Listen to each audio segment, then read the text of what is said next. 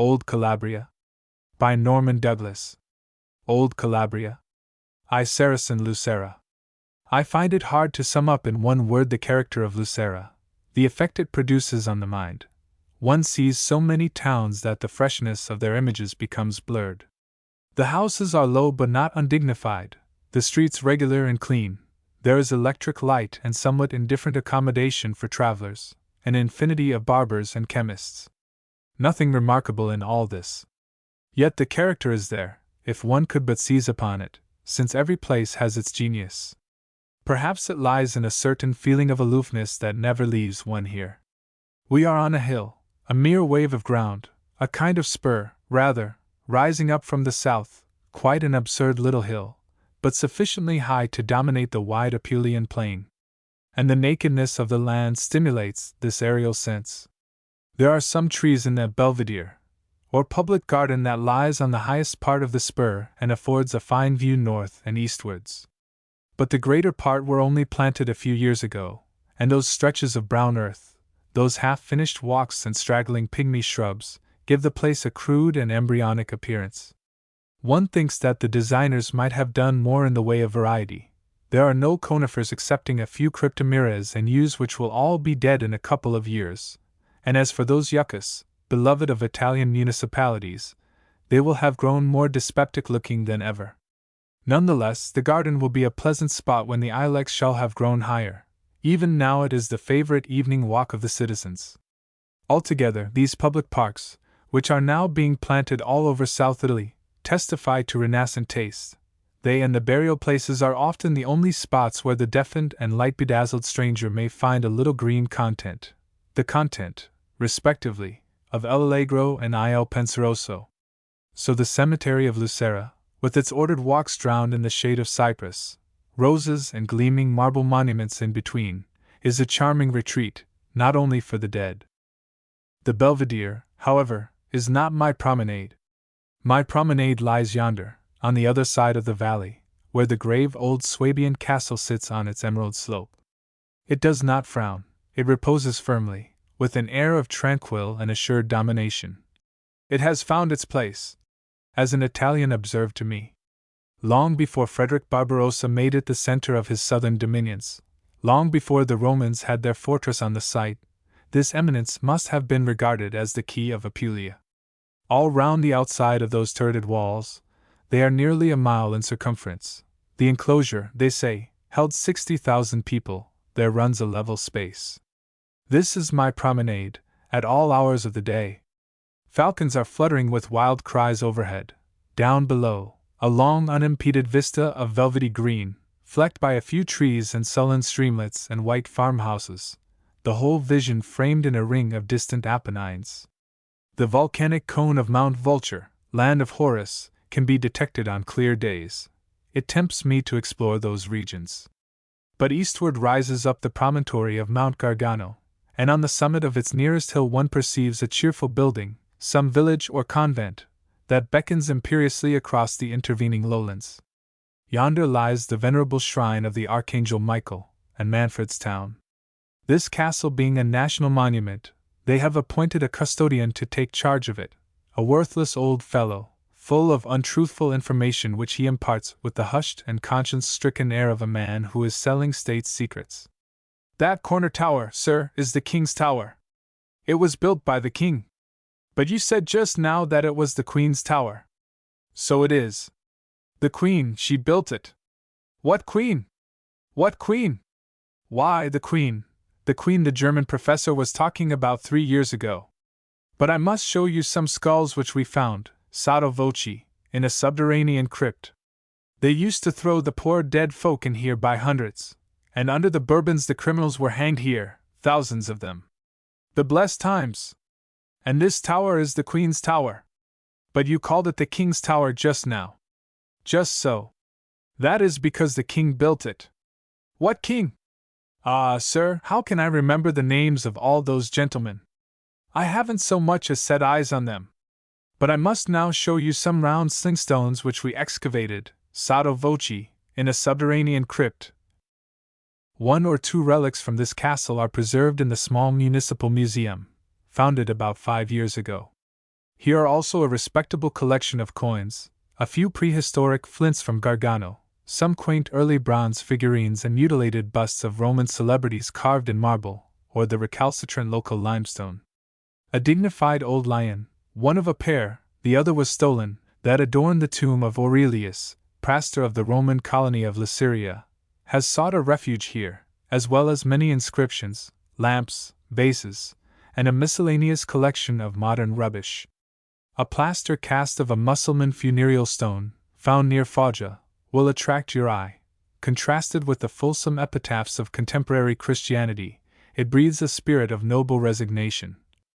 In the name of Allah, the Merciful, the Compassionate. May God show kindness to Muhammad and his kinsfolk, fostering them by his favors. This is the tomb of the Captain Jackia Albosasso. God be merciful to him. He passed away towards noon on Saturday in the 5 days of the month Muharram of the year 745, April 5, 1348. May Allah likewise show mercy to him who reads. One cannot be at Lucera without thinking of that colony of 20,000 Saracens, the escort of Frederick and his son, who lived here for nearly 80 years, and sheltered Manfred in his hour of danger. The chronicler Spinelli has preserved an anecdote which shows Manfred's infatuation for these loyal aliens. In the year 1252 and in the sovereign's presence, a Saracen official gave a blow to a Neapolitan knight, a blow which was immediately returned. There was a tumult, and the upshot of it was that the Italian was condemned to lose his hand.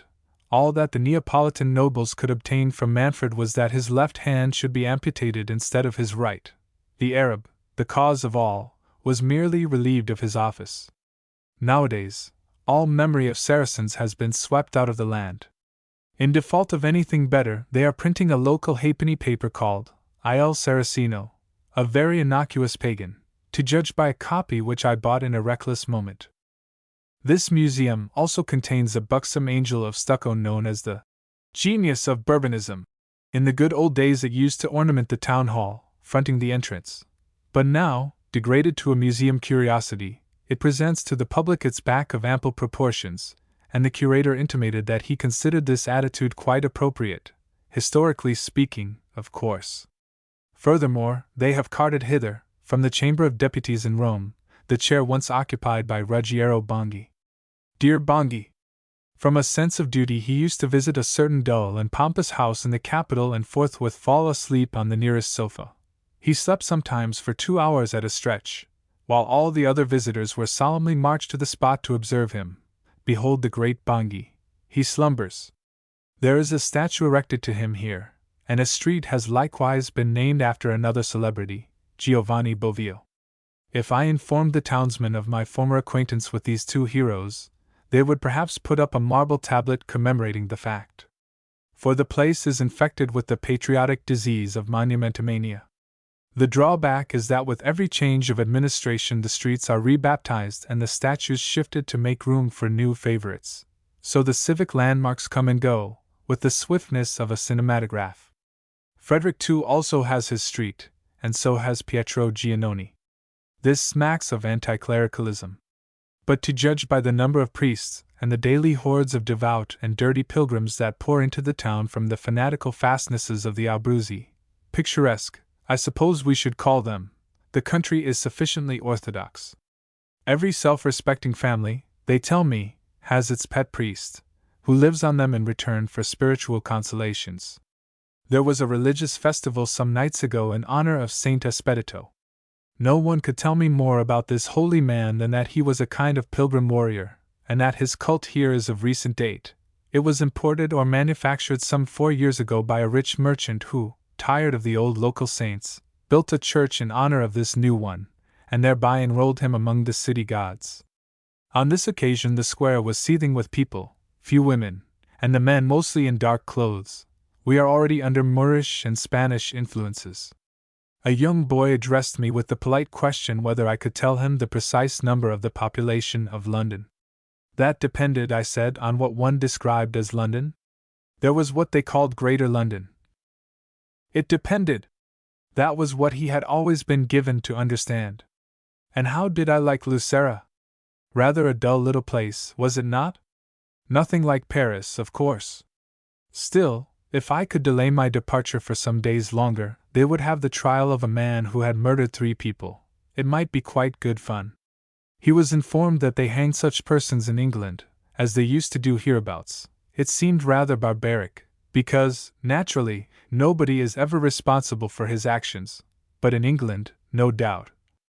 That is the normal attitude of these folks towards us and our institutions. We are savages, hopeless savages. But a little savagery, after all, is quite endurable. Everything is endurable if you have lots of money, like these English.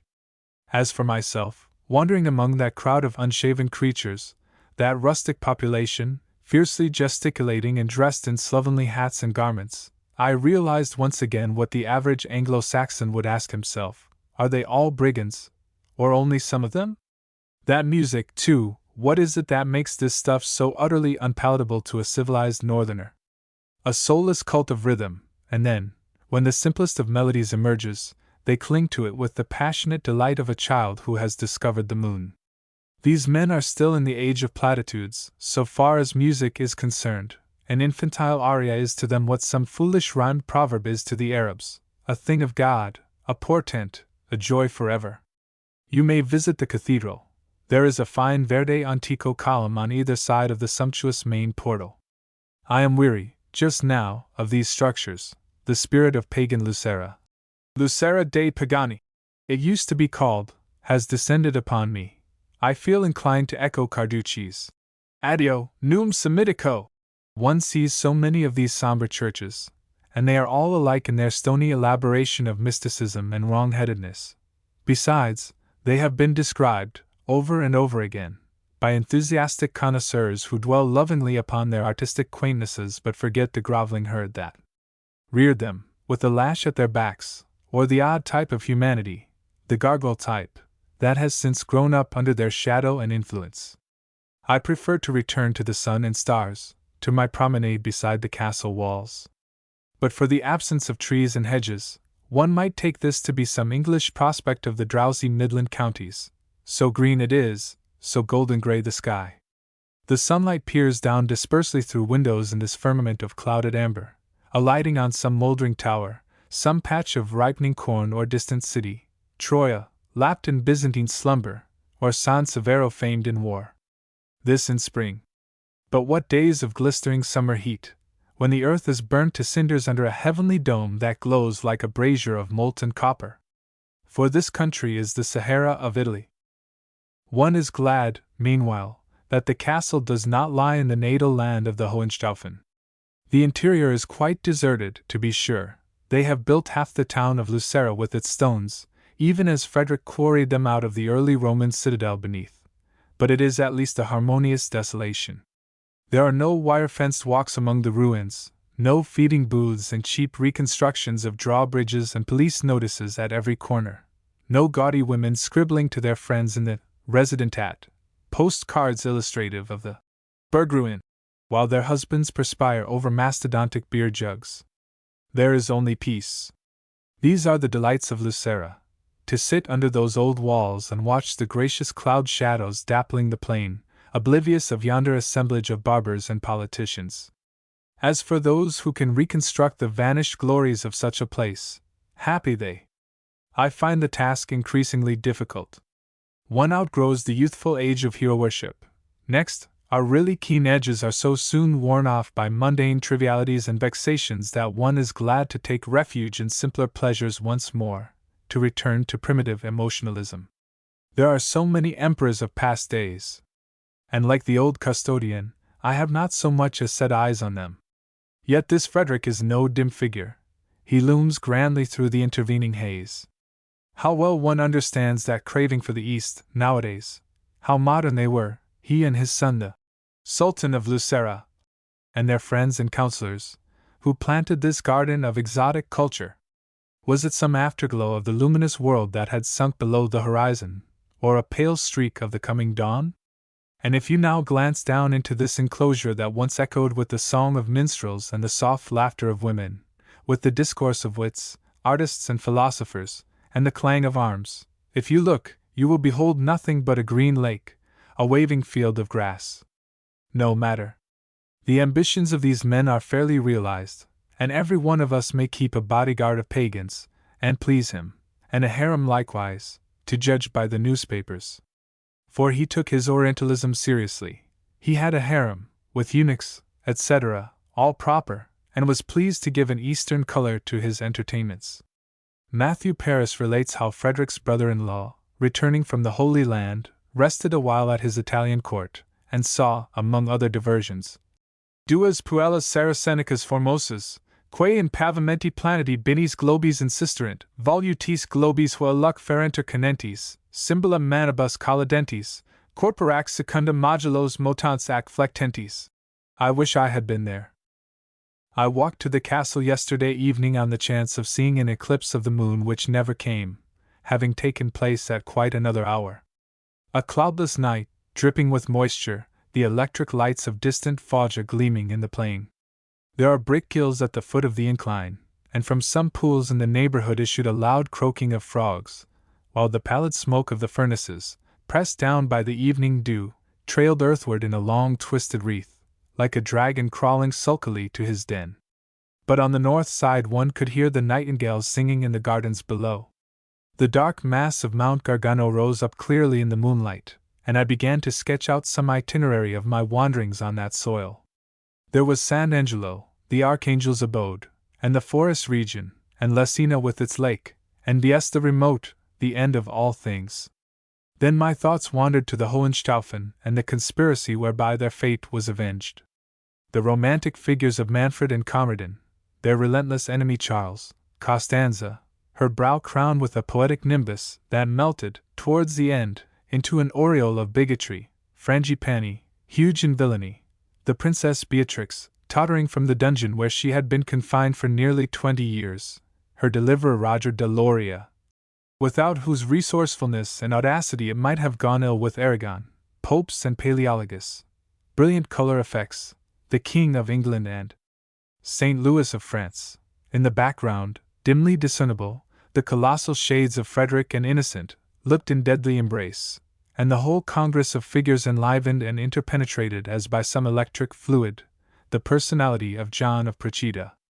That the element of farce might not be lacking, fate contrived that exquisite royal duel at Bordeaux where the two mighty potentates, calling each other by a variety of unkingly epithets, enacted a prodigiously fine piece of foolery for the delectation of Europe.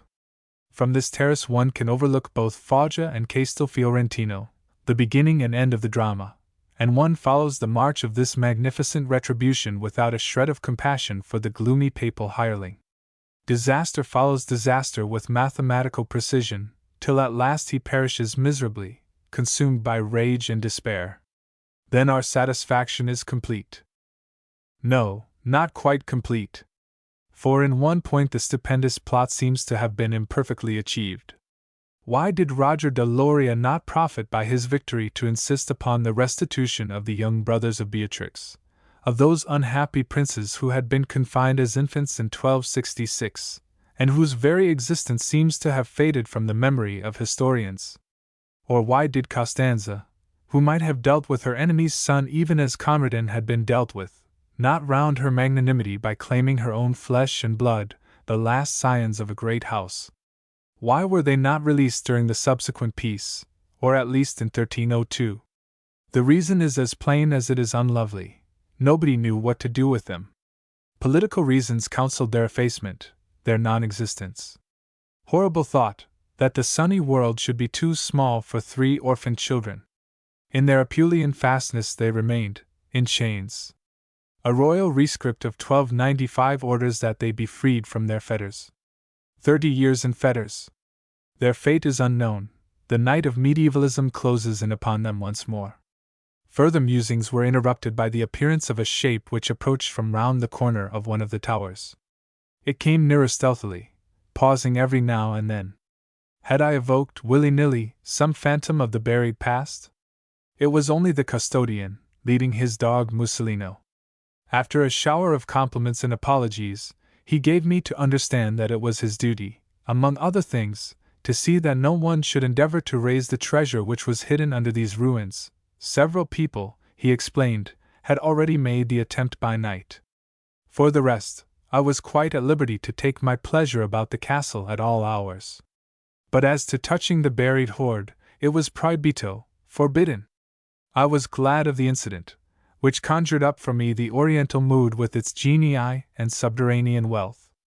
Straightway this incongruous and irresponsible old buffoon was invested with a new dignity, transformed into a threatening Ifrit, the guardian of the gold, or, who knows, Iblis incarnate. The gods take wondrous shapes sometimes. To Manfred's town.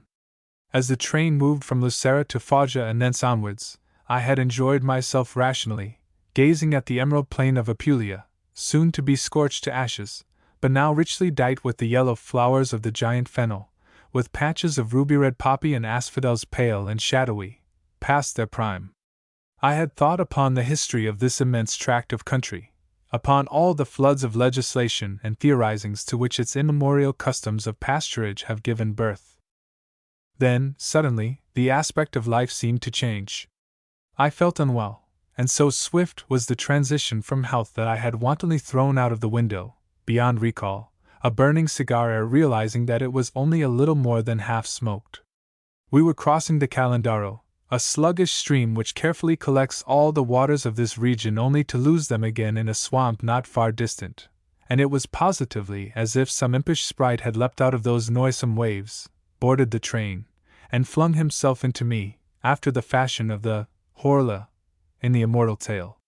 Doses of quinine such as would make an English doctor raise his eyebrows have hitherto only succeeded in provoking the Calandaro microbe to more virulent activity. Nevertheless, on sy fate, I am studying him and, despite his protean manifestations, have discovered three principal ingredients: malaria, bronchitis, and hay fever. Not your ordinary hay fever, oh, no! But such as a mammoth might conceivably catch, if thrust back from his germless, frozen tundras into the damply blossoming Miocene. The landlady of this establishment has a more commonplace name for the distemper. She calls it Sirocco. And certainly this pest of the south blows incessantly. The mountain line of Gargano is veiled, the sea's horizon veiled, the coastlands of Apulia veiled by its tepid and unwholesome breath.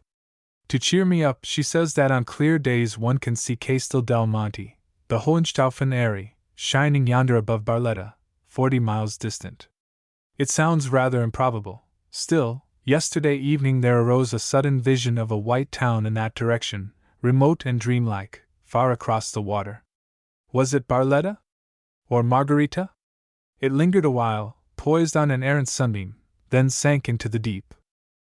From this window I look into the little harbor whose beach is dotted with fishing boats.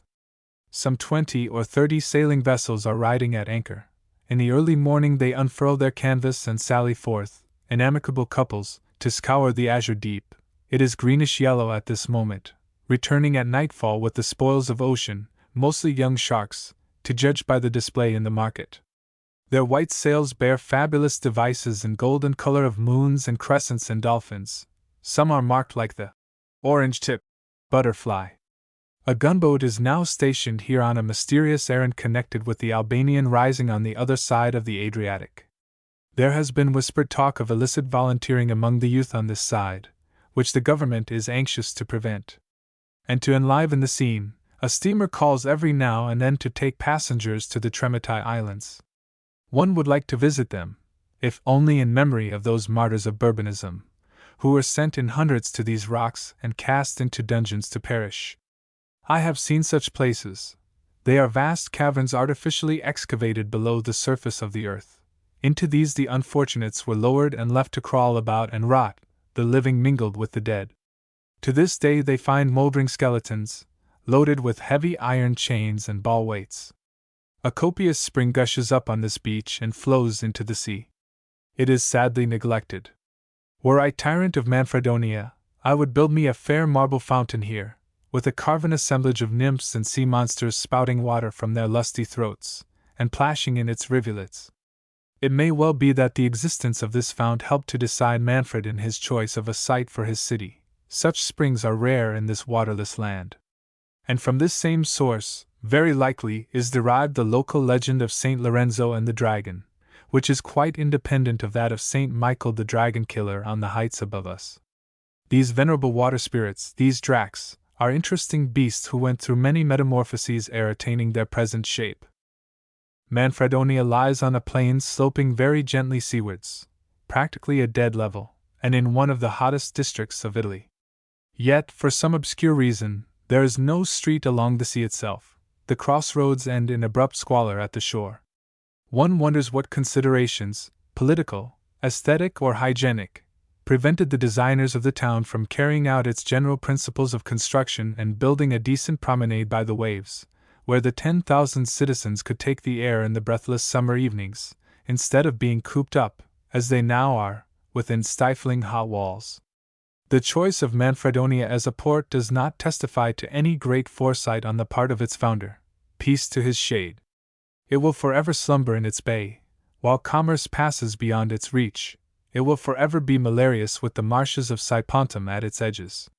But this particular defect of the place is not Manfred's fault, since the city was razed to the ground by the Turks in 1620, and then built up anew. Built up, says Lenormant, according to the design of the old city. Perhaps a fear of other corsair raids induced the constructors to adhere to the old plan, by which the place could be more easily defended. Not much of Manfredonia seems to have been completed when Pacicelli's view, 1703, was engraved. Speaking of the weather, the landlady further told me that the wind blew so hard 3 months ago, during that big storm in the winter, don't you remember? That it broke all the iron lampposts between the town and the station. Now here was a statement sounding even more improbable than her other one about Castel del Monte, but admitting of verification. Wheezing and sneezing, I crawled forth, and found it correct. It must have been a respectable gale, since the cast iron supports are snapped in half, every one of them. Those Turks, by the way, burnt the town on that memorable occasion. That was a common occurrence in those days. Read any account of their incursions into Italy during this and the preceding centuries, and you will find that the corsairs burnt the towns whenever they had time to set them alight. They could not burn them nowadays, and this points to a total change in economic conditions. Wood was cut down so heedlessly that it became too scarce for building purposes, and stone took its place. This has altered domestic architecture. It has changed the landscape, denuding the hillsides that were once covered with timber. It has impoverished the country by converting fruitful plains into marshes or arid tracts of stones swept by irregular and intermittent floods. It has modified, if I mistake not, the very character of the people. The desiccation of the climate has entailed a desiccation of national humor. Muratori has a passage somewhere in his Antiquities, regarding the old method of construction and the wooden shingles, scangili, in use for roofing. I must look it up, if ever I reach civilized regions again. At the municipality, which occupies the spacious apartments of a former Dominican convent, they will show you the picture of a young girl, one of the Beccarini family, who was carried off at a tender age in one of these Turkish raids, and subsequently became sultana. Such captive girls generally married sultans, or ought to have married them, the wish being father to the thought. But the story is disputed, rightly, I think. For the portrait is painted in the French manner, and it is hardly likely that a harem lady would have been exhibited to a European artist. The legend goes on to say that she was afterwards liberated by the Knights of Malta, together with her Turkish son who, as was meet and proper, became converted to Christianity, and died a monk. The Beccarini family, of Siena, I fancy, might find some traces of her in their archives. Ben trovato, at all events. When one looks at the pretty portrait, one cannot blame any kind of sultan for feeling well disposed towards the original. The weather has shown some signs of improvement, and tempted me, despite the persistent sirocco mood, to a few excursions into the neighborhood. But there seem to be no walks hereabouts, and the hills, 3 miles distant, are too remote for my reduced vitality.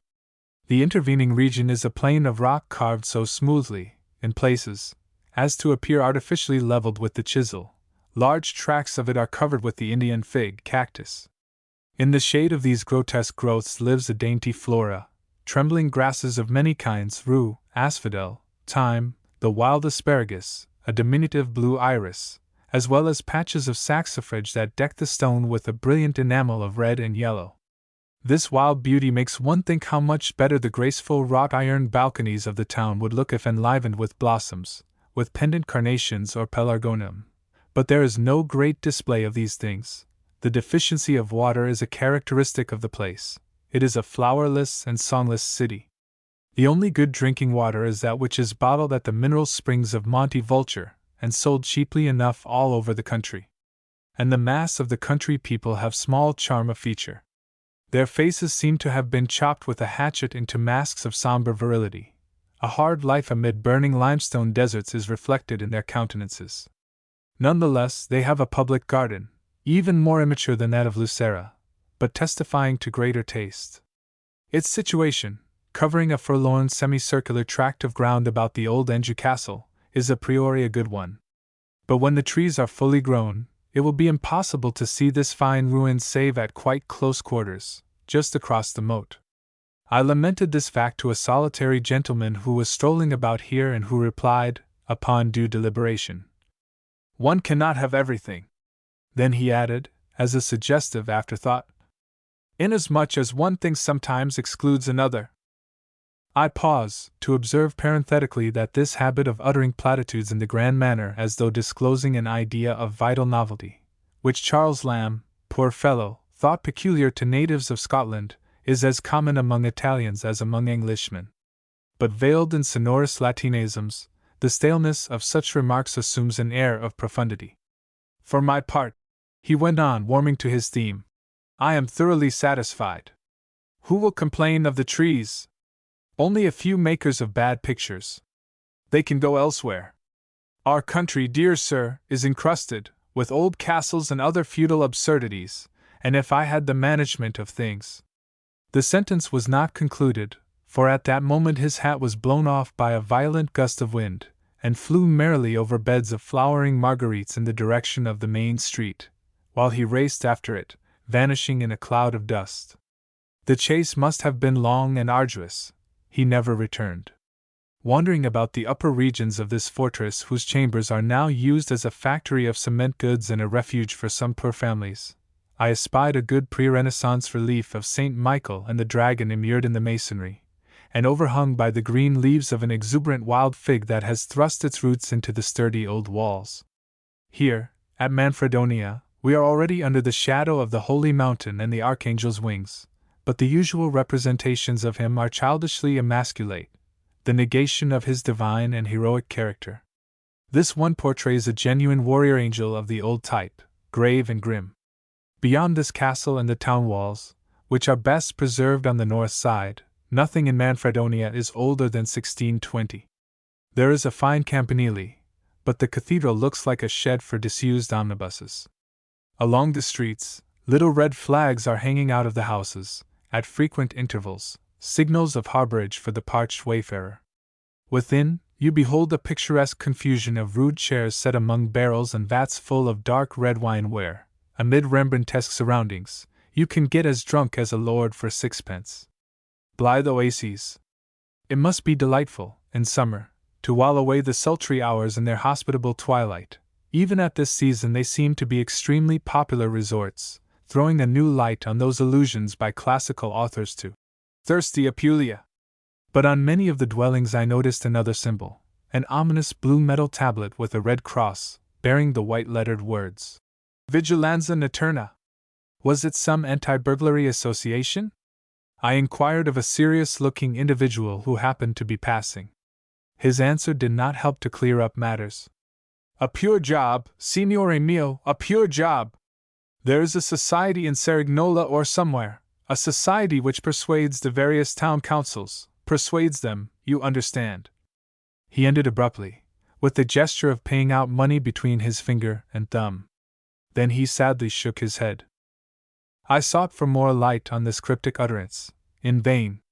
What were the facts? I persisted. Did certain householders subscribe to keep a guardian on their premises at night? What had the municipalities to do with it? Was there much housebreaking in Manfredonia? And if so, had this association done anything to check it? And for how long had the institution been established? But the mystery grew ever darker. After heaving a deep sigh, he condescended to remark, The usual Camorra! Eat, eat, from father to son. Eat, eat. That's all they think about, the brood of assassins. Just look at them. I glanced down the street and beheld a venerable gentleman of kindly aspect who approached slowly, leaning on the arm of a fair-haired youth, his grandson, I supposed. He wore a long white beard, and an air of apostolic detachment from the affairs of this world. They came nearer. The boy was listening, deferentially, to some remark of the elder. His lips were parted in attention, and his candid, sunny face would have rejoiced the heart of Della Rabbia. They passed within a few feet of me, lovingly engrossed in one another. "Well?" I queried, turning to my informant and anxious to learn what misdeeds could be laid to the charge of such godlike types of humanity. But that person was no longer at my side. He had quietly withdrawn himself. In the interval, he had evanesced. Moved on. An oracular, an elusive citizen. 3. The Angel of Manfredonia. Whoever looks at a map of the Gargano promontory will see that it is besprinkled with Greek names of persons and places: Matthew, Mark, Nicander, Onofrius, Pergiano, Pergos, and so forth. Small wonder, for these eastern regions were in touch with Constantinople from early days, and the spirit of Byzance still hovers over them. It was on this mountain that the Archangel Michael, during his first flight to Western Europe, deigned to appear to a Greek bishop of Sipontum, Laurentius by name, and ever since that time a certain cavern, sanctified by the presence of this winged messenger of God, has been the goal of millions of pilgrims. The fastness of Sant' Angelo, metropolis of European angel worship, has grown up around this devout and honorable cave. On sunny days its houses are clearly visible from Manfredonia. They who wish to pay their devotions at the shrine cannot do better than take with them Gregorovius, as Cicerone and Mystagogue. Vainly I waited for a fine day to ascend the heights. At last I determined to have done with the trip, be the weather what it might. A coachman was summoned and negotiations entered upon for starting next morning.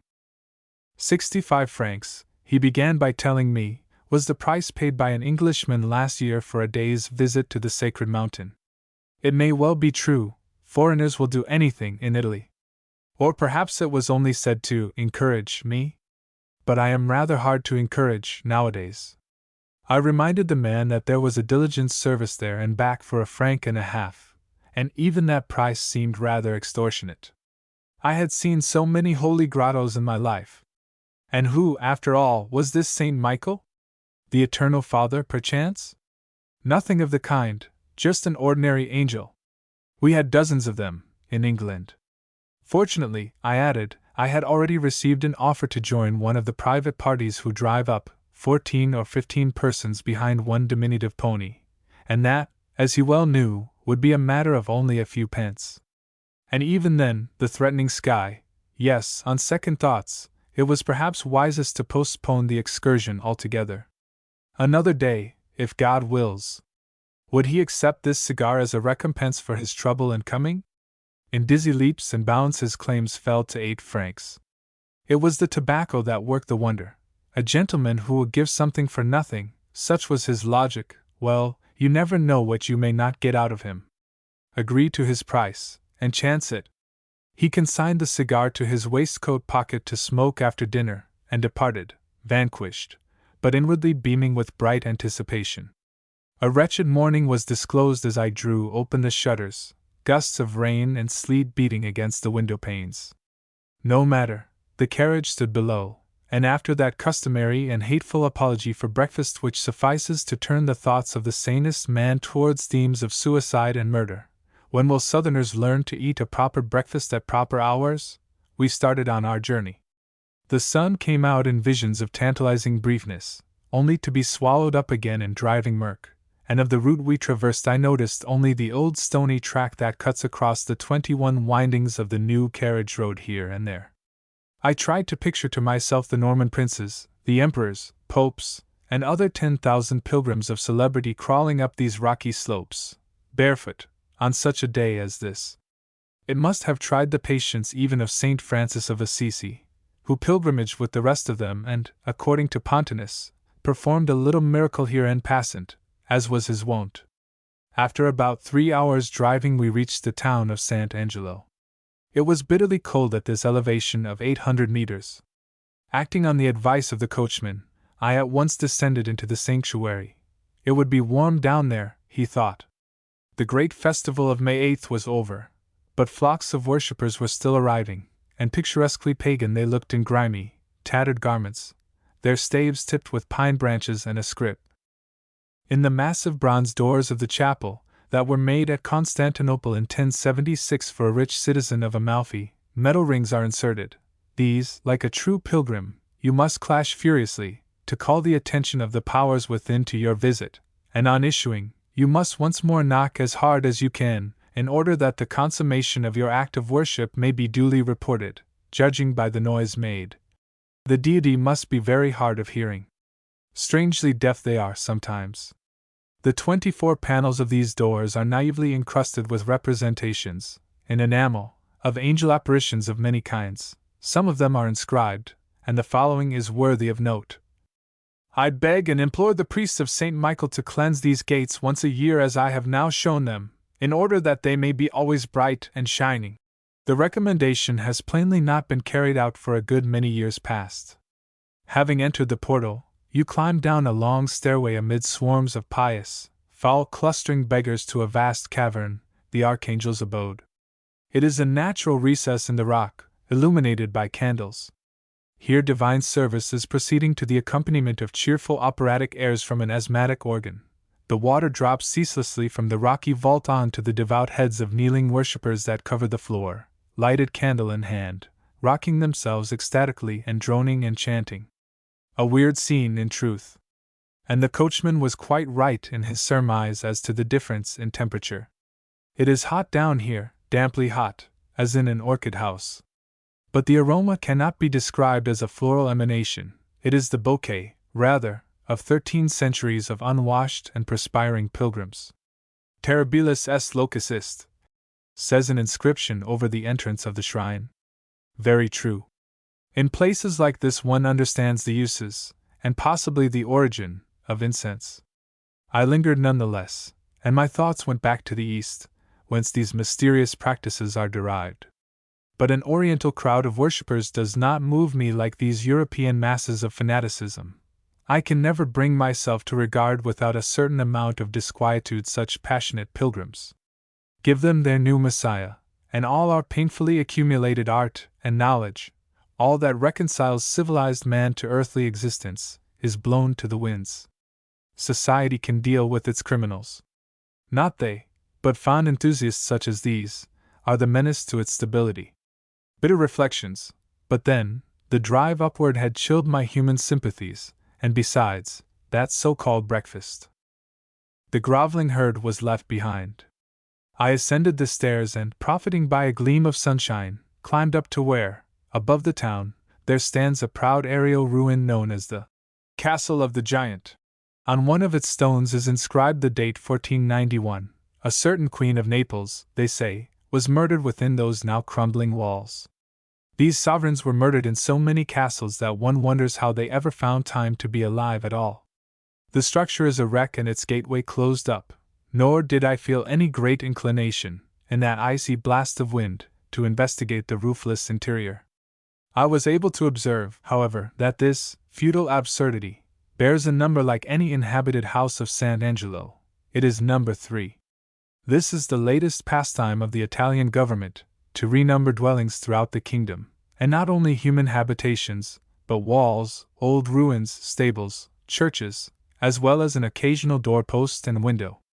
They are having no end of fun over the game, which promises to keep them amused for any length of time, in fact, until the next craze is invented.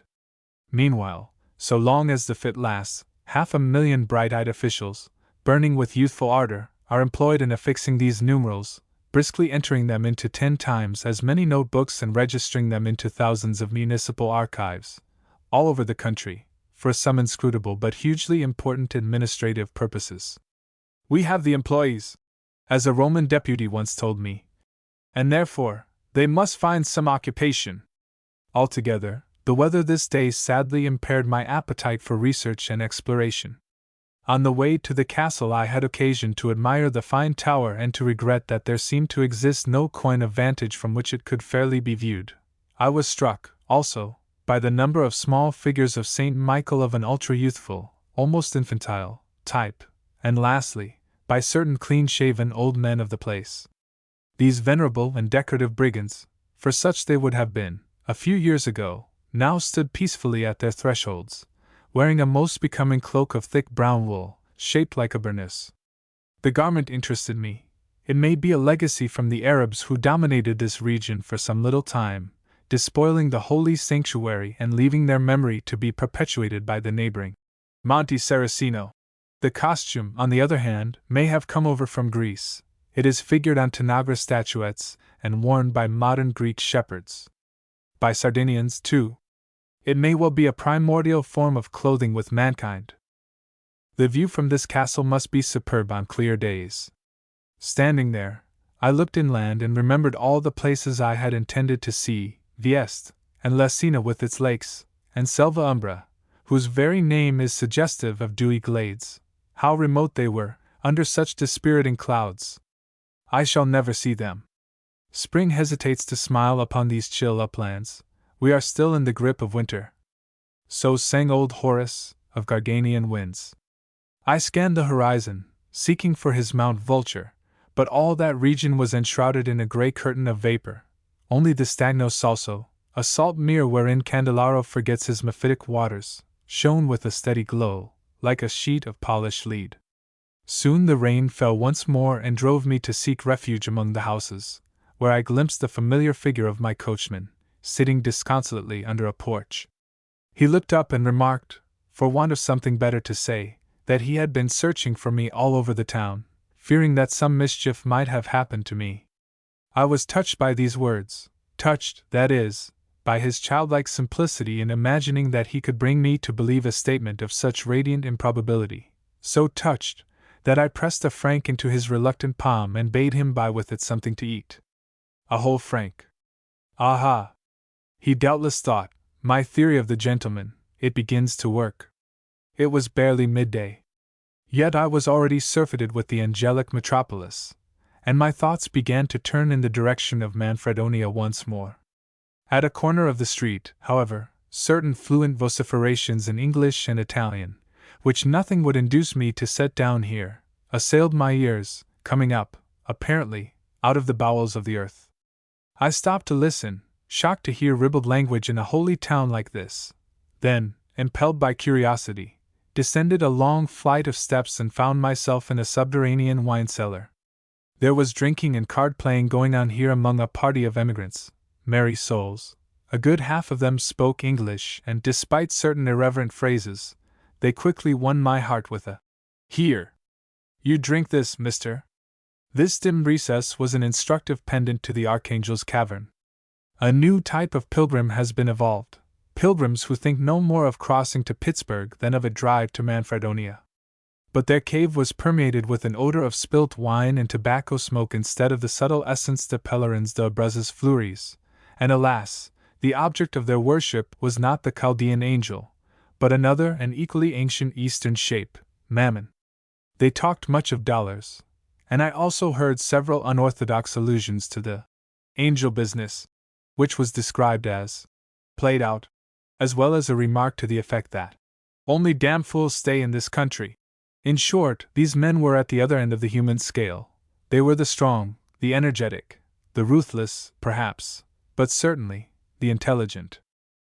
And all the while the cup circled round with genial iteration, and it was universally agreed that, whatever the other drawbacks of Sant' Angelo might be, there was nothing to be said against its native liquor. It was, indeed, a divine product, a vino di Montagna of noble pedigree. So I thought, as I laboriously scrambled up the stairs once more, solaced by this incident of the competition grotto, and slightly giddy, from the tobacco smoke. And here, leaning against the door-post, stood the coachman who had divined my whereabouts by some dark Masonic intuition of sympathy. His face expanded into an inept smile, and I quickly saw that instead of fortifying his constitution with sound food, he had tried alcoholic methods of defense against the inclement weather. "Just a glass of wine," he explained. But, he added, the horse is perfectly sober. That quadruped was equal to the emergency. Gloriously indifferent to our fates, we glided down, in a vertiginous but masterly volplane, from the somewhat objectionable mountain town. An approving burst of sunshine greeted our arrival on the plain. For cave worship. Why has the exalted archangel chosen for an abode this reeking cell, rather than some well-built temple in the sunshine? As symbolizing a ray of light that penetrates into the gloom. So they will tell you. It is more likely that he entered it as an extirpating warrior, to oust that heathen shape which Strabo describes as dwelling in its dank recesses, and to take possession of the cleft in the name of Christianity. Sant' Angelo is one of many places where Michael has performed the duty of Christian Hercules, cleanser of Augean stables. For the rest, this cave worship is older than any god or devil. It is the cult of the feminine principle, a relic of that aboriginal obsession of mankind to shelter in some cloven rock of ages, in the sacred womb of Mother Earth who gives us food and receives us after death. Grotto apparitions, old and new, are but the popular explanations of this dim primordial craving, and hierophants of all ages have understood the commercial value of the holy shudder which penetrates in these caverns to the heart of worshippers, attuning them to godly deeds. So here, close beside the altar, the priests are selling fragments of the so-called stone of St. Michael. The trade is brisk. The statuette of the archangel preserved in this subterranean chapel is a work of the late Renaissance. Though savoring of that mawkish elaboration which then began to taint local art and literature and is bound up with the name of the poet Marino, it is still a passably virile figure. But those countless others, in churches or over house doors, do they indeed portray the dragon killer, the martial prince of angels? This amiable child with girlish features, can this be the Lucifer of Christianity, the sword of the Almighty? Cusute Deus. He could hardly hurt a fly. The hoary winged genius of Chaldea, who has absorbed the essence of so many solemn deities, has now, in extreme old age, entered upon a second childhood and grown altogether too youthful for his role, undergoing a metamorphosis beyond the boundaries of legendary probability or common sense. Every trace of divinity and manly strength has been boiled out of him. So young and earthly fair, he looks, rather, like some pretty boy dressed up for a game with toy sword and helmet. One wants to have a romp with him. No warrior this. C'est beau, mais ce n'est pas la guerre. The gods, they say, are ever young, and a certain sensuous and fleshly note is essential to those of Italy if they are to retain the love of their worshippers. Granted. We do not need a scarred and hirsute veteran, but we need, at least, a personage capable of wielding the sword, a figure something like this. There. That is an archangel of the right kind. And the great dragon, that old serpent, called the devil, and Satan, has suffered a similar transformation. He is shrunk into a poor little reptile, the merest worm, hardly worth crushing. But how should a sublime conception like the apocalyptic hero appeal to the common herd? These formidable shapes emerge from the dusk, offspring of momentous epochs. They stand aloof at first, but presently their luminous grandeur is dulled, their haughty contour sullied and obliterated by attrition. They are dragged down to the level of their lowest adorers, for the whole flock adapts its pace to that of the weakest lamb. No self-respecting deity will endure this treatment, to be popularized and made intelligible to a crowd.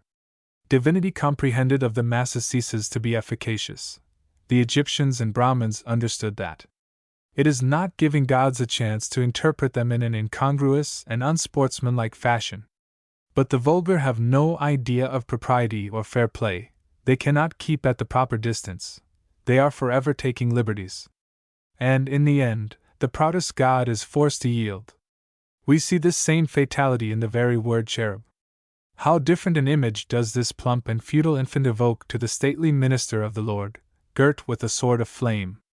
We see it in the Italian Madonna, of whom, whatever her mental acquirements may have been, a certain gravity of demeanor is to be presupposed, and who, none the less, grows more childishly smirking every day, in her son who, hereabouts at least, has doffed all the serious attributes of manhood and dwindled into something not much better than a doll. It was the same in days of old. Apollo, whom St. Michael has supplanted, and Eros, and Aphrodite, they all go through a process of saccharine deterioration. Our fairest creatures, once they have passed their meridian vigor, are liable to be assailed and undermined by an insidious diabetic tendency. It is this coddling instinct of mankind which has reduced St. Michael to his present state. And an extraneous influence has worked in the same direction, the gradual softening of manners within historical times, that demasculinization which is an inevitable concomitant of increasing social security. Divinity reflects its human creators and their environment. Grandiose or warlike gods become superfluous, and finally incomprehensible, in humdrum days of peace. In order to survive, our deities, like the rest of us, must have a certain plasticity. If recalcitrant, they are quietly relieved of their functions, and forgotten. This is what has happened in Italy to God the Father and the Holy Ghost, who have vanished from the vulgar Olympus, whereas the devil, thanks to that unprincipled versatility for which he is famous, remains ever young and popular. The art notions of the Cinquecento are also to blame. Indeed, so far as the angelic shapes of South Italy are concerned, the influence of the Renaissance has been wholly malefic. Aliens to the soil, they were at first quite unknown, not one is pictured in the Neapolitan catacombs. Next came the brief period of their artistic glory, then the syncretism of the Renaissance, when these winged messengers were amalgamated with pagan Amoretti and began to flutter in foolish Baroque fashion about the Queen of Heaven, after the pattern of the disreputable little genii attendant upon a Venus of a bad school. That same instinct which degraded a youthful Eros into the childish Cupid was the death stroke to the pristine dignity and holiness of angels. Nowadays, we see the perversity of it all. We have come to our senses and can appraise the much-belauded revival at its true worth, and our modern sculptors will rear you a respectable angel, a grave adolescent, according to the best canons of taste, should you still possess the faith that once requisitioned such works of art. We travelers acquaint ourselves with the lineage of this celestial messenger, but it can hardly be supposed that the worshippers now swarming at his shrine know much of these things. How shall one discover their real feelings in regard to this great cave saint and his life and deeds? Well, some idea of this may be gathered from the literature sold on the spot. I purchased 3 of these modern tracts printed respectively at Bitonto, Molfetta and Naples. The popular song in honor of St. Michael contains this verse: Si giri per pieta. This is the Mercury heritage.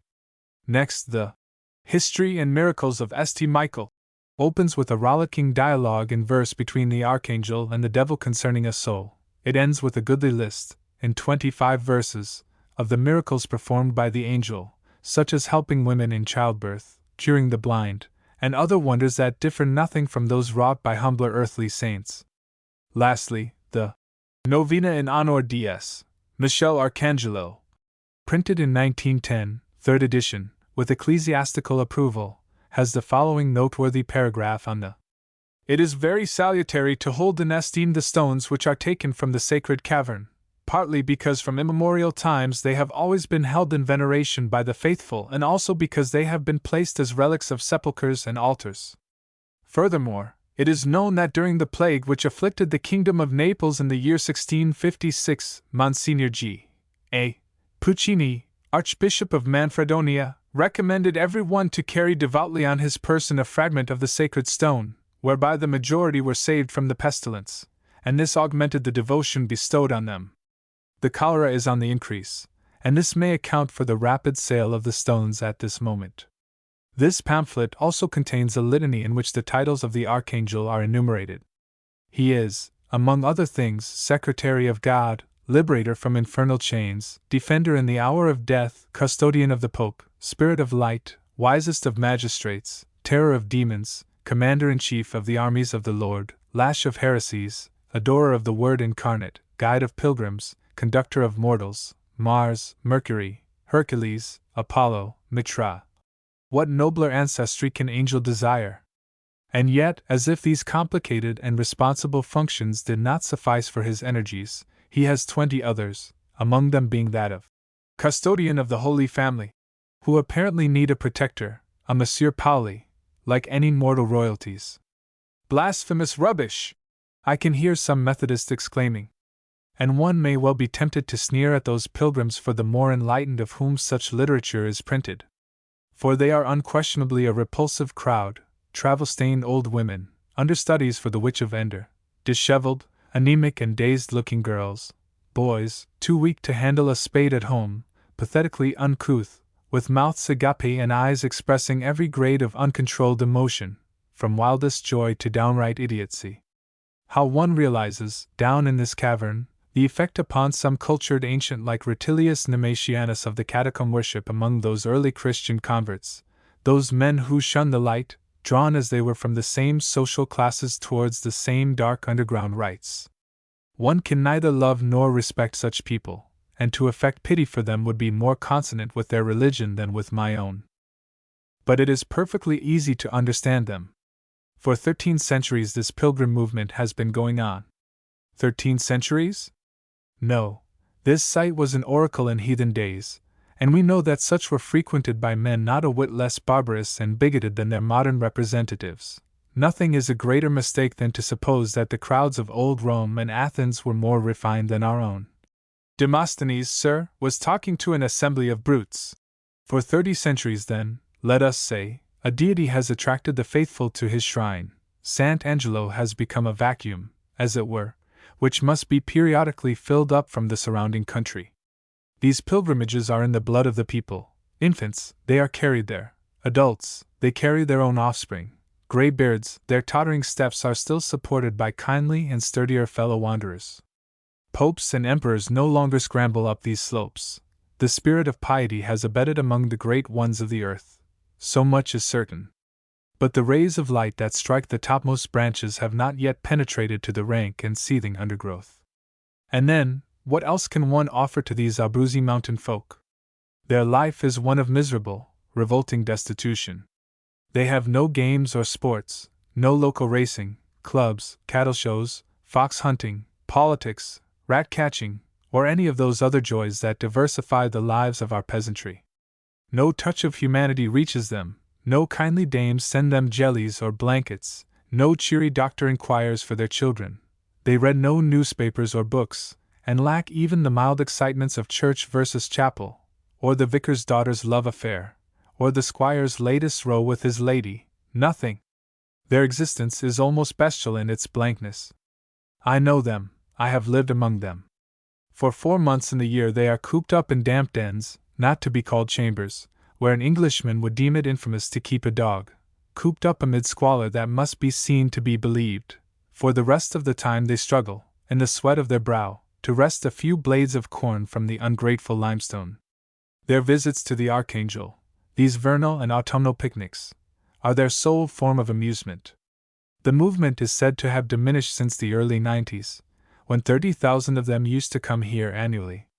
It may well be the case, but I imagine that this is due not so much to increasing enlightenment as to the depopulation caused by America. Many villages have recently been reduced to half their former number of inhabitants. And here they kneel, candle in hand, on the wet flags of this foetid and malodorous cave, gazing in rapture upon the blandly beaming idol, their sensibilities tickled by resplendent priests reciting full-mouthed Latin phrases, while the organ overhead plays wheezy extracts from La Forza del Destino, or the waltz out of Boito's Mephistopheles, for sure, it must be a foretaste of heaven. And likely enough, these are the poor in heart, for whom that kingdom is reserved. One may call this a debased form of Christianity. Whether it would have been distasteful to the feelings of the founder of that cult is another question, and debased or not, it is at least alive and palpitating, which is more than can be said of certain other varieties. But the Archangel, as was inevitable, has suffered a sad change. His fairest attribute of Lightbringer, of Apollo, is no longer his own. It has been claimed and appropriated by the light of the world, his new master. One by one, his functions have been stripped from him, all save a name, as happens to men and angels alike, when they take service under jealous lords. What is now left of Saint Michael, the glittering hierarch? Can he still endure the light of sun?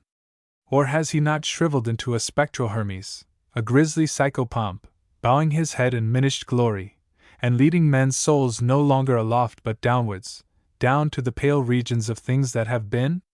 And will it be long ere he, too, is thrust by some flaming demogorgon into these same realms of Minos, into that shadowy underworld where dwells Saturn, and Kronos, and other cracked and shivered ideals?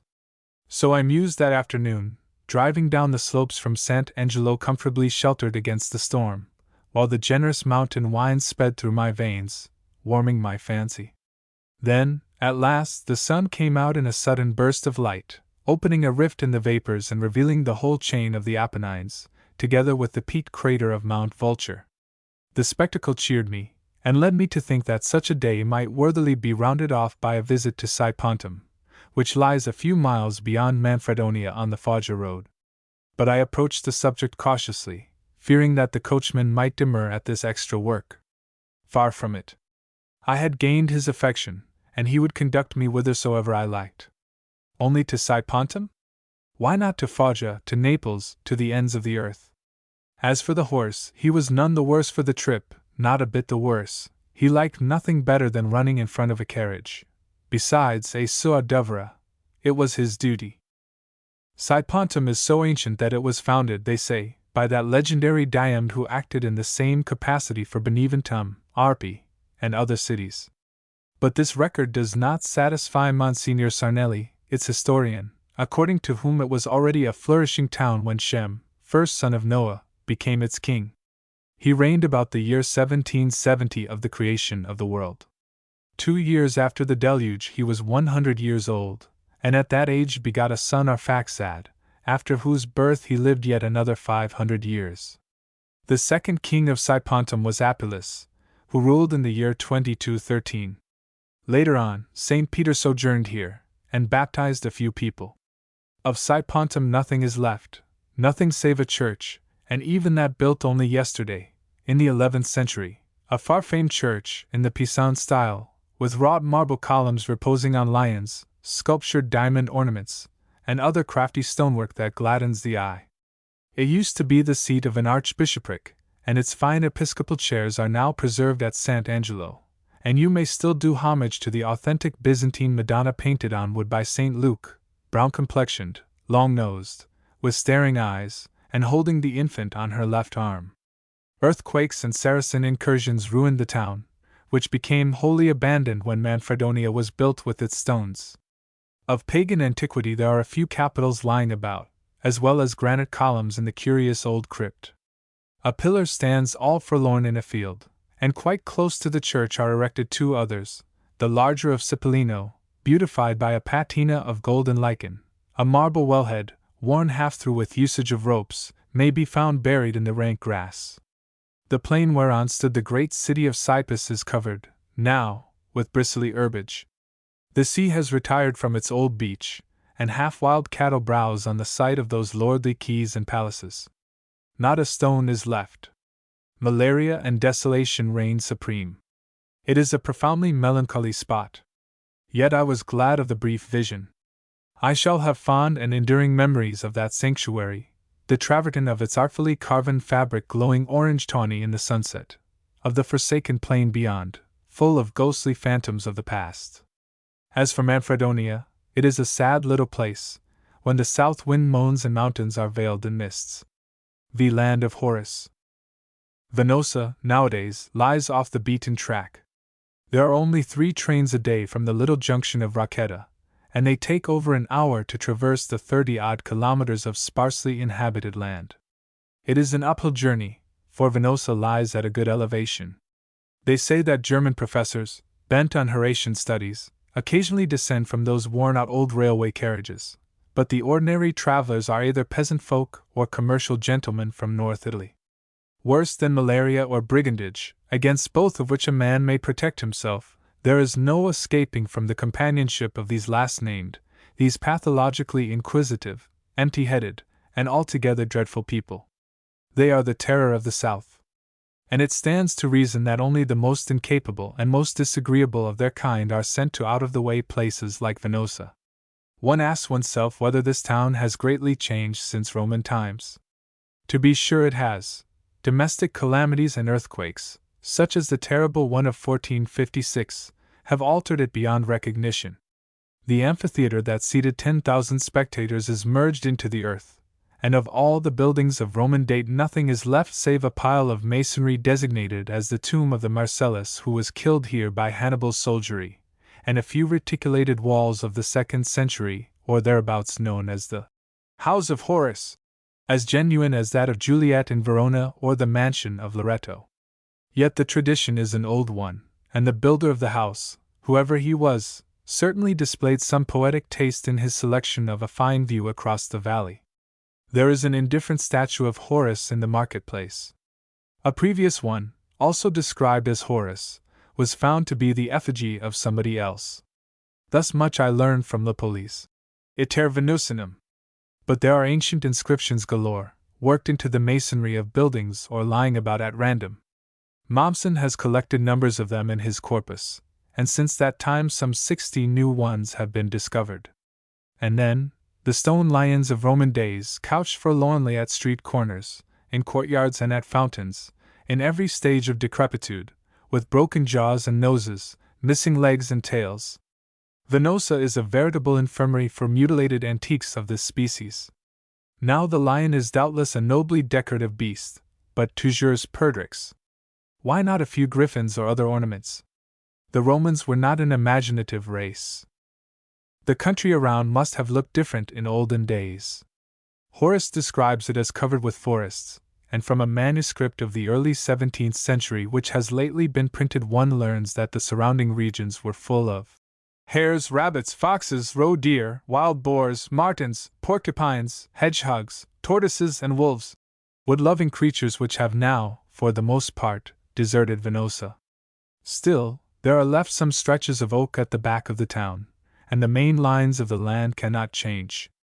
Yonder lies the Horatian Ferenc and Acherontia's nest. Further on, the glades of Bantia, the modern Banzi, the long-drawn Garganian Mount, on which the poets I must often have rested, emerges above the plain of Apulia like an island, and such it is, an island of Austrian stone, stranded upon the beach of Italy. Monte Vulture still dominates the landscape, although at this nearness the crater loses its shapely conical outline and assumes a serrated edge. On its summit I perceive a gigantic cross, one of a number of such symbols which were erected by the clericals at the time of the recent Rationalist Congress in Rome. From this chronicler I learn another interesting fact, that Venosa was not malarious in the author's day. He calls it healthy, and says that the only complaint from which the inhabitants suffered was poncher, pleurisy. It is now within the infected zone. I dare say the deforestation of the country, which prevented the downflow of the rivers, choking up their beds with detritus and producing stagnant pools favorable to the breeding of the mosquito, has helped to spread the plague in many parts of Italy. In Horace's days Venosa was immune, although Rome and certain rural districts were already malarious. Ancient votive tablets to the fever goddess Mephitis, Malaria, have been found not far from here, in the plain below the present city of Potenza. A good deal of old Roman blood and spirit seems to survive here. After the noise of the Neapolitan provinces, where chattering takes the place of thinking, it is a relief to find oneself in the company of these grave self-respecting folks, who really converse, like the Scotch, in disinterested and impersonal fashion. Their attitude towards religious matters strikes me as peculiarly Horatian. It is not active skepticism, but rather a bland tolerance, or what one of them described as indifferentismo, submission to acts of worship and all other usages, whatever they may be, consecrated by time, the pietas, the conservative, law-abiding Roman spirit.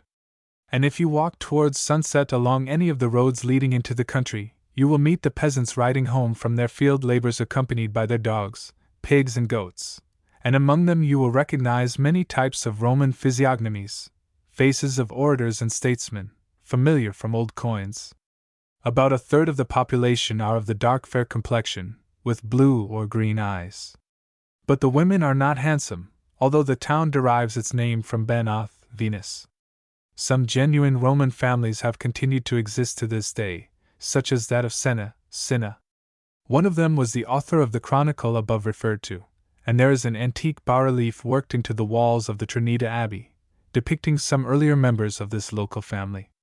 One is astonished how large a literature has grown up around this small place, But indeed, the number of monographs dealing with every one of these little Italian towns is a ceaseless source of surprise. Look below the surface and you will find, in all of them, an undercurrent of keen spirituality, a nucleus of half a dozen widely read and thoughtful men, who foster the best traditions of the mind. You will not find them in the town council or at the cafe. No newspapers commend their labors, no millionaires or learned societies come to their assistance, and though typography is cheap in this country, they often stint themselves of the necessities of life in order to produce these treatises of calm research. There is a deep gulf, here, between the mundane and the intellectual life. These men are retiring in their habits, and one cannot but revere their scholarly and almost ascetic spirit that survives like a green oasis amid the desert of politics, roguery, and municipal corruption. The city fathers of Venosa are reputed rich beyond the dreams of avarice. Yet their town is by no means a clean place. It is twice as dirty as Lucera, a reposeful dirtiness, not vulgar or chaotic, but testifying to time-honored neglect, to a feudal contempt of cleanliness.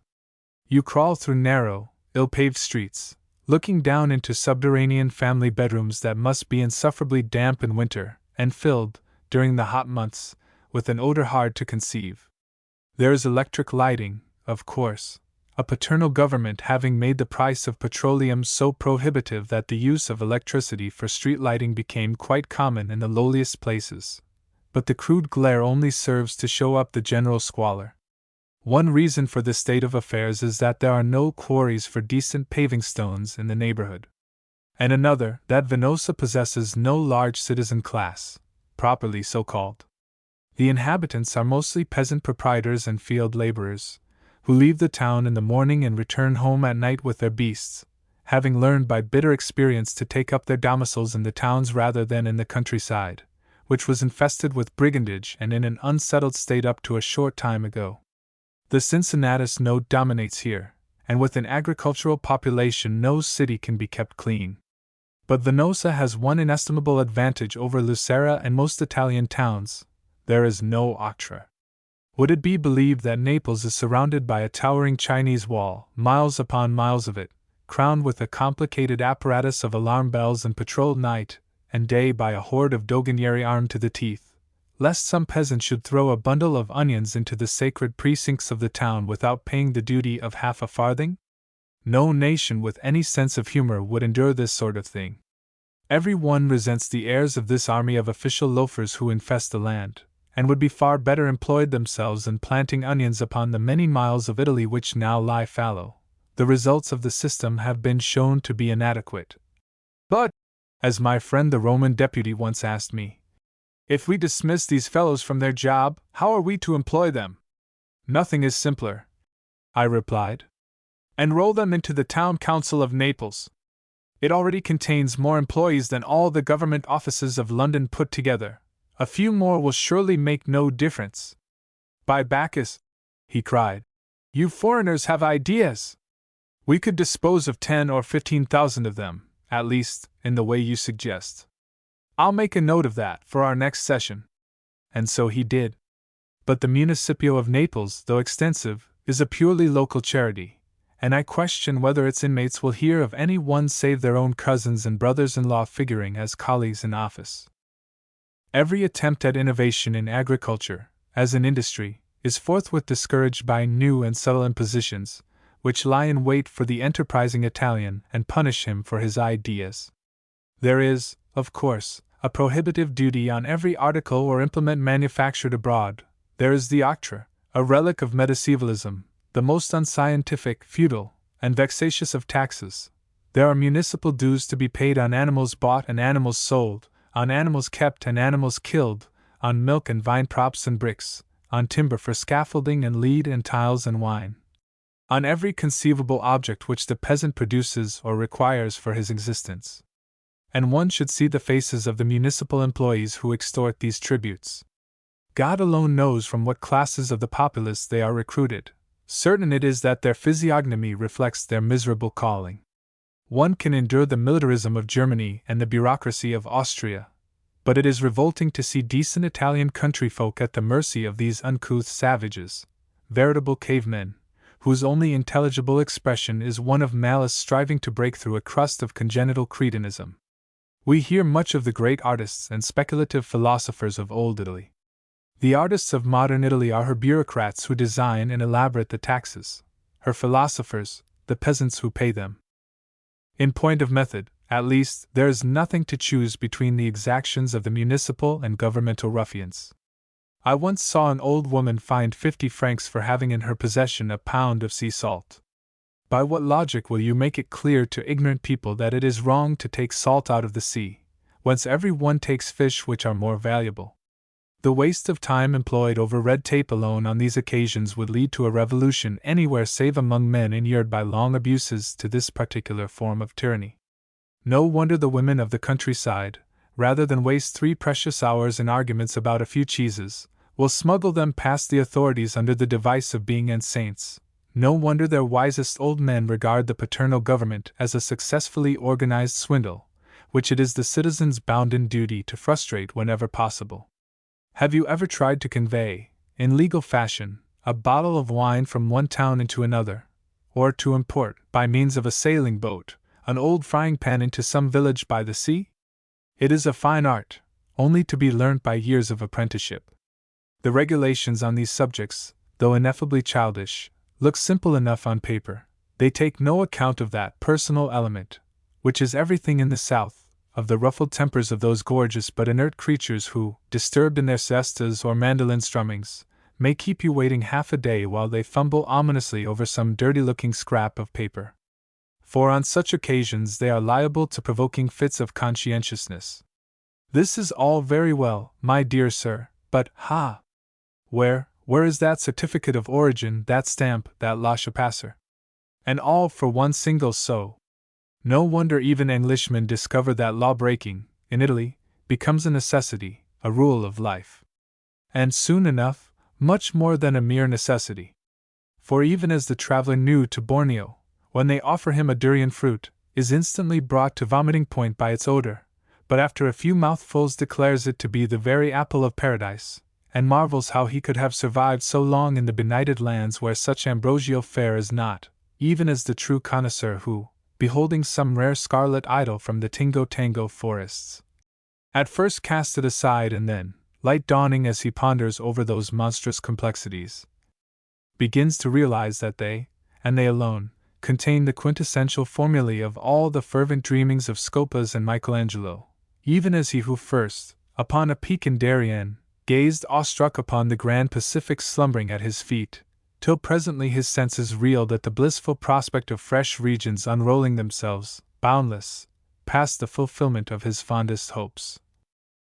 Even so, in Italy, the domesticated Englishman is amazed to find that he possesses a sense hitherto unrevealed, opening up a new horizon, a new zest in life, the sense of law-breaking. At first, being an honest man, he is shocked at the thought of such a thing. Next, like a sensible person, reconciled to the inevitable.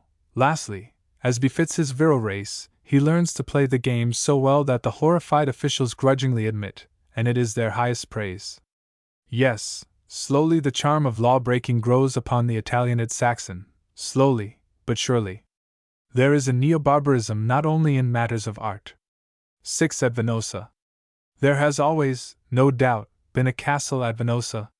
Frederick Barbarossa lived here oftener than in Sicily.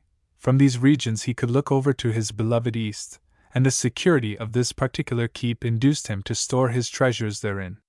The indefatigable Willard Brioles has excavated some account of them from the Hohenstaufen records. Thus we learn that here, at Venosa, the emperor deposited that marvel, that tentorium, mirifica arte constructum, in quo imagens solis et luni artificialiter modi, cursum sum certis et debitus spatius peregrint, et horas diei et noctis infallibiliter indicant.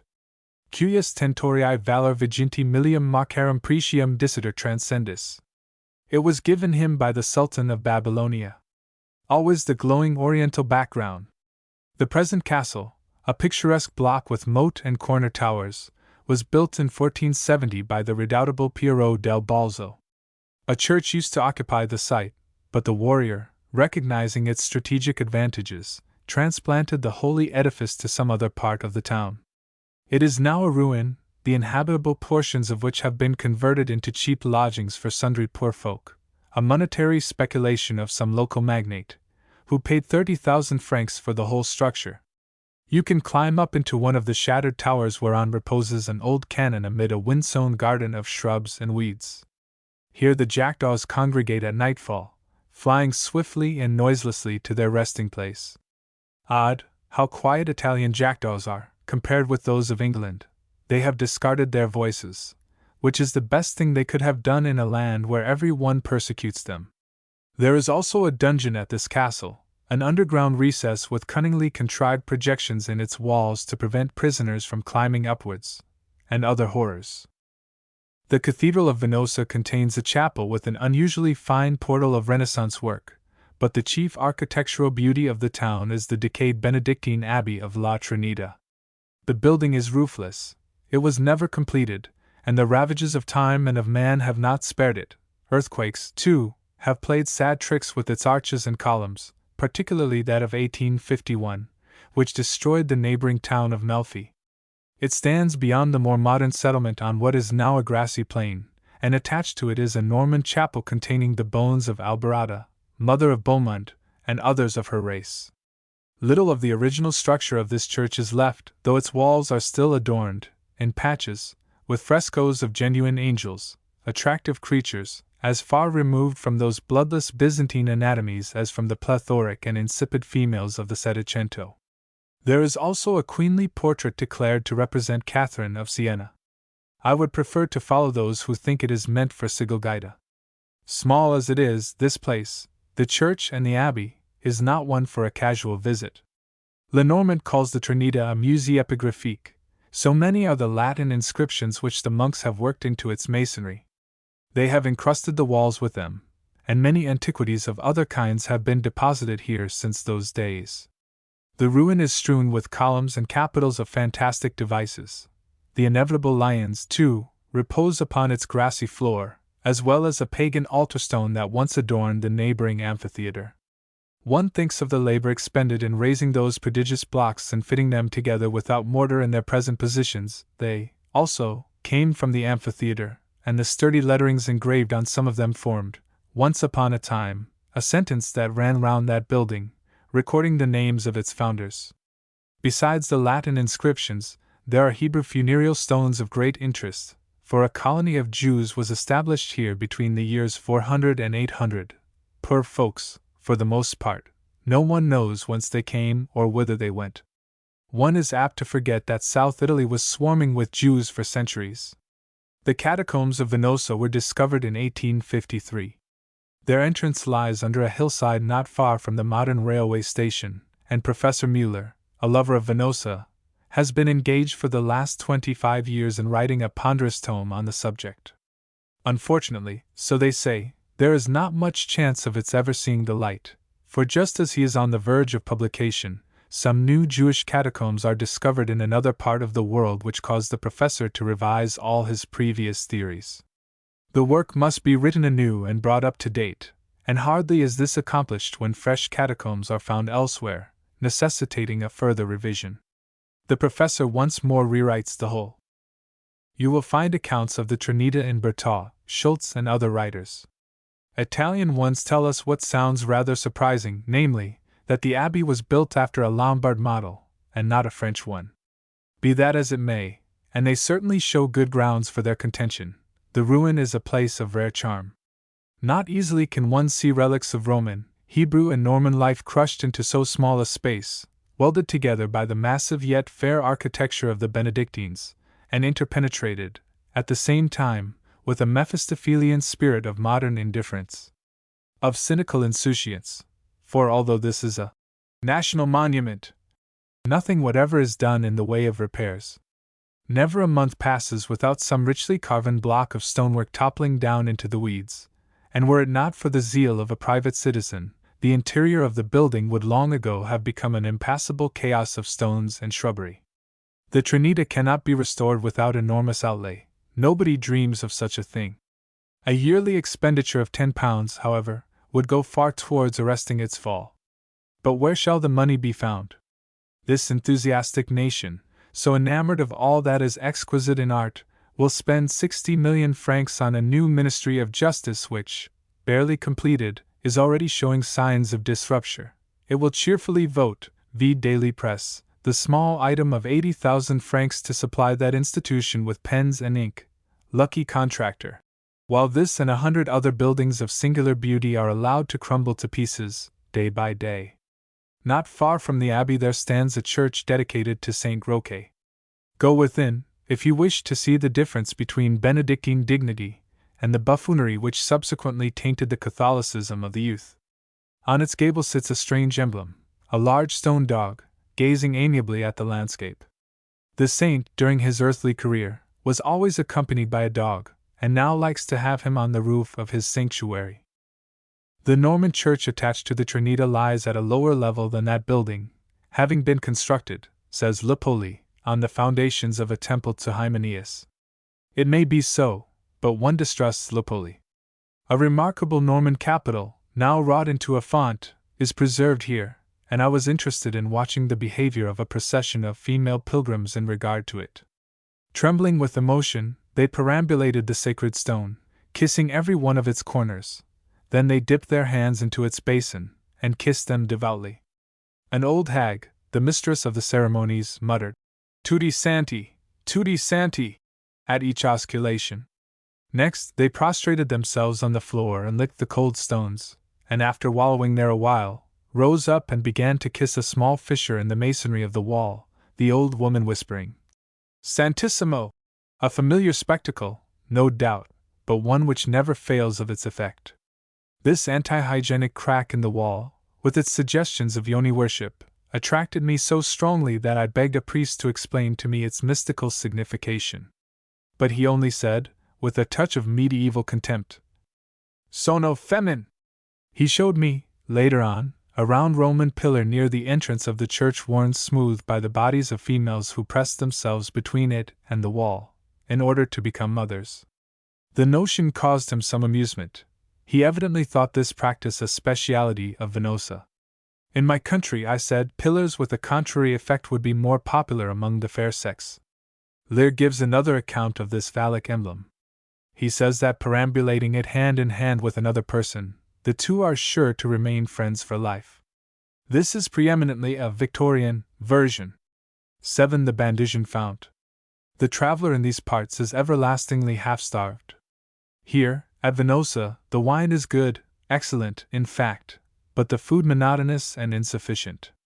This improper dieting is responsible for much mischief. It induces a state of chronic exacerbation. Nobody would believe how nobly I struggle, day and night, against its evil suggestions. A man's worst enemy is his own empty stomach. None knew it better than Horace.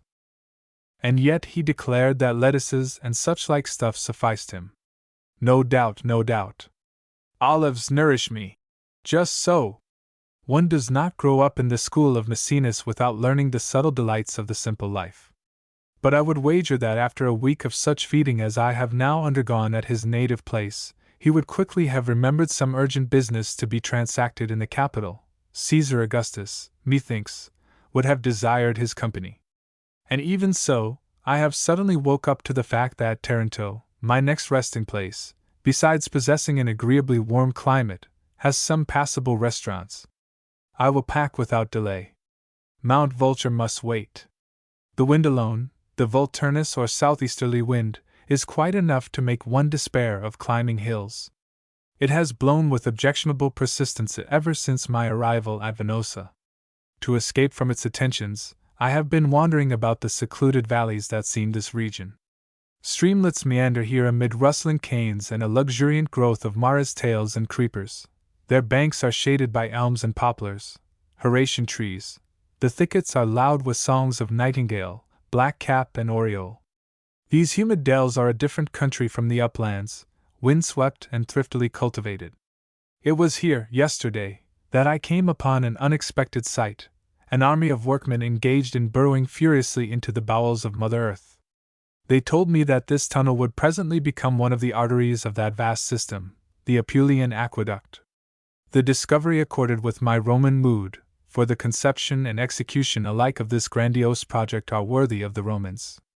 3 provinces where, in years of drought, wine is cheaper than water, are being irrigated, in the teeth of great difficulties of engineering and finance. Among other things, there are 213 kilometers of subterranean tunnelings to be built. 11,000 workmen are employed. The cost is estimated at 125 million francs. The Italian government is erecting to its glory a monument more durable than brass. This is their heritage from the Romans, this talent for dealing with rocks and waters, for bridling a destructive environment and making it subservient to purposes of human intercourse. It is a part of that practical Roman genius for pacification. Wild nature, to the Latin, ever remains an obstacle to be overcome, an enemy. Such was Horace's point of view. The fruitful fields and their hardy brood of tillers appealed to him. The ocean and snowy Alps were beyond the range of his affections. His love of nature was heartfelt, but his nature was not ours. It was nature as we see it in those Roman landscapes at Pompeii, nature ancillary to human needs, in her benignant and comfortable moods. Virgil's Lacrimae Rerum hints at mystic and extra-human yearnings. To the troubadours nature was conventionally stereotyped, a scenic decoration to set off sentiments more or less sincere. The romanticists wallow in her rugged aspects. Horace never allowed fantasy to outrun intelligence. He kept his feet on earth. Man was the measure of his universe, and a sober mind his highest attribute. Nature must be kept in her place. Her extravagances are not to be admired. This anthropocentric spirit has made him what he is, the ideal anti-sentimentalist and anti-vulgarian. For excessive sentiment, like all other intemperance, is the mark of that unsober and unsteady beast, the crowd. Things have changed since those days. In proportion as the world has grown narrower and the element of fear and mystery diluted, our sympathies have broadened. The Goth, in particular, has learnt the knack of detecting natural charm where the Latin, to this day, beholds nothing but confusion and strife. On the spot, I observe, one is liable to return to the antique outlook, to see the beauty of fields and rivers, yet only when subsidiary to man's personal convenience, to appreciate a fair landscape, with a shrewd worldly sense of its potential uses. "The garden that I love," said an Italian once to me, "contains good vegetables." This utilitarian flavor of the South has become very intelligible to me during the last few days. I, too, am thinking less of calceolarias than of cauliflowers. A pilgrimage to the Bandusian fount, if such it be, is no great undertaking, a morning's trip. The village of San Gervasio is the next station to Venosa, lying on an eminence only 13 kilometers from there. Here once ran a fountain which was known as late as the 12th century as the Fons Bandusianus, and Ughelli in his Italia Sacra cites a deed of the year 1103 speaking of a church at the Bandusian fount near Venosa. Church and fountain have now disappeared, but the site of the former, they say, is known, and close to it there once issued a copious spring called Fontana Grande. This is probably the Horatian one, and is also, I doubt not, that referred to in Sene's Chronicle of Venosa. At Torre San Gervasio are the ruins of a castle and an abundant spring of water colder than all the waters of Venosa. Frigus amable. I could discover no one in the place to show me where this now vanished church stood. I rather think it occupied the site of the present church of St. Anthony, the oldest in San Gervasio. As to the fountain, there are now 2 of them, at some considerable distance from each other.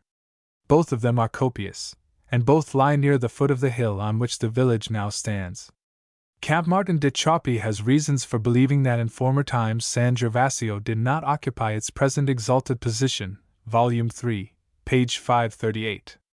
One of them gushes out on the plain near the railway station, and has been rebuilt within recent times. It goes by the name of Fontana Rada. The other, the Fontana del Fico, lies on the high road to Spinazzola.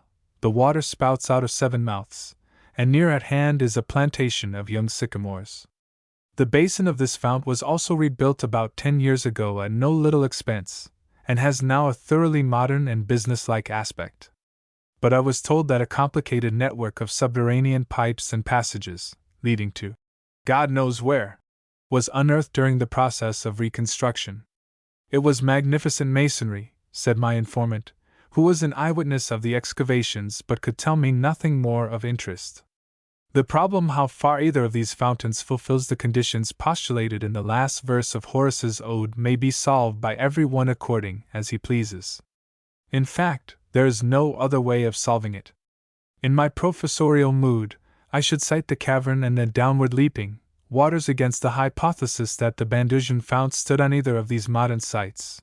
In favor of it, one might argue that the conventional rhetoric of all Roman art may have added these embellishing touches, and cite, in confirmation thereof, the last two lines of the previous verse, mentioning animals that could hardly have slaked their thirst with any convenience at a cavernous spring such as he describes. Caverns, moreover, are not always near the summits of hills, they may be at the foot of them, and water, even the Thames at London Bridge, always leaps downhill, more or less. Of more importance is old Choppy's discovery of the northerly aspect of one of these springs.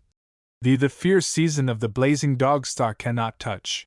There may have been a cave at the back of the Fontana del Fico. The Fontana Rada is hopelessly uncavernous. For the rest, there is no reason why the fountain should not have changed its position since ancient days. On the contrary, several things might incline one to think that it has been forced to abandon the high grounds and seek its present lower level. To begin with, the hill on which the village stands is honeycombed by hives of caves which the inhabitants have carved out of the loose conglomerate, which, by the way, hardly corresponds with the poet's Saxum, and it may well be that a considerable collapse of these earth dwellings obstructed the original source of the waters and obliged them to seek a vent lower down. Next, there are the notorious effects of deforestation. An old man told me that in his early days the hill was covered with timber. Indeed, this whole land, now a stretch of rolling grassy downs, was decently wooded up to a short time ago. I observed that the roof of the oldest of the three churches, that of St. Anthony, is formed of wooden rafters, a rare material hereabouts. Deforestation would also cause the waters to issue at a lower level. Lastly, and chiefly, the possible shatterings of earthquakes. Catastrophes such as those which have damaged Venosa in days past may have played havoc with the watercourses of this place by choking up their old channels. My acquaintance with the habits of Apulian earthquakes, with the science of hydrodynamics and the geological formation of San Gervasio is not sufficiently extensive to allow me to express a mature opinion. I will content myself with presenting to future investigators the plausible theory, plausible because conveniently difficult to refute, that some terrestrial upheaval in past days is responsible for the present state of things. But these are merely three hypotheses. I proceed to mention three facts which point in the same direction, i.e., that the water used to issue at a higher level. Firstly, there is that significant name, Fontana Rada. The broken fountain. Does not this suggest that its flow may have been interrupted, or intercepted, in former times? Next, if you climb up from this Fontana Rada to the village by the footpath, you will observe, on your right hand as you ascend the slope, at about 100 yards below the church of St. Anthony, an old well standing in a field of corn and shaded by 3 walnuts and an oak. This well is still running, and was described to me as molto antico. Therefore an underground stream, in diminished volume, no doubt, still descends from the heights. Thirdly, in the village you will notice an alley leading out of the Corso Manfredi. One rejoices to find the name of Manfred surviving in these lands, an alley which is entitled Vico Sirene. The name arrests your attention, for what have the sirens to do in these inland regions? Nothing whatever, unless they existed as ornamental statuary such as frequently gives names to streets in Italy, witness the Street of the Faun in Ouida's novel, or that of the Giant, in Naples, which has now been rechristened. It strikes me as a humble but quite scholarly speculation to infer that, the chief decorative uses of sirens being that of fountain deities, this obscure roadway keeps alive the tradition of the old Fontana Grande, ornamented, we may suppose, with marble sirens, whose site is now forgotten, and whose very name has faded from the memory of the country folk.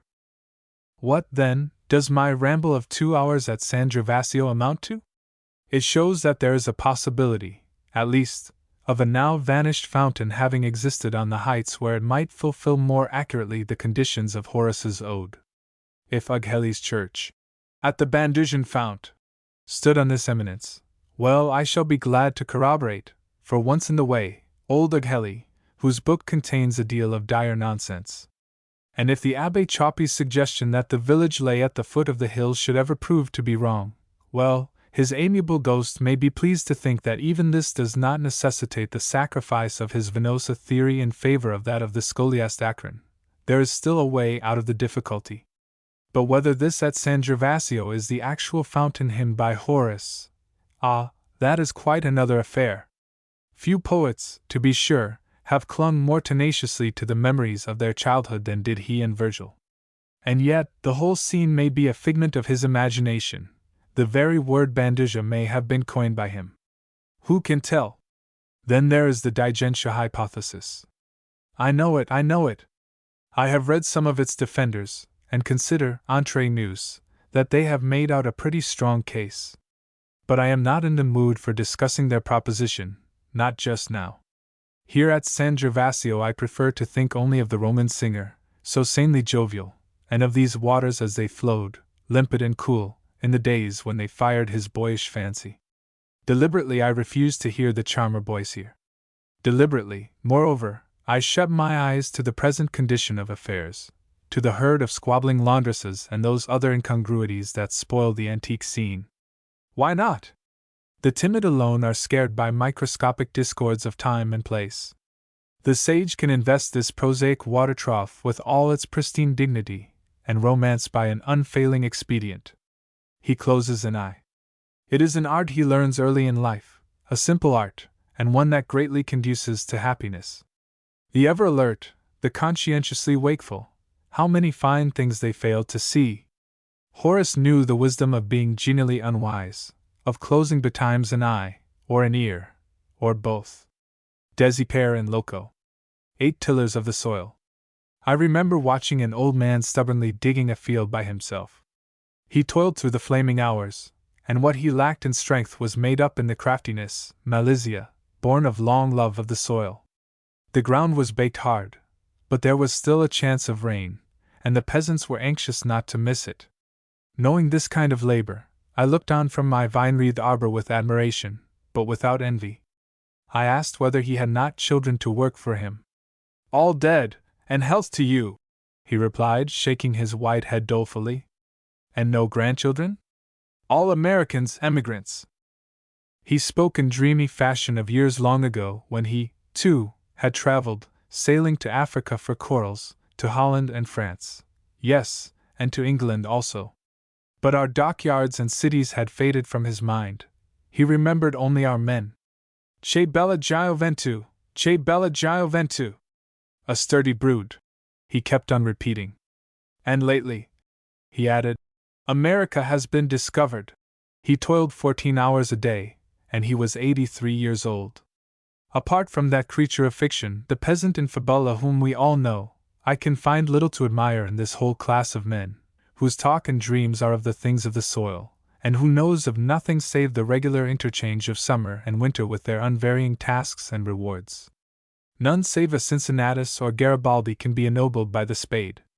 In spleenful moments, it seems to me that the most depraved of city dwellers has flashes of enthusiasm and self-abnegation never experienced by this shifty, retrogressive and ungenerous brood, which lives like the beasts of the field and has learnt all too much of their logic. But they have a beast virtue hereabouts which compels respect, contentment in adversity. In this point they resemble the Russian peasantry. And yet, who can pity the mujik? His cheeks are altogether too round, and his morals too superbly bestial. He has clearly been created to sing and starve by turns. But the Italian peasant who speaks in the tongue of Homer and Virgil and Boccaccio is easily invested with a halo of martyrdom. It is delightful to sympathize with men who combine the manners of Louis Quatorze with the profiles of Augustus or Plato, and who still recall, in many of their traits, the pristine life of Odyssean days. Thus, they wear today the identical clout leggings of oxhide against the scratches of the thorns, which old Laertes bound about his legs on the upland farm in Ithaca. They call them galandrine. On occasions of drought or flood there is not a word of complaint. I have known these field-faring men and women for 30 years, and have yet to hear a single one of them grumble at the weather. It is not indifference, it is true philosophy, acquiescence in the inevitable. The grievances of cultivators of lemons and wholesale agriculturalists, whose speculations are often ruined by a single stroke of the human pen in the shape of new regulations or tariffs, are a different thing. Their curses are loud and long. But the bean growers, dependent chiefly on wind and weather, only speak of God's will. They have the same forgiveness for the shortcomings of nature as for a wayward child. And no wonder they are distrustful. Ages of oppression and misrule have passed over their heads. Sun and rain, with all their caprice, have been kinder friends to them than their earthly masters. Some day, presumably, the government will wake up to the fact that Italy is not an industrial country, and that its farmers might profitably be taken into account again. But a change is upon the land. Types like this old man are becoming extinct, for the patriarchal system of Coriolanus, the glory of southern Italy, is breaking up. This is not the fault of conscription which, though it destroys old dialects, beliefs and customs, widens the horizon by bringing fresh ideas into the family, and generally sound ones. It does even more, it teaches the conscripts to read and write, so that it is no longer as dangerous to have dealings with a man who possesses these accomplishments as in the days when they were the prerogative of avvocati and other questionable characters.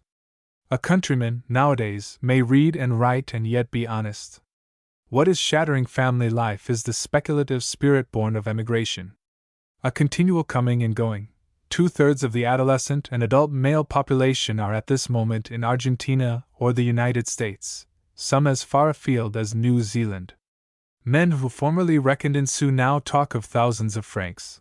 Parental authority over boys is relaxed, and the girls, ever quick to grasp the advantages of money, lose all discipline and steadiness. "My sons won't touch a spade," said a peasant to me. "And when I thrash them, they complain to the police. They simply gamble and drink, waiting their turn to sail. If I were to tell you the beatings we used to get, sir, you wouldn't believe me. You wouldn't believe me, not if I took my oath, you wouldn't. I can feel them still, speaking with respect, here." These emigrants generally stay away 3 or 4 years at a stretch, and then return, spend their money, and go out again to make more. Others remain for longer periods, coming back with huge incomes, 20 to 100 francs a day. Such examples produce the same effect as those of the few lucky winners in the state lottery. Every one talks of them, and forgets the large number of less fortunate speculators. Meanwhile the land suffers. The carob tree is an instance. This beautiful and almost eternal growth, the hope of the southern Apennines, as Professor Savastano calls it, whose pods constitute an important article of commerce and whose thick clustering leaves yield a cool shelter, comparable to that of a rocky cave, in the noonday heat, used to cover large tracts of South Italy. Indifferent to the scorching rays of the sun, flourishing on the stoniest declivities, and sustaining the soil in a marvelous manner, it was planted wherever nothing else would grow, a distant but sure profit. Nowadays carobs are only cut down. Although their produce rises in value every year, not one is planted, nobody has time to wait for the fruit.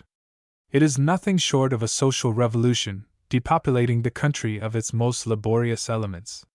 788,000 emigrants left in 1 year alone, 1906. In the province of Basilicata the exodus exceeds the birth rate.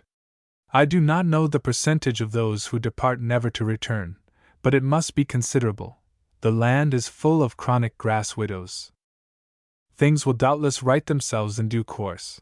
It stands to reason that in this acute transitional stage the demoralizing effects of the new system should be more apparent than its inevitable benefits. Already these are not unseen. Houses are springing up round villages, and the emigrants return home with a disrespect for many of their country's institutions which, under the circumstances, is neither deplorable nor unjustifiable. A large family of boy children, once a dire calamity, is now the soundest of investments.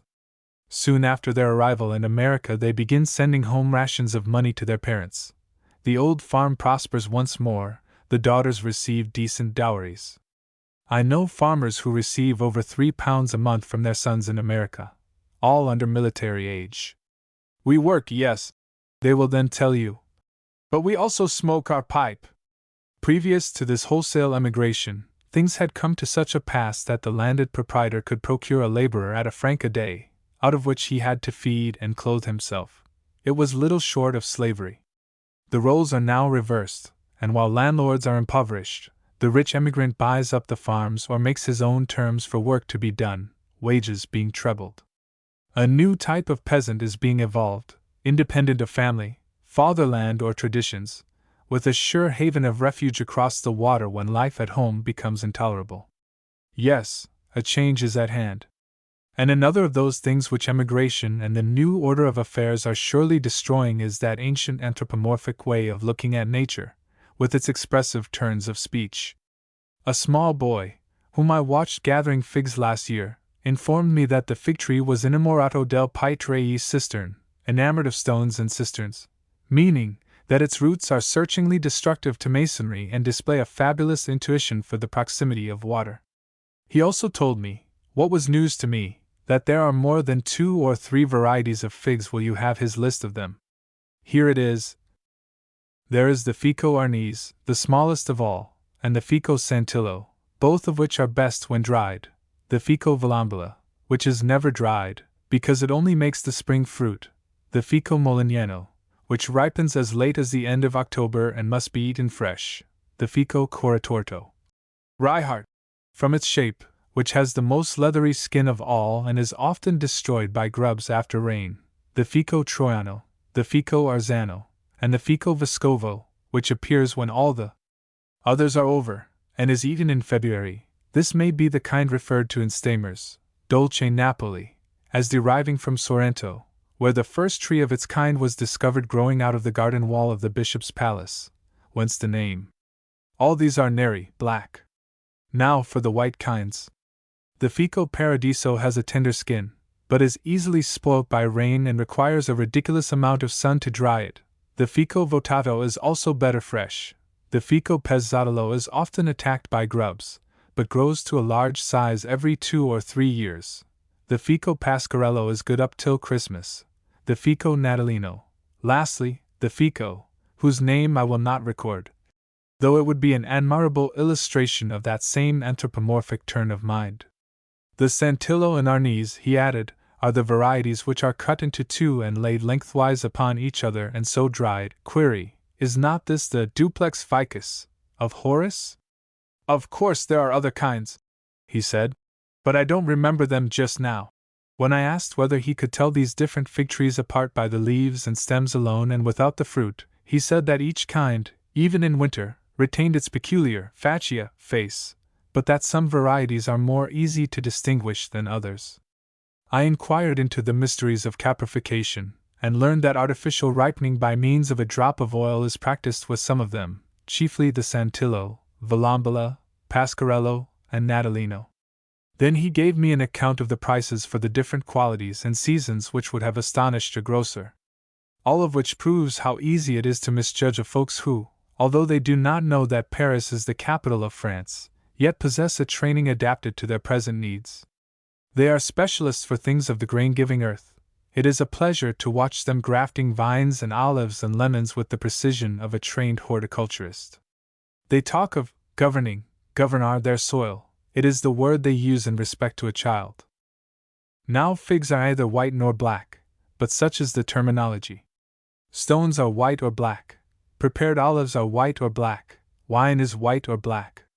Are they become colorblind because impregnated, from earliest infancy, with a perennial blaze of rainbow hues, color-blinded, in fact, or from negligence, attention to this matter not bringing with it any material advantage? Accepting that sign language which is profoundly interesting from an artistic and ethnological point of view, why does not some scholar bring old Iorios? Mimica degli antichi. Up to date, few things are more worthy of investigation than the color sense of these people. Of blue they have not the faintest conception, probably because there are so few blue solids in nature. Max Müller holds the idea of blue to be quite a modern acquisition on the part of the human race. So a cloudless sky is declared to be, Quite white. I once asked a lad as to the color of the sea, which, at the moment, was of the most brilliant sapphire hue. He pondered a while and then said, Per cum fos un color morto, a sort of dead color. Green is a little better known, but still chiefly connected with things not out of doors, as a green handkerchief. The reason may be that this tint is too common in nature to be taken note of. Or perhaps because their chain of association between green and grass is periodically broken up. Our fields are always verdant, but theirs turn brown in summer. Trees they sometimes call yellow, as do some ancient writers, but more generally, half black, or tree color. A beech in full leaf has been described to me as black. Rosso does not mean red, but rather dun or dingy. Earth is rosso. When our red is to be signified, they will use the word turco, which came in with the well-known dye stuff of which the Turks once monopolized the secret. Thus there are Turkish apples and Turkish potatoes.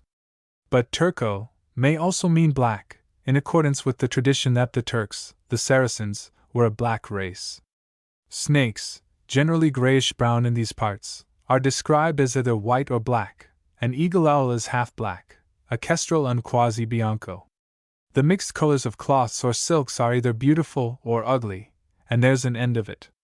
It is curious to compare this state of affairs with that existing in the days of Homer, who was, as it were, feeling his way in a new region, and the propriety of whose color epithets is better understood when one sees things on the spot.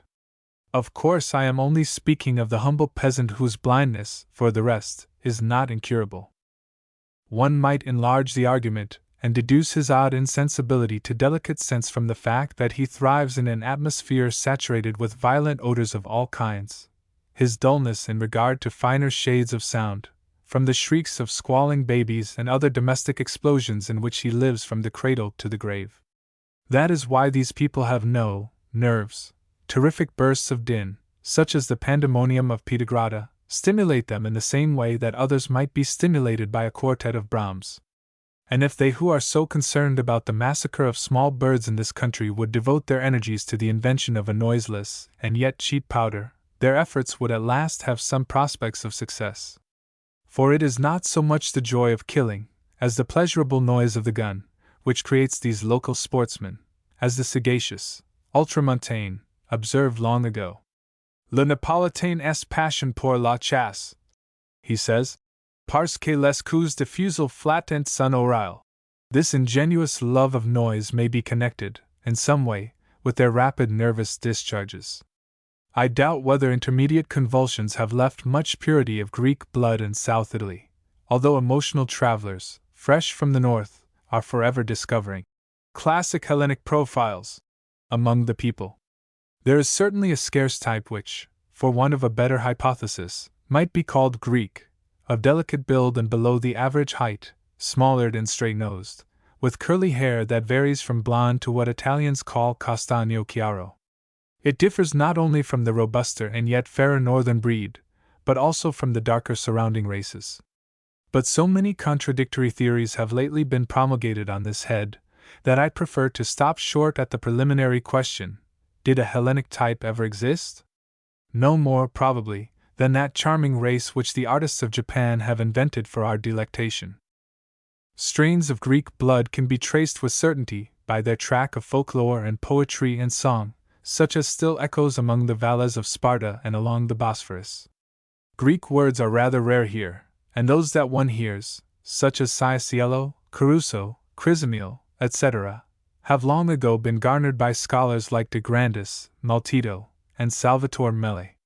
So Naples is far more Hellenic in dialect, lore, song, and gesture than these regions, which are still rich in pure Latinisms of speech, such as surgere, to arise, citare, exciter, to arouse, est, yes, fiter, foeter, tracete, transitus, passage of quails, titulare, to tickle, crage, cras, tomorrow, pastina, a plantation of young vines.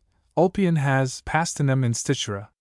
A woman is called muliera, a girl, figliola, and children speak of their fathers as Tata. See Martial, Epic. I, 101.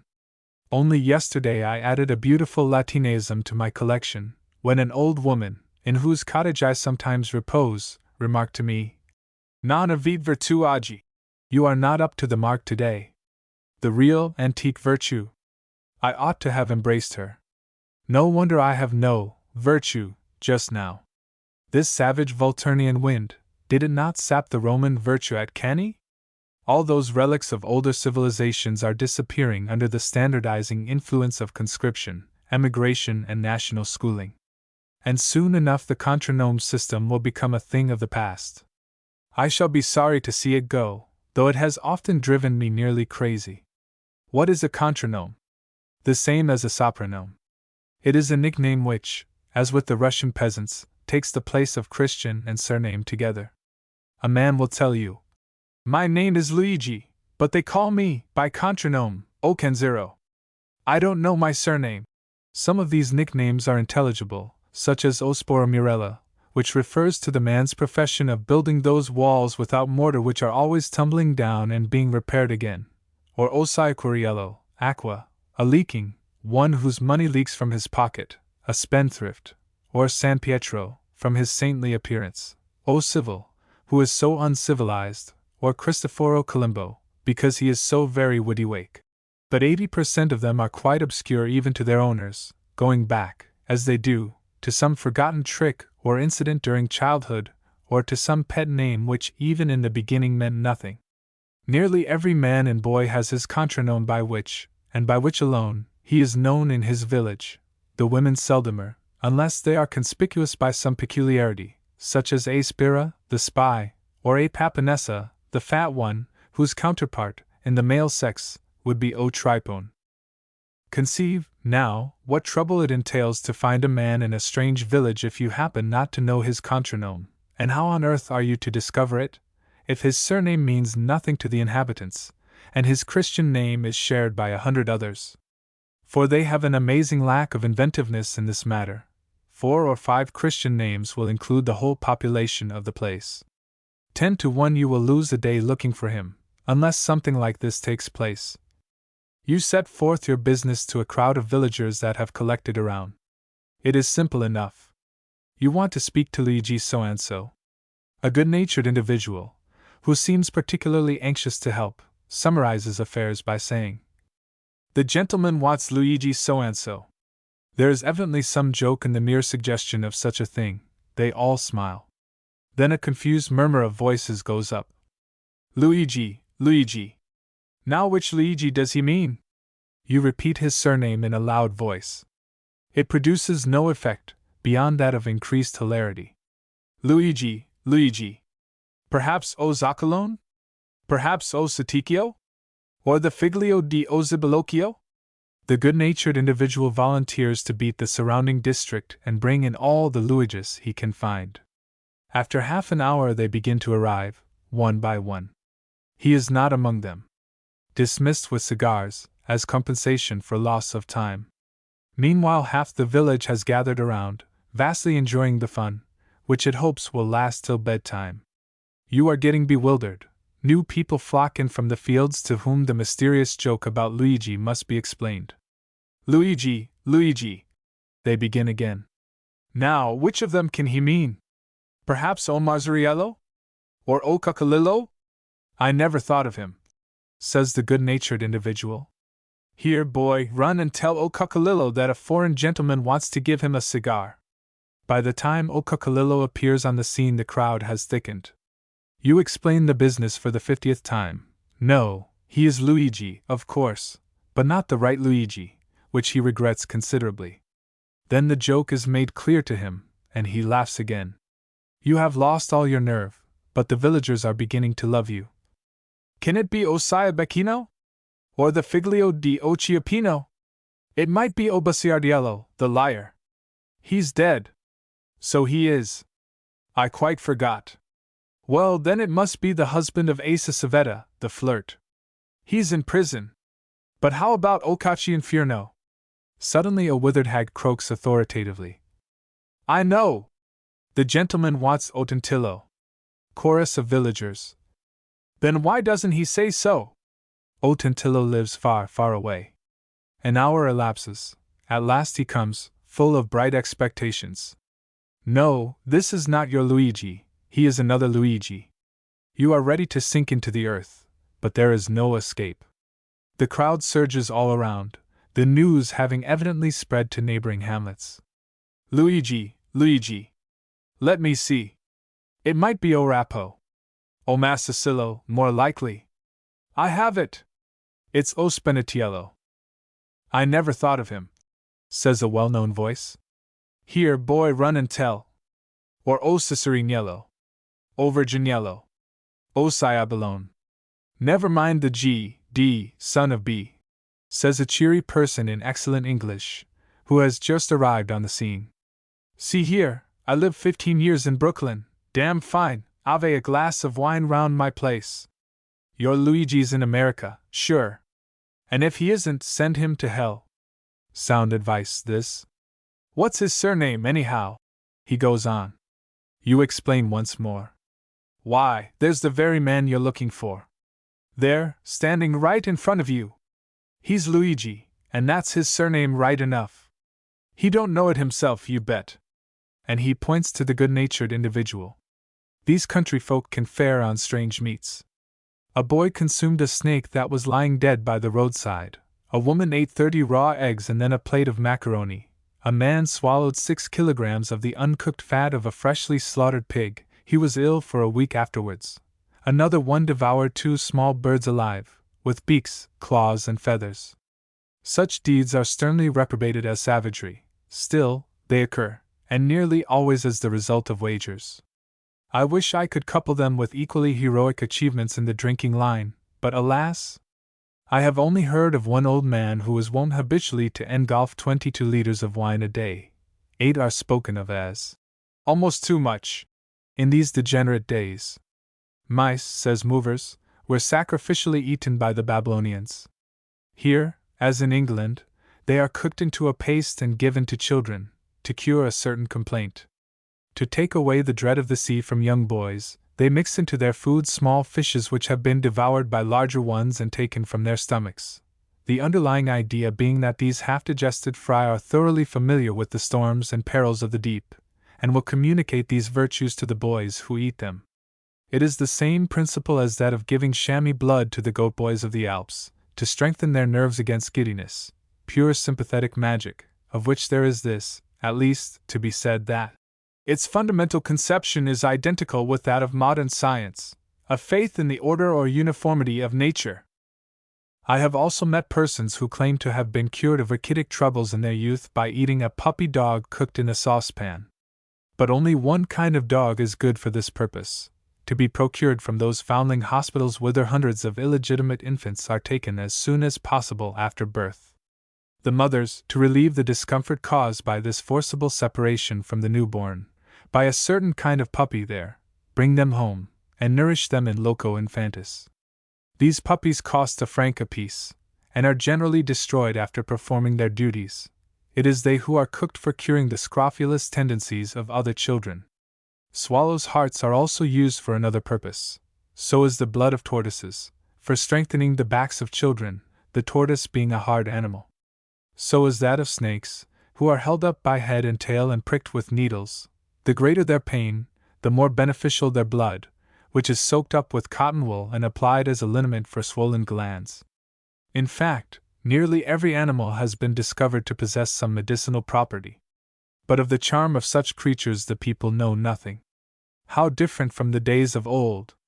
These legendary and gracious beasts, that inspired poets and artists and glyptic engravers, these things of beauty have now descended into the realm of mere usefulness, into the pharmacopoeia. The debasement is quite intelligible, when one remembers what accumulated miseries these provinces have undergone. Memories of refinement were starved out of the inhabitants by centuries of misrule, when nothing was of interest or of value save what helped to fill the belly. The work of bestialization was carried on by the despotism of Spanish viceroys and Bourbons. They, the Spaniards, fostered and perhaps imported the Camorra, that monster of many heads which has established itself in nearly every town of the South. Of the deterioration in taste coincident with this period, I lately came across this little bit of evidence, curious and conclusive, In 1558 a number of the country folk were captured in one of the usual corsair raids. They were afterwards ransomed, and among the Christian names of the women I note Livia, Phila, Cassandra, Aurelia, Lucrezia, Virginia, Medea, Violanta, Galizia, Vittoria, Diamanta, etc. Where were these full-sounding noble names 2 centuries later? Where are they nowadays? Do they not testify to a state of culture superior to that of the present time, when Maria, Lucia, and about 4 others of the most obvious Catholic saints exhaust the list of all female Christian names hereabouts?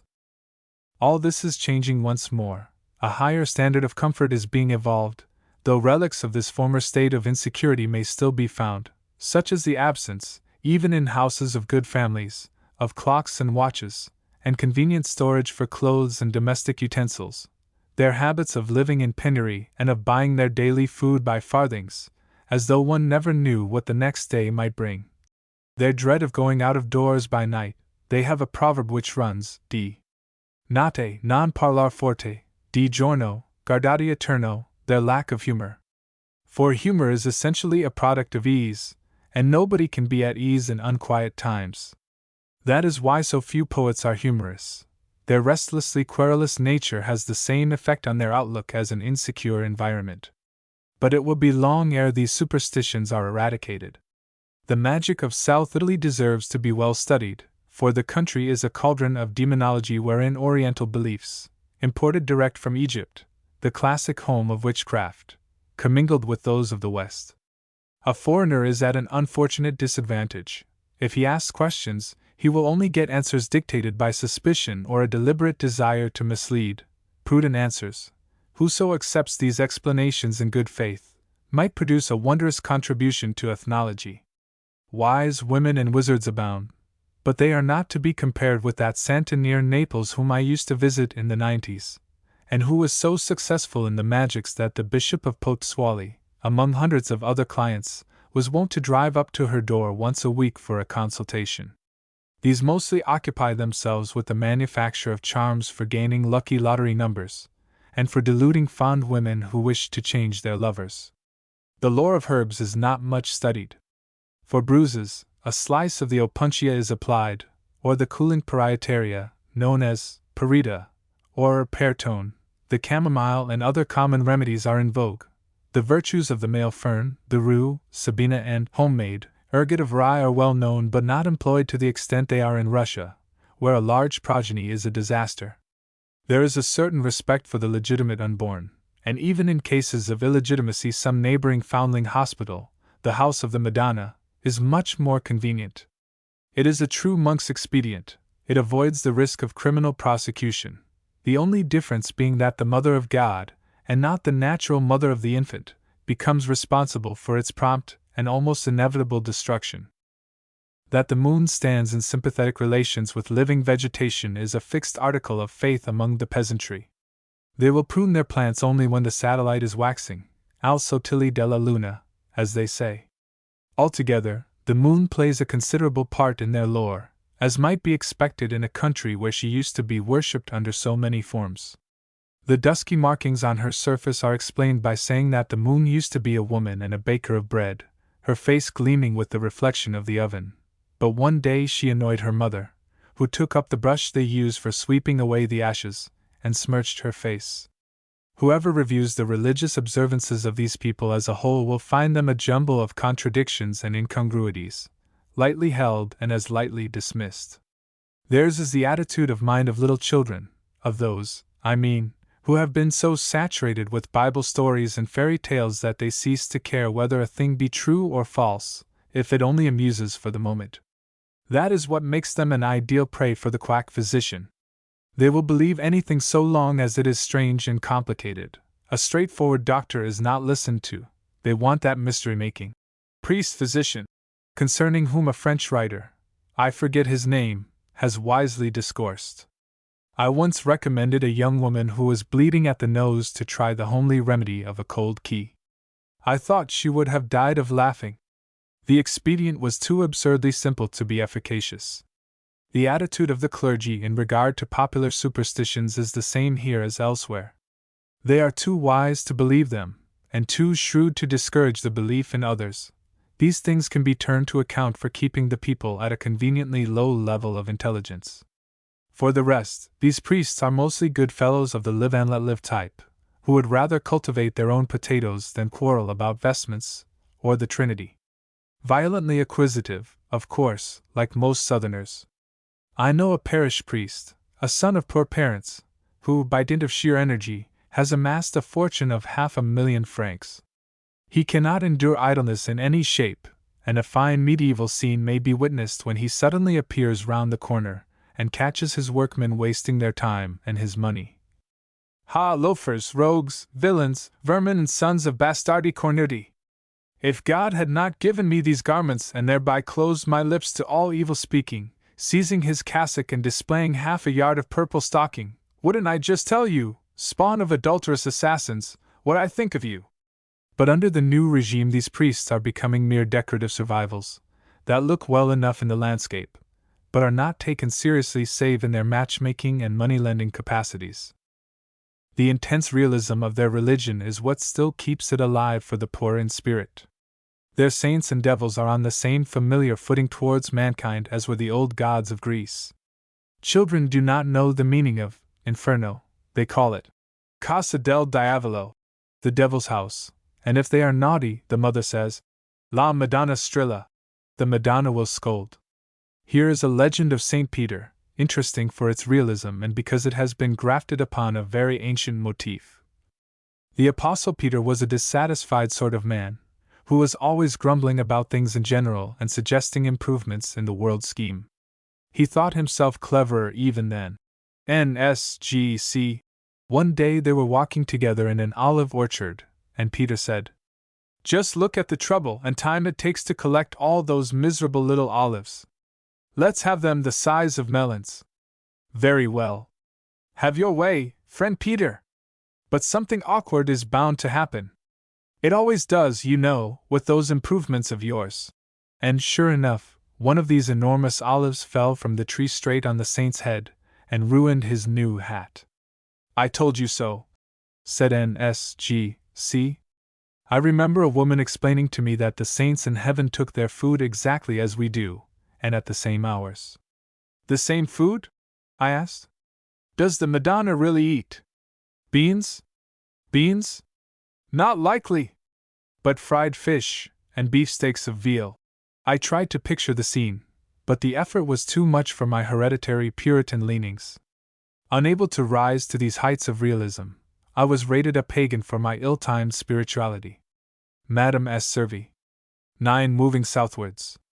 The train conveying me to Taranto was to halt for the night at the second station beyond Venosa, at Spinazzola. Aware of this fact, I had inquired about the place and received assuring reports as to its hotel accommodation. But the fates were against me. On my arrival in the late evening I learnt that the hotels were all closed long ago, the townsfolk having gone to bed. With the chickens. It was suggested that I had better stay at the station, where the manageress of the restaurant kept certain sleeping quarters specially provided for travelers in my predicament. Presently the gentle dame lighted a dim lantern and led me across what seemed to be a marsh. It was raining, to the door of a hut which was to be my resting place. At the entrance she paused, and after informing me that a band of musicians had taken all the beds save one which was at my disposal if I were good enough to pay her half a franc, she placed the lantern in my hand and stumbled back into the darkness. I stepped into a low chamber, the beds of which were smothered under a profusion of miscellaneous wraps. The air was warm, the place exhaled an indescribable esprit de corps. Groping further, I reached another apartment, vaulted and still lower than the last, an old-fashioned cow stable, possibly, converted into a bedroom. One glance sufficed me, the couch was plainly not to be trusted. Thankful to be out of the rain at least, I lit a pipe and prepared to pass the weary hours till 4 a.m. It was not long ere I discovered that there was another bed in this den, opposite my own, and judging by certain undulatory and saltatory movements within, it was occupied. Presently the head of a youth emerged, with closed eyes and flushed features. He indulged in a series of groans and spasmodic kicks, that subsided once more, only to recommence. A flute projected from under his pillow. This poor young man, I thought, is plainly in bad case.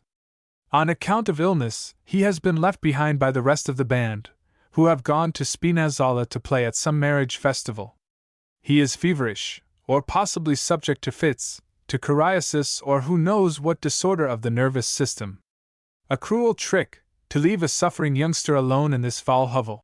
I misliked his symptoms, that anguished complexion and delirious intermittent trembling, and began to run over the scanty stock of household remedies contained in my bag, wondering which of them might apply to his complaint.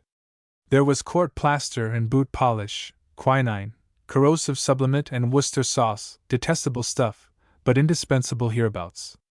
Just as I had decided in favor of the last named, he gave a more than usually vigorous jerk, sat up in bed, and, opening his eyes, remarked, "Those fleas!"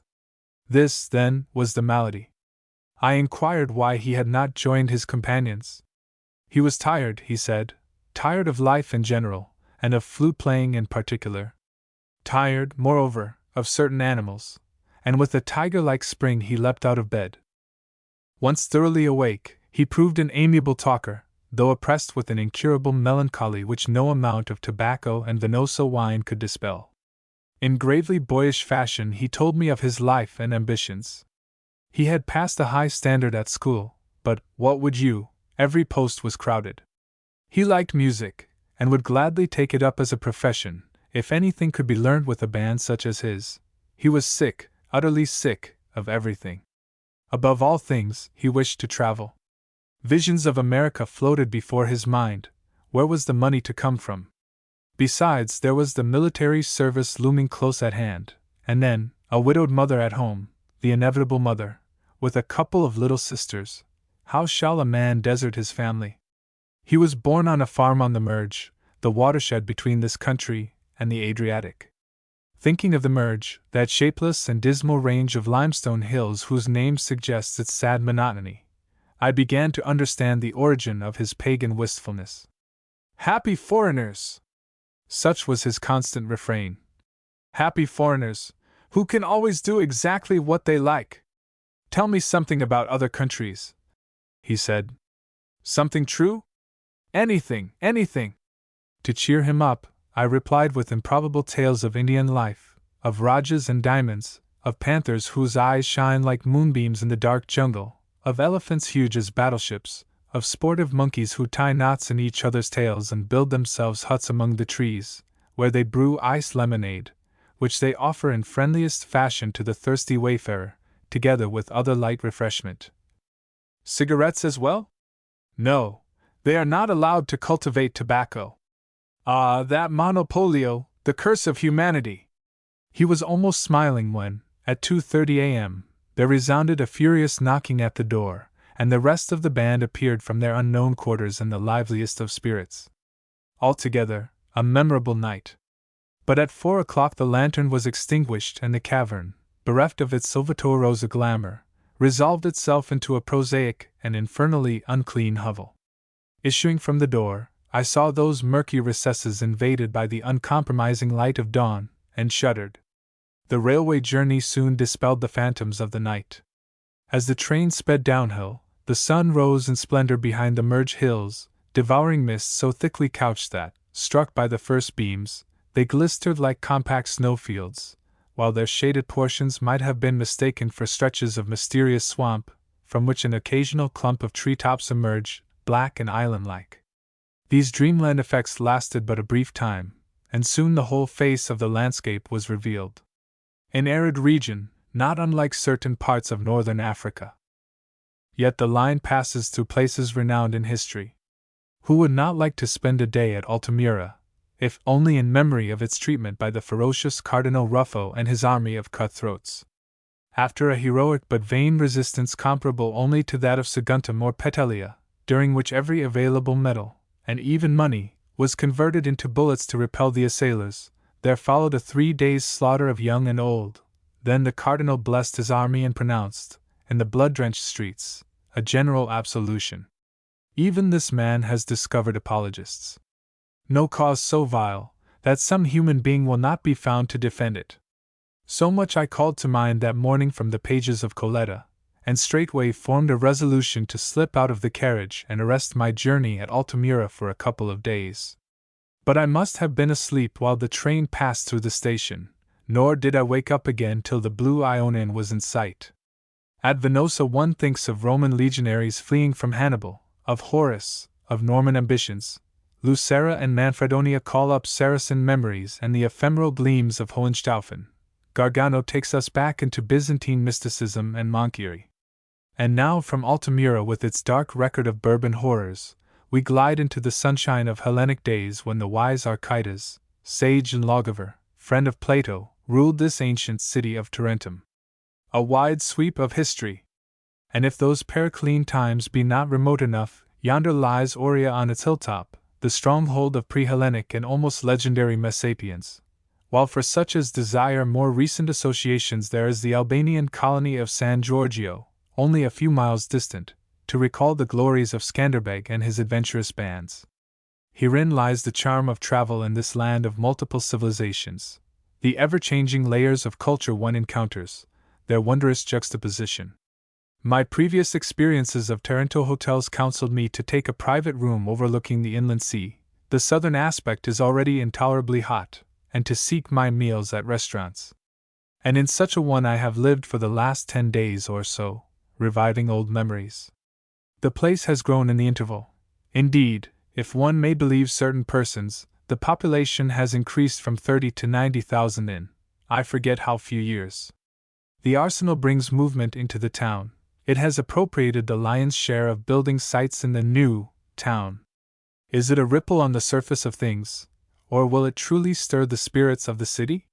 So many arsenals have come and gone at Taranto. This arsenal quarter is a fine example of the Italian mania of fair figura, everything for effect. It is an agglomeration of dreary streets, haunted by legions of clamorous black swifts, and constructed on the rectangular principle dear to the Latin mind. Modern, and surpassingly monotonous. Are such interminable rows of stuccoed barracks artistic to look upon? Are they really pleasant to inhabit? Is it reasonable, or even sanitary, in a climate of 8 months' sunshine, to build these enormous roadways and squares filled with glaring limestone dust that blows into one's eyes and almost suffocates one, these Saharas that even at the present season of the year, early June, cannot be traversed comfortably unless one wears brown spectacles and goes veiled like a Tuareg? This arsenal quarter must be a hell during the really not season, which continues into October. For no trees whatever are planted to shade the walking population, as in Paris or Cairo or any other sunlit city. And who could guess the reason? An Englishman, at least, would never bring himself to believe what is nevertheless a fact, namely, that if the streets are converted into shady boulevards, the rents of the houses immediately fall. When trees are planted, the lodgers complain and finally emigrate to other quarters. The experiment has been tried, at Naples and elsewhere, and always with the same result. Up trees, down rents. The tenants refuse to be deprived of their chief pleasure in life, that of gazing at the street passengers, who must be good enough to walk in the sunshine for their delectation. But if you are of an inquisitive turn of mind, you are quite at liberty to return the compliment, and to study from the outside the most intimate details of the tenants' lives within. Take your fill of their domestic doings, stare your hardest. They don't mind in the least, not they. That feeling of privacy which the northerner fosters doggedly even in the center of a teeming city is alien to their hearts. They like to look and be looked at. They live like fish in an aquarium. It is a result of the whole palazzo system that every one knows his neighbor's business better than his own. What does it matter in the end? Are we not all Christians? The municipality, meanwhile, is deeply indebted for the sky-piercing ambitions which have culminated in the building of this new quarter. To meet these obligations, the octroi prices have been raised to the highest pitch by the city fathers. This octroi is farmed out and produces, they tell me, £120 a day. There are some 100 toll-collecting posts at the outskirts of the town, and the average salary of their officials is £3 a month. They are supposed to be respectable and honest men, but it is difficult to see how a family can be supported on that wage, when one knows how high the rents are, and how severely the most ordinary commodities of life are taxed. I endeavored to obtain photographs of the land as it looked ere it was covered by the arsenal quarter, but in vain. Nobody seems to have thought it worth while preserving what would surely be a notable economic document for future generations. Out of sheer curiosity, I also tried to procure a plan of the old quarter, that labyrinth of thick clustering humanity, where the streets are often so narrow that two persons can barely squeeze past each other. I was informed that no such plan had ever been drawn up. It was agreed that a map of this kind might be interesting, and suggested, furthermore, that I might undertake the task myself. The authorities would doubtless appreciate my labors. We foreigners, be it understood, have ample means and unlimited leisure, and like nothing better than doing unprofitable jobs of this kind. One is glad to leave the scintillating desert of this arsenal quarter, and enter the cool stone-paved streets of the other, which remind one somewhat of Malta. In the days of Solus Martialens this city possessed only 18,000 inhabitants, and outdid even the customary Italian filth, being hardly passable on account of the excessive nastiness and stink.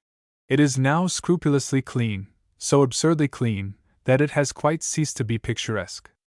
Not that its buildings are particularly attractive to me, none, that is, save the antique, Trinita, column of Doric gravity, sole survivor of Hellenic terrace, which looks wondrously out of place in its modern environment.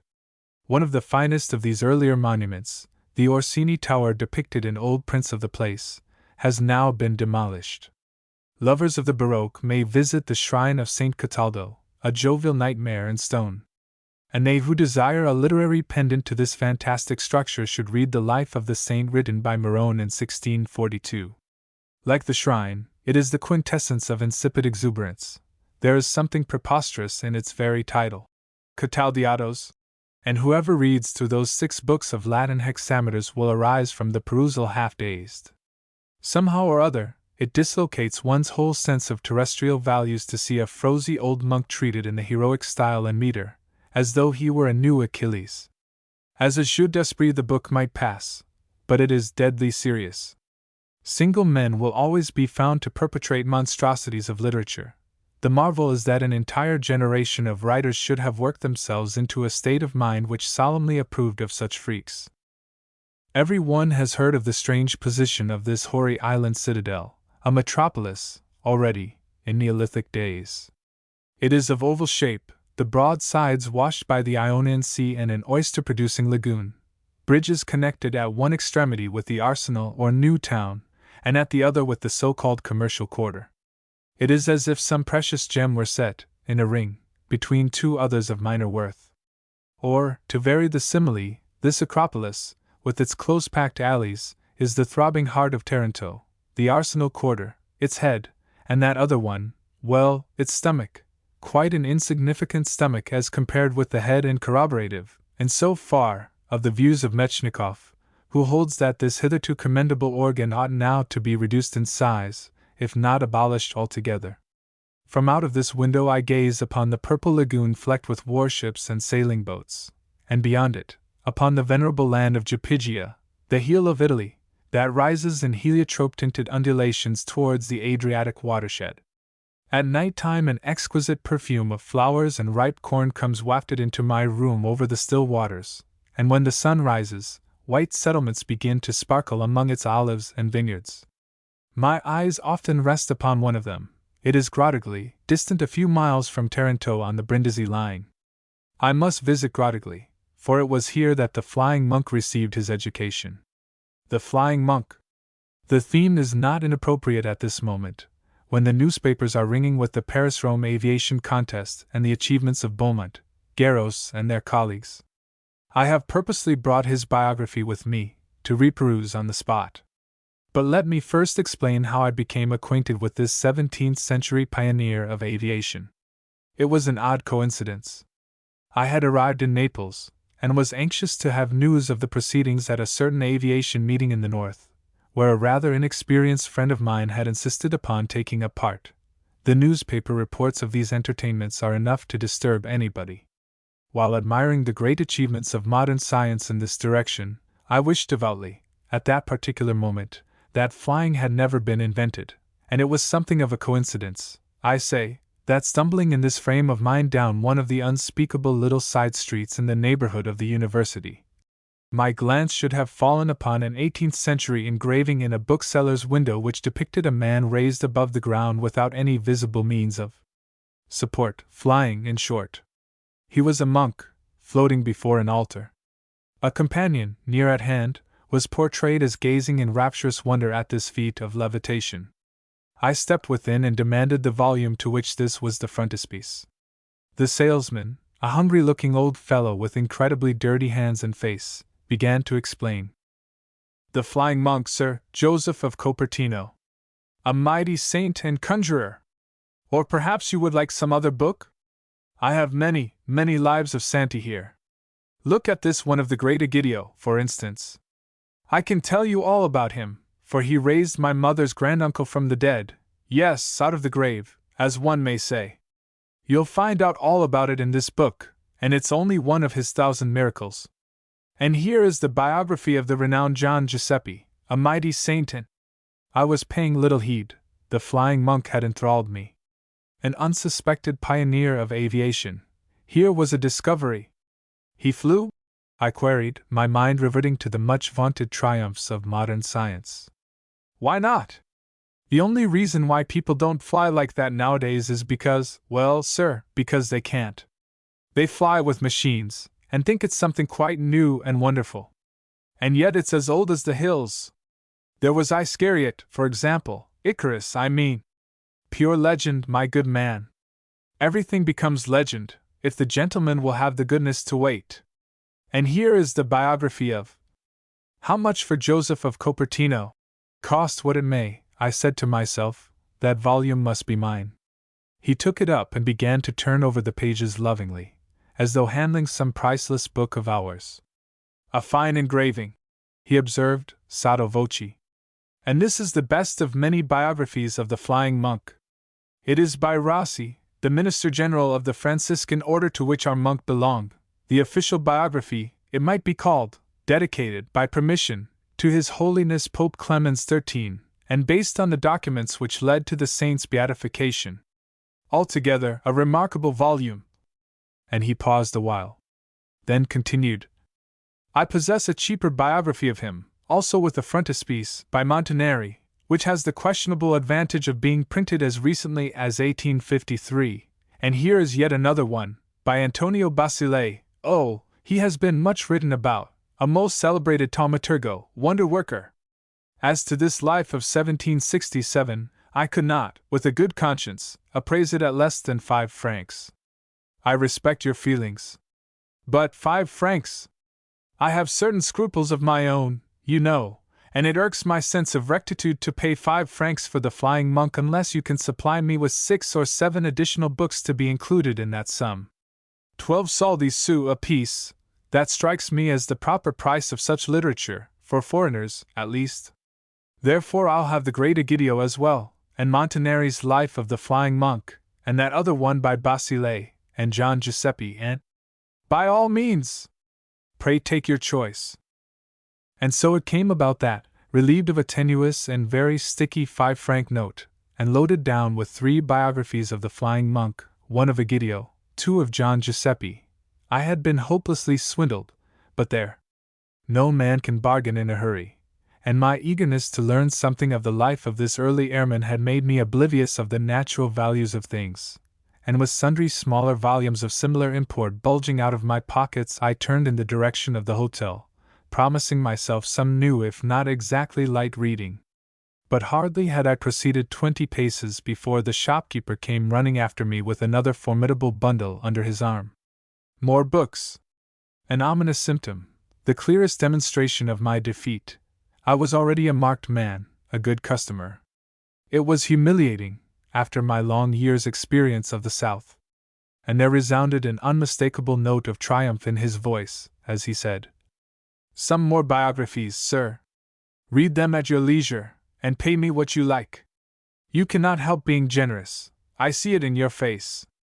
I always try to encourage polite learning, if that is what you think to decipher in my features. But it rains Santi this morning, I added rather sourly. The gentleman is pleased to joke. May it rain salty tomorrow. A little shower, possibly. But not a cloudburst like today. The flying monk. As to the flying monk, there is no doubt whatever that he deserved his name. He flew. Being a monk, these feats of his were naturally confined to convents and their immediate surroundings, but that does not alter the facts of the case. Of the flights that he took in the little town of Cupertino alone, more than 70, says Father Rossi, whom I follow throughout, are on record in the depositions which were taken on oath from eyewitnesses after his death. This is one of them, for example. Stupendous likewise was the ratto, flight or rapture, which he exhibited on a night of Holy Thursday. He suddenly flew towards the altar in a straight line, leaving untouched all the ornaments of that structure, and after some time, being called back by his superior, returned flying to the spot whence he had set out. And another. He flew similarly upon an olive tree, and there remained in kneeling posture for the space of half an hour. A marvelous thing it was to see the branch which sustained him swaying lightly, as though a bird had alighted upon it. But Cupertino is a remote little place, already famous in the annals of miraculous occurrences. It can be urged that a kind of enthusiasm for their distinguished brother monk may have tempted the inmates of the convent to exaggerate his rare gifts. Nothing of the kind. He performed flights not only in Cupertino, but in various large towns of Italy, such as Naples, Rome, and Assisi. And the spectators were by no means an assemblage of ignorant personages, but men whose rank and credibility would have weight in any section of society. While the Lord High Admiral of Castile, Ambassador of Spain at the Vatican, was passing through Assisi in the year 1645, the custodian of the convent commanded Joseph to descend from the room into the church, where the Admiral's lady was waiting for him, desirous of seeing him and speaking to him, to whom Joseph replied, "I will obey, but I do not know whether I shall be able to speak to her," and, as a matter of fact, hardly had he entered the church and raised his eyes to a statue, situated above the altar, when he threw himself into a flight in order to embrace its feet at a distance of 12 paces, passing over the heads of all the congregation.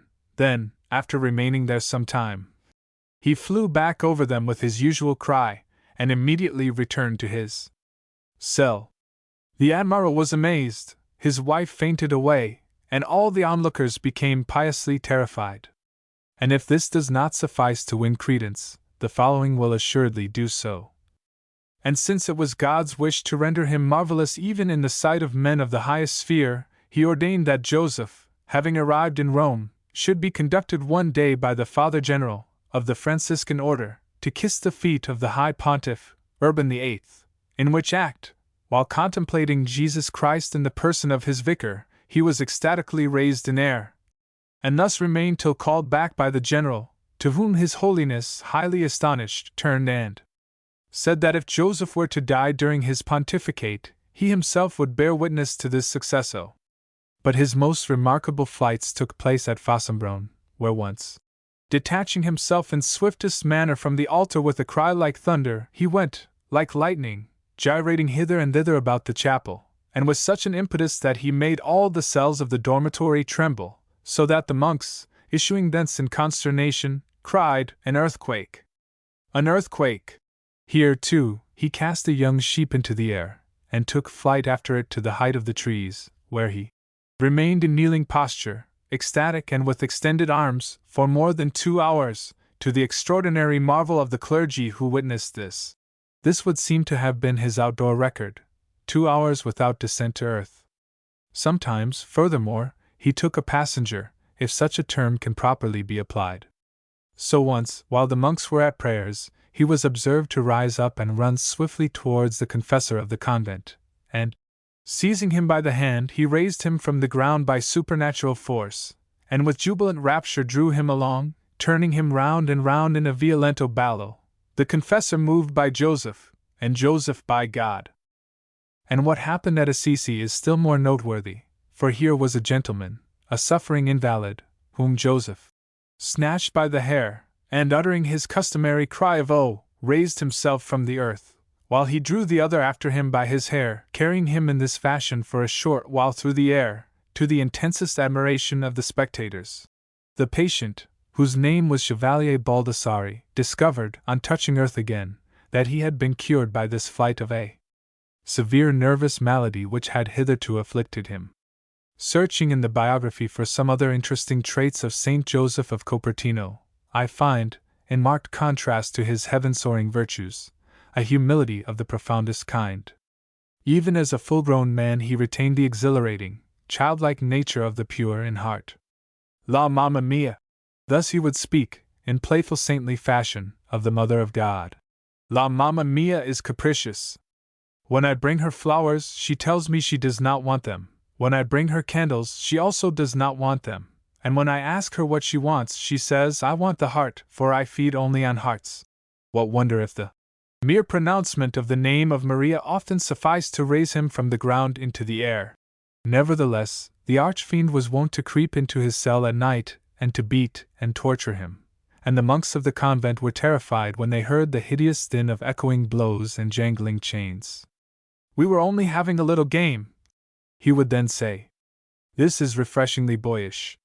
He once induced a flock of sheep to enter the chapel, and while he recited to them the litany, it was observed with amazement that they responded at the proper place to his verses. He sang Sancta Maria, and they answering, after their manner, Bah! I am not disguising from myself that an incident like the last named may smack of childishness to a certain austere type of Northern Puritan. Childishness. But to go into this question of the relative hilarity and moroseness of religions would take us far afield. For aught I know it may, at bottom, be a matter of climatic influences, and there we can leave it. Under the sunny sky of Italy, who would not be disposed to see the bright side of things?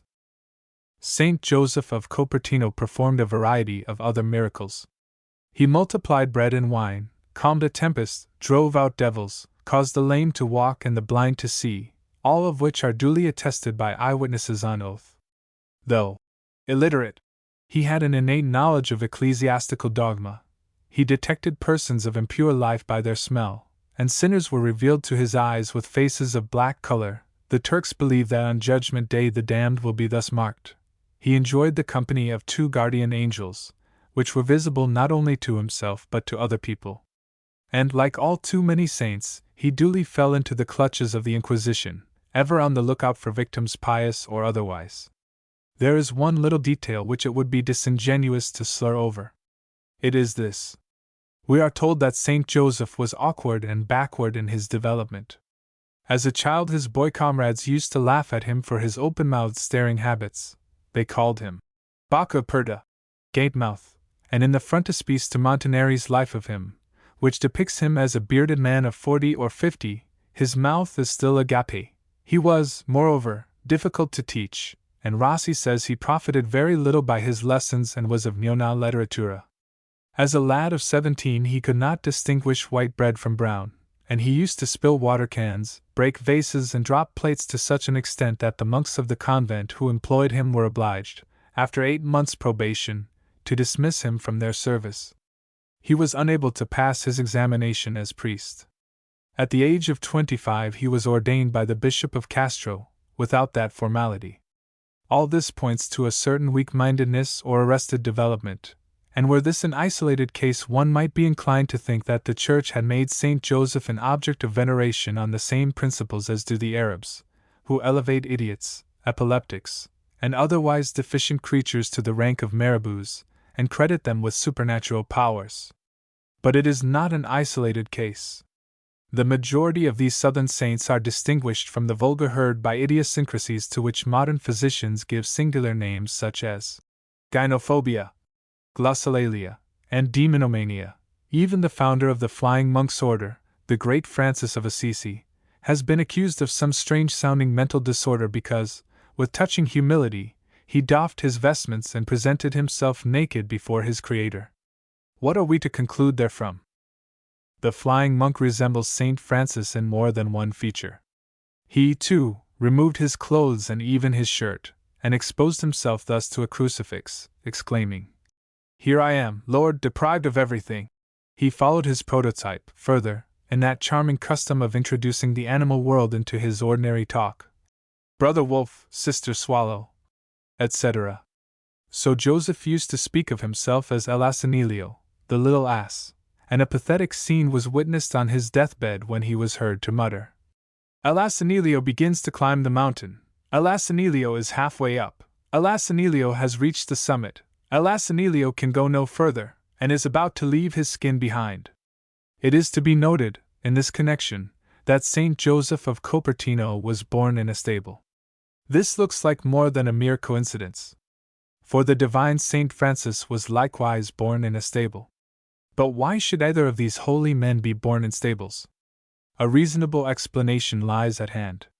A certain Japanese statesman is credited with that shrewd remark that the manifold excellencies and diversities of Hellenic art are due to the fact that the Greeks had no old masters to copy from, no schools which supplied their imagination with ready-made models that limit and smother individual initiative. And one marvels to think into what exotic beauties these southern saints would have blossomed, had they been at liberty, like those Greeks, freely to indulge their versatile genius, had they not been bound to the wheels of inexorable precedent. If the flying monk, for example, were an ordinary mortal, there was nothing to prevent him from being born in an omnibus or some other of the thousand odd places where ordinary mortals occasionally are born. But no! As a Franciscan saint, he was obliged to conform to the school of Bethlehem and Assisi. He was obliged to select a stable. Such is the force of tradition. Joseph of Cupertino lived during the time of the Spanish viceroys, and his fame spread not only over all Italy, but to France, Germany, and Poland. Among his intimates and admirers were no fewer than 8 cardinals: Prince Leopold of Tuscany, the Duke of Bouillon, Isabella of Austria, the Infanta Maria of Savoy, and the Duke of Brunswick, who, during a visit to various courts of Europe in 1649, purposely went to Assisi to see him, and was there converted from the Lutheran heresy by the spectacle of one of his flights. Prince Casimir, heir to the throne of Poland, was his particular friend, and kept up a correspondence with him after the death of his father and his own succession to the throne.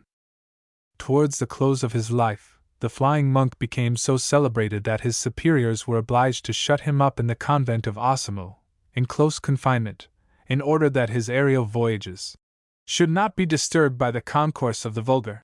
And here he expired, in his 61st year, on the September 18, 1663. He had been suffering and infirm for some little time previous to that event, but managed to take a short flight on the very day preceding his demise. Forthwith the evidences of his miraculous deeds were collected and submitted to the inspired examination of the Sacred Congregation of Rites in Rome. Their conscientiousness in sifting and weighing the depositions is sufficiently attested by the fact that 90 years were allowed to elapse ere Joseph of Cupertino was solemnly received into the number of the blessed.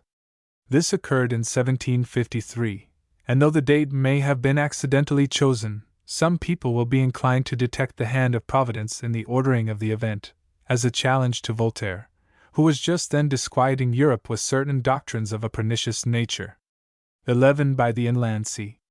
The railway line to Grottaglie skirts the shore of the inland sea for 2 or 3 miles, and then turns away. Old Taranto glimmers in lordly fashion across the tranquil waters.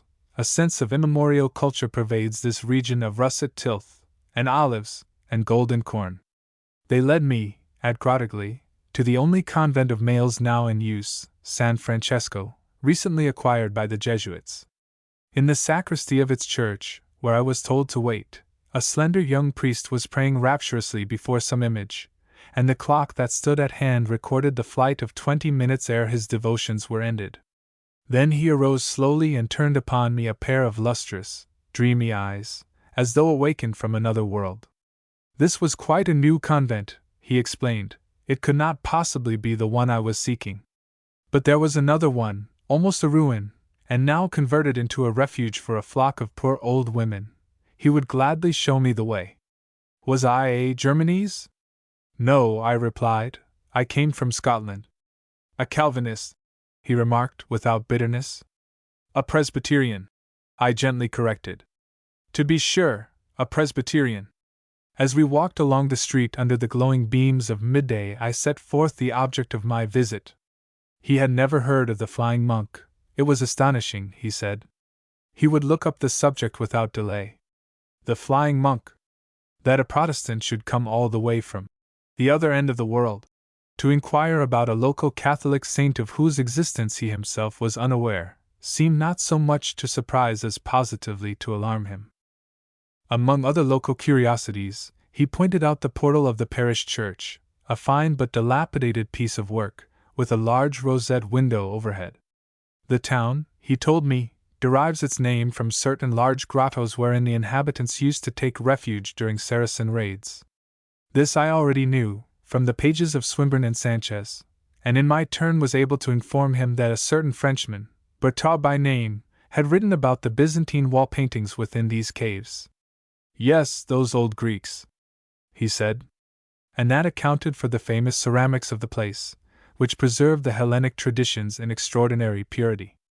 I did not inform him that Hector Pricconi, who purposely visited Grottaglie to study these potteries, was considerably disappointed. At the door of the decayed convent my guide left me, with sundry polite expressions of esteem. I entered a spacious open courtyard. A well stood in the center of a bare enclosure whereon, in olden days, the monks may have cultivated their fruit and vegetables. Round this court there ran an arched passage, its walls adorned with frescoes, now dim and faded, depicting sacred subjects. The monastery itself was a somber maze of stairways and cells and corridors, all the free spaces, including the very roof, encumbered with gleaming potteries of every shape and size, that are made somewhere near the premises. I wandered about this sunless and cobwebby labyrinth, the old woman pensioners flitting round me like bats in the twilight. I peered into many dark closets. Which of them was it? Joseph's famous blood-bespattered cell? He tormented his body so continuously and obstinately with pins, needles, and blades of steel, and with such effusion of blood, that even now, after entire years, the walls of his cell and other places of retirement are discolored and actually encrusted with blood. Which of them was it, the chamber that witnessed these atrocious macerations? It was all so gloomy and forlorn. Then, pushing aside a door in these tenebrous regions, I suddenly found myself bathed in dazzling light. A loggia opened here, with a view over stretches of gnarled olives, shining all silvery under the immaculate sky of noonday and bounded by the sapphire belt of the Ionian. Sunshine and blue sea. Often must the monks have taken pleasure in this fair prospect, and the wiser among them, watching the laborers returning home at nightfall, the children at play, and all the happy life of a world so alien to their own, may well have heaved a sigh. Meanwhile a crowd of citizens had assembled below, attracted by the unusual novelty of a stranger in their town. The simple creatures appeared to regard my investigations in the light of a good joke. They had heard of begging monks, and thieving monks, and monks of another variety whose peculiarities I dare not attempt to describe. But a flying monk? No, never. The Dark Ages, said one of them, the mayor, I dare say, with an air of grave authority. Believe me, dear sir, the days of such fabulous monsters are over. So they seem to be, for the present. No picture or statue records the life of this flying wonder, this masterpiece of Spanish priestcraft. No mural tablet, in this land of commemorative stones, has been erected to perpetuate the glory of his signal achievements. No street is called after him. It is as if he had never existed. On the contrary, by a queer irony of fate, the roadway leading past his convent evokes the memory of a misty heathen poet, likewise native of these favored regions, a man whose name Joseph of Cupertino had assuredly never heard, Ennius, of whom I can now recall nothing save that one unforgettable line which begins, O tight tu toddy tibby. Ennius, who never so much as tried to fly, but contented himself with singing, in rather bad Latin, of the things of this earth. Via Ennio. It is the swing of the pendulum. The old pagan, at this moment, may be nearer to our ideals and aspirations than the flying monk who died only yesterday, so to speak. But a few years hence, who can tell? A characteristic episode. I had carefully timed myself to catch the returning train to Taranto. Great was my surprise when, halfway to the station, I perceived the train swiftly approaching. I raced it, and managed to jump into a carriage just as it drew out of the station. The guard straightway demanded my ticket and a fine for entering the train without one. Return tickets, for weighty reasons of internal administration, are not sold. I looked at my watch, which showed that we had left 6 minutes before the scheduled hour. He produced his. It coincided with my own. "No matter," he said. "I am not responsible for the eccentricities of the driver, who probably had some urgent private affairs to settle at Taranto. The fine must be paid." A fellow passenger took a more charitable view of the case. He suggested that an inspector of the line had been traveling along with us, and that the driver, knowing this, was naturally ambitious to show how fast he could go.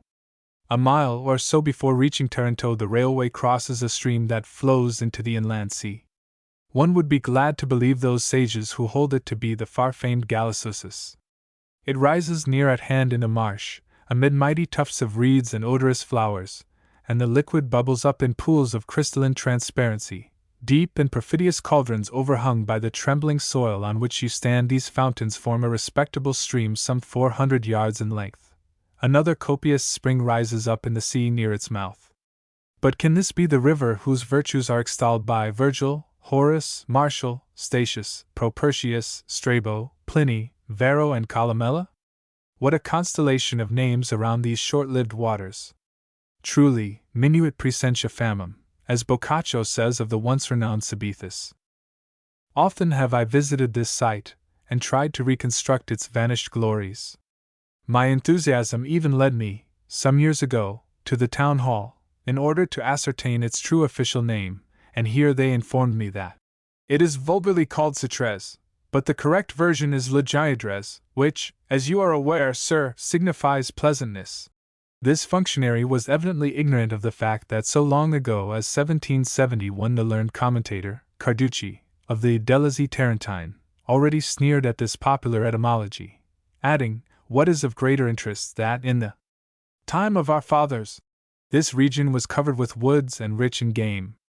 In the days of Keppel Craven, the vale was scantily cultivated with cotton. Looking at it from above, it certainly resembles an old riverbed of about 500 yards in breadth, and I hold it possible that the deforestation of the higher lands may have suffocated the original sources with soil carried down from thence, and forced them to seek a lower level, thus shortening the stream and reducing its volume of water. But who shall decide? If we follow Polybius, another brook at the further end of the inland sea has more valid claims to the title of Gallicissus. Virgil called it Black Gallicissus, a curious epithet, still applied to water in Italy as well as in Greece, Mavromedy, etc. For me, says Gissing, the Gallicissus is the stream I found and tracked, whose waters I heard mingle with the little sea. There is something to be said for such an attitude, on the part of a dilettante traveler, towards these desperate antiquarian controversies. It is an agreeable promenade from the Giadres rivulet to Taranto along the shore of this inland sea. Its clay banks are full of shells and potteries of every age, and the shallow waters planted with stakes indicating the places where myriads of oysters and mussels are bred. Indeed, if you look at a map you will observe that the whole of this lagoon, as though to shadow forth its signification, is split up into two basins like an opened oyster. Here and there along this beach are fishermen's huts constructed of tree stems which are smothered under multitudinous ropes of grass, ropes of all ages and in every stage of decomposition, some fairly fresh, others dissolving once more into amorphous bundles of hay. There is a smack of the Stone Ages, of primeval lake dwellings, about these shelters on the deserted shore. 2 or 3 large fetishistic stones stand near their entrance. Wickerwork objects of dark meaning strew the ground. A few stakes emerge, hard by, out of the placid and oozy waters. In such a cabin, methinks, dwelt those 2 old fishermen of Theocritus. Here they lived and slumbered side by side on a couch of sea moss, among the rude implements of their craft. The habits of these fisher-folk are antique, because the incidents of their calling have remained unchanged. Some people have detected traces of Greek in the looks and language of these of Taranto. I can detect nothing of the kind. And the same with the rest of the population. Hellenic traits have disappeared from Taranto, as well they may have done, when one remembers its history. It was completely Latinized under Augustus, and though Byzantines came hither under Nicephorus Phocas, Benjamin of Tudela says the inhabitants are Greeks, they have long ago become merged into the Italian element. Only the barbars seem to have preserved something of the old traditions. grandiloquent and terrible talkers, like the cooks in Athenaeus. I witnessed an Aristophanic scene in one of their shops lately, when a simple-minded stranger, a North Italian, some arsenal official, brought a little boy to have his hair cut. Not too short, and, on returning from a brief visit to the tobacconist next door, found it cropped much closer than he liked. "But damn it," he said, or words to that effect, "I told you not to cut the hair too short." The barber, immaculate and imperturbable, gave a preliminary bow. He was collecting his thoughts and his breath. "I say, I told you not to cut it too short. It looks horrible, horrible. That, sir, pardon my frankness, is a matter of opinion. I fully admit that you desired the child's hair to be cut not too short. Those, in fact, were your very words. Notwithstanding, I venture to think you will come round to my point of view, on due reflection, like most of my esteemed customers. In the first place, there is the ethnological aspect of the question. You are doubtless sufficiently versed in history to know that under the late regime it was considered improper, if not criminal, to wear a mustache. Well, nowadays we think differently. Which proves that fashions change. Yes, they change, sir, and the wise man bends to them, up to a certain point, of course, up to a certain reasonable point, but damn it. And in favor of my contention that hair should be worn short nowadays, I need only cite the case of His Majesty the King, whose august head, we all know, is clipped like that of a racehorse. Horrible, as you call it, or not, the system has momentarily the approval of royalty, and that alone should suffice for all loyal subjects to deem it not unworthy of imitation. Next, there are what one might describe as hygienic and climatic considerations. Summer is approaching, sir, and apart from certain unpleasant risks which I need not specify, you will surely agree with me that the solstitial heat is a needlessly severe trial for a boy with long hair. My own children are all cropped close, and I have reason to think they are grateful for it. Why not yours? Boys may differ in strength or complexion, in moral character and mental attainments, but they are remarkably unanimous as to what constitutes personal comfort. And it is obviously the duty of parents to consult the personal comfort of their offspring, within certain reasonable limits, of course.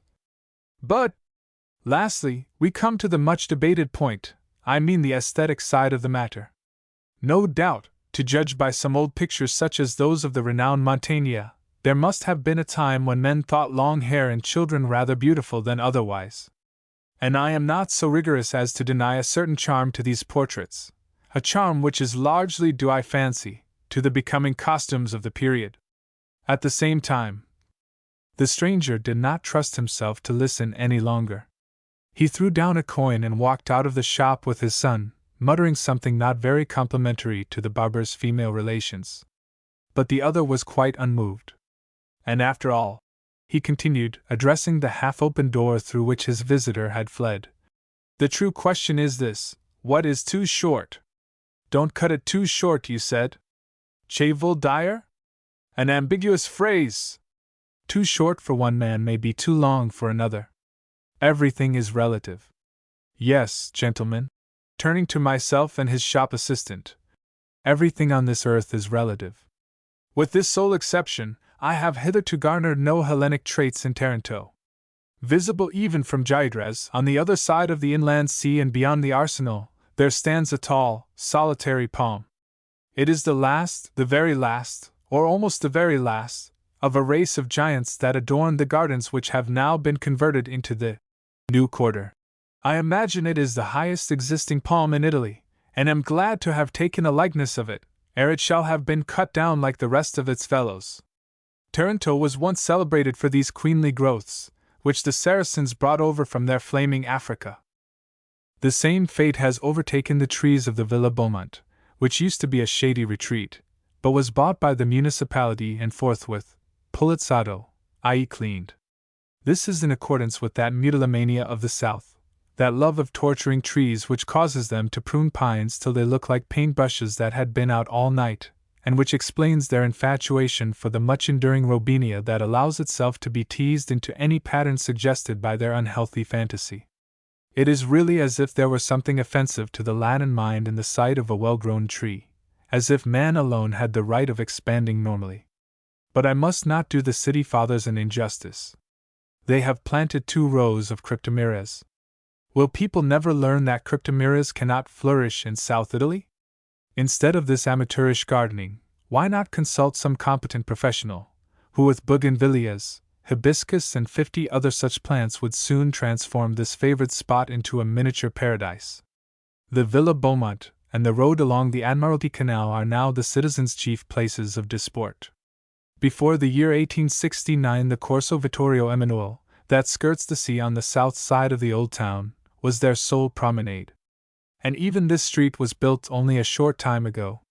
Vainly one conjectures where the medieval Tarentines took the air.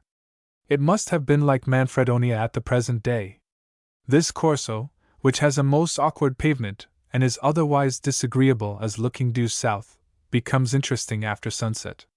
Here you may see the young bloods of Taranto leaning in rows against the railing with their backs to the sea. They are looking across the road whence, from balconies and windows, the fair sex are displaying their charms. Never a word is spoken. They merely gaze at each other like lovesick puppies, and after watching the performance for several evenings, I decided in favor of robuster methods. I decided that courtship, under conditions such as the Corso supplies, can only be pursued by the very young or the hopelessly infatuated. But in the South, this gazing is only part of a huge game. They are not really in love at all, these excellent young men, not at all, they know better. They are only pretending, because it looks manly. We must revise our conceptions as to the love passions of these Southerners. No people are more fundamentally sane in matters of the heart. They have none of our obfuscated sentimentality. They are seldom naively enamored, save in early stages of life. It is then that small girls of 8 or 10 may be seen furtively recording their feelings on the white walls of their would-be lovers' houses. These archaic scrawls go straight to the point, and are models of what love letters may ultimately become, in the time-saving communities of the future. But when the adolescent and perfumed pink paper stage is reached, the missives relapse into barbarous ambiguity. They grow allegorical and willfully exuberant as a Persian carpet, the effigy of a pierced heart at the end, with enormous blood drops oozing from it, alone furnishing a key to the document. So far they are in earnest, and it is the girl who takes the lead. Her youthful innamorato ties these letters into bundles and returns them conscientiously, in due course, to their respective senders. Seldom does a boy make overtures in love. He gets more of it than he knows what to do with. He is still torpid, and slightly bored by all these attentions. But presently he wakes up to the fact that he is a man among men, and the obsession of looking manly becomes a part of his future artificial and rhetorical life scheme. From henceforth he plays to the gallery. Reading the city papers, one would think that South Italian youths are the most broken-hearted creatures in the world. They are always trying to poison themselves for love. Sometimes they succeed, of course, but sometimes, dear me, no! Suicides look manly, that is all. They are part of the game. The more sensible youngsters know exactly how much corrosive sublimate to take without immediate fatal consequences, allowing for time to reach the nearest hospital. There, the kindly physician and his stomach pump will perform their duty, and the patient wears a feather in his cap for the rest of his life. The majority of these suicides are on a par with French duels, a harmless institution whereby the protagonists honor themselves. They confer, as it were, a patent of virility. The country people are as warm-blooded as the citizens, but they rarely indulge in suicides because, well, there are no hospitals handy, and the doctor may be out on his rounds. It is too risky by half. And a good proportion of these suicides are only simulated. The wily victim buys some innocuous preparation which sends him into convulsions with ghastly symptoms of poisoning, and, after treatment, remains the enviable hero of a mysterious masculine passion. Ask any town apothecary. A doctor friend of mine lately analyzed the results of his benevolent exertions upon a young man who had been seen to drink some dreadful liquid out of a bottle, and was carried to his surgery, writhing in most artistic agonies. He found not only no poison, but not the slightest trace of any irritant whatever. The true courtship of these Don Giovannis of Taranto will be quite another affair, a cash transaction, and no credit allowed. They will select a life partner, upon the advice of Ma Mère and a strong committee of uncles and aunts, but not until the military service is terminated. Everything in its proper time and place. Meanwhile they gaze and perhaps even serenade. This looks as if they were furiously in love, and has therefore been included among the rules of the game. Youth must keep up the poetic tradition of fiery. Besides, it is an inexpensive pastime. The cinematograph costs 40 centimes, and you really cannot sit in the barber's all night long. But catch them marrying the wrong girl. Postscript. Here are 2 samples of youthful love letters from my collection. 1. From a disappointed maiden, aged 13. Interesting, because intermediate between the archaic and pink paper stages. Idol of my heart! Do not the stars call you when you look to heaven? Does not the moon tell you, the black cap on the willow, when it says farewell to the sun? The birds of nature, the dreary country sadly covered by a few flowers that remain there? Once your look was passionate, and pierced me like a sunny ray, now it seems the flame of a day. Does nothing tell you of imperishable love? I love you and love you as, illegible, loves its liberty, as the corn in the fields loves the sun, as the sailor loves the sea tranquil or stormy. To you I would give my felicity, my future. For one of your words I would spill my blood drop by drop. Of all my lovers you are the only ideal consort, consorto, to whom I would give my love and all the expansion of my soul and youthful enthusiasm, entusiasmo, the greatest enthusiasm, cotusiamo, my heart has ever known. O cruel one who has deigned to put his sweet poison in my heart today, while tomorrow you will pass me with indifference. Cold, proud as ever, serious and disdainful, you understand? However that may be, I send you the unrepenting cry of my rebellious heart, I love you. It is late at night, and I am still awake, and at this hour my soul is sadder than ever in its great isolation, in solitude. I look on my past love and your dear image. Too much I love you and illegible, without your affection. How sadly I remember your sweet words whispered on a pathetic evening when everything around was fair and rosy. How happy I then was when life seemed radiant with felicity and brightened by your love. And now nothing more remains of it, everything is finished. How sad even to say it. My heart is shipwrecked far, far away from that happiness which I sought. 3 further pages of this. 2. From a boy of 14 who takes the initiative, such letters are rare. Note the businesslike brevity. Dear Miss N. I write you these few lines to say that I have understood your character, Caratolo. Therefore, if I may have the honor of being your sweetheart, you will let me know the answer at your pleasure. I salute you and remain. Signing myself, Salvatore. Prompt reply requested. 12 Maltarentum. One looks into the faces of these Tarentines and listens to their casual conversations, trying to unravel what manner of life is theirs. But it is difficult to avoid reading into their characters what history leads one to think should be there. The upper classes, among whom I have some acquaintance, are mellow and enlightened. It is really as if something of the honeyed spirit of those old Greek sages still brooded over them. Their charm lies in the fact that they are civilized without being commercialized.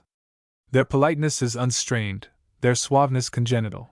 They remind me of that New England type which for Western self-assertion substitutes a yielding graciousness of disposition. So it is with persistent gentle upbringing, at Taranto and elsewhere. It tones the individual to reposeful sweetness. One by one, his anfractuosities are worn off.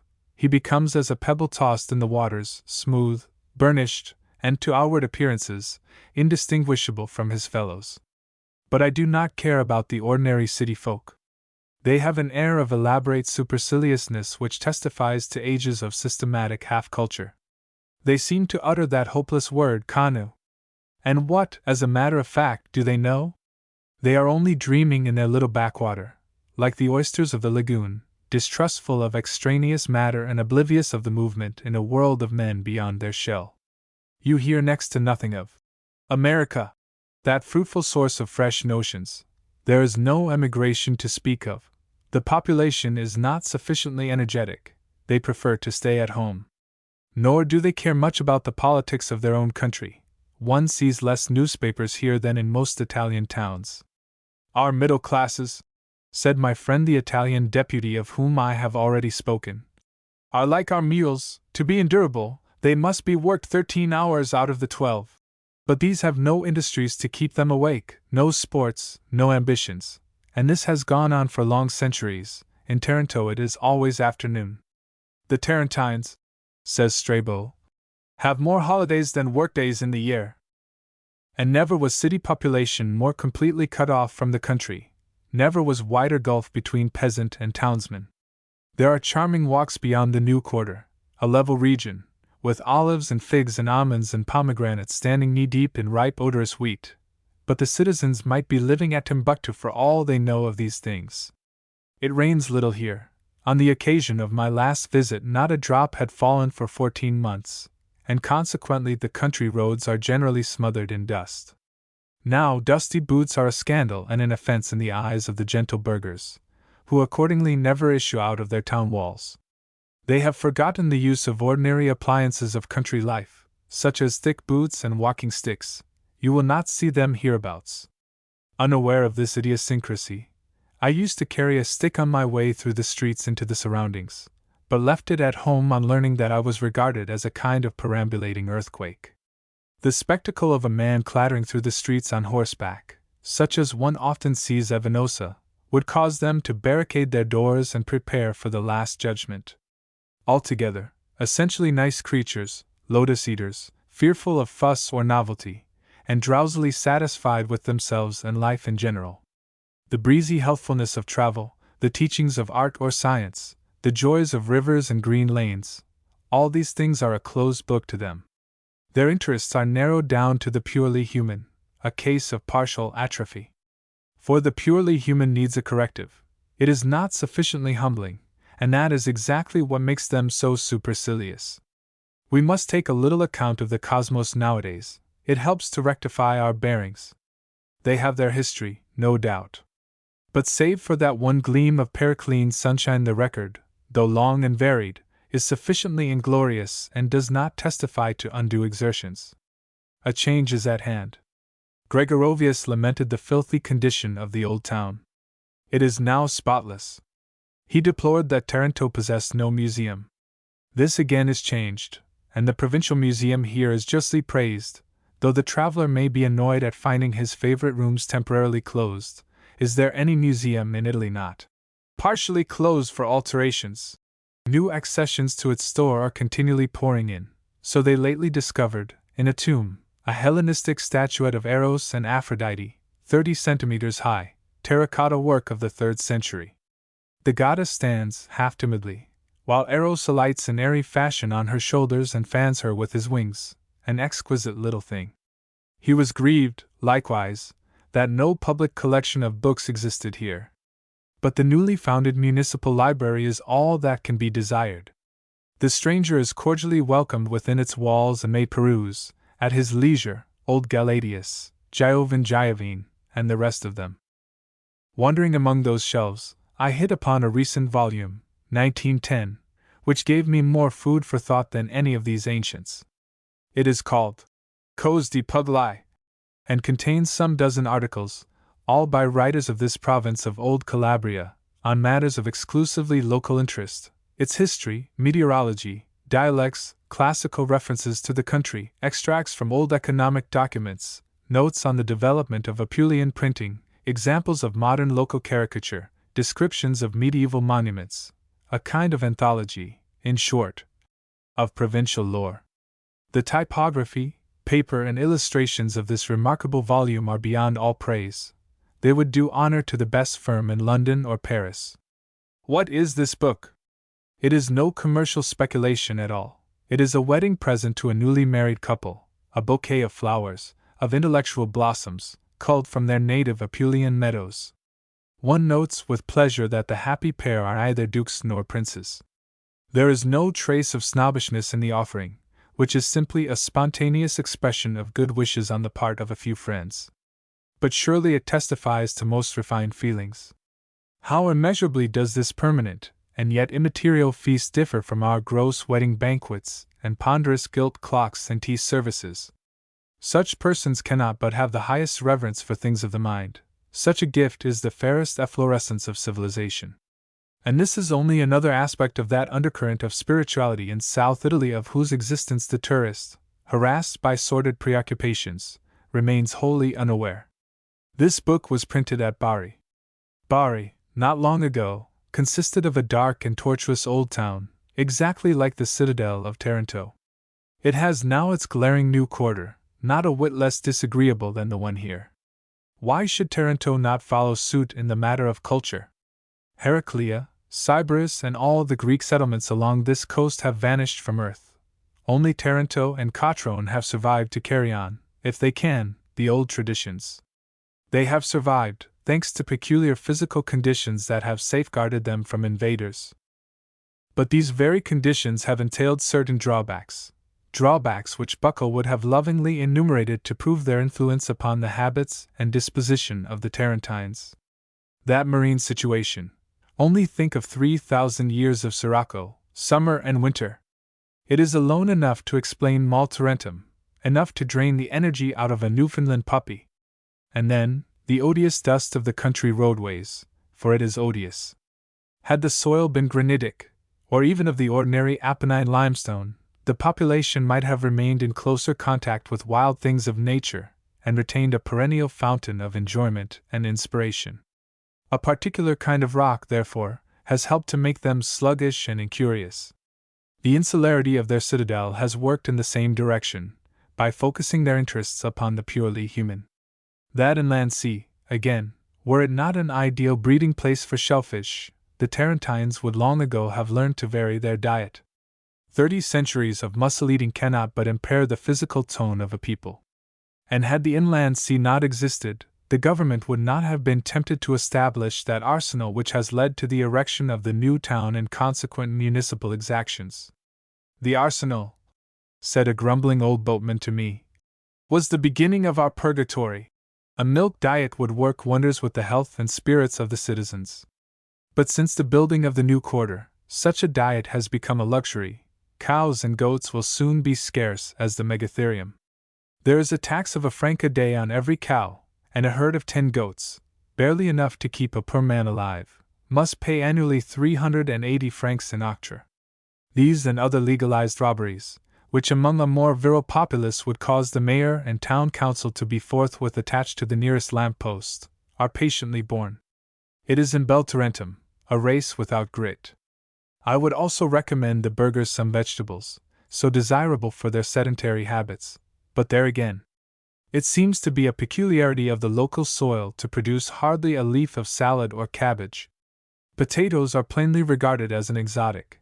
They are the size of English peas, and make me think of Ruskin's letter to those old ladies describing the asparagus somewhere in Tuscany.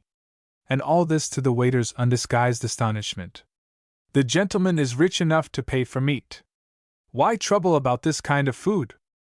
And yet, a change is at hand. These southern regions are waking up from their slumber of ages.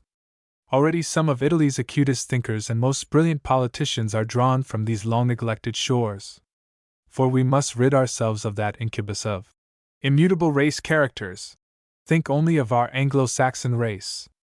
What has the Englishman of today in common with that rather lovable fop, drunkard and bully who would faint with ecstasy over Byron's Parisina after pistoling his best friend in a duel about a wench or a lapdog? Such differences as exist between races of men exist only at a given moment. And what, I sometimes ask myself, what is now the distinguishing feature between these southern men and ourselves? Briefly this, I think. In mundane matters, where the personal equation dominates, their judgment is apt to be turbid and perverse. But as one rises into questions of pure intelligence, it becomes serenely impartial. We, on the other hand, who are preeminently clear-sighted in worldly concerns of law and government, and in all subsidiary branches of mentality, cannot bring ourselves to reason dispassionately on non-practical subjects.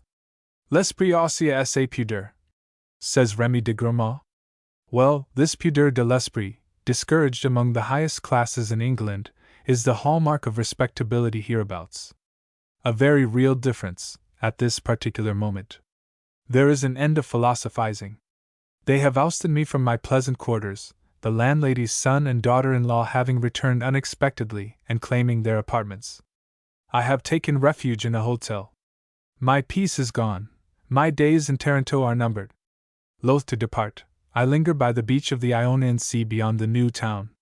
It is littered with shells and holothurians, with antique tesserae of blue glass and marble fragments, with white mosaic pavements and potteries of every age, from the glossy Greco-Roman ware whose delicately embossed shell devices are emblematic of this sea-girt city, down to the grosser products of yesterday. Of marbles I have found Cipollino, Pavonazzetto, Giallo and Rosso Antico, but no harder materials such as porphyry or serpentine. This, and the fact that the mosaics are pure white, suggests that the houses here must have dated, at latest, from Augustan times. Here I sit, on the tepid shingle, listening to the plash of the waves and watching the sun as it sinks over the western mountains that are veiled in mist during the full daylight, but loom up, at this sunset hour, as from a fabulous world of gold. Yonder lies the Calabrian Sila forest, the brigand's country. I will attack it by way of Rossano, and thence wander, past Longobucco, across the whole region. It may be well, after all, to come again into contact with streams and woodlands, after this drenching of classical associations and formal civic life. Near me stands a shore battery which used to be called Batteria Chianca. It was here they found, some 20 years ago, a fine marble head described as a Venus, and now preserved in the local museum. I observe that this fort has lately been rechristened Batteria Arcida. Can this be due to a burst of patriotism for the Greek warrior sage who ruled Taranto, or is it a subtle device to mislead the foreign spy? Here, too, are kilns where they burn the blue clay into tiles and vases. I time a small boy at work shaping the former. His average output is 5 tiles in 4 minutes, including the carrying to and fro of the moist clay, his wages about $1 a day. But if you wish to see the manufacture of more complicated potteries, you must go to the unclean quarter beyond the railway station. Once there, you will not soon weary of that potter's wheel and the fair shapes that blossom forth under its enchanted touch. This ware of Taranto is sent by sea to many parts of South Italy, and you may see picturesque groups of it, here and there, at the street corners. Hardly has the sun disappeared before the lighthouse in the east begins to flash. The promontory on which it stands is called San Vito after one of the musty saints, now almost forgotten, whose names survive along these shores. Stoutly this venerable one defended his ancient worship against the radiant and victorious Madonna, nor did she dislodge him from a certain famous sanctuary save by the questionable expedient of adopting his name. She called herself S.M.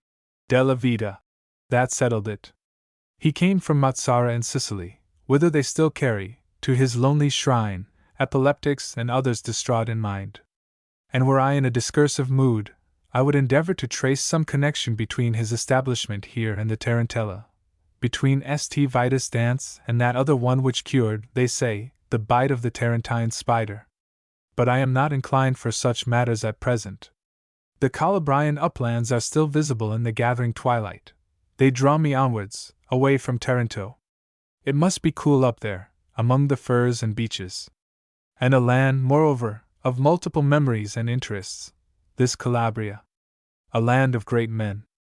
In 1737 the learned Acidi was able to enumerate over 2,000 celebrated Calabrians, athletes, generals, musicians, centenarians, inventors, martyrs, 10 popes, 10 kings, as well as some 60 conspicuous women. A land of thinkers. Old Zavaroni, born in 1705, gives us a list of 700 Calabrian writers, and I, for one, would not care to bring his catalogue up to date. The recently acquired Biblioteca Calabria at Naples alone contains God knows how many items, nearly all modern. And who shall recount its natural attractions? Says another old writer. Here is all sorts of corn, sundry wines, and in great abundance, all kinds of fruits, oil, honey, wax, saffron, balm-mace, anise, and coriander seeds. There groweth gum, pitch, turpentine, and liquid storax. In former times it was never without metals, but at this present it doth much abound, having in most parts divers sorts of mines, as gold, silver, iron, marble, alabaster, crystal, marcasite, 3 sorts of white chalk, vermilion, alum, brimstone, and the adamant stone, which being in the 5th degree, draweth not iron, and is in colour black. There groweth hemp and flax of 2 sorts, the one called the male, the other the female. There falleth manna from heaven, truly a thing very rare, and although there is not gathered such abundance of silk, yet I dare say there is not had so much in all Italy besides. There are also baths, both hot, lukewarm, and cold, to cure many diseases. Near the seaside, and likewise on the Mediterranean, are goodly gardens full of orings, citrons, and lemons of divers sorts. It is watered with many rivers. There are on the hills of the Apennine thick woods of high firs, holms, platanus, oaks, where grows the white odoriferous mushroom which shineth in the night. Here is bred the soft stone Phrygia, which every month yields a delicate and wholesome gum, and the stone Etites, by us called the stone Aquilina. In this province there is excellent hunting of divers creatures, as wild hogs, stags, goats, hares, foxes, porcupines, marmozets. There are also ravenous beasts, as wolves, bears, lizards, which are quick-sighted, and have the hinder parts spotted with diverse colors. This kind of beast was brought from France to Rome in the sports of Pompey the Great, and hunters affirm this beast to be of so frail a memory, that although he eateth with hunger, if he chance to look back, remembereth no more his meat, and departing searcheth for other. Who would not visit Calabria, if only on the chance of beholding the speckled posterior of the absent-minded lizard? 13. Into the jungle. This short plunge into the jungle was a relief, after the all-too-human experiences of Taranto. The forest of Policoro skirts the Ionian. The railway line cleaves it into 2 unequal portions, the seaward tract being the smaller. It is bounded on the west by the river Sinno, and I imagine the place has not changed much since the days when Keppel Craven explored its recesses. Twilight reigns in this maze of tall deciduous trees. There is thick undergrowth, too, and I measured an old lentiscus, a shrub, in Italy, which was 3 meters in circumference. But the exotic feature of the grove is its wealth of creeping vines that clamber up the trunks, swinging from one treetop to another, and allowing the merest threads of sunlight to filter through their matted canopy. Policoro has the tangled beauty of a tropical swamp. Rank odors arise from the decaying leaves and moist earth, and once within that verdant labyrinth, you might well fancy yourself in some primeval region of the globe, where the foot of man has never penetrated. Yet long ago it resounded with the din of battle and the trumpeting of elephants, in that furious first battle between Pyrrhus and the Romans. And here, under the very soil on which you stand, lies buried, they say, the ancient city of Cyrrhus.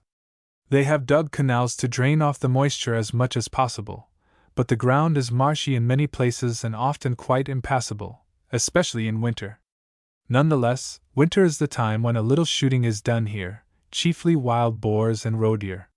They are driven down towards the sea, but only as far as the railway line. Those that escape into the lower portions are safe for another year, as this is never shot over but kept as a permanent preserve. I have been told that red deer were introduced, but that the experiment failed. Probably the country was too hot and damp.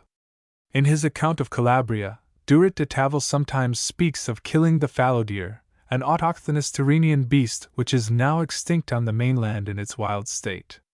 Nor can he be confounding it with the roe, since he mentions the 2 together, for instance, in the following note from Carigliano, February 1809, which must make the modern Calabrian's mouth water. Game has multiplied to such an extent that the fields are ravaged, and we are rendering a real service in destroying it. I question whether there exists in Europe a country offering more varied species. We return home followed by carriages and mules loaded with wild boars, roe deer, fallow deer, hares, pheasants, wild duck, wild geese, to say nothing of foxes and wolves, of which we have already killed an immense quantity. The pheasants seem to have likewise died out, save in royal preserves. They were introduced into Calabria by that mighty hunter Frederick II. The parcelling out of many of these big properties has been followed by a destruction of woodland and complete disappearance of game. It is hailed as the beginning of a new era of prosperity, and so it well may be, from a commercial point of view. But the traveler and lover of nature will be glad to leave some of these wild districts in the hands of their rich owners, who have no great interests in cultivating every inch of ground, leveling rocky spaces, draining the land and hewing down every tree that fails to bear fruit. Split into peasant proprietorships, this forest would soon become a scientifically irrigated campagna for the cultivation of tomatoes or what not, like the Colonia Elena, near the Pontine marshes. The national exchequer would profit, without a doubt. But I question whether we should all take the economical point of view, whether it would be wise for humanity to do so. There is a prosperity other than material. Some solitary artist or poet, drawing inspiration from scenes like this, might have contributed more to the happiness of mankind than a legion of narrow-minded, grimy and litigious tomato planters. To all appearances, Italy is infected just now with a laudable mania for the exploitation of natural resources, at the expense, of course, of wealthy landowners, who are described as withholding from the people their due. The program sounds reasonable enough, but one must not forget that what one reads on this subject in the daily papers is largely the campaign of a class of irresponsible pressmen and politicians, who exploit the ignorance of weak people to fill their own pockets. How one learns to loathe, in Italy and in England, that lovely word socialism, when one knows a little of the inner workings of the cause and a few, just a few, details of the private lives of these unsavory saviors of their country. The lot of the southern serfs was bad enough before America was discovered, and quite unendurable in earlier times. There is a village not many hours from Naples where, in 1789, only the personal attendants of the feudal lord lived in ordinary houses. The 2,000 inhabitants, the serfs, took refuge in caves and shelters of straw. Conceive the conditions in remote Calabria. Such was the anguished poverty of the country folk that up to the 80s of last century they used to sell their children by regular contracts, duly attested before the local mayors. But nowadays I listen to their complaints with comparative indifference. "You are badly treated, my friend?" "I quite believe it, indeed I can see it." "Well, go to Argentina and sell potatoes, or to the mines of Pennsylvania.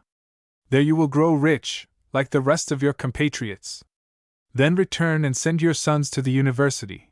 Let them become avvocati and members of parliament, who shall harass into their graves these wicked owners of the soil." This, as a matter of fact, is the career of a considerable number of them. For the rest, the domain of Policoro, it is spelt Pelicaro in older maps like those of Maggini and Rizzi-Zanon, seems to be well administered, and would repay a careful study. I was not encouraged, however, to undertake this study, the manager evidently suspecting some ulterior motive to underlie my simple questions. He was not at all responsive to friendly overtures. Restive at first, he soon waxed ambiguous, and finally taciturn. Perhaps he thought I was a tax-gatherer in disguise. A large structure combining the features of palace, fortress and convent occupies an eminence, and is supposed by some to stand on the site of old Heraclea. It was erected by the Jesuits. The work-people live in humble dwellings that cluster around it. Those that are now engaged in cutting the corn receive a daily wage of 2 carlini, 8 pence. The Bourbon coinage still survives in name. You walk to this building from the station along an avenue of eucalypti planted some 40 years ago. Detesting, as I do, the whole tribe of gum trees, I never lose an opportunity of saying exactly what I think about this particularly odious representative of the brood, this eyesore, this gray-haired scarecrow, this reptile of a growth with which a pack of misguided enthusiasts have disfigured the entire Mediterranean basin. They have now realized that it is useless as a protection against malaria. Soon enough they will learn that instead of preventing the disease, it actually fosters it, by harboring clouds of mosquitoes under its scraggy so-called foliage. These abominations may look better on their native heath. I sincerely hope they do. Judging by the Dead Heart of Australia, a book which gave me a nightmare from which I shall never recover, I should say that a varnished hop pole would be an artistic godsend out there. But from here the intruder should be expelled without mercy. A single eucalyptus will ruin the fairest landscape. No plant on earth rustles in such a horribly metallic fashion when the wind blows through those everlastingly withered branches. The noise chills one to the marrow. It is like the sibilant chattering of ghosts. Its oil is called medicinal, only because it happens to smell rather nasty. It is worthless as timber, objectionable in form and hue, objectionable, above all things, in its perverse, anti-human habits. What other tree would have the effrontery to turn the sharp edges of its leaves, as if these were not narrow enough already, towards the sun, so as to be sure of giving at all hours of the day the minimum of shade and maximum of discomfort to mankind? But I confess that this avenue of Polycoro almost reconciled me to the existence of the anemic Antipodeans. Almost, since for some reason or other, perhaps on account of the insufferably foul nature of the soil, their foliage is here thickly tufted. It glows like burnished bronze in the sunshine, like enameled scales of green and gold. These eucalypti are unique in Italy. Gazing upon them, my heart softened and I almost forgave the gums their manifold iniquities, their diabolical thirst, their demoralizing aspect of precocious senility and vice, their peeling bark suggestive of unmentionable skin diseases, and that system of radication which is nothing short of a scandal on this side of the globe. In the exuberance of his joy at the prospect of getting rid of me, the manager of the estate lent me a dog-cart to convey me to the forest edge, as well as a sleepy-looking boy for a guide, warning me, however, not to put so much as the point of my nose inside the jungle, on account of the malaria which has already begun to infect the district. One sees all too many wan faces hereabouts. Visible from the intervening plain is a large building on the summit of a hill. It is called Asinaptura, and this is the place I should have gone to, had time permitted, for the sake of the fine view which it must afford over the whole Polycoro region. Herds of buffaloes wallow in the mire. An old bull, reposing in solitary grandeur, allowed me so near an approach that I was able to see 2 or 3 frogs hopping about his back, and engaged in catching the mosquitoes that troubled him. How useful, if something equally efficient and inexpensive could be devised for humanity! We entered the darksome forest. The boy, who had hitherto confined himself to monosyllables, suddenly woke up under its mysterious influence. He became alert and affable. He related thrilling tales of the outlaws who used to haunt these thickets, lamenting that those happy days were over. There were the makings of a first-class brigand in Paolo. I stimulated his brave fancy, and it was finally proposed that I should establish myself permanently with the manager of the estate, so that on Sundays we could have some brigand sport together, on the sly. Then out again, into the broad and sunlit bed of the Sinnoh. The water now ripples in bland content down a waste of shining pebbles. But its wintry convulsions are terrific, and higher up the stream, where the banks are steep, many lives are lost in those angry floods that rush down from the hillsides, filling the riverbed with a turmoil of crested waves. At such moments, these torrents put on new faces. From placid waterways they are transformed into living monsters, agers or dragons, that roll themselves seaward, out of their dark caverns, in tawny coils of destruction.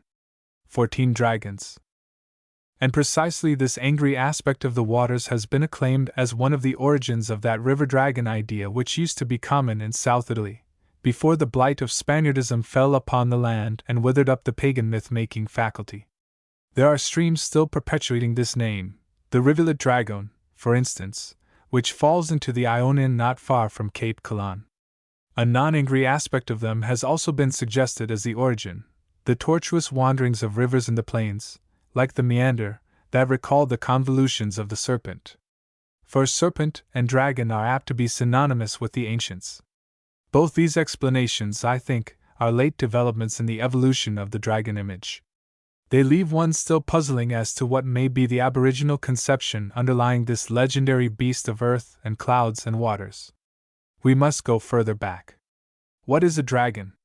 An animal, one might say, which looks or regards Greek draken, so called, presumably, from its terrible eyes. Homer has passages which bear out this interpretation. Now the Greeks were certainly sensitive to the expression of animal eyes, witness cow-eyed, hera, or the opprobrious epithet dog-eyed. Altogether, the more we study what is left of their zoological researches, the more we realize what close observers they were in natural history. Aristotle, for instance, points out sexual differences in the feet of the crawfish which were overlooked up to a short time ago. And Hesiod also insists upon the dragon's eyes. Yet it is significant that Ophis, the snake, is derived, like draken, from a root meaning nothing more than to perceive or regard. There is no connotation of ferocity in either of the words. Gessner long ago suspected that the dragon was so called simply from its keen or rapid perception. One likes to search for some existing animal prototype of a fabled creature like this, seeing that to invent such things out of sheer nothing is a feat beyond human ingenuity, or, at least, beyond what the history of others of their kind leads us to expect. It may well be that the Homeric writer was acquainted with the Euromastix lizard that occurs in Asia Minor, and whoever has watched this beast, as I have done, cannot fail to have been impressed by its contemplative gestures, as if it were gazing intently, draken, at something. It is, moreover, a dweller in rocky places, and more than this, a vegetarian, an eater of poisonous herbs, as Homer somewhere calls his dragon. So Aristotle says, when the dragon has eaten much fruit, he seeks the juice of the bitter lettuce. He has been seen to do this. Are we tracking the dragon to his lair? Is this the aboriginal beast? Not at all, I should say. On the contrary, this is a mere side issue, to follow which would lead us astray. The reptile dragon was invented when men had begun to forget what the arch-dragon was. It is the product of a later stage, the materializing stage, that stage when humanity sought to explain, in naturalistic fashion, the obscure traditions of the past. We must delve still deeper. My own dragon theory is far-fetched, perhaps necessarily so, dragons being somewhat remote animals. The dragon, I hold, is the personification of the life within the earth, of that life which, being unknown and uncontrollable, is eo ipso hostile to man. Let me explain how this point is reached. The animal which looks or regards. Why an animal? Why not draken equals that which looks? Now, what looks? The eye. This is the key to the understanding of the problem, the key to the subterranean dragon world. The conceit of fountains or sources of water being things that see, draken, that is, eyes, or bearing some resemblance to eyes, is common to many races. In Italy, for example, 2 springs in the inland sea near Taranto are called aci, eyes. Arabs speak of a watery fountain as an eye. The notion exists in England top, in the Blentarn of Cumberland, the blind tarn.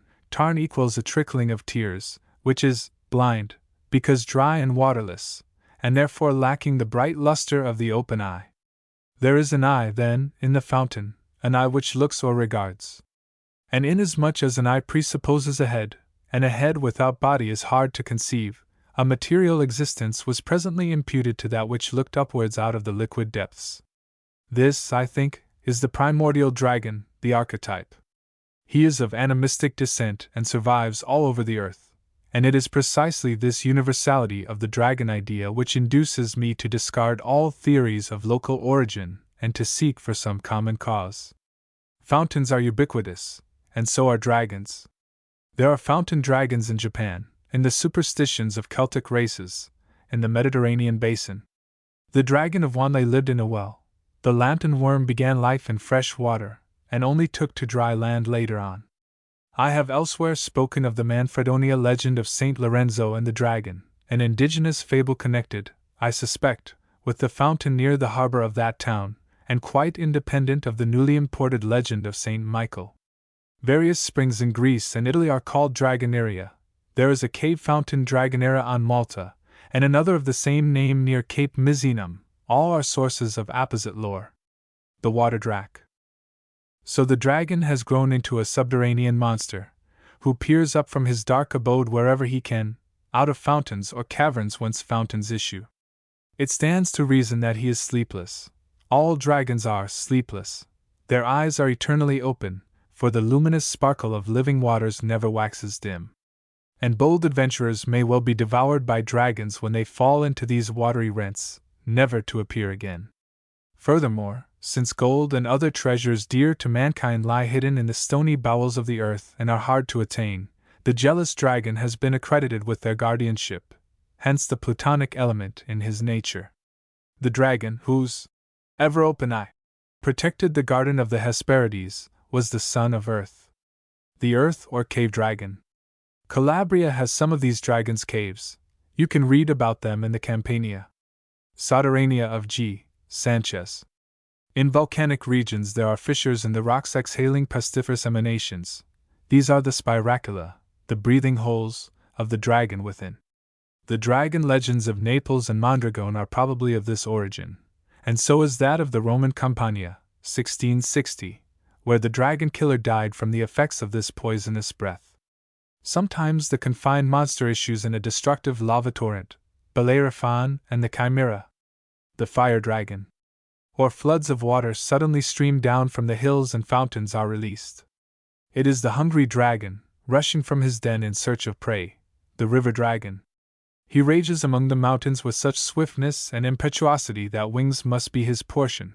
Yes, he can cleave the heavens in the guise of lightning, or descend upon the fertile fields as a ruinous thunderstorm, the cloud dragon. Or again, he remains permanently overhead, a flaming meteor in the firmament. This is the Draco volans of the schoolmen. In all his protean manifestations, he represents the envious and devastating principle, the spleenful wrath of untamed, untamable, telluric forces. Everything strong and spiteful has conspired to fashion our conception of the dragon. No wonder mankind, impotent, offers sacrifices to propitiate his rage. These tributary offerings are the dragon's due, the toll exacted from the weak by the strong in all mundane affairs. They are paid until the dragon killer appears, that rare mortal who puts an end to his depredations. For the real dragon must be exterminated. He cannot be mollified by kindness. Nobody ever heard of a domesticated dragon. Compromise is out of the question. Only the victim of St. George allowed himself to be led like a meek beast into the city. But that was the medieval dragon, of whom anything can be expected. He ultimately received a concrete form from that innate craving on the part of humanity to give a poetic or pictorial image to its hopes and fears. This derivative, modern, dragon is winged or unwinged, fiery or cold, crested or smooth, of manifold hue, four-footed, two-footed, serpentine or vermiform. Such relative variety of structure is seen in all imaginings that spring up independently in different regions of the globe, and are yet due to a common belief, or cause. Why has he assimilated so much of the reptilian physiognomy and framework? Well, seeing that he had to approximate his shape to some type of beast familiar to mankind, what better general model could have been found? The reptile's glassy eye, its earthward creeping and cleft-loving habits, its blood that recalls that chill temperature of stones and water, its hostile pose, its ferocious tenacity of life and scaly covering, as of metals? Memories of extinct reptilian monsters may have helped to color the picture, as well as that hatred of the serpent tribe which has haunted us ever since our own arboreal days. A prehistoric idea like this, interpretive of such diverse natural phenomena, cannot but absorb into itself all kinds of extraneous material, ridiculous and sublime.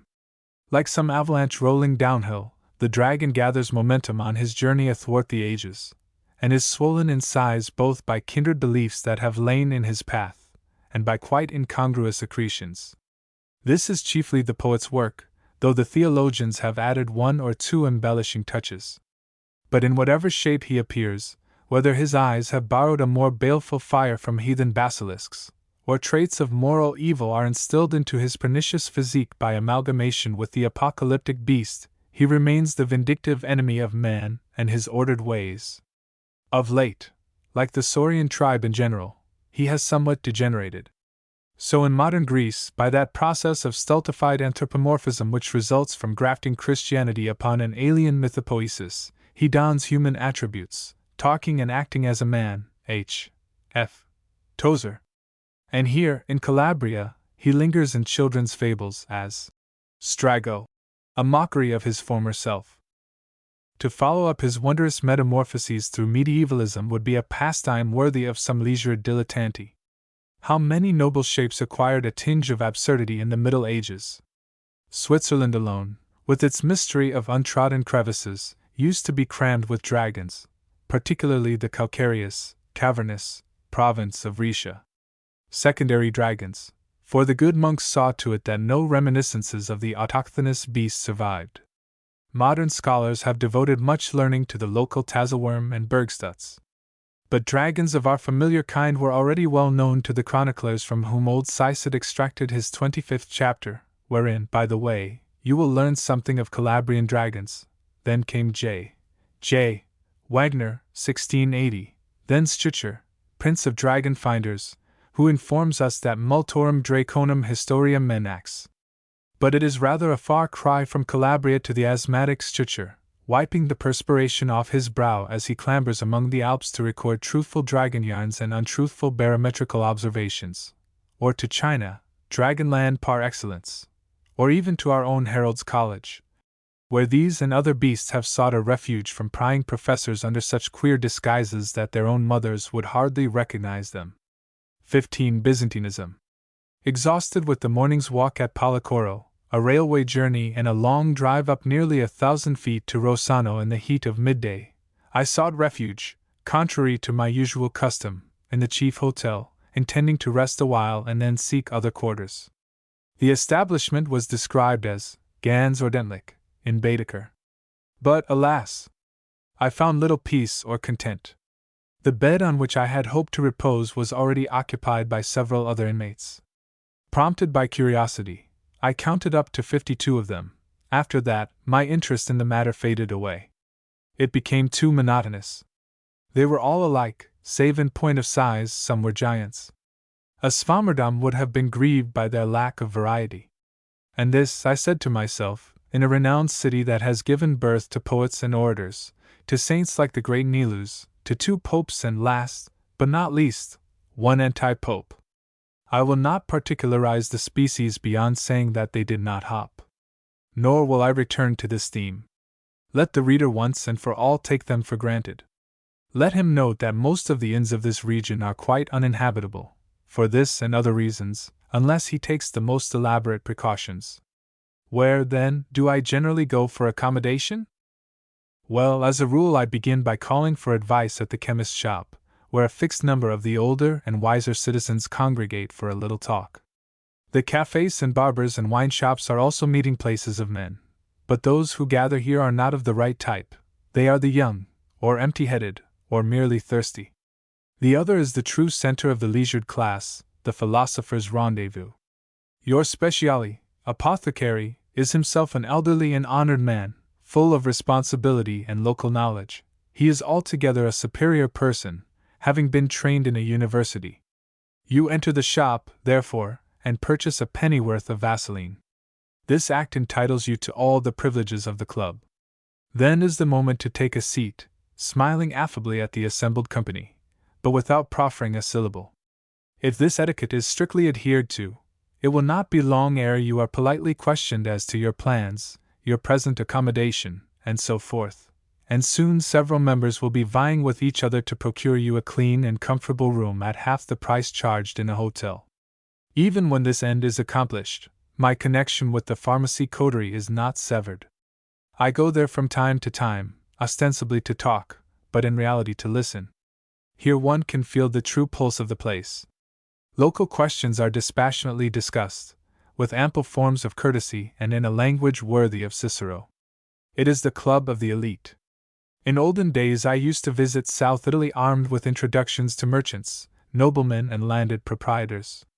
I have quite abandoned that system, as these people, bless their hearts, have such cordial notions of hospitality that from morning to night the traveler has not a moment he can call his own. Letters to persons in authority, such as syndics or police officers, are useless and worse than useless. Like Chinese mandarins, these officials are so puffed up with their own importance that it is sheer waste of time to call upon them. If wanted, they can always be found; if not, they are best left alone. For besides being usually the least enlightened and least amiable of the populace, they are inordinately suspicious of political or commercial designs on the part of strangers. God knows what visions are fermenting in their turbid brains, and seldom let you out of their sight, once they have known you. Excepting at Cosenza, Catrone, and Catanzaro, an average white man will seldom find, in any Calabrian hostelry, what he is accustomed to consider as ordinary necessities of life. The thing is easily explicable. These men are not yet in the habit of handling civilized travelers. They fail to realize that hotel keeping is a business to be learnt, like tailoring or politics. They are still in the patriarchal stage, wealthy proprietors for the most part, and quite independent of your custom. They have not learnt the trick of Swiss civility. You must therefore be prepared to put up with what looks like very bad treatment. On your entrance, nobody moves a step to inquire after your wants. You must begin by foraging for yourself, and thank God if any notice is taken of what you say. It is as if your presence were barely tolerated. But once the stranger has learned to pocket his pride and treat his hosts in the same offhand fashion, he will find among them an unconventional courtesy of the best kind. The establishment being run as a rule by the proprietor's own family, gratuities with a view to exceptional treatment are refused with quiet dignity, and even when accepted will not further your interests in the least. On the contrary, you are thenceforward regarded as tactless and weak in the head. Discreet praise of their native town or village is the best way to win the hearts of the younger generation. For the parents, a little knowledge of American conditions is desirable, to prove that you are a man of the world and worthy, a priori, of some respect. But if there exists a man cook, he is generally an importation and should be periodically and liberally bribed, without knowledge of the family, from the earliest moment. Wonderful, what a cook can do! It is customary here not to live en pension or to pay a fixed price for any meal, the smallest item, down to a piece of bread, being conscientiously marked against you. My system, elaborated after considerable experimentation, is to call for this bill every morning and, for the first day or two after arrival, dispute in friendly fashion every item, remorselessly cutting down some of them. Not that they overcharge. Their honesty is notorious, and no difference is made in this respect between a foreigner and a native. It is a matter of principle. By this system, which must not be overdone, your position in the house gradually changes. From being a guest, you become a friend, a brother. For it is your duty to show, above all things, that you are not witless, soft-headed, the unforgivable sin in the South. You may be a forger or cutthroat, why not? It is a vocation like any other, a vocation for men. But whoever cannot take care of himself, i.e., of his money, is not to be trusted, in any walk of life. He is of no account, he is no man. I have become firm friends with some of these proprietors by the simple expedient of striking a few francs off their bills, and should I ever wish to marry one of their daughters, the surest way to predispose the whole family in my favor would be this method of amiable but unsmiling contestation. Of course, the inns are often dirty, and not only in their sleeping accommodation. The reason is that, like Turks or Jews, their owners do not see dirt. There is no word for dirt in the Hebrew language. They think it odd when you draw their attention to it. I remember complaining, in one of my fastidious moments, of a napkin, plainly not my own, which had been laid at my seat. There was literally not a clean spot left on its surface, and I insisted on a new one. I got it, but not before hearing the proprietor mutter something about the caprices of pregnant women. The view from these my new quarters at Rossano compensates for divers other little drawbacks. Down a many-folded gorge of glowing red earth decked with olives and cistus the eye wanders to the Ionian Sea, shining in deepest turquoise tints, and beautified by a glittering margin of white sand. To my left, the water takes a noble sweep inland. There lies the plain of Sybaris, traversed by the Crathis of old that has thrust a long spit of sand into the waves. On this side the outlook is bounded by the high range of Pelino and Dalstorm, serrated peaks that are even now, midsummer, displaying a few patches of snow. Clear-cut in the morning light, these exquisite mountains evaporate, towards sunset, in an amethystine haze. A restful prospect. But great was my amazement, on looking out of the window during the night after my arrival, to observe the polar star placed directly over the Ionian Sea, the south, as I surely deemed it. A week has passed since then, and in spite of the map I have not quite familiarized myself with this spectacle, nor yet with that other one of the sun setting apparently due east, over Monte Pelino. The glory of Rossano is the image of the Madonna Acaropata. Bartholomeus tells us, in his life of St. Nilus, that in olden days she was wont to appear, clothed in purple, and drive away with a divine torch the Saracen invaders of this town. In more recent times, too, she has often saved the citizens from locusts, cholera, and other calamitous visitations. Unlike most of her kind, she was not painted by St. Luke.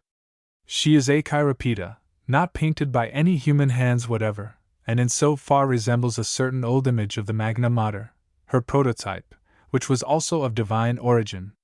It is generally supposed that this picture is painted on wood. Not so, says Deal. It is a fragment of a fresco on stone. Hard by, in the clock tower of the square, is a marble tablet erected to the memory of the deputy Felice Cavallati. We all remember Cavallati, the last, with Imbriani, of the Republican giants, a blustering rhetorician journalist, annihilator of monarchs and popes, a fire-eating duelist, who deserved his uncommon and unlovely fate. He provoked a colleague to an encounter and, during a frenzied attack, received into his open mouth the point of his adversary's sword, which sealed up forever that fountain of eloquence and vituperation. Cavallati and the Virgin Acaropita, the new and the old. Really, with such extreme ideals before his eyes, the burghers of Rossano must sometimes wonder where righteousness lies. They call themselves Calabrians. Noi siamo Calabresi. They proudly say, meaning that they are above suspicion of unfair dealing. As a matter of fact, they are a muddled brood, and considerably given to cheating when there is any prospect of success. You must watch the peasants coming home at night from their fieldwork if you wish to see the true Calabrian type, whiskered, short and wiry, and of dark complexion. There is that indescribable mark of race in these countrymen. They are different in features and character from the Italians. It is an ascetic, a Spanish type. Your Calabrian is strangely scornful of luxury and even comfort, a creature of few but well-chosen words, straightforward, indifferent to pain and suffering, and dwelling by preference, when religiously minded, on the harsher aspects of his faith. A note of unworldliness is discoverable in his outlook upon life. Dealing with such men, one feels that they are well disposed not from impulse, but from some dark sense of preordained obligation. Greek and other strains have infused versatility and a more smiling exterior, but the groundwork of the whole remains that old Homo Ibericus of austere gentlemanliness. Rossano was built by the Romans, says Procopius, and during Byzantine days became a fortress of primary importance. An older settlement probably lay by the seashore, and its harbor is marked as good, so late as the days of Adrigius. Like many of these old Calabrian ports, it is now invaded by silt and sand, though a few ships still call there. Wishful to learn something of the past glories of the town, I inquired at the municipality for the public library, but was informed by the supercilious and not over-polite secretary that this proud city possesses no such institution. A certain priest, he added, would give me all the desired information. Canonico Rizzo was a delightful old man, with snowy hair and candid blue eyes. Nothing, it seemed, could have given him greater pleasure than my appearance at that particular moment. He discoursed a while, and sagely, concerning England and English literature, and then we passed on, via Milton, to Calvin and the Puritan movement in Scotland, next, via Livingstone, to colonial enterprises in Africa, and finally, via Egypt, Abyssinia, and, Prester John, to the early history of the Eastern churches. Byzantinism, St. Nilus. That gave me the desired opportunity, and I mentioned the object of my visit. The history of Rossano? Well, well! The secretary of the municipality does me too much honor. You must read the book of Genesis and Hesiod and Berosus and the rest of them. But stay! I have something of more modern date, in which you will find these ancient authors conveniently classified. From this book by De Rosies, printed in 1838, I glean two facts. Firstly, that the city of Rossano is now 3,663 years old, quite a respectable age, as towns go, and lastly, that in the year 1500 it had its own academy of lettered men, who called themselves I Spensierati, with the motto Non allant curas, an echo, no doubt, of the Neapolitan Renaissance under Alfonso the Magnificent. The Popes Urban VIII and Benedict XIII belonged to this association of thoughtless ones. The work ends with a formidable list of local personages distinguished in the past for their gentleness of birth and polite accomplishments. One wonders how all these delicately nurtured creatures can have survived at Rossano, if their sleeping accommodation. You might live here some little time before realizing that this place, which seems to slope gently downhill against a pleasing background of wooded mountains, is capable of being strongly fortified. It lies, like other inland Calabrian and Etruscan cities, on ground enclosed by streambeds, and one of these forms a deep gully above which Rossano towers on a smooth and perpendicular precipice. The upper part of this wall of rock is gray sandstone, the lower a bed of red granitic matter. From this colored stone, which crops up everywhere, the town may have drawn its name of Rossano. Rosso equals red, not a very old settlement therefore, although certain patriotic philologers insist upon deriving it from Russanum, healthy country. Its older names were Rascia and Ruscianum. It is not marked in Puttinger. Countless jackdaws and kestrels nestle in this cliff, as well as clouds of swifts, both alpine and common. These swifts are the ornithological phenomenon of Rossano, and I think the citizens have cause to be thankful for their existence. To them I attribute the fact that there are so few flies, mosquitoes, and other aerial plagues here. If only the amiable birds could be induced to extend their attentions to the bedrooms as well. This shady glen at the back of the city, with its sparse tufts of vegetation and monstrous blocks of deep red stone cloven into rifts and ravines by the wild waters, has a charm of its own. There are undeniable suggestions of hell about the place. A pathway runs down this vale of Hinnom, and if you follow it upwards to the junction of the streams you will reach a road that once more ascends to the town, past the old church of St. Mark, a most interesting building. It has 5 little cupolas, but the interior, supported by 8 columns, has been whitewashed. The structure has now rightly been declared a national monument. It dates from the 9th or 10th century and, according to Berthaud, has the same plan and the same dimensions as the famous Cattolica at Stylo, which the artistic Lear, though he stayed some time at that picturesque place, does not so much as mention.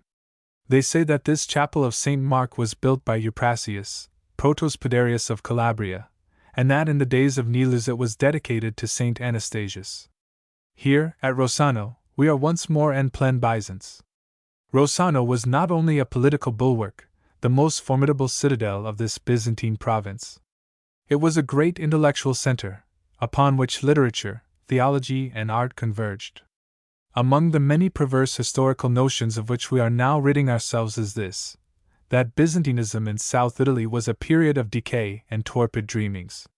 It needed, on the contrary, a resourceful activity to wipe out, as did those colonists from the East, every trace of Roman culture and language. Latin rule only revived at Rossano in the 15th century. There was no lethargy in their social and political ambitions, in their military achievements, which held the land against overwhelming numbers of Saracens, Lombards, and other intruders. And the life of those old monks of St. Basil, as we now know it, represented a veritable renaissance of art and letters. Of the 10 Basilian convents that grew up in the surroundings of Rossano, the most celebrated was that of S. M. del Pater. Together with the others, it succeeded to a period of eremitism, of solitary anchorites whose dwellings honeycombed the warm slopes that confront the Ionian. The lives of some of these Greco-Calabrian hermits are valuable documents. In the Vitae Sanctorum Siculorum of O. Caetanus, 1657, the student will find a Latin translation of the biography of one of them, Saint Elia Jr. He died in 903. It was written by a contemporary monk, who tells us that the holy man performed many miracles, among them that of walking over a river Drishid. And the Bollandists, Acta Sanctorum, September 11th, have reprinted the biography of Saint Elias Speliotes, the cave dweller, as composed in Greek by a disciple. It is yet more interesting. He lived in a honesta spelunca, which he discovered in 864 by means of a flight of bats issuing therefrom. He suffered persecutions from a woman, exactly after the fashion of Joseph and Potiphar's wife. He grew to be 94 years old.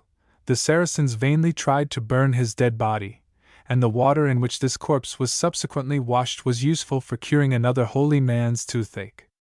Yet even these creatures were subject to gleams of common sense. Virtues, said this one, are better than miracles. How are we to account for these rock hermits, and their inelegant habits? How explain this poisoning of the sources of manly self-respect?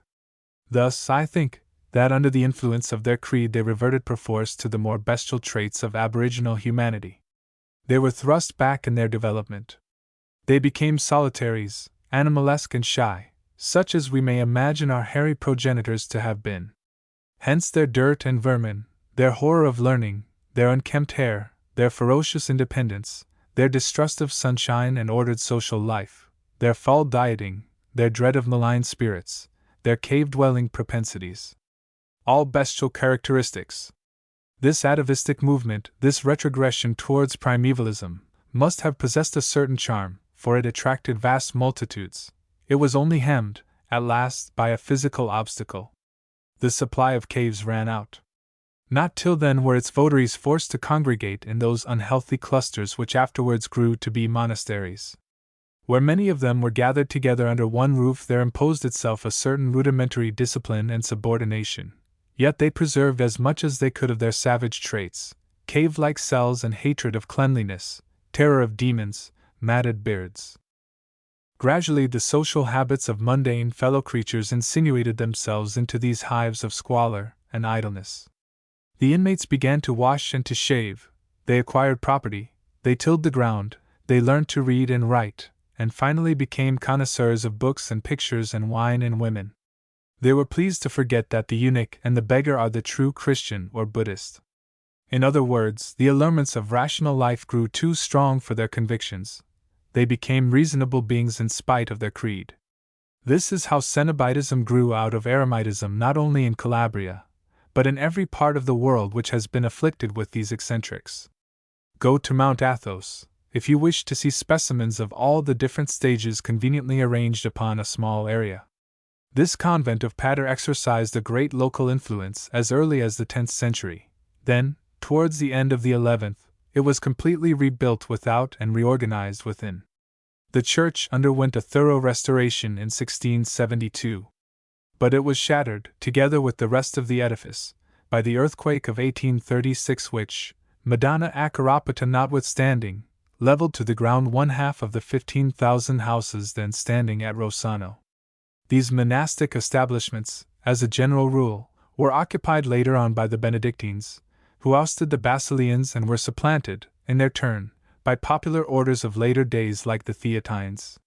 Those that are conveniently situated have now been turned into post offices, municipalities, and other public buildings, such has been the common procedure. But many of them, like this of Pater, are too decayed and remote from the life of man. Fiori, who wrote in 1691, counts up 94 dilapidated Basilian monasteries in Calabria out of a former total of about 200. Pater and 13 others he mentions as having, in his day, their old rites still subsisting. Badafal has recently gone into the subject with his usual thoroughness. Nothing is uglier than a modern ruin, and the place would assuredly not be worth the 3 hours' ride from Rossano were it not for the church, which has been repaired, and for the wondrous view to be obtained from its site. The journey, too, is charming, both by the ordinary track that descends from Rossano and skirts the foot of the hills through olives and pebbly streambeds, ascending, finally, across an odorous tangle of cistus, rosemary and myrtle to the platform on which the convent stands, or by the alternative and longer route which I took on the homeward way, and which follows the old water conduit built by the monks into a forest of enormous chestnuts, oaks, hollies and Calabrian pines, emerging out of an ocean of glittering bracken. I was pursued into the church of Pater by a bevy of country wenches who frequented this region for purposes of haymaking. There is a miraculous crucifix in this sanctuary, hidden behind a veil which, with infinite ceremony, these females withdrew for my edification. There it was, sure enough. But what, I wondered, would happen from the presence of these impure creatures in such a place?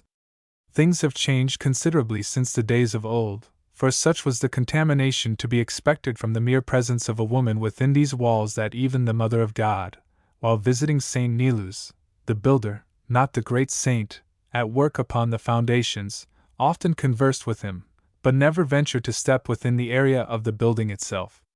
And later on it was a well-authenticated phenomenon recorded by Beltrano and others, that if a female entered the church, the heavens immediately became cloudy and sent down thunders and lightnings and such-like signs of celestial disapproval, which never ceased until the offending monster had left the premises. From this ancient monastery comes, I fancy, the Acarapata image. Montorio will tell you all about it. He learned its history in June 1712 from the local archbishop, who had extracted his information out of the episcopal archives. Concerning another of these wonder-working idols, that of S. M. del Paterian, you may read in the ponderous tomes of Ughelli. Whether the celebrated Purple Codex of Rossano ever formed part of the library of Paterian has not yet been determined. This wonderful parchment, now preserved at Rossano, is mentioned for the first time by Cesare Malpica, who wrote some interesting things about the Albanian and Greek colonies in Calabria, but it was only discovered, in the right sense of that word, in March 1879 by Gebhardt and Harnack. They illustrated it in their Evangeliorum Codex Graecus. Hasselhoff also described it in 1898, Codex Purpureus Rossinensis, and pointed out that its iconographical value consists in the fact that it is the only Greek Testament MS, containing pictures of the life of Christ before the 8th–9th century. These pictures are indeed marvelous, more marvelous than beautiful, like so many Byzantine productions. Their value is such that the parchment has now been declared a national monument. It is sternly guarded, and if it is moved out of Rossano, as happened lately when it was exhibited at Grotta Ferrata, it travels in the company of armed carbineers. Still pursued by the flock of women, I took to examining the floor of this church, which contains tessellated marble pavements depicting centaurs, unicorns, lions, stags, and other beasts. But my contemplation of these choice relics was disturbed by irrelevant remarks on the part of the worldly females, who discovered in the head of the stag some subtle peculiarity that stirred their sense of humor. "Look," said one of them to her neighbor. "He has horns. Just like your Pasquale." Pasquale indeed! And how about Antonio? I inquired whether they knew what kind of animals these were. Beasts of the ancients. Beasts that nobody knows. Beasts that have horns, like certain Christians.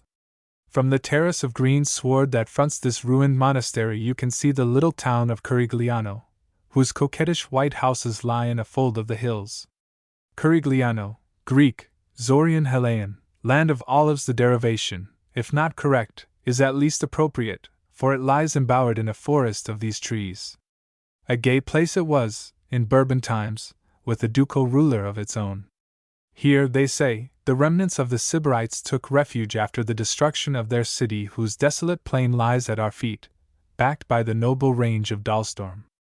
Swinburne, like a sensible man, takes the Sybarites under his protection. He defends their artificially shaded streets, and those other signs of voluptuousness which, to judge by certain modern researches, seem to have been chiefly contrived for combating the demon of malaria.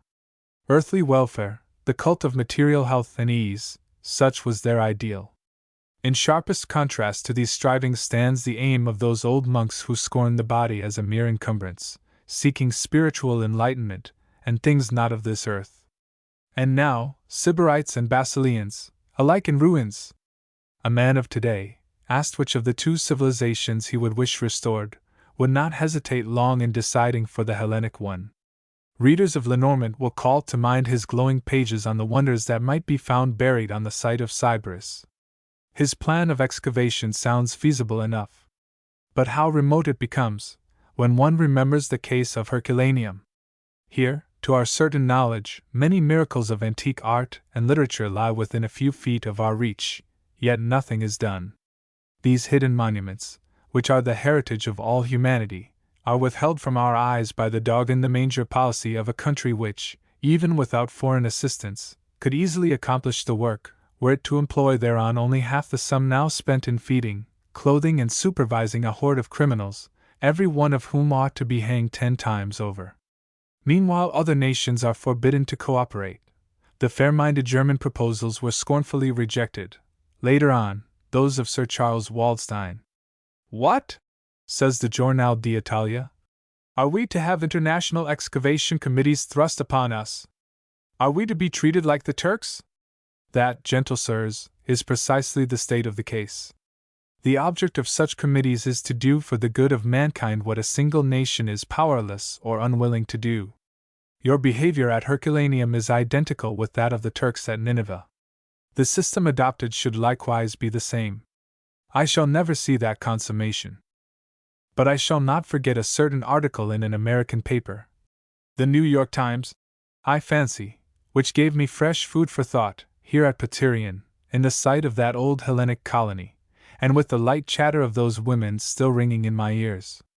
Its writer, with whom not all of us will agree, declared that first in importance of all the antiquities buried in Italian soil come the lost poems of Sappho. The lost poems of Sappho, a singular choice. In corroboration whereof he quoted the extravagant praise of J.A. Symonds upon that amiable and ambiguous young person. And he might have added Algernon Swinburne, who calls her the greatest poet who ever was at all. Sappho and these two Victorians, I said to myself.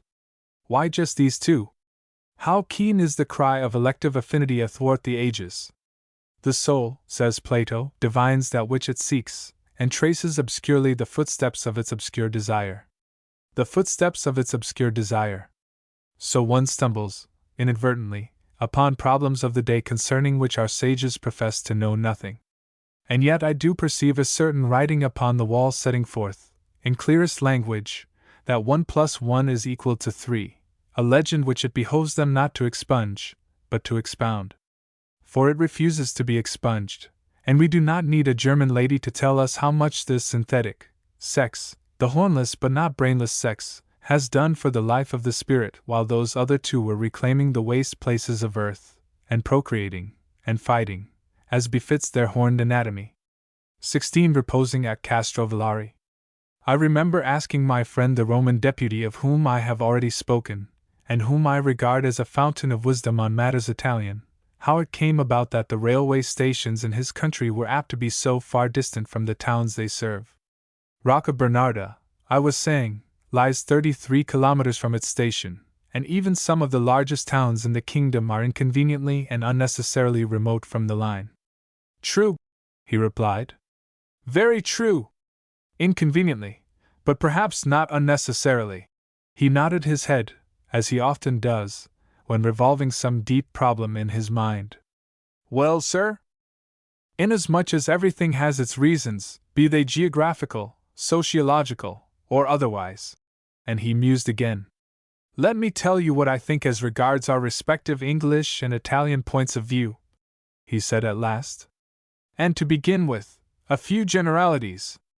We may hold that success in modern life consists in correctly appreciating the principles which underlie our experiences, in what may be called the scientific attitude towards things in general. Now, do the English cultivate this attitude? Not sufficiently. They are in the stage of those medieval scholars who contentedly allege separate primary causes for each phenomenon, instead of seeking, by the investigation of secondary ones, for the inevitable interdependence of the whole. In other words, they do not subordinate facts, they coordinate them.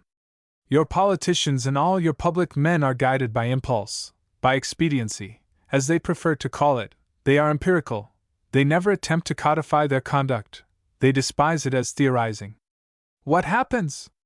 This old-fashioned hand-to-mouth system of theirs invariably breaks down here and there. And then? Then they trust to some divine interposition, some accident, to put things to rights again. The success of the English is largely built up on such accidents, on the mistakes of other people. Providence has favored them so far, on the whole, but one day it may leave them in the lurch, as it did the anti-scientific Russians in their war with the Japanese. One day other people will forget to make these pleasant mistakes. He paused, and I forbore to interrupt his eloquence. To come now to the practical application, to this particular instance. Tell me, does your English system testify to any constructive forethought? In London, I am assured, the railway companies have built stations at enormous expense in the very heart of the town. What will be the consequence of this hand-to-mouth policy? That in 50 years such structures will have become obsolete, stranded in slums at the back of new quarters yet undreamed of. New depots will have to be built. Whereas in Italy the now distant city will in 50 years have grown to reach its station and, in another half-century, will have encircled it. Thanks to our sagacity, the station will then be in its proper place, in the center of the town. Our progeny will be grateful, and that again, you will admit, is a worthy aim for our politicians. Besides, what would happen to our coachman if nobody needed their services on arriving at his destination? The poor men must not be allowed to starve. Cold head and warm heart, you know. Humanitarian considerations cannot be thrust aside by a community that prides itself on being truly civilized. I trust I have made myself intelligible? You always do. But why should I incommode myself to please your progeny, or even my own? And I don't like the kind of warm heart that subordinates my concerns to those of a cab driver. You don't altogether convince me, dear sir. To speak frankly, I sometimes don't convince myself. My own country station, for example, is curiously remote from the city, and it is annoying on wintry nights to drive through 6 miles of level mud when you are anxious to reach home and dinner, so much so that, in my egoistical moments, I would have been glad if our administration had adopted the more specious British method. But come now! You cannot raise that objection against the terminus at Rome. Not that one. But I can raise 2 others. The platforms are inconveniently arranged, and a traveler will often find it impossible to wash his hands and face there. As to hot water, granting a certain deplorable disposition of the lines, why on earth, pray, should a man cleanse himself at the station when there are countless hotels and lodging houses in the city?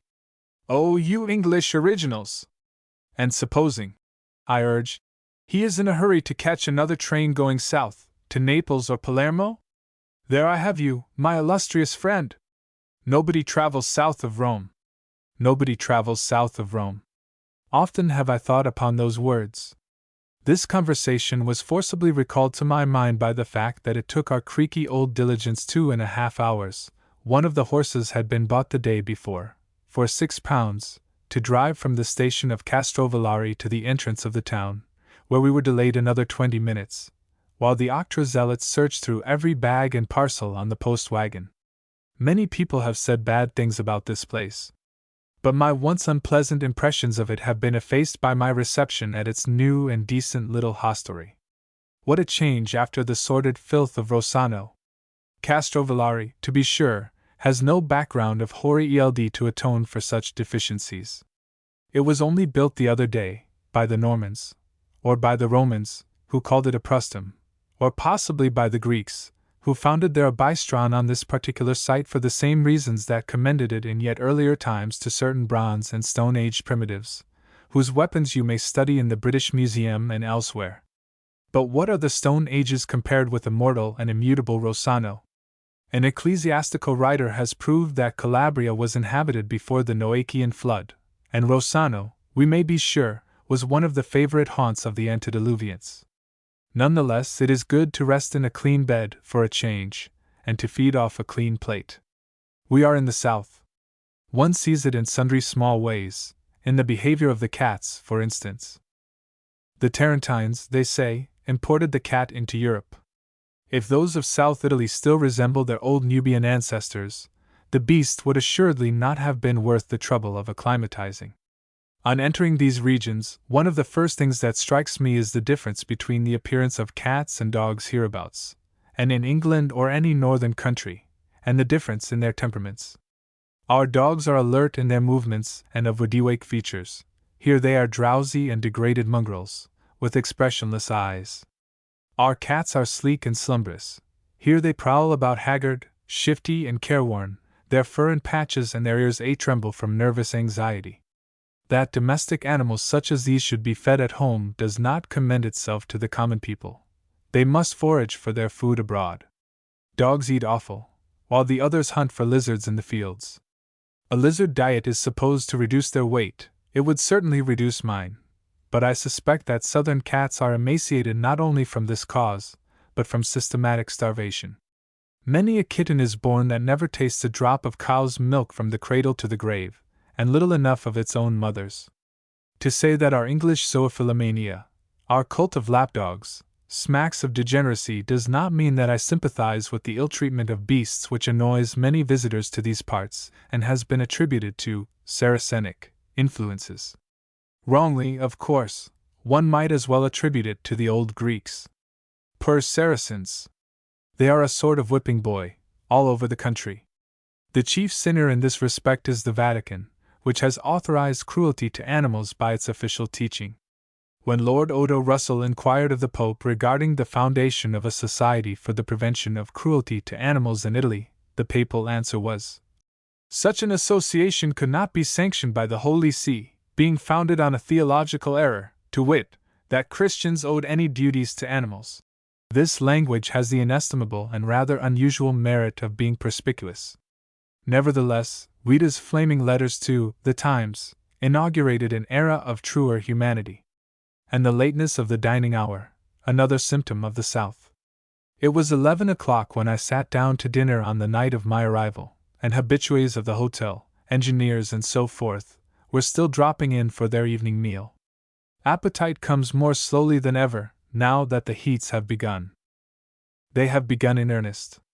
The swoon of summer is upon the land, the grass is cut, cicadas are chirping overhead.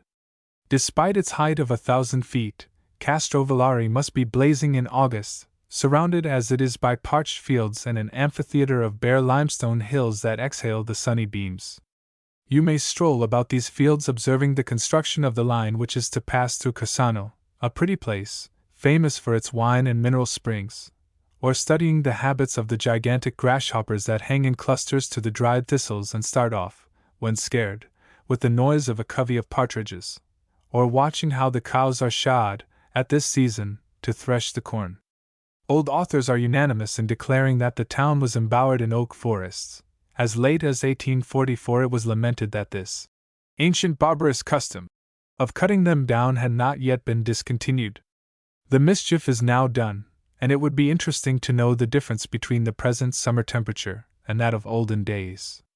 The manna ash used to be cultivated in these parts. I cannot tell whether its purgative secretion is still in favor. The confusion between this stuff and the biblical manna gave rise to the legends about Calabria where manna droppeth as dew from heaven. Sandys says it was prepared out of the mulberry. He copied assiduously, did old Sandys, and yet found room for some original blunders of his own. R. Pocock, by the way, is one of those who were dissatisfied with Castrovillari. He found no accommodation save an empty house. A poor town. Driving through modern Castrovillari one might think the place flat and undeserving of the name of Castrum. But the old town is otherwise. It occupies a proud eminence, the head of a promontory which overlooks the junction of two streams. The newer settlement stands on the more level ground at its back. This acropolis, once thronged with folk but now well-nigh deserted, has all the macabre fascination of decay. A mildewy spirit haunts those tortuous and uneven roadways. Plaster drops unheeded from the walls. The wild fig thrusts luxuriant arms through the windows of palaces whose balconies are rusted and painted loggias crumbling to earth. A mournful and malarious agglomeration of ruins. There is a castle, of course. It was built, or rebuilt, by the Aragonese, with 4 corner towers, one of which became infamous for a scene that rivals the horrors of the Black Hole of Calcutta. Numbers of confined brigands, uncared for, perished miserably of starvation within its walls. Says the historian Bada. The abominable taint prevented the guards from approaching. The dead bodies were not carried away. The pestilence increased. In pain and exhaustion, the dying fell shuddering on the dead, the hail on the dying, all tearing themselves like dogs with teeth and nails. The tower of Castrovillari became a foul hole of corruption, and the stench was spread abroad for a long season. This castle is now used as a place of confinement. Sentries warned me at one point not to approach too near the walls. It was forbidden. I had no particular desire to disobey this injunction. Judging by the number of rats that swarm about the place, it is not exactly a model prison. One of the streets in this dilapidated stronghold bears to this day the inscription, Judea, or Jewry. Southern Italy was well stocked with those Hebrews concerning whom Mr. H. M. Adler has sagely discoursed. They lived in separate districts, and seemed to have borne a good reputation. Those of Castrovillari, on being ejected by Ferdinand the Catholic in 1511, obligingly made a donation of their school to the town. But they returned anon, and claimed it again. Persecuted as they were, they never suffered the martyrdom of the ill-starred Waldensian colonies in Calabria. The houses of this Jewry overlook the Cassel River, the Sybaris of old, and from a spot in the quarter a steep path descends to its banks. Here you will find yourself in another climate, cool and moist. The livid waters tumble gleefully towards the plain, amid penurious plots of beans and tomatoes, and a fierce tangle of vegetation wherever the hand of man has not made clearings. Then, mounting aloft once more, you will do well to visit the far-famed chapel that sits at the apex of the promontory, Santa Maria del Castello. There is a little platform where you may repose and enjoy the view, as I have done for some evenings past, letting the eye roam up country towards Dulstorm and its sister peaks, and westwards over the undulating Sila lands whose highest point, Bat Donato, is unmistakable even at this distance of 40 miles, from its peculiar shape. The Madonna picture preserved within the sanctuary has performed so many miracles in ages past that I despair of giving any account of them. It is high time, none the less, for a new sign from heaven. Shattered by earthquakes, the chapel is in a disruptured and even menacing condition.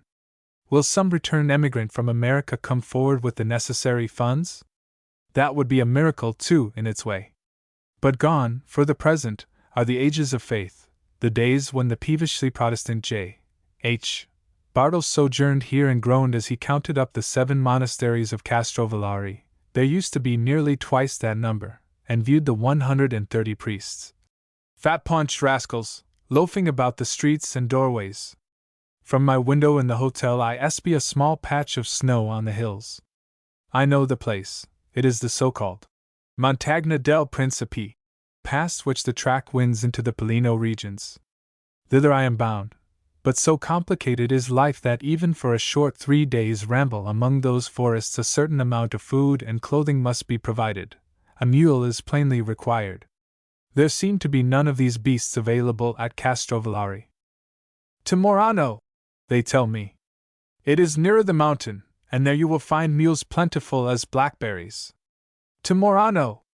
Morano lies a few miles higher up the valley on the great military road to Lago Negro, which was built by Murat and cuts through the interior of Basilicata, rising at Campo Tenise to a height of 1,100 meters. They are now running a public motor service along this beautiful stretch of 52 kilometers, at the cheap rate of a sou per kilometer. En route! Postscript. Another symptom of the South. Once you have reached the latitude of Naples, the word grazie, thank you, vanishes from the vocabulary of all save the most cultured. But to conclude therefrom that one is among a thankless race is not altogether the right inference. They have a wholly different conception of the affair.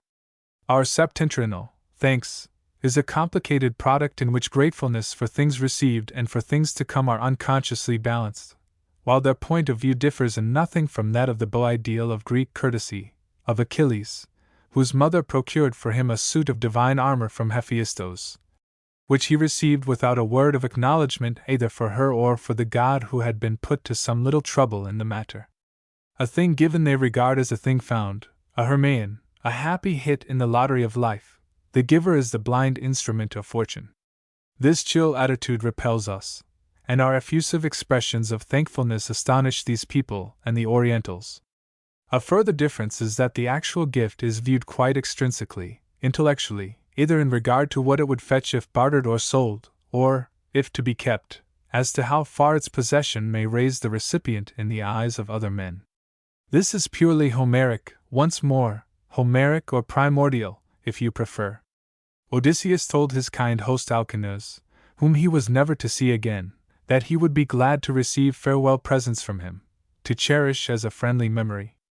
No, but because they would make him look a finer fellow when he got home. The idea of a keepsake, of an emotional value attaching to some trifle, is a northern one. Here life is give and take, and lucky he who takes more than he gives. It is what Professor Mahaffy calls the ingrained selfishness of the Greek character. Speaking of all below the upper classes, I should say that disinterested benevolence is apt to surpass their comprehension, a good-natured person being regarded as weak in the head. Has this man, then, no family, that he should benefit strangers? Or is he one of nature's unfortunates, soft-witted? Thus they argue. They will do acts of spontaneous kindness towards their family, far oftener than is customary with us. But outside that narrow sphere, interest, Odyssean self-advantage, is the mainspring of their actions.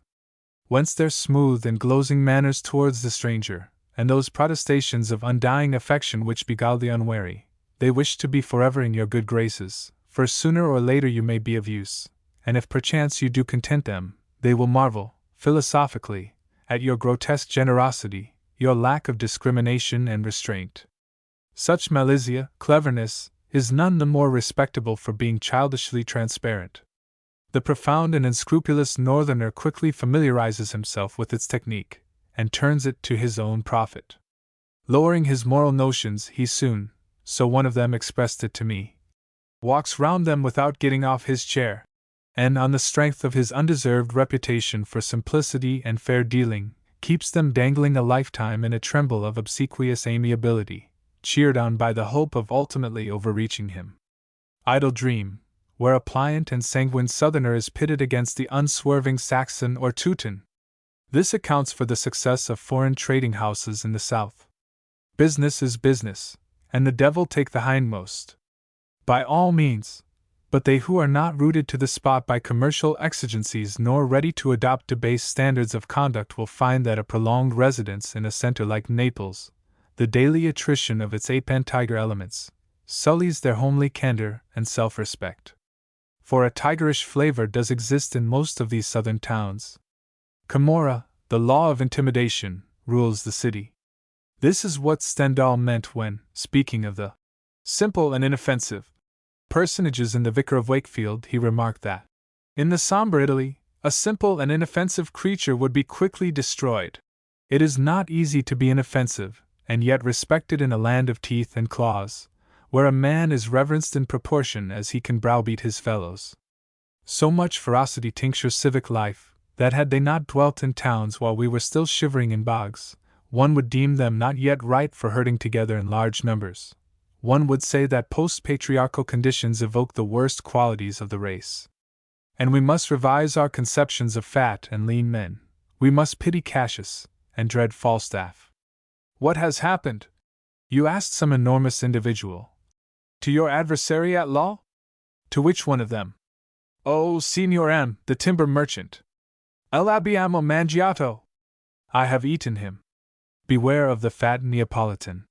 He is fat from prosperity, from dining off his leaner brothers. Which reminds me of a supremely important subject, eating.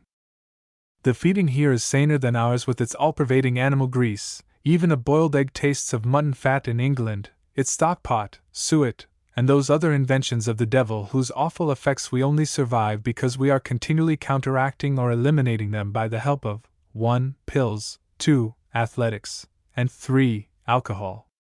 Saner as regards material, but hopelessly irrational in method. Your ordinary employee begins his day with a thimbleful of black coffee, nothing more. What work shall be got out of him? Under such anti-hygienic conditions? Of course it takes 10 men to do the work of one, and of course all 10 of them are sulky and irritable throughout the morning, thinking only of their luncheon. Then they make up for lost time, those few favored ones, at least, who can afford it. I once watched a young fellow, a clerk of some kind, in a restaurant at midday. He began by informing the waiter that he had no appetite that morning, saying DDIO. No appetite whatever, but at last allowed himself to be persuaded into consuming a hors d'oeuvre of anchovies and olives. Then he was induced to try the macaroni, because they were particularly good that morning. He ate, or rather drank, an immense plateful. After that came some slices of meat and a dish of green stuff sufficient to satisfy a starving bullock. A little fish? Asked the waiter. Well, perhaps yes, just for form's sake. 2 fried mullets and some nondescript fragments. Next, he devoured a couple of raw eggs. On account of his miserably weak stomach. A bowl of salad and a goodly lump of fresh cheese. Not without a secret feeling of envy I left him at work upon his dessert, of which he had already consumed some 6 peaches. Add to this, quite an ordinary repast, half a bottle of heavy wine, a cup of black coffee and 3 glasses of water. What work shall be got out of a man after such a boa constrictor collation? He is as exasperated and prone to take offense as in the morning, this time from another cause. That is why so many of them suffer from chronic troubles of the digestive organs. The head of a hospital at Naples tells me that stomach diseases are more prevalent there than in any other part of Europe, and the stomach, whatever sentimentalists may say to the contrary, being the true seat of the emotions, it follows that a judicious system of dieting might work wonders upon their development. Nearly all Mediterranean races have been misfed from early days. That is why they are so small. I would undertake to raise the Italian standard of height by several inches, if I had control of their nutrition for a few centuries. I would undertake to alter their whole outlook upon life, to convert them from utilitarians into romantics, were such a change desirable. For if utilitarianism be the shadow of starvation, romance is nothing but the vapor of repletion. And yet men still talk of race characteristics as of something fixed and immutable. The Jews, so long as they starved in Palestine, were the most acrimonious bigots on earth. Now that they live and feed sensibly, they have learned to see things in their true perspective, they have become rationalists. Their less fortunate fellow Semites, the Arabs, have continued to starve and to swear by the Quran, empty in body and empty in mind. No poise or balance is possible to those who live in uneasy conditions. The wisest of them can only attain to Stoicism, a dumb protest against the environment. There are no Stoics among well-fed people.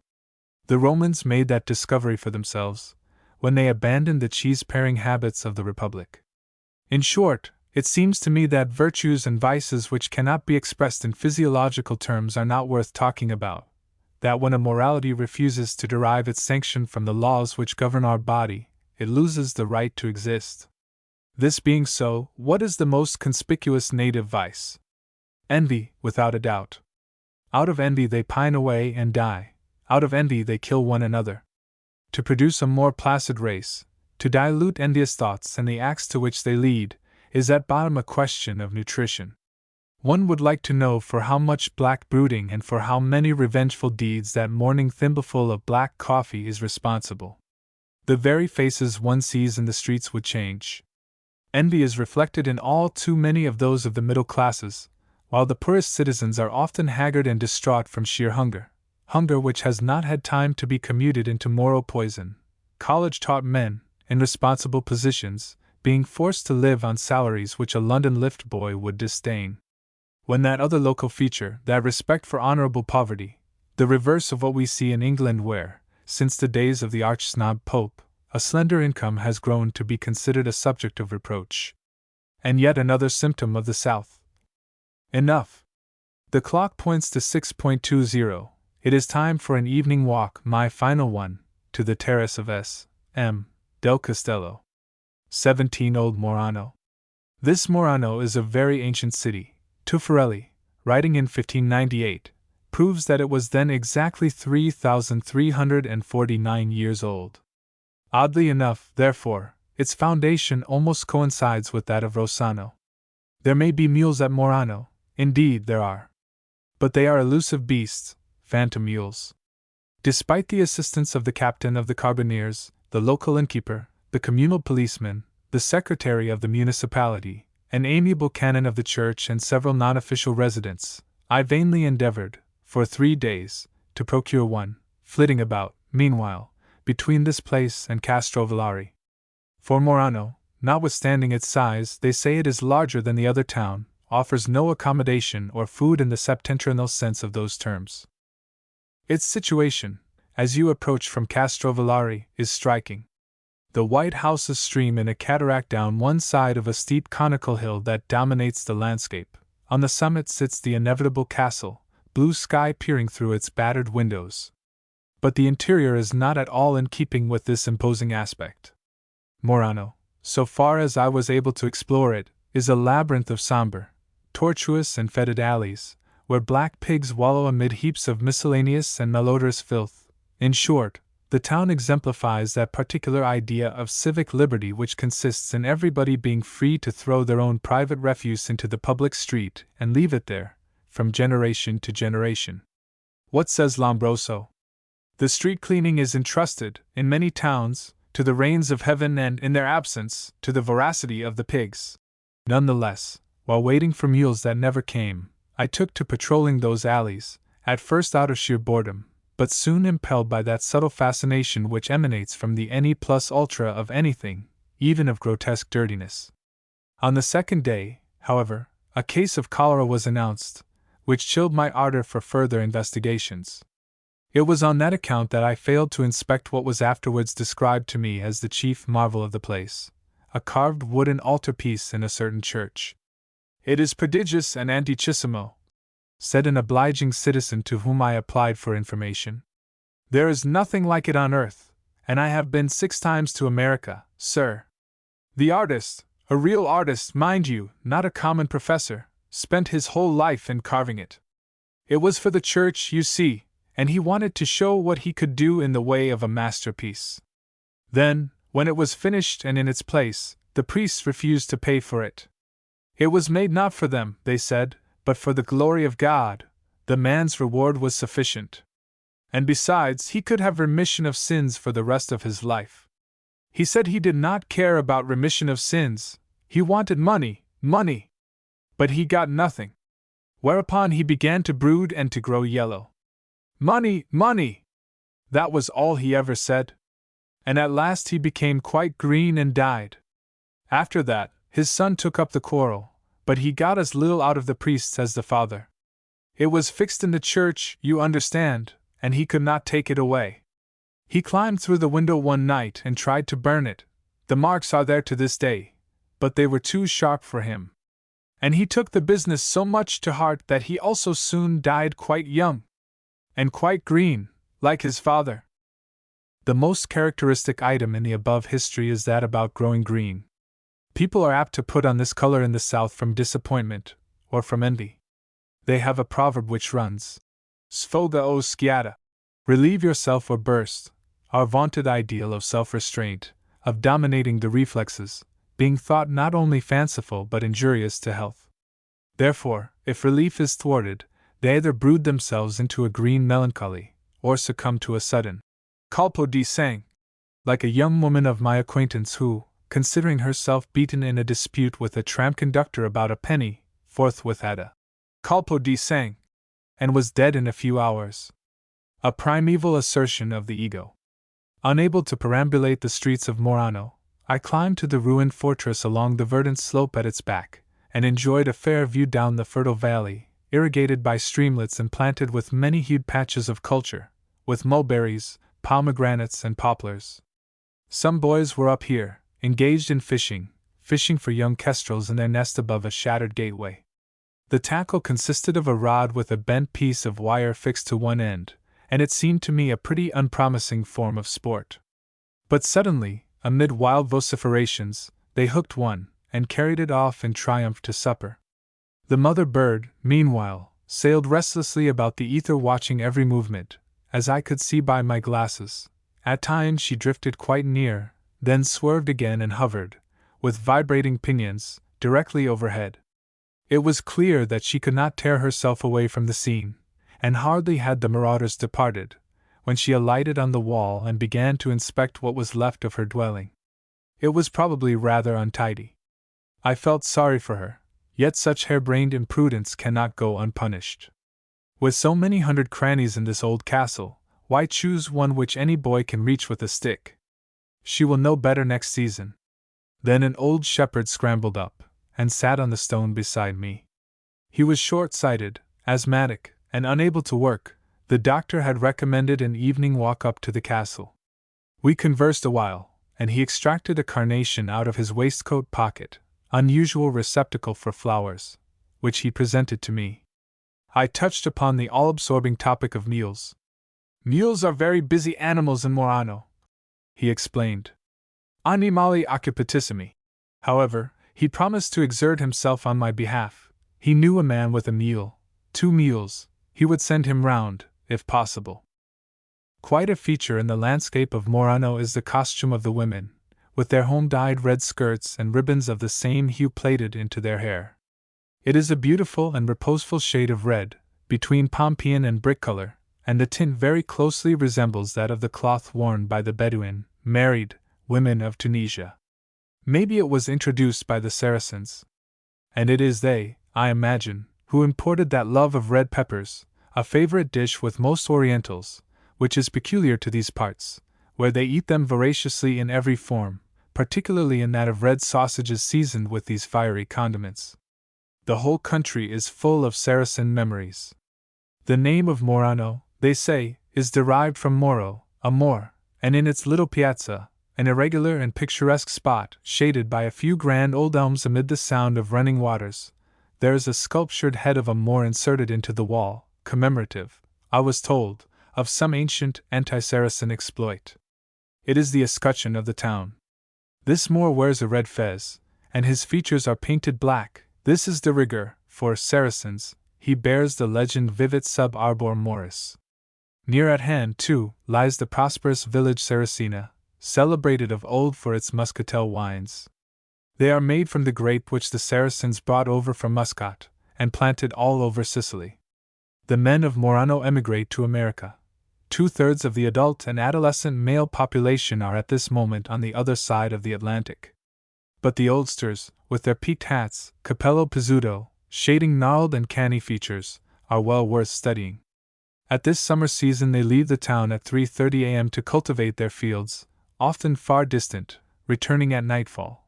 And to observe these really wonderful types, which will soon be extinct, you must take up a stand on the Castrovillari road towards sunset and watch them riding home on their donkeys, or walking, after the labors of the day. Poorly dressed, these peasants are none the less wealthy. The post office deposit of Morano is said to have 2,000,000 francs to its credit, mostly the savings of these humble cultivators, who can discover an astonishing amount of money when it is a question, for example, of providing their daughters with a dowry. The bridal dress alone, a blaze of blue silk and lace and gold embroidery, costs between 600 and 1,000 francs. Altogether, Morano is a rich place, despite its sordid appearance. It is also celebrated as the birthplace of various learned men. The author of the Kalash and Scordato, a famous Neapolitan poem of the 17th century, certainly lived here for some time and has been acclaimed as a son of Morano, though he distinctly speaks of Naples as his home. Among its elder literary glories is that Leonardo Tuffarelli, who thus apostrophizes his birthplace. And to proceed, how many literati and virtuosi have issued from you in divers times? Among whom, not to name all of them, there has been in our days Leopardo de El Oso of happy memory, physician and most excellent philosopher, singular in every science, of whom I dare say that he attained to Pythagorean heights. How many are there today, versed in every faculty, in theology, in the two laws, and in medicine? How many historians, how many poets, grammarians, artists, actors? The modern writer Nicola Leoni is likewise a child of Morano. His voluminous Della Magna Grecia e del Tre Calabri appeared in 1844 to 1846. He, too, devotes much space to the praises of his natal city, and to lamentations regarding the sad condition of Calabrian letters during those dark years. Closed forever is the Academy of Amantia. Closed forever is the Academy of Rossano. Rare are the lectures in the Academy of Monteleone. Rare indeed the lectures in the Academy of Catanzaro. Closed forever is the public library of Monteleone. O ancient days! O wisdom of our fathers! Where shall I find you? To live the intellectual life amid the ferociously squalid surroundings of Morano argues an enviable philosophic calm, a detachment bordering on insensibility. But perhaps we are too easily influenced by externals, in these degenerate times. Or things may have been better in days of old, who can tell? One always likes to think so, though the evidence usually points to the contrary. When least I expected it, a possessor of mules presented himself. He was a burly ruffian of northern extraction, with clear eyes, fair mustache, and an insidious air of cheerfulness. Yes, he had a mule, he said, but as to climbing the mountain for 3 or 4 days on end, that was rather an undertaking, you know. Was I aware that there were forests and snow up there? Had I ever been up the mountain? Indeed! Well, then I must know that there was no food. I pointed to my store of provisions from Castrovillari. His eye wandered lovingly over the pile and reposed, finally, upon sundry odd bottles and a capacious demijohn, holding 12 liters. Wine of family, I urged. None of your eating-house stuff. He thought he could manage it, after all. Yes, the trip could be undertaken, with a little sacrifice. And he had a second mule, a lady mule, which it struck him I might like to ride now and then, a pleasant beast and a companion, so to speak, for the other one. 2 mules and 2 Christians, that seemed appropriate. And only 4 francs a day more. Done! It was really cheap. So cheap, that I straightway grew suspicious of the lady mule. We sealed the bargain in a glass of the local mixture, and I thereupon demanded a capara, a monetary security that he would keep his word, i.e., be round at my door with the animals at 2 in the morning, so as to reach the uplands before the heat became oppressive. His face clouded, a good omen, indicating that he was beginning to respect me. Then he pulled out his purse, and reluctantly laid 2 francs on the table. The evening was spent in final preparations. I retired early to bed, and tried to sleep. 1 o'clock came, and 2 o'clock, and 3 o'clock, no mules. At 4 I went to the man's house, and woke him out of ambrosial slumbers. "You come to see me so early in the morning?" he inquired, sitting up in bed and rubbing his eyes. "Now that's really nice of you." One of the mules, he airily explained, had lost a shoe in the afternoon. He would get it put right at once. "You might have told me so yesterday evening, instead of keeping me awake all night waiting for you." "True," he replied. "I thought of it at the time. But then I went to bed and slept." "Ah, sir, it is good to sleep." And he stretched himself voluptuously. The beast was shod, and at 5 a.m. we left. 18 African intruders. There is a type of physiognomy here which is undeniably Semitic, with curly hair, dusky skin, and hooked nose.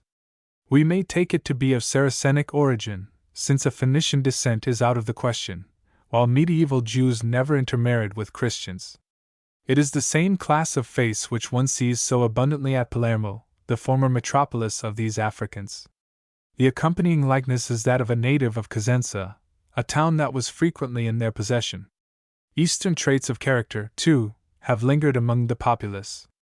So the humor of the peddling Semite who will allow himself to be called by the most offensive epithets rather than lose a chance of gaining a sou, who, eternally professing poverty, cannot bear to be twitted on his notorious riches, their ceaseless talk of hidden treasures, their secretiveness, and so many other little Orientalisms that whoever has lived in the East will be inclined to echo the observation of Edward Lear's Greek servant. "These men are Arabs, but they have more clothes on."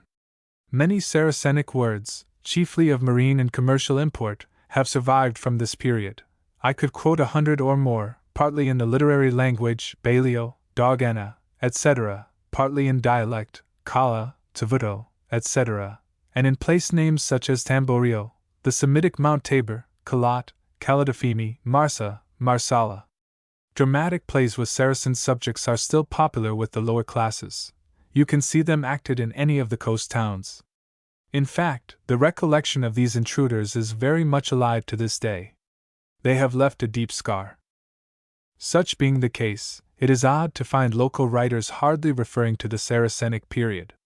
Even a modern like Elocaso, who describes the Castrovillari region in a conscientious fashion, leaps directly from Greco-Roman events into those of the Normans. But this is in accordance with the time-honored ideal of writing such works. To say nothing in dispraise of your subject, an exception may be made in favor of Spano Bologna's History of Reggio. Malaria and earthquakes and Saracen eruptions are awkward arguments when treating of the natural attractions and historical glories of your native place. So the once renowned descriptions of this province by Grano and the rest of them are little more than rhetorical exercises. They are Laus Calabrii, and then, their sources of information were limited and difficult of access.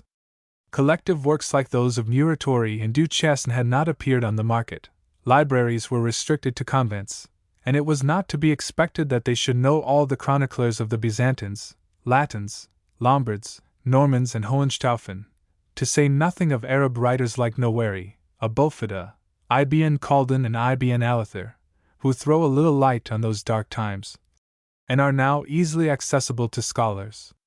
Dipping into this old-world literature of murders and prayers, we gather that in pre-Saracenic times the southern towns were denuded of their garrisons, and their fortresses fallen into disrepair. Nec erat formido aut mitis bellorum, Quoniam alta pace omnes gaudbant usque ad tempora Saracenorum. In this part of Italy, as well as at Taranto and other parts of old Calabria, the invaders had an easy task before them, at first. In 873, on their return from Salerno, they poured into Calabria, and by 884 already held several towns, such as Tropea and Amantia, but were driven out temporarily.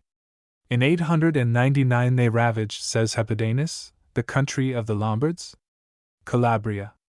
In 900 they destroyed Reggio, and renewed their incursions in 919, 923, 924, 925, 927, till the Greek emperor found it profitable to pay them an annual tribute.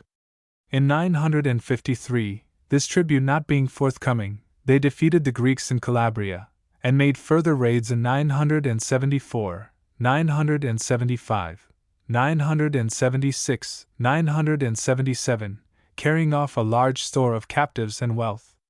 In 981 Otto II repulsed them at Cotrone, but was beaten the following year near Squillace, and narrowly escaped capture. It was one of the most romantic incidents of these wars. During the years 986, 988, 991, 994, 998, 1002, 1003 they were continually in the country. Indeed, nearly every year at the beginning of the 11th century is marked by some fresh inroad. In 1009 they took Cosenza for the third or fourth time. In 1020 they were at Bisignano in the Cretae Valley, and returned frequently into those parts, defeating, in 1025, a Greek army under Orestes, and in 1031, the assembled forces of the Byzantine Catapan. No bad record, from their point of view. But they never attained their end, the subjection of the mainland. And their methods involved appalling and enduring evils. Yet the presumable intent or ambition of these aliens must be called reasonable enough. They wished to establish a provincial government here on the same lines as in Sicily, of which island it has been said that it was never more prosperous than under their administration. Literature, trade, industry, and all the arts of peace are described as flourishing there. In agriculture they paid especial attention to the olive. They initiated, I believe, the art of terracing and irrigating the hillsides. They imported the date palm, the lemon and sugar cane, making the latter suffice not only for home consumption, but for export. Their silk manufactures were unsurpassed. Older writers like Mazzella speak of the abundant growth of sugarcane in Calabria. Capialbi, who wallowed in learning, has a treatise on the subject. John Evelyn saw it cultivated near Naples. It is now extinct from economical and possibly climatic causes. They also introduced the papyrus into Sicily, as well as the cotton plant, which used to be common all over South Italy, where I have myself seen it growing. All this sounds praiseworthy, no doubt. But I see no reason why they should have governed Sicily better than they did North Africa, which crumbled into dust at their touch, and will take many long centuries to recover its pre-Saracen prosperity. There is something flame-like and anti-constructive in the Arab, with his pastoral habits and contempt of forethought. In favor of their rule, much capital has been made out of Benjamin of Tudella's account of Palermo. But it must not be forgotten that his brief visit was made 100 years after the Norman occupation had begun. Palermo, he says, has about 1,500 Jews and a large number of Christians and Mohammedans. Sicily contains all the pleasant things of this world. Well, so it did in pre-Saracen times, so it does today. Against the example of North Africa, no doubt, may be set their activities in Spain. They have been accused of destroying the old temples of Magna Graecia from religious or other motives. I do not believe it. This was against their usual practice. They sacked monasteries, because these were fortresses defended by political enemies and full of gold which they coveted. But in their African possessions, during all this period, the ruins of ancient civilizations were left untouched, while Byzantine cults lingered peacefully side by side with Moslemism. Why not here? Their fanaticism has been much exaggerated. Weighing the balance between conflicting writers, it would appear that Christian rites were tolerated in Sicily during all their rule, though some governors were more bigoted than others. The proof is this, that the Normans found resident fellow believers there, after 255 years of Arab domination. It was the Christians, rather, who with the best intentions set the example of fanaticism during their crusades. These early Saracen raids had no more religious coloring than our own raids into the Transvaal, or elsewhere. The Saracens were out for plunder and fresh lands, exactly like the English. Nor were they tempted to destroy these monuments for decorative purposes, since they possessed no palaces on the mainland like the Palermitan Cuba or Zisa, and that sheer love of destructiveness with which they have been credited certainly spared the marbles of Paestum which lay within a short distance of their strongholds, Agropoli and Citara. No, what earthquakes had left intact of these classic relics was filched by the Christians, who ransacked every corner of Italy for such treasures to adorn their own temples in Pisa, Rome, and Venice, displaying small veneration for antiquity, but considerable taste. In Calabria, for instance, the 20 granite pillars of the Cathedral of Gerace were drawn from the ruins of Old Locri. Those of Melito came from the ancient Hipponium, Monteleone. So Paestum, after the Saracens, became a regular quarry for the Lombards and the rich citizens of Amalfi when they built their cathedral, and above all, for the shrewdly pious Robert Guiscard. Altogether, these Normans, dreaming through the solstitial heats and pleasaunces like Ravello, developed a nice taste in the matter of marbles, and were not particular where they came from, so long as they came from somewhere.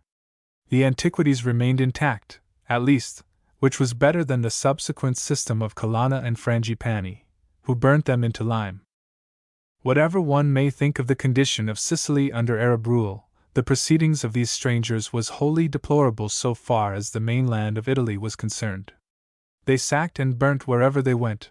The seaboard of the Tyrrhenian, Ionian, and Adriatic was depopulated of its inhabitants, who fled inland.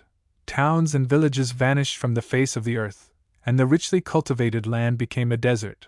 They took 17,000 prisoners from Reggio on a single occasion, 13,000 from Termula. They reduced Matera to such distress that a mother is said to have slaughtered and devoured her own child. Such was their system on the mainland, where they swarmed. Their numbers can be inferred from a letter written in 871 by the Emperor Ludwig II to the Byzantine monarch, in which he complains that Naples has become a second Palermo, a second Africa. While 300 years later, in 1196, the Chancellor Conrad von Hildesheim makes a noteworthy observation, which begins, "In Naples I saw the Saracens, who with their spittle destroy venomous beasts, and will briefly set forth how they came by this virtue. It is therefore no exaggeration to say that the coastal regions of South Italy were practically in Arab possession for centuries, and one is tempted to dwell on their long semi-domination here because it has affected to this day the vocabulary of the people, their lore, their architecture, their very faces, and to a far greater extent than a visitor unacquainted with Moslem countries and habits would believe. Saracenism explains many anomalies in their mode of life and social conduct. From these troublous times dates, I should say, that use of the word Cristiano applied to natives of the country, as opposed to Mohammedan enemies. Saraceno is still a common term of abuse. The fall of Luceria may be taken as a convenient time boundary to mark the end of the Saracenic period. A lull, but no complete repose from attacks, occurs between that event and the fall of Granada. Then begins the activity of the Corsairs. There is this difference between them, that the Corsairs merely paid flying visits, a change of wind, the appearance of an Italian sail, an unexpected resistance on the part of the inhabitants, sufficed to unsettle their ephemeral plans. The coast lands were never in their possession, they only harried the natives. The system of the Saracens on the mainland, though it seldom attained the form of a provincial or even military government, was different. They had the animus menendi. Where they dined, they slept. In point of destructiveness, I should think there was little to choose between them. One thinks of the hundreds of villages the Corsairs devastated, the convents and precious archives they destroyed, the thousands of captives they carried off, sometimes in such numbers that the ships threatened to sink till the more unsaleable portion of the human freight had been cast overboard. And it went on for centuries. Pirates and slave hunters they were, but not a whit more so than their Christian adversaries, on whose national rivalries they thrived. African slaves, when not chained to the galleys, were utilized on land, So the traveler more records that the palace of Caserta was built by gangs of slaves, half of them Italian, half Turkish.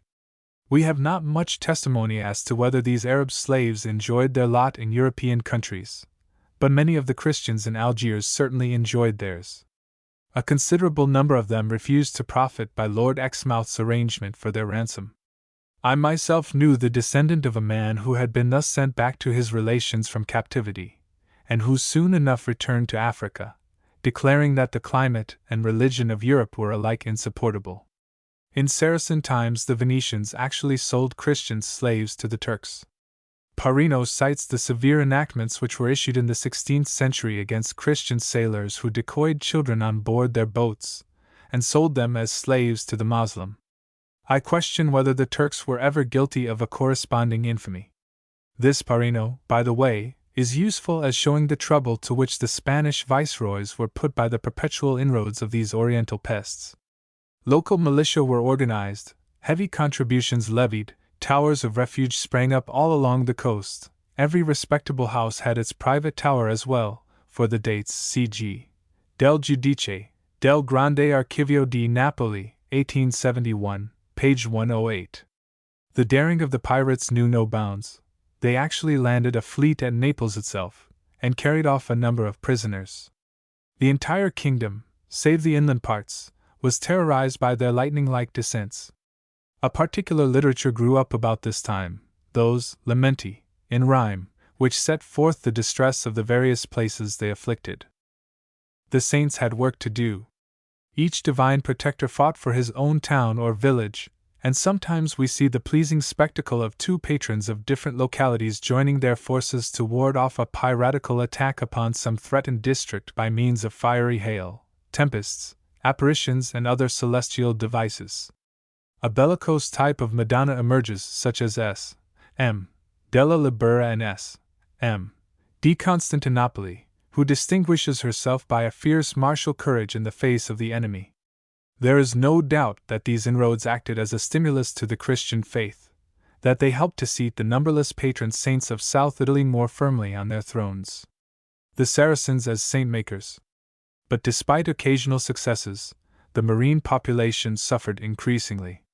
Historians like Samonti have left us descriptions of the prodigious exodus of the country people from Calabria and elsewhere into the safer capital, and how the polished citizens detested these new arrivals.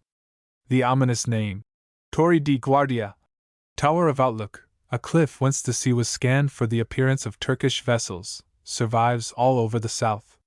Barbarossa, too, has left his mark. Many a hill, fountain, or castle has been named after him.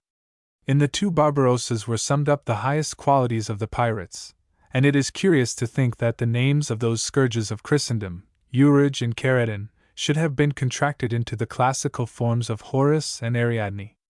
The picturesque Urige was painted by Velasquez, the other entertained a polite epistolatory correspondence with Aretino, and died, to his regret, like a coward, in bed. I never visit Constantinople without paying my respects to that calm tomb at Besikta, where, after life's fitful fever, sleeps the chief of the sea. And so things went on till recently. P.H. Moritz writes that King Ferdinand of Naples, during his sporting excursions to the islands of his dominions, was always accompanied by 2 cruisers, to forestall the chance of his being carried off by these Turki.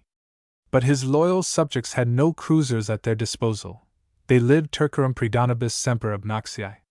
Who shall calculate the effects of this long reign of terror on the national mind?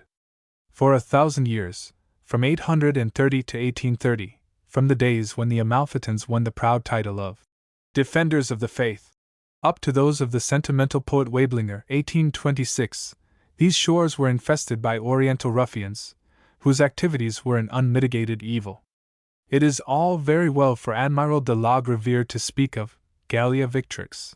The Americans, too, might have something to say on that point. The fact is that neither European nor American arms crushed the pest. But for the invention of steam, the Barbary corsairs might still be with us. 19 Uplands of Polino. It has a pleasant signification, that word Dalstorm. It means sweet slumber. But no one could tell me how the mountain group came by this name. They gave me a number of explanations, all fanciful and unconvincing. Pollino, we are told, is derived from Apollo, and authors of olden days sometimes write of it as Monte Apollino.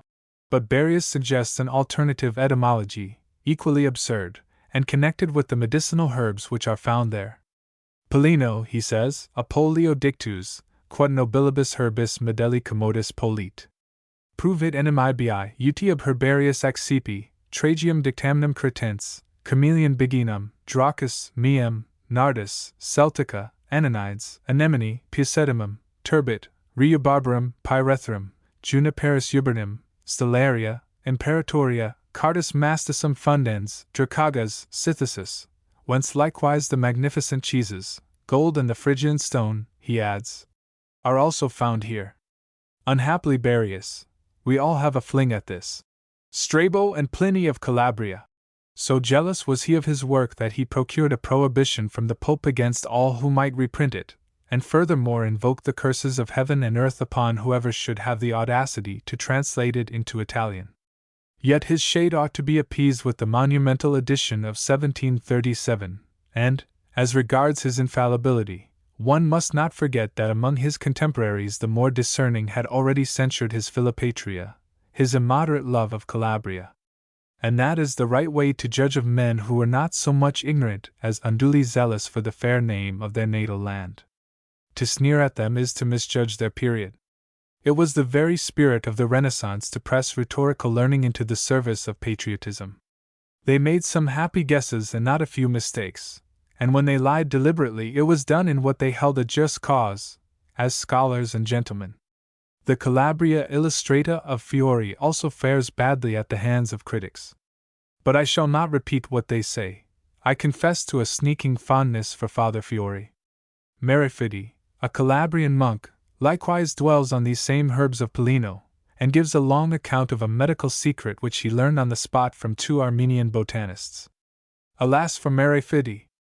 Despite his excellent index and seductively chaste Paduan type and paper, the impartial Soria is driven to say that, to make his shop appear more rich in foreign merchandise, he did not scruple to adorn it with books and authors apocryphal, imaginary, and unknown to the whole human race. In short, he belonged to the school of Pertili, who wrote a wise and edifying history of Capua on the basis of inscriptions which he himself had previously forged, of Ligorio Piro, prince of his tribe, who manufactured thousands of coins, texts and marbles out of sheer exuberance of creative artistry. Gone are those happy days of authorship, when the constructive imagination was not yet blighted and withered. Marching comfortably, it will take you nearly 12 hours to go from Morano to the village of Terranova di Pollino, which I selected as my first night quarter. This includes a scramble up the peak of Pollino, locally termed Telegrafo, from a pile of stones? An old signal station, erected on the summit. But since decent accommodation can only be obtained at Castrovillari, a start should be made from there, and this adds another hour to the trip. Moreover, as the peak of Pollino lies below that of Dalstorm, which shuts off a good deal of its view seaward, this second mountain ought rather to be ascended, and that will probably add yet another hour, 14 altogether. The natives, ever ready to say what they think will please you, call it a 6 hours excursion. As a matter of fact, although I spoke to numbers of the population of Morano, I only met 2 men who had ever been to Terranova, one of them being my muleteer. The majority had not so much as heard its name. They disliked mountains and torrents and forests, not only as an offense to the eye, but as hindrances to agriculture and enemies of man and his ordered ways. La Montagna is considerably abused, all over Italy. It takes an hour to cross the valley and reach the slopes of the opposite hills. Here, on the plain, lie the now faded blossoms of the monstrous arum, the botanical glory of these regions. To see it in flower, in early June, is alone almost worth the trouble of a journey to Calabria. On a shady eminence at the foot of these mountains, in a most picturesque site, there stands a large castellated building, a monastery. It is called Colorito, and is now a ruin. The French, they say, shelled it for harboring the brigand allies of Bourbonism. Nearly all convents in the south, and even in Naples, were at one time or another refuges of bandits, and this association of monks and robbers used to give much trouble to conscientious politicians. It is a solitary building, against a dark hillside, a somber and romantic pile such as would have charmed Anne Radcliffe. One longs to explore its recesses. But I dreaded the coming heats of midday. Leon de Morano, who died in 1645, belonged to this congregation, and was reputed an erudite ecclesiastic. The life of one of its greatest luminaries, Fra Bernardo de Rogliano, was described by Tuffarelli in a volume which I have never been able to catch sight of. It must be very rare, yet it certainly was printed. The path ascends now through a long and wearisome limestone gap called Valle di Gardellino, only the last half-hour of the march being shaded by trees. It was in this gully that an accidental encounter took place between a detachment of French soldiers and part of the band of the celebrated brigand Scarala, whom they had been pursuing for months all over the country. The brigands were sleeping when the others fell upon them, killing numbers and carrying off a large booty. So rich it was, that the soldiers were seen playing at Petty's palettes, whatever that may be, with quadruples of Spain, whatever that may be. Scarala escaped wounded, but was afterwards handed over to justice, for a consideration of 1,000 ducats, by some shepherds with whom he had taken refuge, and duly hanged. His band consisted of 4,000 ruffians. It was one of several that infested South Italy. This gives some idea of the magnitude of the evil. It was my misfortune that after weeks of serene weather this particular morning should be cloudy. There was sunshine in the valley below, but wreaths of mist were skidding over the summit of Pollino. The view, I felt sure, would be spoilt. And so it was. Through swiftly careering cloud drifts I caught glimpses of the plain and the blue Ionian, of the Sila range confronting me, of the peak of Dalstorm to the left, and the Montagna del Principe on the right, of the large forest region at my back. Tantalizing visions! Viewed from below, this Pollino is shaped like a pyramid, and promises rather a steep climb over bare limestone. But the ascent is quite easy. No trees grow on the pyramid. The rock is covered with a profusion of forget-me-nots and gay pansies, some Nazarian and a few dwarfed junipers, earthward creeping, nearly reach the summit. When I passed here on a former trip, on the 6th of June, this peak was shrouded in snow. There are some patches of snow even now, one of them descending in glacier fashion down the slope on the other side. They call it eternal, but I question whether it will survive the heats of autumn. Beyond a brace of red-legged partridges, I saw no birds whatever. This group of Pollino, descending its 7,000 feet in a precipitous flight of terraces to the plain of Sibari, is an imposing finale to the Apennines that have run hitherward, without a break, from Genoa and Bologna. Westward of this spot there are mountains galore, but no more Apennines, no more limestone precipices. The boundary of the old provinces of Calabria and Basilicata ran over this spot. I was glad to descend once more, and to reach the Altipiano di Pollino, an alpine meadow with a little lake, the merest puddle, bright with rare and beautiful flowers. It lies 1,780 meters above sea level, and no one who visits these regions should omit to see this exquisite tract encircled by mountain peaks, though it lies a little off the usual paths. Strawberries, which I had eaten at Rossano, had not yet opened their flowers here. The flora, boreal in parts, has been studied by Terracciano and other Italian botanists. It was on this verdant, flower-enameled mead that, fatigued with the climb, I thought to try the powers of my riding mule. But the beast proved vicious. There was no staying on her back. A piece of string attached to her nose by way of guiding rope was useless as a rein. She had no mane wherewith I might have steadied myself in moments of danger, and as to seizing her ears for that purpose, it was out of the question, for hardly was I in the saddle before her head descended to the ground and there remained, while her hinder feet essayed to touch the stars. After a succession of ignominious and painful flights to earth, I complained to her owner, who had been watching the proceedings with quiet interest. "That lady mule," he said, "is good at carrying loads. But she has never had a Christian on her back till now. I was rather curious to see how she would behave. Santo Dio! And do you expect me to pay 4 francs a day for having my bones broken in this fashion? What would you, sir? She is still young, barely 4 years old. Only wait! Wait till she is 10 or 12. To do him justice, however, he tried to make amends in other ways.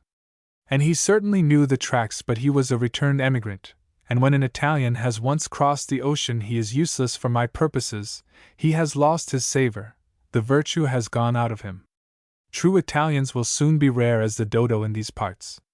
These Americani cast off their ancient animistic traits and patriarchal disposition with the ease of a serpent. A new creature emerges, of a wholly different character, sophisticated, extortionate at times, often practical and in so far useful, scorner of every tradition, infernally wide-awake and curiously deficient in what the Germans call Gemüt, one of those words which we sadly need in our own language. Instead of being regaled with tales of Saint Venus and fairies and the evil eye, I learned a good deal about the price of food in the Brazilian highlands.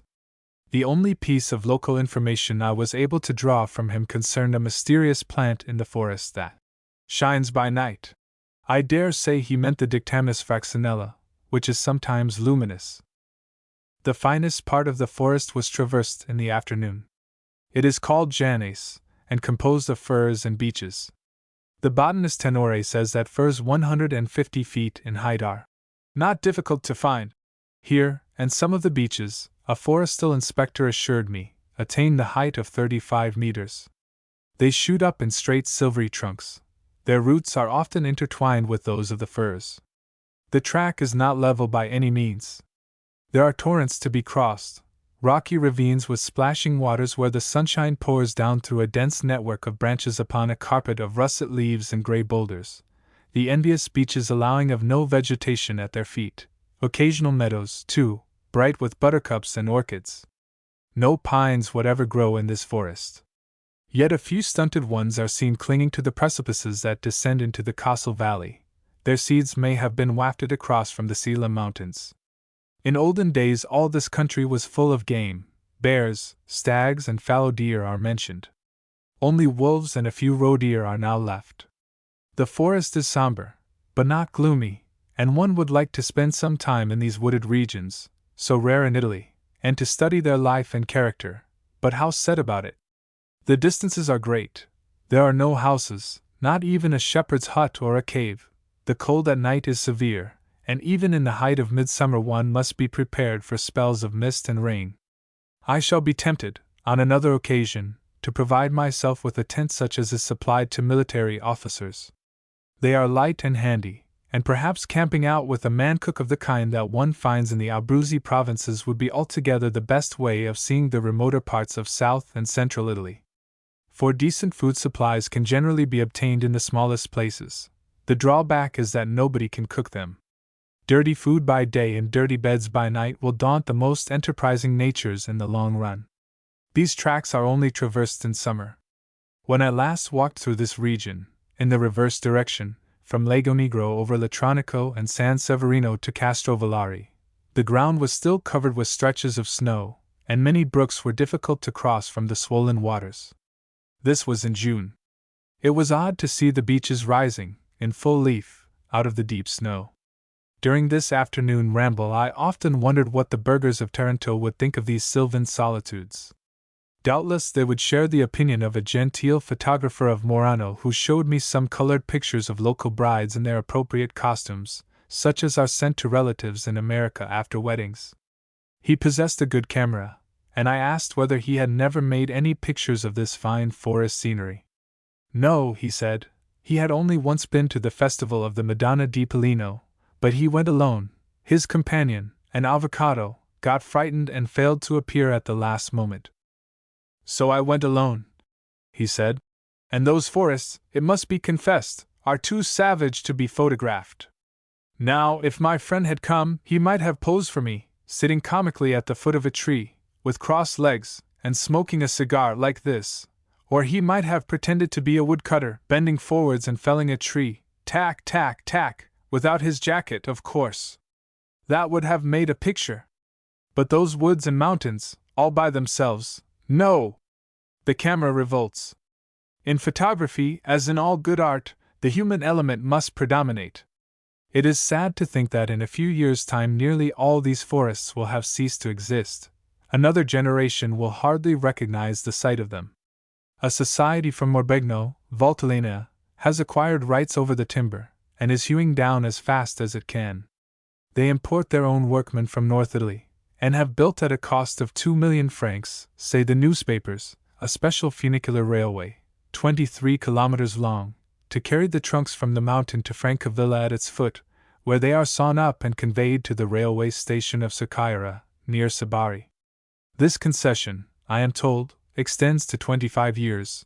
They have now been at work for 2, and the results are already apparent in some almost bare slopes once clothed with these huge primeval trees. There are inspectors, some of them conscientious, to see that a due proportion of the timber is left standing, but we all know what the average Italian official is, and must be, considering his salary. One could hardly blame them greatly if, as I have been assured is the case, they often sell the wood which they are paid to protect. The same fate is about to overtake the extensive hill forests which lie on the watershed between Murano and the Tyrrhenian. These, according to a Castrovillari local paper, have lately been sold to a German firm for exploitation. It is useless to lament the inevitable, this modern obsession of industrialism, which has infected a country purely agricultural. Nor is it any great compensation to observe that certain small tracts of hillside behind Murano are being carefully reafforested by the government at this moment. Whoever wishes to see these beautiful stretches of woodland ere their disappearance from earth, let him hasten. After leaving the forest region, it is a downhill walk of nearly 3 hours to reach Terranova di Pollino, which lies, only 910 meters above sea level, against the slope of a wide and golden amphitheater of hills, at whose entrance the river Sarmento has carved itself a prodigious gateway through the rock. A dirty little place. The male inhabitants are nearly all in America, the old women nearly all afflicted with goitre. I was pleased to observe the Calabrian system of the house doors, which life in civilized places had made me forget. These doors are divided into 2 portions, not vertically like ours, but horizontally. The upper portion is generally open, in order that the housewife sitting within may have light and air in her room, and an opportunity of gossiping with her neighbors across the street. The lower part is closed, to prevent the pigs in the daytime from entering the house, where they sleep at night. The system testifies to social instincts, and a certain sense of refinement. The sights of Terranova are soon exhausted. They had spoken to me of a house near the woods, about 4 hours distant, inhabited just now by shepherds. Thither we started, next day, at about 3 p.m.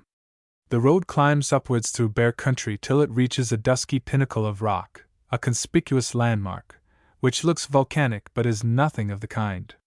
It bears the name of Pietrosasso, the explanation of this odd pleonasm being, I suppose, that here the whole mass of rock, generally decked with grass or shrubs, is as bare as any single stone. There followed a pleasant march through pastoral country of streamlets and lush grass, with noble views downwards on our right, over many folded hills into the distant valley of the Sinno. To the left is the forest region. But the fir trees are generally mutilated, their lower branches lopped off, and the tree resents this treatment and often dies, remaining a melancholy stump among the beeches. They take these branches not for fuel, but as fodder for the cows. A curious kind of fodder, one thinks, but Calabrian cows will eat anything, and their milk tastes accordingly. No wonder the natives prefer even the greasy fluid of their goats to that of cows. How, they will ask, you Englishmen, with all your money, you drink the milk of cows? Goats are over-plentiful here, and the hollies, oaks and thorns along the path have been gnawed by them into quaint patterns like the topiarian work in old-fashioned gardens. If they find nothing to their taste on the ground, they actually climb trees. I have seen them browsing thus, at 6 feet above the ground. These miserable beasts are the ruin of South Italy, as they are of the whole Mediterranean basin. What malaria and the Barbary pirates have done to the seaboard, the goats have accomplished for the regions further inland, and it is really time that sterner legislation were introduced to limit their grazing places and incidentally reduce their numbers, as has been done in parts of the Abruzzi, to the great credit of the authorities. But the subject is a well-worn one. The solitary little house which now appeared before us is called Vidiello, presumably from its owner or builder, a proprietor of the village of Nopali. It stands in a charming site, with a background of woodland whence rivulets trickle down. The immediate surroundings are covered with pasture and bracken and wild pear trees smothered in flowering dog roses. I strolled about in the sunset amid tinkling herds of sheep and goats that were presently milked and driven into their enclosure of thorns for the night, guarded by 4 or 5 of those savage white dogs of the Campagna breed. Despite these protectors, the wolf carried off 2 sheep yesterday, in broad daylight. The flocks come to these heights in the middle of June, and descend again in October. The shepherds offered us the only fare they possessed, the much belauded Polino cheeses, the same that were made, long ago, by Polyphemus himself. You can get them down at a pinch, on the principle of the German proverb. When the devil is hungry, he eats flies.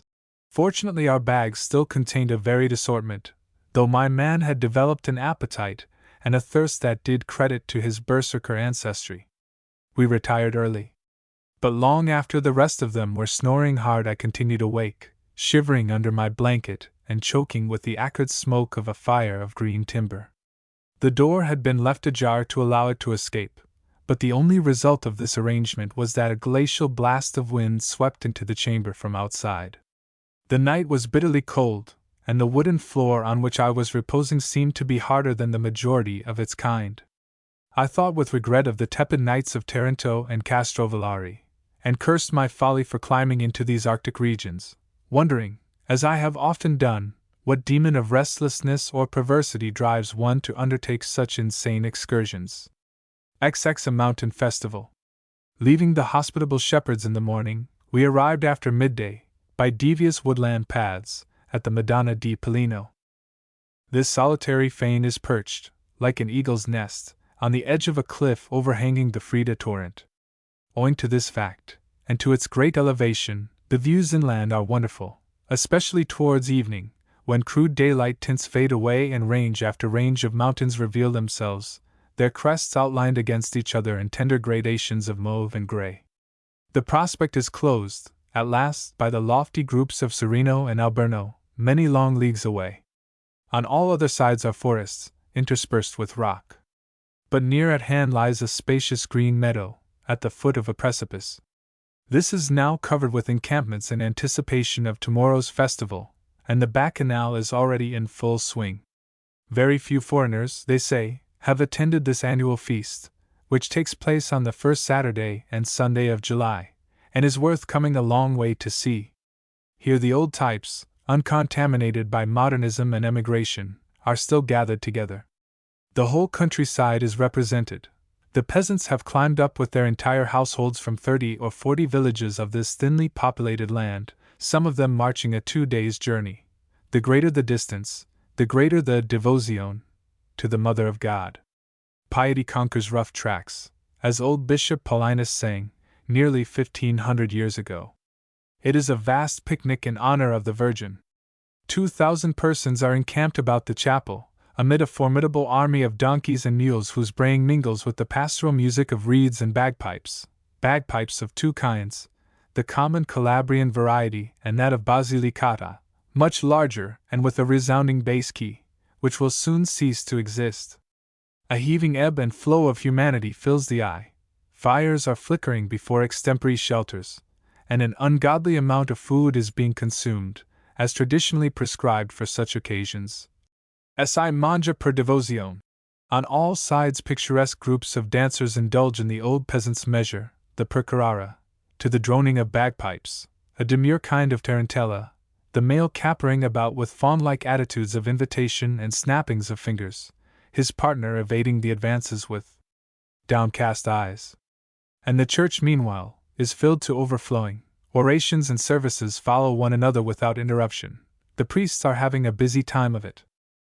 The rocky pathway between this chapel and the meadow is obstructed by folk and lined on either side with temporary booths of green branches, whose owners vociferously extol the merits of their wares: cloths, woolens, umbrellas, hot coffee, wine, fresh meat, fruit, vegetables. The spectre of cholera is abroad, but no one heeds, as well as gold watches, rings and brooches, many of which will be bought ere tomorrow morning, in memory of tonight's tender meetings.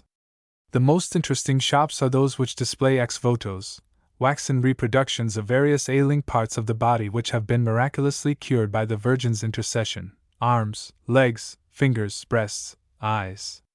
There are also entire infants of wax. Strangest of all of them is a many-tinted and puzzling waxen symbol which sums up all the internal organs of the abdomen in one bold effort of artistic condensation, a kind of heraldic, materialized stomachache. I would have carried one away with me, had there been the slightest chance of its remaining unbroken. These are the votive offerings which catch the visitor's eye in southern churches, and were beloved not only of heathendom, but of the Neolithic gentry. A large deposit has been excavated at Taranto. The British Museum has some of marble, from Athens, others were of silver, but the majority terracotta.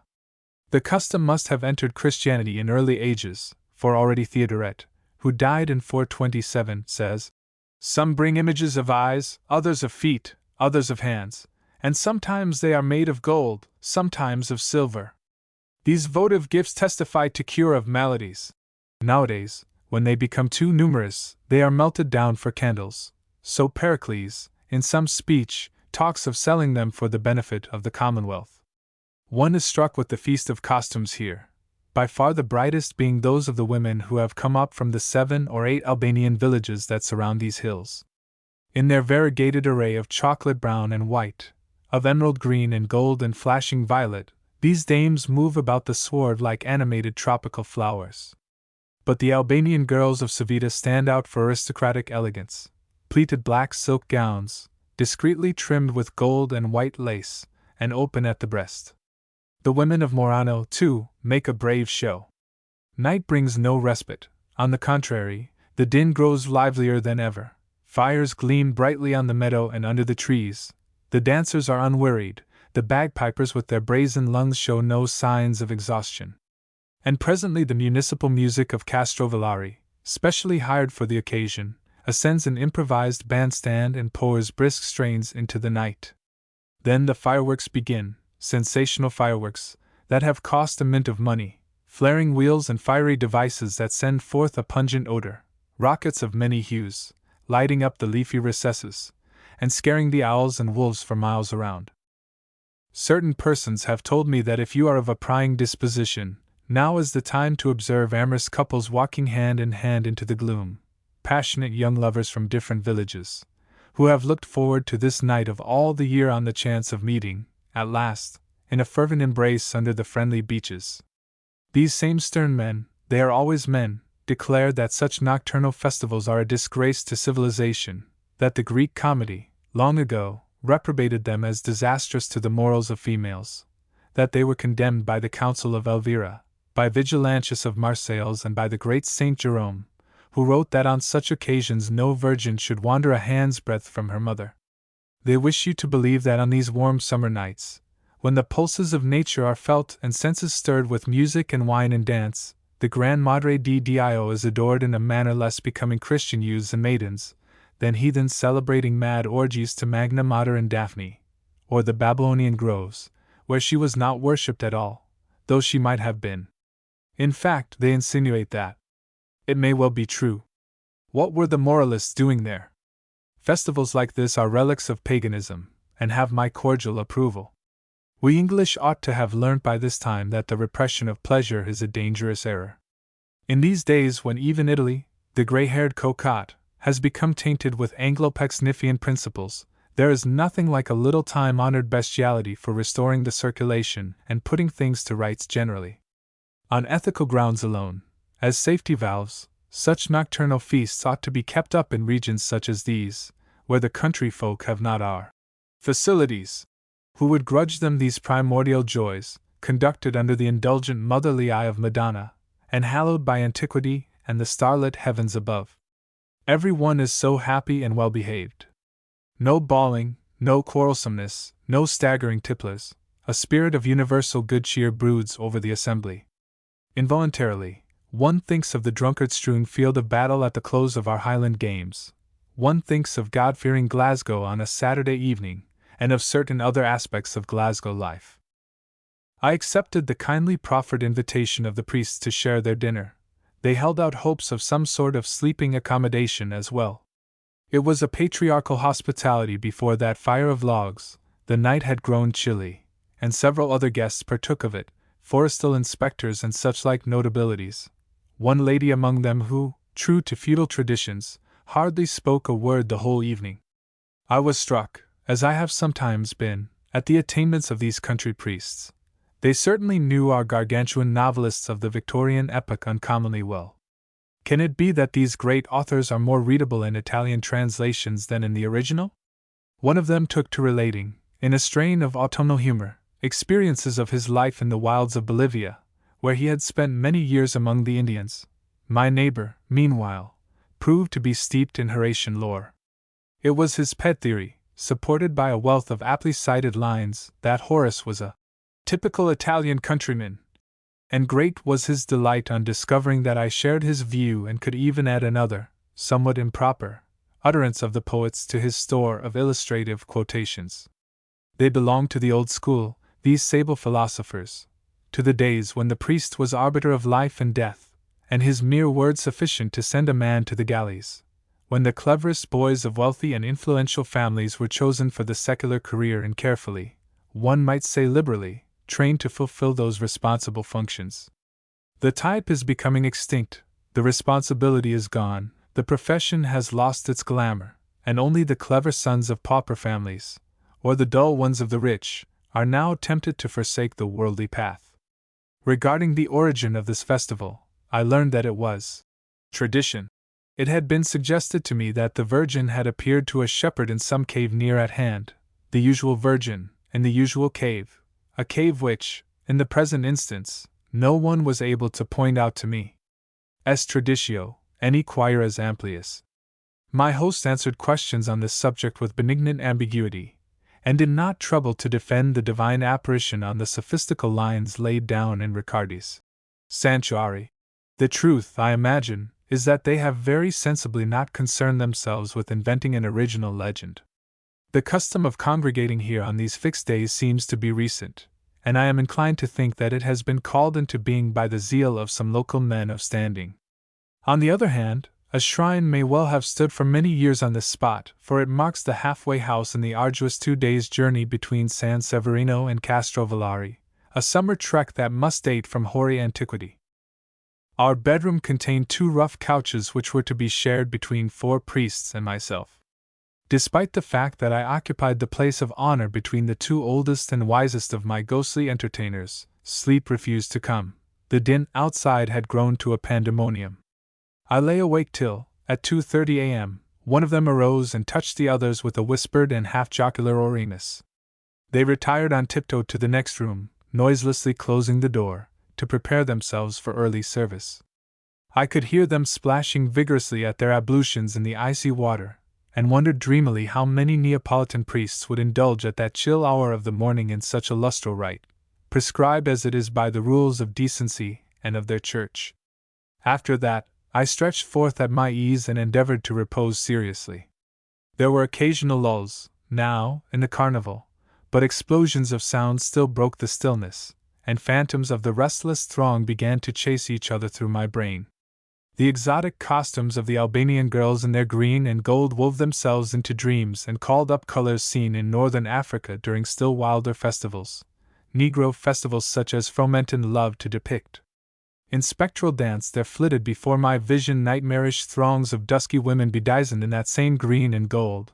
Arabs I saw, riding tumultuously hither and thither with burnous flying in the wind, beggars crawling about the hot sand and howling for alms, ribbons and flags flying, a blaze of sunshine overhead, and on earth a seething orgy of color and sound. Methought I heard the guttural yells of the fruit vendors, musketry firing, braying of asses, the demoniacal groans of the camels. Was it really a camel? No. It was something infinitely worse, and within a few feet of my ears. I sprang out of bed. There, at the very window, stood a youth extracting unearthly noises out of the Basilicata bagpipe. To be sure! I remembered expressing an interest in this rare instrument to one of my hosts who, with subtle delicacy, must have ordered the boy to give me a taste of his quality, to perform a matutinal serenade, for my especial benefit. How thoughtful these people are! It was not quite 4 a.m. With some regret, I said farewell to sleep and stumbled out of doors, where my friends of yesterday evening were already up and doing. The eating, the dancing, the bagpipes, they were all in violent activity, under the sober and passionless eye of morning. A gorgeous procession took place about midday. Like a many-colored serpent it wound out of the chapel, writhed through the intricacies of the pathway, and then unrolled itself freely, in splendid convolutions, about the sunlit meadow, saluted by the crash of mortars, bursts of military music from the band, chanting priests and women, and all the bagpipers congregated in a mass, each playing his own favorite tune. The figure of the Madonna, a modern and unprepossessing image, was carried aloft, surrounded by resplendent ecclesiastics and followed by a picturesque string of women bearing their votive offerings of candles, great and small. Several hundredweight of wax must have been brought up on the heads of pious female pilgrims. These multicolored candles are arranged in charming designs.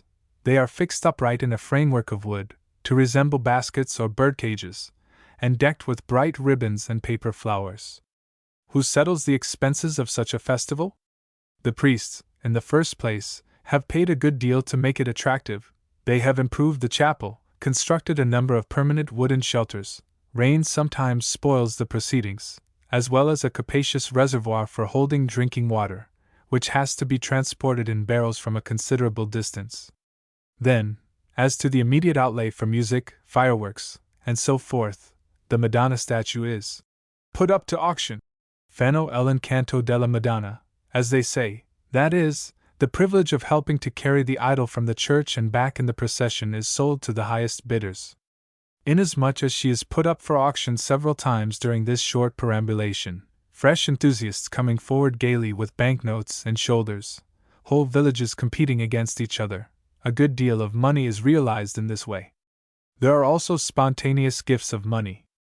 Goats and sheep, too, decorated with colored rags, are led up by peasants who have devoted them to the Mother of God.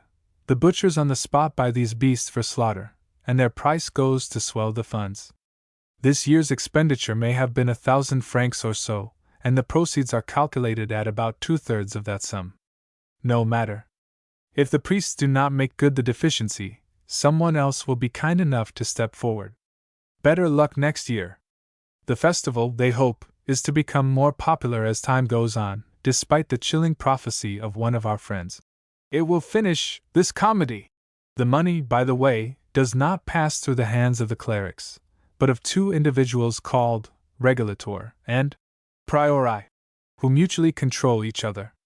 They are men of reputable families, who burden themselves with the troublesome task for the honor of the thing, and make up any deficiencies in the accounts out of their own pockets. Cases of malversation are legendary. This procession marked the close of the religious gathering. Hardly was it over before there began a frenzied scrimmage of departure. And soon the woodlands echoed with the laughter and farewellings of pilgrims returning homewards by divergent paths. The whole way through the forest, we formed part of a jostling caravan along the Castrovillari Morano track. How different from the last time I had traversed this route, when nothing broke the silence save a chaffinch piping among the branches or the distant tap of some woodpecker. So ended the festa. Once in the year this mountain chapel is rudely disquieted in its slumbers by a boisterous riot.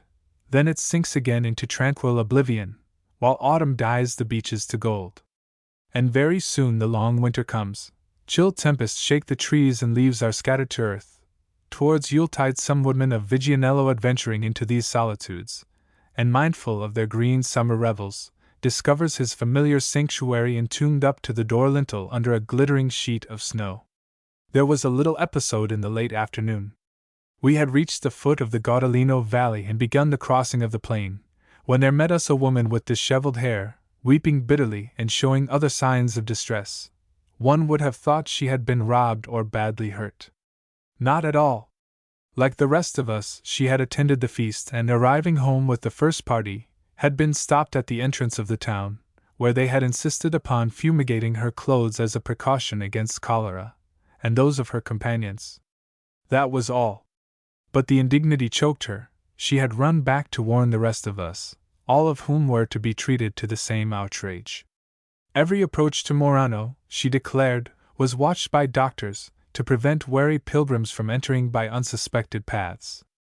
During her recital, my muleteer had grown thoughtful. "What's to be done?" he asked. "I don't much mind fumigation," I replied. "Oh, but I do! I mind it very much. And these doctors are so dreadfully distrustful. How shall we cheat them? I have it! And he elaborated the following stratagem.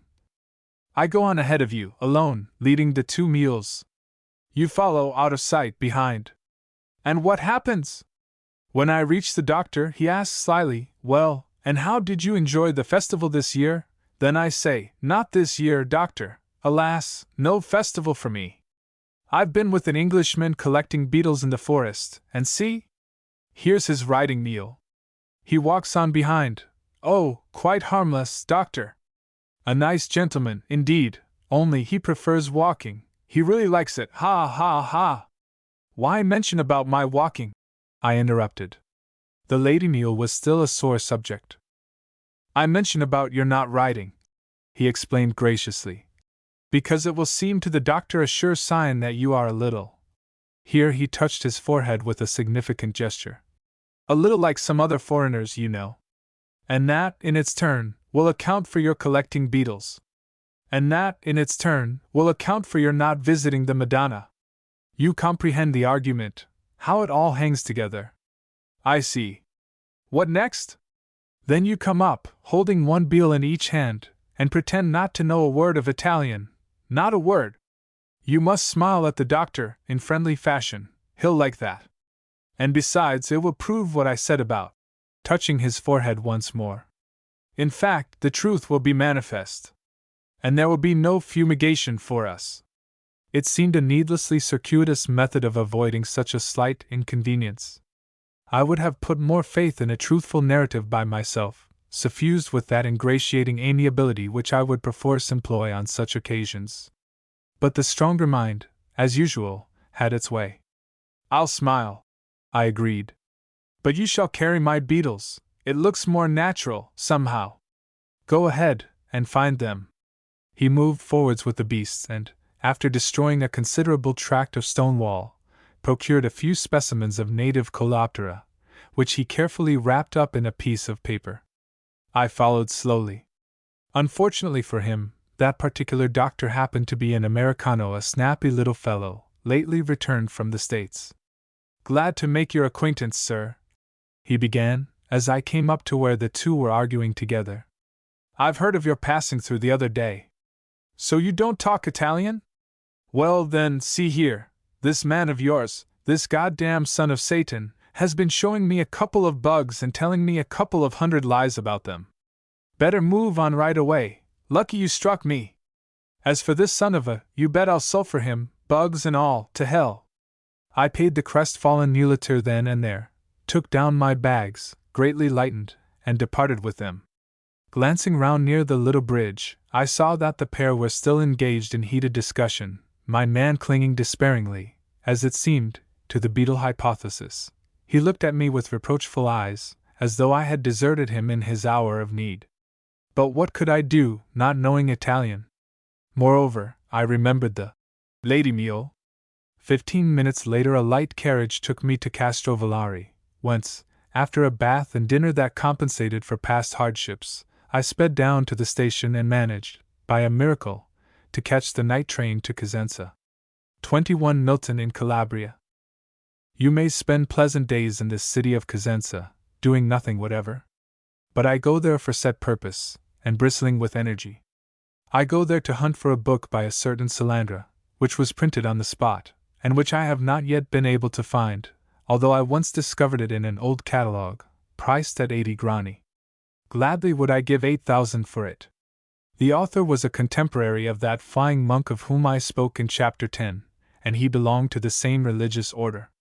If, in what I then said about the flying monk, there appears to be some trace of light fooling in regard to this order and its methods, let amends be made by what I have to tell about old Salandra, the discovery of whose book is one of primary importance for the history of English letters. Thus I thought at the time, and thus I still think, with all due deference to certain grave and discerning gentlemen, the editors of various English monthlies to whom I submitted a paper on this subject, a paper which they promptly returned with thanks. No, that is not quite correct. One of them has kept it, and as 6 years have passed over our heads, I presume he has now acquired a title by adverse possession. Much good may it do him. Had the discovery been mine, I should have endeavored to hide my light under the proverbial bushel. But it is not mine, and therefore I make bold to say that Mr. Bliss Perry, of the Atlantic Monthly, knew better than his English colleagues when he published the article from which I take what follows. Charles Dunster, Considerations on Milton's Early Reading, etc., 1810, traces the prima stamina of Paradise Lost to Sylvesters du Bartas. Massenius, Sedman, Vondel, and other older writers have also been named in this connection, while the majority of Milton's English commentators, and among foreigners Voltaire and Tiraboschi, are inclined to regard the Adamus Exul of Grotius or Andreini's sacred drama of Adamo as the prototype. This latter can be consulted in the third volume of Cooper's Milton 1810. The matter is still unsettled, and in view of the number of recent scholars who have interested themselves in it, one is really surprised that no notice has yet been taken of an Italian article which goes far towards deciding this question and proving that the chief source of Paradise Lost is the Adamo Caduto, a sacred tragedy by Serafino della Salandra. The merit of this discovery belongs to Francesco Ziccari, whose paper, Sulla scoperta del originale italiano de Cui Milton tras il suo poema del Paradiso Perduto, is printed on pages 245 to 276 in the 1845 volume of the Naples Album Scientifico Artistico Letterario now lying before me. It is in the form of a letter addressed to his friend Francesco Raffa, a native of Tropea in Calabria. Salandra, it is true, is named among the writers of sacred tragedies in Todd's Milton, 1809, Volume 2, page 244, and also by Haley, but neither of them had the curiosity, or the opportunity, to examine his Adamo Caduto. Haley expressly says that he has not seen it. More recent works, such as that of Mohr's De Fontibus Paradisi Amissi Miltoniani Bonn, 1860, do not mention Salandra at all. Bice, Milton on the Continent, 1903, merely hints at some possible motives for the Allegro and the Penseroso. As to dates, there can be no doubt to whom the priority belongs. The Adamo of Salandra was printed at Cosenza in 1647. Richardson thinks that Milton entered upon his Paradise Lost in 1654, and that it was shown, as done, in 1665. D. Masson agrees with this, adding that it was not published till 2 years afterwards. The date 1665 is fixed, I presume, by the Quaker Elwood's account of his visit to Milton in the autumn of that year, when the poet gave him the manuscript to read. The 2 years' delay in publication may possibly have been due to the confusion occasioned by the Great Plague and Fire of London. The castigation bestowed upon Lauder by Bishop Douglas followed, as it was, by a terrific backhander from the brawny arm of Samuel Johnson, induces me to say that Salandra's Adamo Caduto, though extremely rare, so rare that neither the British Museum nor the Paris Bibliothèque Nationale possesses a copy, is not an imaginary book. I have had it in my hands, and examined it at the Naples Biblioteca Nazionale. It is a small octavo of 251 pages, not including 20 unnumbered ones, and another one at the end for correction of misprints, badly printed and bearing all the marks of genuineness, with the author's name and the year and place of publication clearly set forth on the title page. I have carefully compared Ziccari's references to it, and quotations from it, with the original. They are correct, save for a few insignificant verbal discrepancies which, so far as I can judge, betray no indication of an attempt on his part to mislead the reader, such as using the word tromba, trumpet, instead of Salandra's term sambuca, sackbut. And if further proof of authenticity be required, I may note that the Adamo Caduto of Salandra is already cited in old bibliographies like Toppi's Biblioteca Napolitana, 1678, or that of Jonas A.S. Antonio, Biblioteca Universa Franciscana, etc., Madrid, 1732 to 1733, Volume 3, page 88. It appears to have been the only literary production of its author, who was a Franciscan monk and is described as preacher, lector, and definitor of the reformed province of Basilicata. We may take it, then, that Salandra was a real person, who published a mystery called the Damo Caduto in 1647, and I will now, without further preamble, extract from Ziccari's article as much as may be sufficient to show ground for his contention that Milton's Paradise Lost is a transfusion, in general and in particular, of this same mystery. Salandra's central theme is the universe shattered by the disobedience of the first man, the origin of our unhappiness and sins. The same with Milton. Salandra's chief personages are God and his angels, the first man and woman, the serpent, Satan and his angels. The same with Milton. Salandra, at the opening of his poem, the prologue, sets forth his argument, and dwells upon the creative omnipotence and his works. The same with Milton. Salandra then describes the council of the rebel angels, their fall from heaven into a desert and sulphurous region, their discourses. Man is enviously spoken of, and his fall by means of stratagem decided upon. It is resolved to reunite in council in pandemonium or the abyss, where measures may be adopted to the end that man may become the enemy of God and the prey of hell. The same with Milton. Salandra personifies sin and death, the latter being the child of the former. The same with Milton. Salandra describes omnipotence foreseeing the effects of the temptation and fall of man, and preparing his redemption. The same with Milton. Salandra depicts the sight of paradise, and the happy life there. The same with Milton. Salandra sets forth the miraculous creation of the universe and of man, and the virtues of the forbidden fruit. The same with Milton. Salandra reports the conversation between Eve and the serpent, the eating of the forbidden fruit, and the despair of our first parents. The same with Milton. Salandra describes the joy of death at the discomfiture of Eve, the rejoicings in hell, the grief of Adam, the flight of our first parents, their shame and repentance. The same with Milton. Salandra anticipates the intercession of the Redeemer, and the overthrow of sin and death. He dwells upon the wonders of the creation, the murder of Abel by his brother Cain, and other human ills, the vices of the antediluvians, due to the fall of Adam, the infernal gift of war. The same with Milton. Salandra describes the passion of Jesus Christ, and the comforts which Adam and Eve receive from the angel who announces the coming of the Messiah. Lastly, their departure from the earthly paradise. The same with Milton. So much for the general scheme of both poems.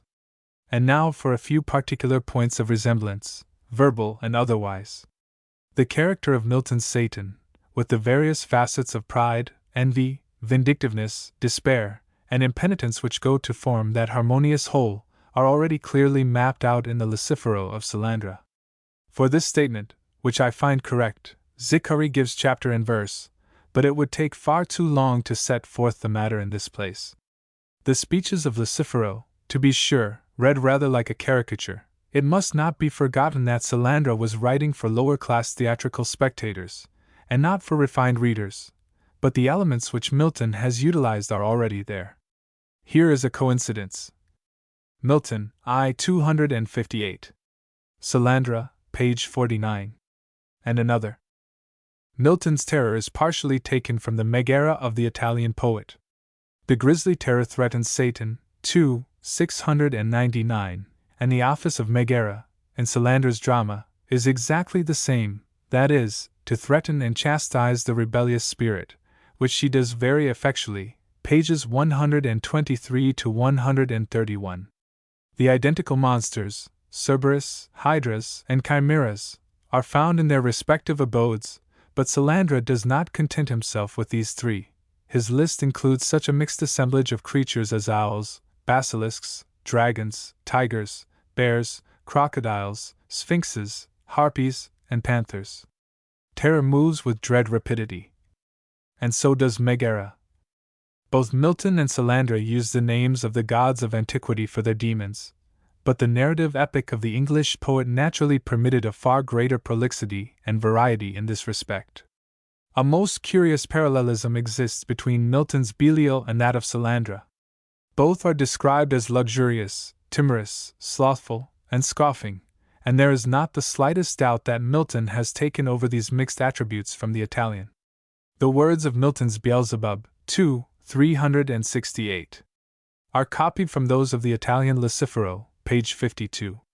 Regarding the creation of the world, Salandra asks, page 11, which is thus echoed by Milton, 7, 112. There is a considerable resemblance between the two poets in their descriptions of paradise and of its joys. In both poems, too, Adam warns his spouse of her frailty, and in the episode of Eve's meeting with the serpent there are no less than 4 verbal coincidences. Thus Salandra writes, page 68. And Milton transcribes it as follows, 9, 517 to 554.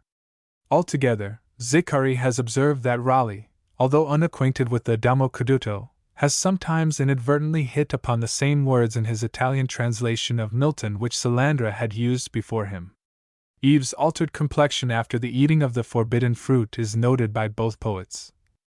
Only with this difference, that the Italian Eve adds a half-lie by way of explaining the change. In both poems sin and death reappear on the scene after the transgression.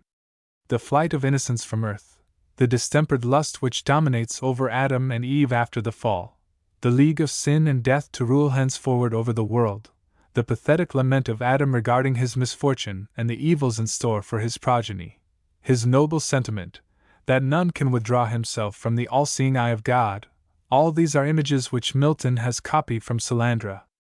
Adam's state of mind, after the fall, is compared by Salandra to a boat tossed by impetuous winds, page 228. Which is thus paraphrased in Milton, 9, 1122. Here is a still more palpable adaptation. After the fall, according to Salandra, Vasilo la terra I, Gem, 2 epiants 3, Rumorigiano Itoni, 4, Accompagnati de Grandini, 5, Edens Nevi 6, pages 138, 142, 218. Milton translates this as follows: Earth trembled from her entrails, 1, and nature gave a second groan, 2, sky lowered and muttering thunders, 4, some sad drops wept, 3, the winds, armed with ice and snow, 6, and hail, 5. Paradise Lost, 9, 1000, x. 697. Here is another translation. It is not to my purpose to do Zicari's work over again, as this would entail a complete translation of his long article. It contains nearly 10,000 words, to which, if the thing is to be done properly, must be appended Salandra's Adamo, in order that his quotations from it can be tested. I will therefore refer to the originals those who wish to go into the subject more fully, warning them, en passant, that they may find the task of verification more troublesome than it seems, owing to a stupid mistake on Zicari's part. For in his references to Milton, he claims, page 252, to use an 1818 Venice translation of the Paradise Lost by Raleigh. Now Raleigh's Paradiso Perduto is a well-known work which was issued in many editions in London, Paris, and Italy throughout the 18th century. But I cannot trace this particular one of Venice. An application to many of the chief libraries of Italy has convinced me that it does not exist, and that 1818 must be a misprint for some other year. The error would be of no significance if Zicari had referred to Raleigh's Paradiso by the usual system of cantos and lines, but he refers to it by pages, and the pagination differs in every one of the editions of Raleigh which have passed through my hands. Despite every effort, I have not been able to hit upon the precise one which Zicari had in mind, and if future students are equally unfortunate, I wish them joy of their labors. These few extracts, however, will suffice to show that, without Salandra's Adamo, the Paradise Lost, as we know it, would not be in existence, and that Zicari's discovery is therefore one of primary importance for English letters, although it would be easy to point out divergencies between the two works, divergencies often due to the varying tastes and feelings of a Republican Englishman and an Italian Catholic, and to the different conditions imposed by an epic and a dramatic poem. Thus, in regard to this last point, Zicari has already noted, page 270, that Salandra's scenic acts were necessarily reproduced in the form of visions by Milton, who could not avail himself of the mechanism of the drama for this purpose. Milton was a man of the world, traveler, scholar, and politician, But it will not do for us to insist too vehemently upon the probable mental inferiority of the Calabrian monk, in view of the high opinion which Milton seems to have had of his talents. Imitation is the sincerest form of flattery. The Adamo Caduto, of course, is only one of a series of similar works concerning which a large literature has now grown up, and it might not be difficult to prove that Salandra was indebted to some previous writer for those words and phrases which he passed on to the English poet. But where did Milton become acquainted with this tragedy? It was at Naples, according to Cooper, Milton, Volume 3, page 206, that the English poet may first have entertained the idea of the loss of paradise as a subject peculiarly fit for poetry. He may well have discussed sacred tragedies, like those of Andreini, with the Marquis Manso. But Milton had returned to England long before Salandra's poem was printed, nor can Manso have sent him a copy of it, for he died in 1645, 2 years before its publication, and Zicari is thus mistaken in assuming, page 245, that Milton became acquainted with it in the house of the Neapolitan nobleman. Unless, therefore, we take for granted that Manso was intimate with the author Salandra, he knew most of his literary countrymen, and sent or gave to Milton a copy of the manuscript of Adamo before it was printed, or that Milton was personally familiar with Salandra, we may conclude that the poem was forwarded to him from Italy by some other friend, perhaps by some member of the Accademia degli Oziosi which Manso had founded. A chance therefore seems to have decided Milton. Salandra's tragedy fell into his hands, and was welded into the epic form which he had designed for Arthur the Great, even as, in later years, a chance question on the part of Elwood led to his writing Paradise Regained. For this poem there were not so many models handy as for the other. But Milton has written too little to enable us to decide how far its inferiority to the earlier epic is due to this fact, and how far to the inherent inertia of its subject matter. Little movement can be contrived in a mere dialogue such as Paradise Regained. It lacks the grandiose mise en scene and the shifting splendors of the greater epic. The stupendous figure of the rebellious archangel, the true hero of Paradise Lost, is here dwarfed into a puny, malignant sophist. Nor is the final issue in the later poem even for a moment in doubt, a serious defect from an artistic point of view. Jordan holds its peculiar excellence to be artful sophistry, false reasoning, set off in the most specious manner, and refuted by the Son of God with strong unaffected eloquence, merits for which Milton needed no original of any kind, as his own lofty religious sentiments, his argumentative talents, and long experience of political pamphleteering stood him in good stead. Most of us must have wondered how it came about that Milton could not endure to hear Paradise Lost preferred to Paradise Regained, in view of the very apparent inferiority of the latter. If we had known what Milton knew, namely, to how large an extent Paradise Lost was not the child of his own imagination, and therefore not so precious in his eyes as Paradise Regained, we might have understood his prejudice. Certain parts of Paradise Lost are drawn, as we all know, from other Italian sources, from Sanazario, Ariosto, Guarini, Bogiardo, and others. Zicari, who, it must be said, has made the best of his case, will have it that the musterings and battles of the good and evil angels are copied from the Angellide of Valvasone published at Milan in 1590. But G. Polidori, who has reprinted the Angellide in his Italian version of Milton, London, 1840, has gone into this matter and thinks otherwise. These devil and angel combats were a popular theme at the time, and there is no reason why the English poet should copy continental writers in such descriptions, which necessarily have a common resemblance. The Marquis Manso was very friendly with the poets Tasso and Marino, and it is also to be remarked that entire passages in Paradise Lost are copied, tautidem verbis, from the writings of these two, Manso having no doubt drawn Milton's attention to their beauties.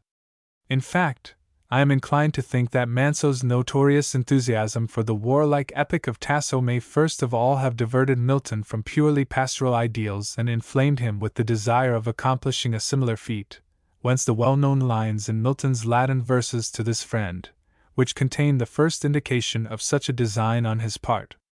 Even the familiar invocation, Hail, wedded love, is bodily drawn from one of Tasso's letters, see Newton's Milton, 1773, Volume 1, pages 312, 313. It has been customary to speak of these literary appropriations as imitations, but whoever compares them with the originals will find that many of them are more correctly termed translations. The case, from a literary moral point of view, is different as regards ancient writers, and it is surely idle to accuse Milton, as has been done, of pilferings from Aeschylus or Ovid. There is no such thing as robbing the classics. They are our literary fathers, and what they have left behind them is our common heritage. We may adapt, borrow, or steal from them as much as will suit our purpose. To acknowledge such thefts is sheer pedantry and ostentation. But Salandra and the rest of them were Milton's contemporaries. It is certainly an astonishing fact that no scholar of the stamp of Thayer was acquainted with the Demo Caduto, and it says much for the isolation of England that, at a period when poems on the subject of Paradise Lost were being scattered broadcast in Italy and elsewhere, when, in short, all Europe was ringing with the doleful history of Adam and Eve, Milton could have ventured to speak of his work as things unattempted yet in prose or rhyme, an amazing verse which, by the way, is literally transcribed out of Ariosto, cosa, non detta in prosa mai, any in rima. But even now the acquaintance of the British public with the productions of continental writers is superficial and spasmodic, and such was the ignorance of English scholars of this earlier period, that Birch maintained that Milton's drafts, to be referred to presently, indicated his intention of writing an opera, while as late as 1776 the poet Mickle, notwithstanding Voltaire's authority, questioned the very existence of Andreini, who has written 30 different pieces. Some idea of the time when Salandra's tragedy reached Milton might be gained if we knew the date of his manuscript projects for Paradise Lost and other writings which are preserved at Cambridge. R. Garnett, Life of Milton, 1890, page 129, supposes these drafts to date from about 1640 to 1642, and I am not sufficiently learned in Miltonian lore to controvert or corroborate in a general way this assertion. But the date must presumably be pushed further forward in the case of the skeletons for Paradise Lost, which are modeled to a great extent upon Salandra's Adamo of 1647, though other compositions may also have been present before Milton's mind, such as that mentioned on page 234 of the second volume of Todd's Milton, from which he seems to have drawn the hint of a prologue spoken by Moses. Without going into the matter exhaustively, I will only say that from these pieces it is clear that Milton's primary idea was to write, like Salandra, a sacred tragedy upon this theme, and not an epic. These drafts also contain a chorus, such as Salandra has placed in his drama, and a great number of mutes, who do not figure in the English epic, but who reappear in the Damo Caduto and all similar works. Even Satan is here designated as Lucifer, in accordance with the Italian Lucifero, and at the end of one of Milton's drafts we read at last appears mercy, comforts him, promises the Messiah, etc., which is exactly what Salandra's Misericordia, mercy, does in the same place. Milton no doubt kept on hand many loose passages of poetry, both original and borrowed, ready to be worked up into larger pieces. All poets are smothered in odd scraps of verse and lore which they fit in as occasion requires, and it is therefore quite possible that some fragments now included in Paradise Lost may have been complete before the Demo Caduto was printed. I am referring, more especially, to Satan's address to the Son, which Phillips says was written before the commencement of the epic. Admitting Phillips to be correct, I still question whether this invocation was composed before Milton's visit to Naples, and if it was, the poet may well have intended it for some other of the multitudinous works which these drafts show him to have been revolving in his mind, or for none of them in particular. De Quincey rightly says that Addison gave the initial bias in favor of Paradise Lost to the English national mind, which has thenceforward shrunk, as Addison himself did, from a dispassionate contemplation of its defects, the idea being, I presume, that a divine poem in a manner disarmed rational criticism. And strange to say, even the few faults which earlier scholars did venture to point out in Milton's poem will be found in that of Salandra. There is the same superabundance of allegory, the same confusion of spirit and matter among the supernatural persons, the same lengthy astronomical treatise, the same personification of sin and death, the same medley of Christian and pagan mythology, the same tedious historico-theological disquisition at the end of both poems. For the rest, it is to be hoped that we have outgrown our fastidiousness on some of these points. Theological fervor has abated, and in a work of the pure imagination, as Paradise Lost is now, is it not, considered to be, there is nothing incongruous or offensive in an amiable commingling of Semitic and Hellenic deities after the approved Italian recipe, nor do a few long words about geography or science disquiet us any more. Milton was not writing for an uncivilized mob, and his occasional displays of erudition will represent to a cultured person only those breathing spaces so refreshing in all epic poetry. That Milton's language is saturated with Latinisms and Italianisms is perfectly true. His English may not have been good enough for his contemporaries, but it is quite good enough for us. That grand manner which Matthew Arnold claimed for Milton, that sustained pitch of kingly elaboration and fullness, is not wholly an affair of high moral tone. It results in part from the humbler ministrations of words happily chosen, from a felicitous alloy of Mediterranean grace and Saxon metal. For, whether consciously or not, we cannot but be influenced by the color effects of mere words, that arouse in us definite but indefinable moods of mind. To complain of the foreign phraseology and turns of thought in Paradise Lost would be the blackest ingratitude nowadays, seeing that our language has become enriched by steady gleams of pomp and splendor due, in large part, to the peculiar luster of Milton's comely importations. 22. The Greek, Scylla. It was to be the Scylla in earnest this time. I would traverse the whole country, from the Castle Valley to Catanzaro, at the other end. Arriving from Cosenza, the train deposited me, once more, at the unlovely station of Castrovillari. I looked around the dusty square, half dazed by the sunlight. It was a glittering noonday in July, but the postal wagon to Spezzano Albanese, my first resting point, had not yet arrived.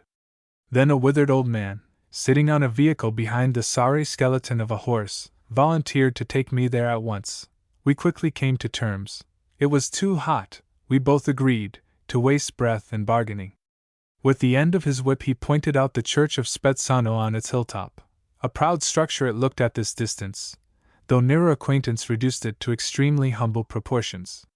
The Albanian Spezzano, Spezzano Grande is another place, lies on the main road from Castrovillari to Cosenza, on the summit of a long-stretched tongue of limestone which separates the Cretae River from the Asaro. This latter, after flowing into the Castle, joins its waters with the Cretae, and so closes the promontory. An odd geographical feature, this low stretch, viewed from the greater heights of Sila or Polino, one feels inclined to take a broom and sweep it into the sea, so that the waters may mingle sooner. Our road ascended the 1,000 feet in a sinuous ribbon of white dust, and an eternity seemed to pass as we crawled drowsily upwards to the music of the cicadas, under the simmering blue sky. There was not a soul in sight. A hush had fallen upon all things. Great Pan was brooding over the earth. At last we entered the village, and here, once more, death-like stillness reigned. It was the hour of postprandial slumber. At our knocking the proprietor of the inn, situated in a side street, descended. But he was in bad humor, and held out no hopes of refreshment. Certain doctors and government officials, he said, were gathered together in his house, telegraphically summoned to consult about a local case of cholera. As to edibles, the gentleman had lunched, and nothing was left, absolutely nothing. It had been uno sterminio, an extermination, of all he possessed. The prospect of walking about the burning streets till evening did not appeal to me, and as this was the only inn at Spezzano I insisted, first gently, then forcibly, in vain. There was not so much as a chair to sit upon, he avowed, and therewith retired into his cool twilight. Despairing, I entered a small shop wherein I had observed the only signs of life so far, an Albanian woman spinning in patriarchal fashion. It was a low-ceilinged room, stocked with candles, seeds, and other commodities which a humble householder might desire to purchase, including certain of those water guglets of Curigliano wherein whose shapely contours something of the artistic dreamings of old Cyprus still seems to linger. The proprietress, clothed in gaudily picturesque costume, greeted me with a smile and the easy familiarity which I have since discovered to be natural to all these women. She had a room, she said, where I could rest. There was also food, such as it was, cheese and wine and fruit? I queried. Ah, you like fruit? Well, we may not so much as speak about it just now. The cholera, the doctors, the policemen, the prison. I was going to say salami. Salami? I thanked her. I know Calabrian pigs and what they feed on, though it would be hard to describe in the language of polite society. Despite the heat and the swarms of flies in that chamber, I felt little desire for repose after her simple repast. The dame was so affable and entertaining that we soon became great friends. I caused her some amusement by my efforts to understand and pronounce her language. These folks speak Albanian and Italian with equal facility, which seemed to my unpracticed ears as hopeless as Finnish. Very patiently, she gave me a long lesson during which I thought to pick up a few words and phrases, but the upshot of it all was, "You'll never learn it. You have begun 100 years too late." I tried her with modern Greek, but among such fragments as remained on my tongue after a lapse of over 20 years, only hit upon one word that she could understand. "Quite right," she said encouragingly. "Why don't you always speak properly? And now, let me hear a little of your own language." I gave utterance to a few verses of Shakespeare, which caused considerable merriment. "Do you mean to tell me," she asked, "that people really talk like that?" "Of course they do. And pretend to understand what it means?" "Why, naturally. Maybe they do," she agreed. "But only when they want to be thought funny by their friends." The afternoon drew on apace, and at last the pitiless sun sank to rest. I perambulated Spezzano in the gathering twilight. It was now fairly alive with people. An unclean place. An epidemic of cholera would work wonders here. At 9:30 p.m. the venerable coachman presented himself, by appointment. He was to drive me slowly, out of respect for his horse, through the cool hours of the night as far as Vakarizza, on the slopes of the Greek Sela, where he expected to arrive early in the morning. And so he did, at 5:30. Not without more mirth was my leave-taking from the good shopwoman. Something, apparently, was hopelessly wrong with the Albanian words of farewell which I had carefully memorized from our preceding lesson. She then pressed a paper parcel into my hand. "For the love of God," she whispered, "silence! or we shall all be in jail tomorrow." It contained a dozen pairs. Driving along, I tried to enter into conversation with the coachman who, judging by his face, was a mine of local lore. But I had come too late. The poor old man was so weakened by age and infirmities that he cared little for talk, his thoughts dwelling, as I charitably imagined, on his wife and children, all dead and buried, so he said, many long years ago. He mentioned, however, the diluvio, the deluge, which I have heard spoken of by older people, among whom it is a fixed article of faith. This deluge is supposed to have affected the whole Kratai Valley, submerging towns and villages. In proof, they say that if you dig near Tarsia below the present river level, you will pass through beds of silt and ooze to traces of old walls and cultivated land. Tarsia used to lie by the riverside, and was a flourishing place, according to the descriptions of Leandro Alberti and other early writers. Floods and malaria have now forced it to climb the hills. The current of the Kratai is more spasmodic and destructive than in classical times when the river was navigable, and to one of its inundations may be due this legend of the deluge. To the same one, maybe, that affected the courses of this river and the Kassel, mingling their waters which used to flow separately into the Ionian. Or it may be a hazy memory of the artificial changing of the riverbed when the town of Sybaris, lying between these two rivers, was destroyed.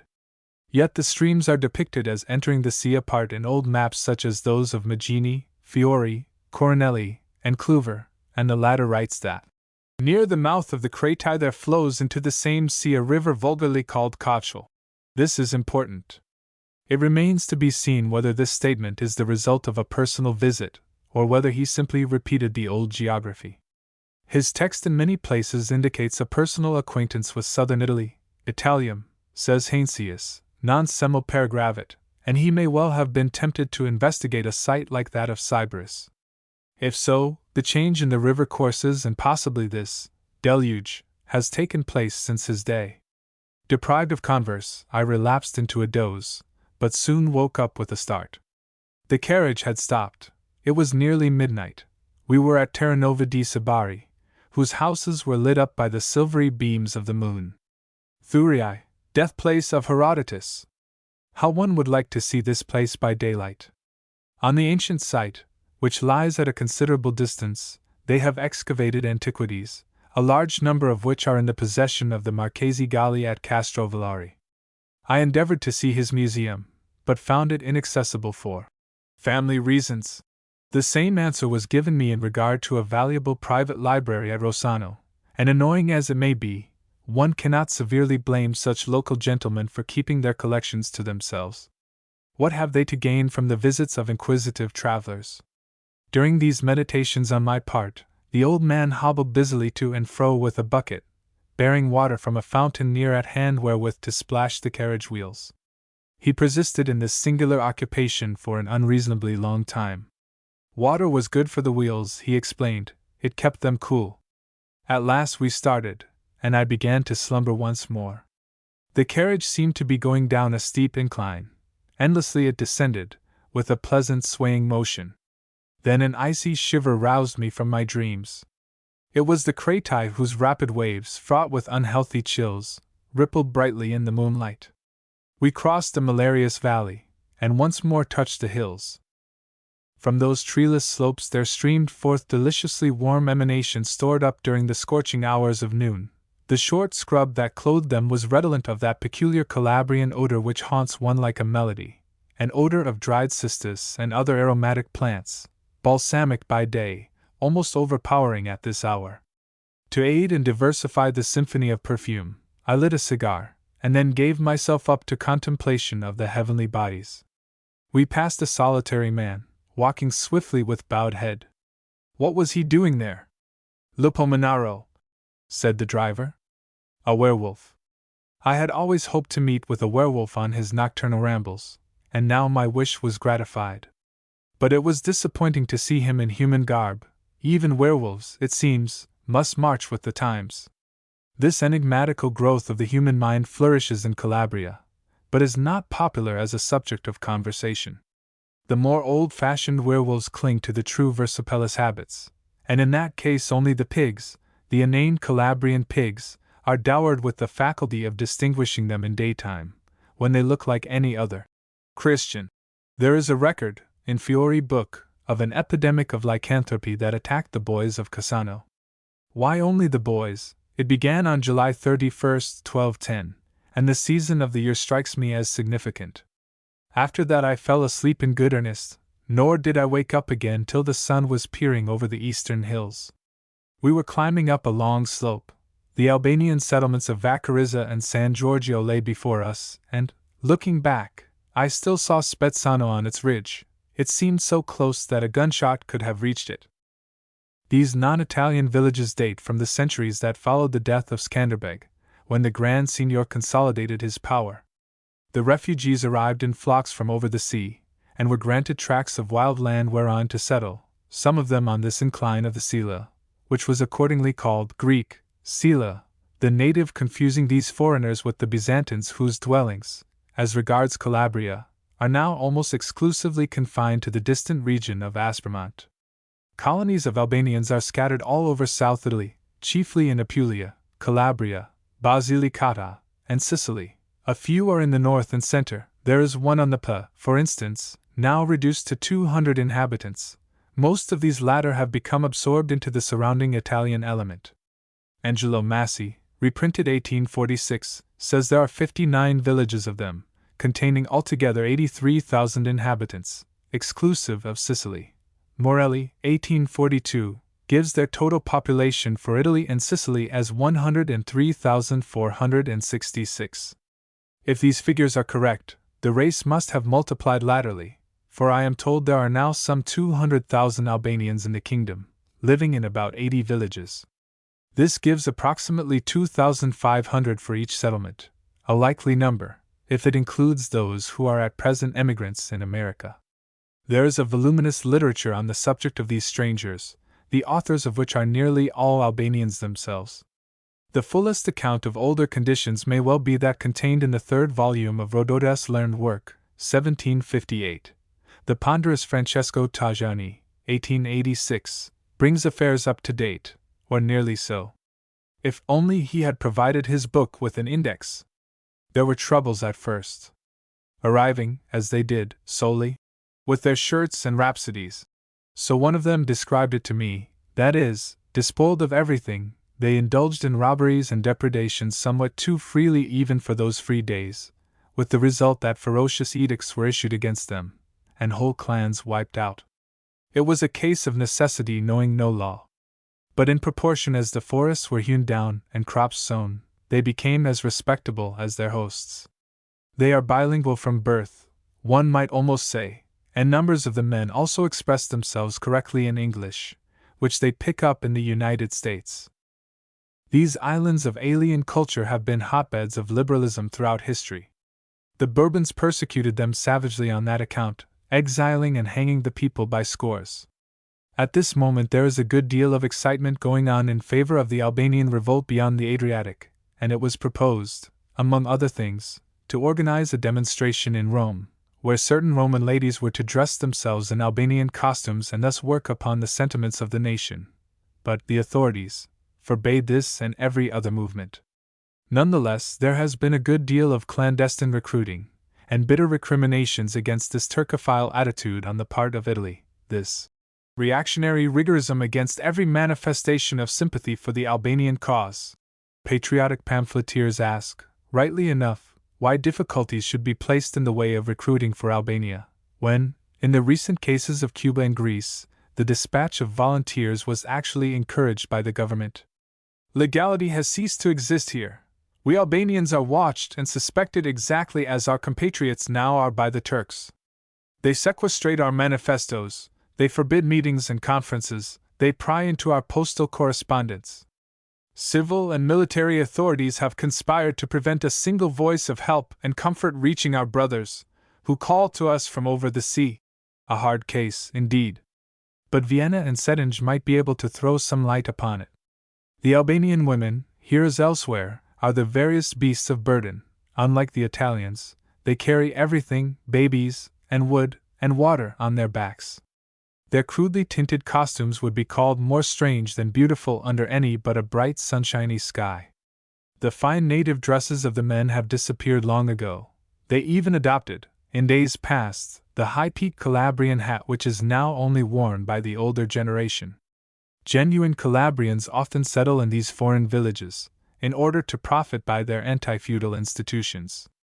For even now the Italian cultivator is supposed to make, and actually does make, voluntary presents to his landlord at certain seasons, gifts which are always a source of irritation and, in bad years, a real hardship. The Albanians oppose themselves from the very beginning against these medieval practices. They do not build houses, says an old writer, so as not to be subject to barons, dukes, princes, or other lords. And if the owner of the land they inhabit ill-treats them, they set fire to their huts and go elsewhere. An admirable system, even nowadays. One would like to be here at Easter time to see the Rousselet, those Pyrrhic dances where the young men group themselves in martial array, and pass through the streets with song and chorus, since, soon enough, America will have put an end to such customs. The old Albanian guitar of 9 strings has already died out, and the double tibia, biforum dat tibia cantum, will presently follow suit. This instrument, familiar from classical sculpture and lore, and still used in Sicily and Sardinia, was once a favorite with the Sela shepherds, who called it Fiscietto a Periglia. But some years ago I vainly sought it in the central Sela. The answer to my inquiries was everywhere the same, they knew it quite well. So used to play it. Certain persons in certain villages still made it. They described it accurately enough, but could not produce a specimen. Single pipes, yes, and bagpipes galore, but the tibi pairs were out of fashion wherever I asked for them. Here, in the Greek Sela, I was more fortunate. A boy at the village of Machia possessed a pair which he obligingly gave me, after first playing a song, a farewell song, a plaintive ditty that required, nonetheless, an excellent pair of lungs, on account of the 2 mouthpieces. Melodies on this double flageolet are played principally at Christmas time. The 2 reeds are about 25 centimeters in length, and made of hollow cane. In my specimen, the left hand controls 4, the other 6 holes. The Albanian name of the instrument is Fiscarol. From a gentleman at Vacarizza I received a still more valuable present, 2 Neolithic celts, Enolithic, I should be inclined to call them, wrought in close-grained quartzite, and found not far from that village. These implements must be rare in the uplands of Calabria, as I have never come across them before, though they have been found, to my knowledge, at Savelli in the central Sila. At Vacarizza they call such relics pick.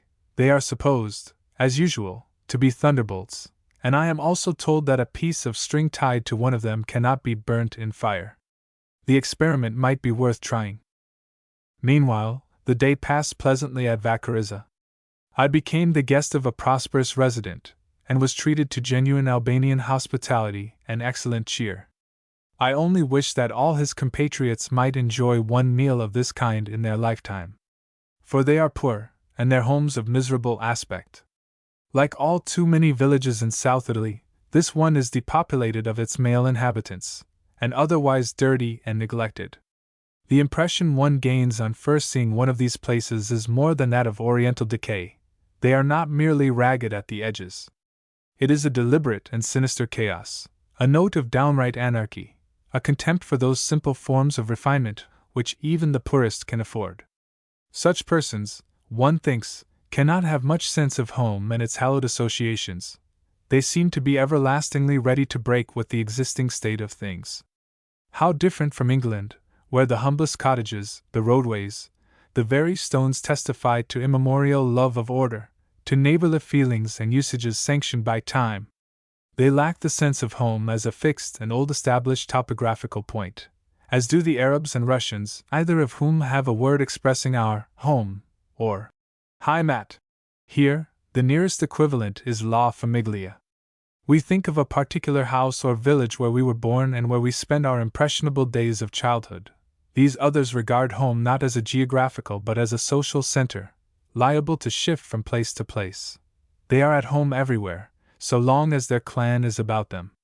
That acquisitive sense which affectionately adorns our meanest dwelling, slowly saturating it with memories, has been crushed out of them, if it ever existed, by hard blows of fortune. It is safer, they think, to transform the labor of their hands into gold, which can be moved from place to place or hidden from the tyrant's eye. They have none of our sentimentality in regard to inanimate objects. Eliza Cook's feelings towards her old armchair would strike them as savoring of childishness. Hence the unfinished look of their houses, within and without. Why expend thought and wealth upon that which may be abandoned tomorrow? The two churches of Vacarizza, dark and unclean structures, stand side by side, and I was shown through them by their respective priests, Greek and Catholic, who walked arm in arm in friendly wise, and meekly smiled at a running fire of sarcastic observations on the part of another citizen directed against the bottega, in general, the shop, as the church is sometimes irreverently called. The Greco-Catholic cult to which these Albanians belong is a compromise between the Orthodox and Roman. Their priests may wear beards and marry wives, they use bread instead of the wafer for sacramental purposes, and there are one or two other little differences of grave import. 6 Albanian settlements lie on these northern slopes of the Sila: San Giorgio, Vacarizza, San Cosimo, Macchia, San Dimitrio Caron, and Santa Sofia di Epiro. San Dimitrio is the largest of them, and thither, after an undisturbed night's rest at the house of my kind host, the last, I fear, for many days to come, I drove in the sunlit hours of next morning. Along the road one can see how thoroughly the Albanians have done their work. The land is all under cultivation, save for a dark belt of trees overhead, to remind one of what once it was. Perhaps they have eradicated the forest overzealously, for I observe in San Dimitrio that the best drinking water has now to be fetched from a spring at a considerable distance from the village. It is unlikely that this should have been the original condition of affairs. Deforestation has probably diminished the water supply. It was exhilarating to traverse these middle heights with their aerial views over the Ionian and down olive-covered hillsides towards the wide valley of the Kratai and the lofty Pelino range, now swimming in midsummer haze. The road winds in and out of gullies where rivulets descend from the mountains. They are clothed in cork oak, ilex, and other trees, golden orioles, jays, hoopoes and rollers flash among the foliage. In winter these hills are swept by boreal blasts from the Apennines, but at this season it is a delightful tract of land. 23 Albanians and their college. San Dimitrio, famous for its Italo-Albanian college, lies on a fertile incline sprinkled with olives and mulberries and chestnuts, 1,500 feet above sea level. They tell me that within the memory of living man no Englishman has ever entered the town. This is quite possible. I have not yet encountered a single English traveler, during my frequent wanderings over South Italy. Gone are the days of Keppel Craven and Swinburne, of Eustace and Brydone and Hoare. You will come across sporadic Germans immersed in Hohenstaufen records, or searching after Roman antiquities, butterflies, minerals, or landscapes to paint. You will meet them in the most unexpected places, but never an Englishman. The adventurous type of Anglo-Saxon probably thinks the country too tame, scholars too trite, ordinary tourists too dirty. The accommodation and food in San Dimitrio leave much to be desired. Its streets are irregular lanes, ill-paved with cobbles of gneiss and smothered under dust and refuse.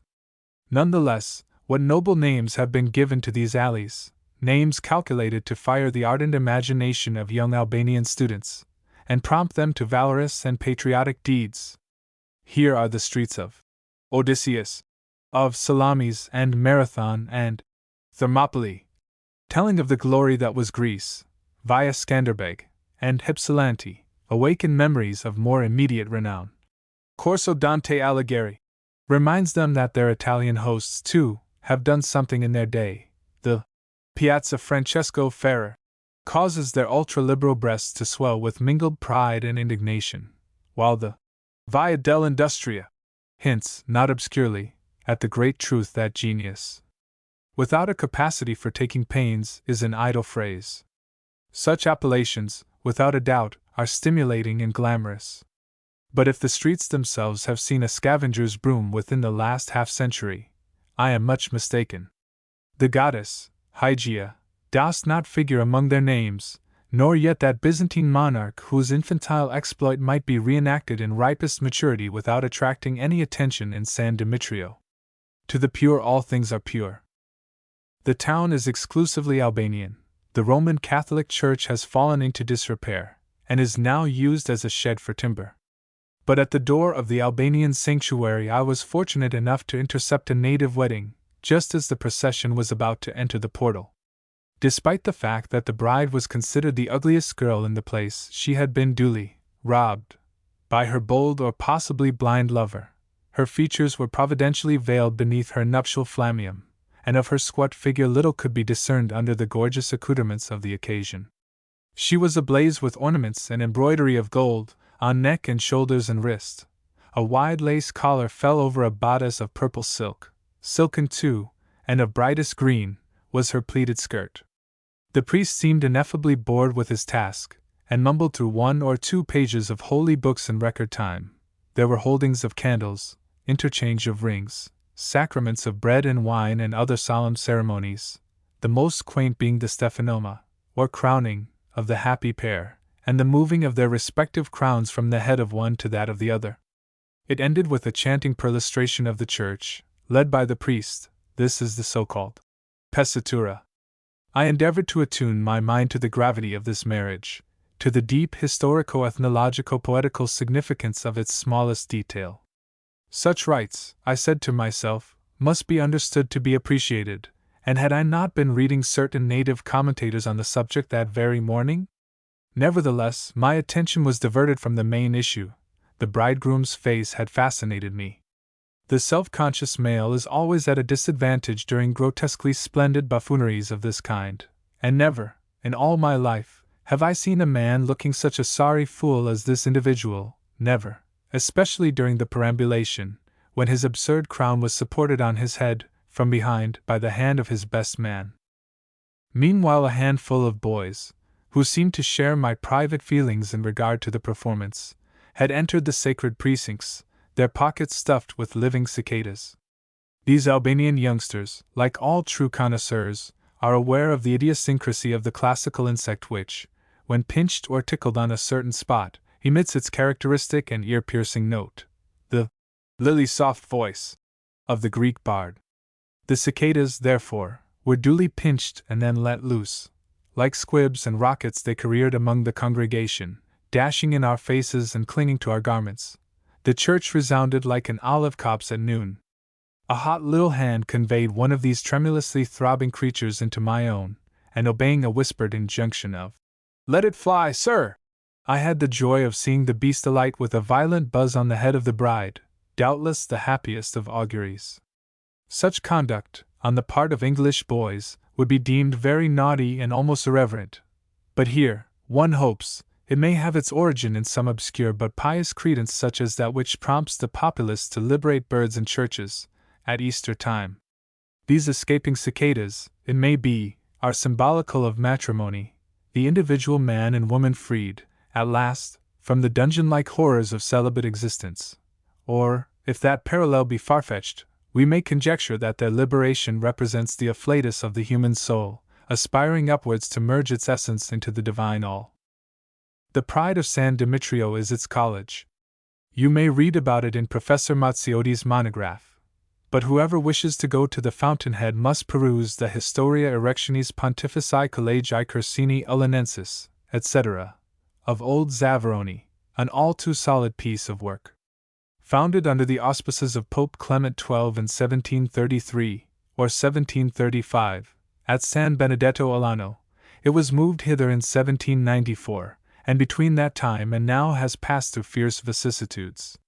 Its president, Bishop Buglieri, was murdered by the brigands in 1806. Much of its lands and revenues have been dissipated by maladministration. It was persecuted for its liberalism by the Bourbons, who called it a workshop of the devil. It distinguished itself during the anti-dynastic revolts of 1799 and 1848, and, in 1860, was presented with 12,000 ducats by Garibaldi, in consideration of the signal services rendered to the national cause by the brave and generous Albanians. Even now the institution is honeycombed with Freemasonry, the surest path to advancement in any career, in modern Italy. Times indeed have changed since the inviolable constitutions laid it down that nullus omnino alumnus in collegio deteniter, cuius futuri Christiani pietatis significatio non extet. But only since 1900 has it been placed on a really sound and prosperous footing. An agricultural school has lately been added, under the supervision of a trained expert. They who are qualified to judge speak of the college as a beacon of learning, an institution whose aims and results are alike deserving of high respect. And certainly it can boast of a fine list of prominent men who have issued from its walls. This little island of stern mental culture contains, besides 25 teachers and as many servants, some 300 scholars preparing for a variety of secular professions. About 50 of them are Italo-Albanians, 10 or thereabouts are genuine Albanians from over the water, the rest Italians, among them 24 of those unhappy orphans from Reggio and Messina who flooded the country after the earthquake, and were dumped down, in colleges and private houses all over Italy. Some of the boys come of wealthy families in distant parts, their parents surmising that San Demetrio offers no temptations to youthful folly and extravagance. In this, so far as I can judge, they are perfectly correct. The heat of summer and the fact that the boys were in the throes of their examinations may have helped to make the majority of them seem pale and thin. They certainly complained of their food, and the cook was the only prosperous-looking person whom I could discover in the establishment, his percentages, one suspects, being considerable. The average yearly payment of each scholar for board and tuition is only £20, it used to be 20 ducats. How shall superfluities be included in the bill of fare for such a sum? The classrooms are modernized. The dormitories neither clean nor very dirty. There is a rather scanty gymnasium as well as a physical laboratory and museum of natural history. Among the recent acquisitions of the latter is a vulture, Gyps fulvus, which was shot here in the spring of this year. The bird, they told me, has never been seen in these regions before. It may have come over from the east, or from Sardinia, where it still breeds. I ventured to suggest that they should lose no time in securing a native porcupine, an interesting beast concerning which I never failed to inquire on my rambles. They used to be encountered in the Cretae Valley. 2 were shot near Curigliano a few years ago, and another not far from Catronia on the Neto. They still occur in the forests near the Pagliarel, above Petilia Policastro. But judging by all indications, I should say that this animal is rapidly approaching extinction not only here, but all over Italy. Another very rare creature, the otter, was killed lately at Vacarizza, but unfortunately not preserved. Fencing and music are taught, but those athletic exercises which led to the victories of Marathon and Salamis are not much in vogue. Mens sana in corpore sana is clearly not the ideal of the place. Fighting among the boys is reprobated as savagery, and corporal punishment forbidden. There is no playground or workshop, and their sole exercise consists in dull promenades along the high road under the supervision of one or more teachers, during which the youngsters indulge in attempts at games by the wayside which are truly pathetic. So the old, inviolable constitutions ordain that the scholars must not play outside the college, and if they meet any one, they should lower their voices.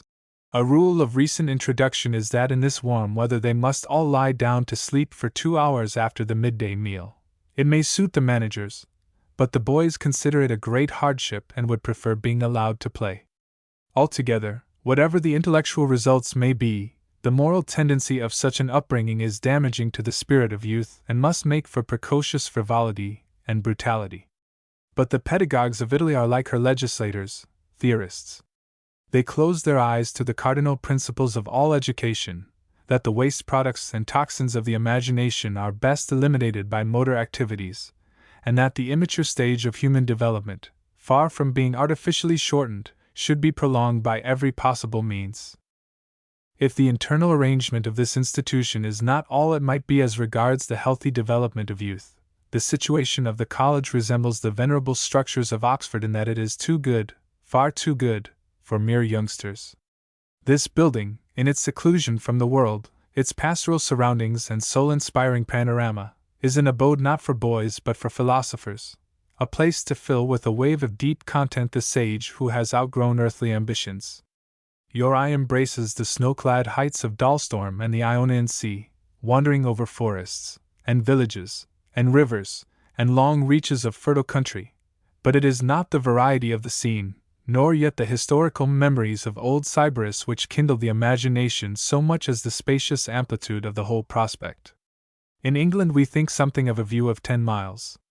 Conceive, here, a grandiose valley wider than from Dover to Calais, filled with an atmosphere of such impeccable clarity that there are moments when one thinks to see every stone and every bush on the mountains yonder, 30 miles distant. And the cloud effects, towards sunset, are such as would inspire the brush of Turner or Claude Lorraine. For the college, as befits its grave academic character, stands by itself among fruitful fields and backed by a chestnut wood, at 10 minutes' walk from the crowded streets.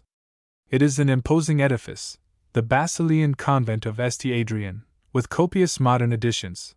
The founders may well have selected this particular site on account of its fountain of fresh water, which flows on as in days of yore. One thinks of those communities of monks in the Middle Ages, scattered over this wild region and holding rare converse with one another by gloomy forest paths. How remote their life and ideals! In the days of Fiori, 1691, the inmates of this convent still practiced their old rites. The nucleus of the building is the old chapel, containing a remarkable font, 2 antique columns sawn up, apparently for purposes of transportation from some pagan temple by the shore, one of them being of African marble and the other of grey granite. There is also a tessellated pavement with beasts' patterns of leopards and serpents akin to those of Pater. Berthaud gives a reproduction of this serpent. He assimilates it, as regards technique and age, to that which lies before the altar of Monte Cassino and was wrought by Greek artisans of the Abbot Desiderius. The church itself is held to be 2 centuries older than that of Pater. The library, once celebrated, contains musty folios of classics and their commentators, but nothing of value.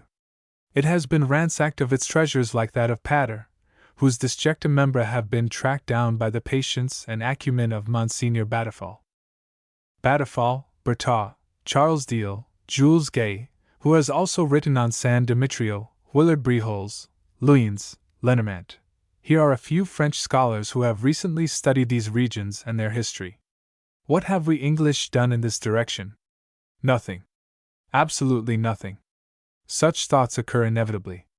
It may be insinuated that researches of this kind are gleanings, that our English genius lies rather in the spadework of pioneers like Leake or Layard. Granted. But a hard fact remains, the fact, namely, that could any of our scholars have been capable of writing in the large and profound manner of Berthoud or Gay, not one of our publishers would have undertaken to print his work. Not one. They know their business. They know that such a book would have been a dead loss. Therefore let us frankly confess the truth. For things of the mind there is a smaller market in England than in France. How much smaller only they can tell, who have familiarized themselves with other departments of French thought.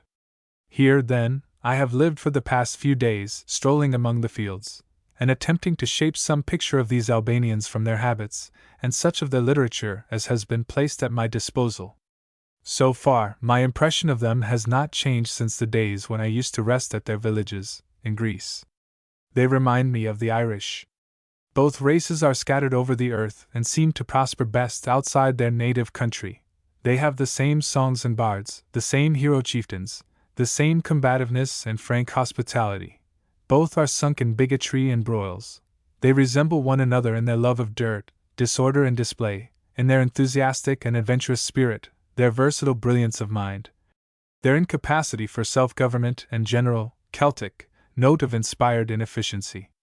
And both profess a frenzied allegiance to an obsolete tongue which, were it really cultivated as they wish, would put a barrier of triple brass between themselves and the rest of humanity. Even as the Irish despise the English as their worldly and effete relatives, so the Albanians look down upon the Greeks, even those of Pericles, with profoundest contempt. The Albanians, so says one of their writers, are the oldest people upon earth, and their language is the divine Pelasgic mother tongue. I grew interested awhile in Stanislao Marciano's plausibly entrancing study on this language, as well as in a pamphlet of Dorada's on the same subject. But my ardor has cooled since learning, from another native grammarian, that these writers are hopelessly in the wrong on nearly every point. So much is certain, that the Albanian language already possesses more than 30 different alphabets, each of them with nearly 50 letters. Nevertheless, they have not yet, in these last 4 or 40,000 years, made up their minds which of them to adopt, or whether it would not be wisest, after all, to elaborate yet another one, a 31st. And so difficult is their language with any of these alphabets that even after a 5 days' residence on the spot I still find myself puzzled by such simple passages as this. I will only add that the translation of such a passage, it contains 28 accents which I have omitted, is mere child's play to its pronunciation. 24 in Albanian seer. Sometimes I find my way to the village of Makia, distant about 3 miles from San Dimitrio. It is a dilapidated but picturesque cluster of houses, situate on a projecting tongue of land which is terminated by a little chapel to Saint Elias, the old sun god Helios, lover of peaks and promontories, whom in his Christian shape the rude Albanian colonists brought hither from their fatherland, even as, centuries before, he had accompanied the Byzantines on the same voyage and 15 centuries yet earlier, the Greeks. At Makia was born, in 1814, of an old and relatively wealthy family, Girolamo Dorada, a flame-like patriot in whom the tempestuous aspirations of modern Albania took shape. The ideal pursued during his long life was the regeneration of his country, and if the attention of international congresses and linguists and folklorists is now drawn to this little corner of the earth, if, in 1902, 21 newspapers were devoted to the Albanian cause, 18 in Italy alone, and 1 even in London, it was wholly his merit. He was the son of a Greco-Catholic priest. After a stern religious upbringing under the paternal roof at Makia and in the college of San Dimitrio, he was sent to Naples to complete his education. It is characteristic of the man that even in the heyday of youth he cared little for modern literature and speculations and all that makes for exact knowledge, and that he fled from his Latin teacher, the celebrated Poti, on account of his somewhat exclusive love of grammatical rules. Nonetheless, though congenitally averse to the materialistic and subversive theories that were then seething in Naples, he became entangled in the anti-Bourbon movements of the late 30s, and narrowly avoided the death penalty which struck down some of his comrades. At other times, his natural piety laid him open to the accusation of reactionary monarchical leanings. He attributed his escape from this and every other peril to the hand of God.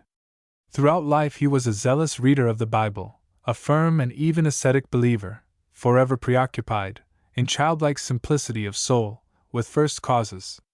His spirit moved majestically in a world of fervent platitudes. The whole cosmos lay serenely distended before his mental vision, a benevolent God overhead, devising plans for the prosperity of Albania, a malignant, ubiquitous, and very real devil, thwarting these his good intentions whenever possible. Mankind on earth, sowing and reaping in the sweat of their brow, as was ordained of old. Like many poets, he never disabused his mind of this comfortable form of anthropomorphism. He was a firm believer, too, in dreams. But his guiding motive, his sun by day and star by night, was a belief in the mission of the Pelasgian race now scattered about the shores of the inland sea, in Italy, Sicily, Greece, Dalmatia, Romania, Asia Minor, Egypt, a belief as ardent and irresponsible as that which animates the lost tribe enthusiasts of England. He considered that the world hardly realized how much it owed to his country folk. According to his views, Achilles, Philip of Macedon, Alexander the Great, Aristotle, Pyrrhus, Diocletian, Julian the Apostate, they were all Albanians. Yet even towards the end of his life he is obliged to confess. But the evil demon who for over 4,000 years has been hindering the Pelasgian race from collecting itself into one state, is still endeavoring by insidious means to thwart the work which would lead it to that union. Disgusted with the clamorous and intriguing bustle of Naples, he retired, at the early age of 34, to his natal village of Macchia, throwing over one or two offers of lucrative worldly appointments. He describes himself as wholly disenchanted with the facile fatuity of liberalism, the fact being that he lacked what a French psychologist has called the function of the real. His temperament was not of the kind to cope with actualities. This retirement is an epoch in his life, it is the grand renunciation. Henceforward he loses personal touch with thinking humanity. At Macchia he remained, brooding on Albanian wrongs, devising remedies, corresponding with foreigners and writing, ever writing, consuming his patrimony in the cause of Albania, till the direst poverty dogged his footsteps. I have read some of his Italian works. They are curiously oracular, like the whisperings of those fabled Dodonian oaks of his fatherland. They heave with a darkly virile mysticism. He shares Blake's ruggedness, his torrential and confused utterance, his benevolence, his flashes of luminous inspiration, his moral background. He resembles that visionary in another aspect. He was a consistent and passionate adorer of the Uruguay. Some of the female characters in his poems retain their dewy freshness, their exquisite originality, even after passing through the translator's crucible. At the age of 19 he wrote a poem on Odysseus, which was published under a pseudonym. Then, 3 years later, there appeared a collection of rhapsodies entitled Milo Sol, which he had garnered from the lips of Albanian village maidens. It is his best-known work, and has been translated into Italian more than once. After his return to Macchia followed some years of apparent sterility, but later on, and especially during the last 20 years of his life, his literary activity became prodigious. Journalism, folklore, poetry, history, grammar, philology, ethnology, aesthetics, politics, morals, nothing came amiss to his gifted pen, and he was fruitful, say his admirers, even in his errors. Like other men inflamed with one single idea, he boldly ventured into domains of thought where specialists fear to tread. His biographer enumerates 43 different works from his pen. They all throb with a resonant note of patriotism. They are fragments of a heart. And indeed, it has been said of him that he utilized even the grave science of grammar as a battlefield whereon to defy the enemies of Albania. But perhaps he worked most successfully as a journalist. His Fiumuri Arboret, the banner of Albania, became the rallying cry of his countrymen in every corner of the earth. These multifarious writings, and doubtless the novelty of his central theme, attracted the notice of German philologers and linguists, of all lovers of freedom, folklore, and verse. Leading Italian writers like Cantu praised him highly. Lamartine, in 1844, wrote to him, Je suis bien heureux de ces signes de fraternité poétique et politique entre vous et moi. La poésie est venue de vos rivages et doit y retourner. Hermann Buchholz discovers scenic changes worthy of Shakespeare, and passages of Aeschylean grandeur, in his tragedy. Sophonisba. Carnet compares him with Dante, and the omniscient Mr. Gladstone wrote in 1880 a postcard, presumably, belauding his disinterested efforts on behalf of his country. He was made the subject of many articles and pamphlets, and with reason. Up to his time, Albania had been a myth.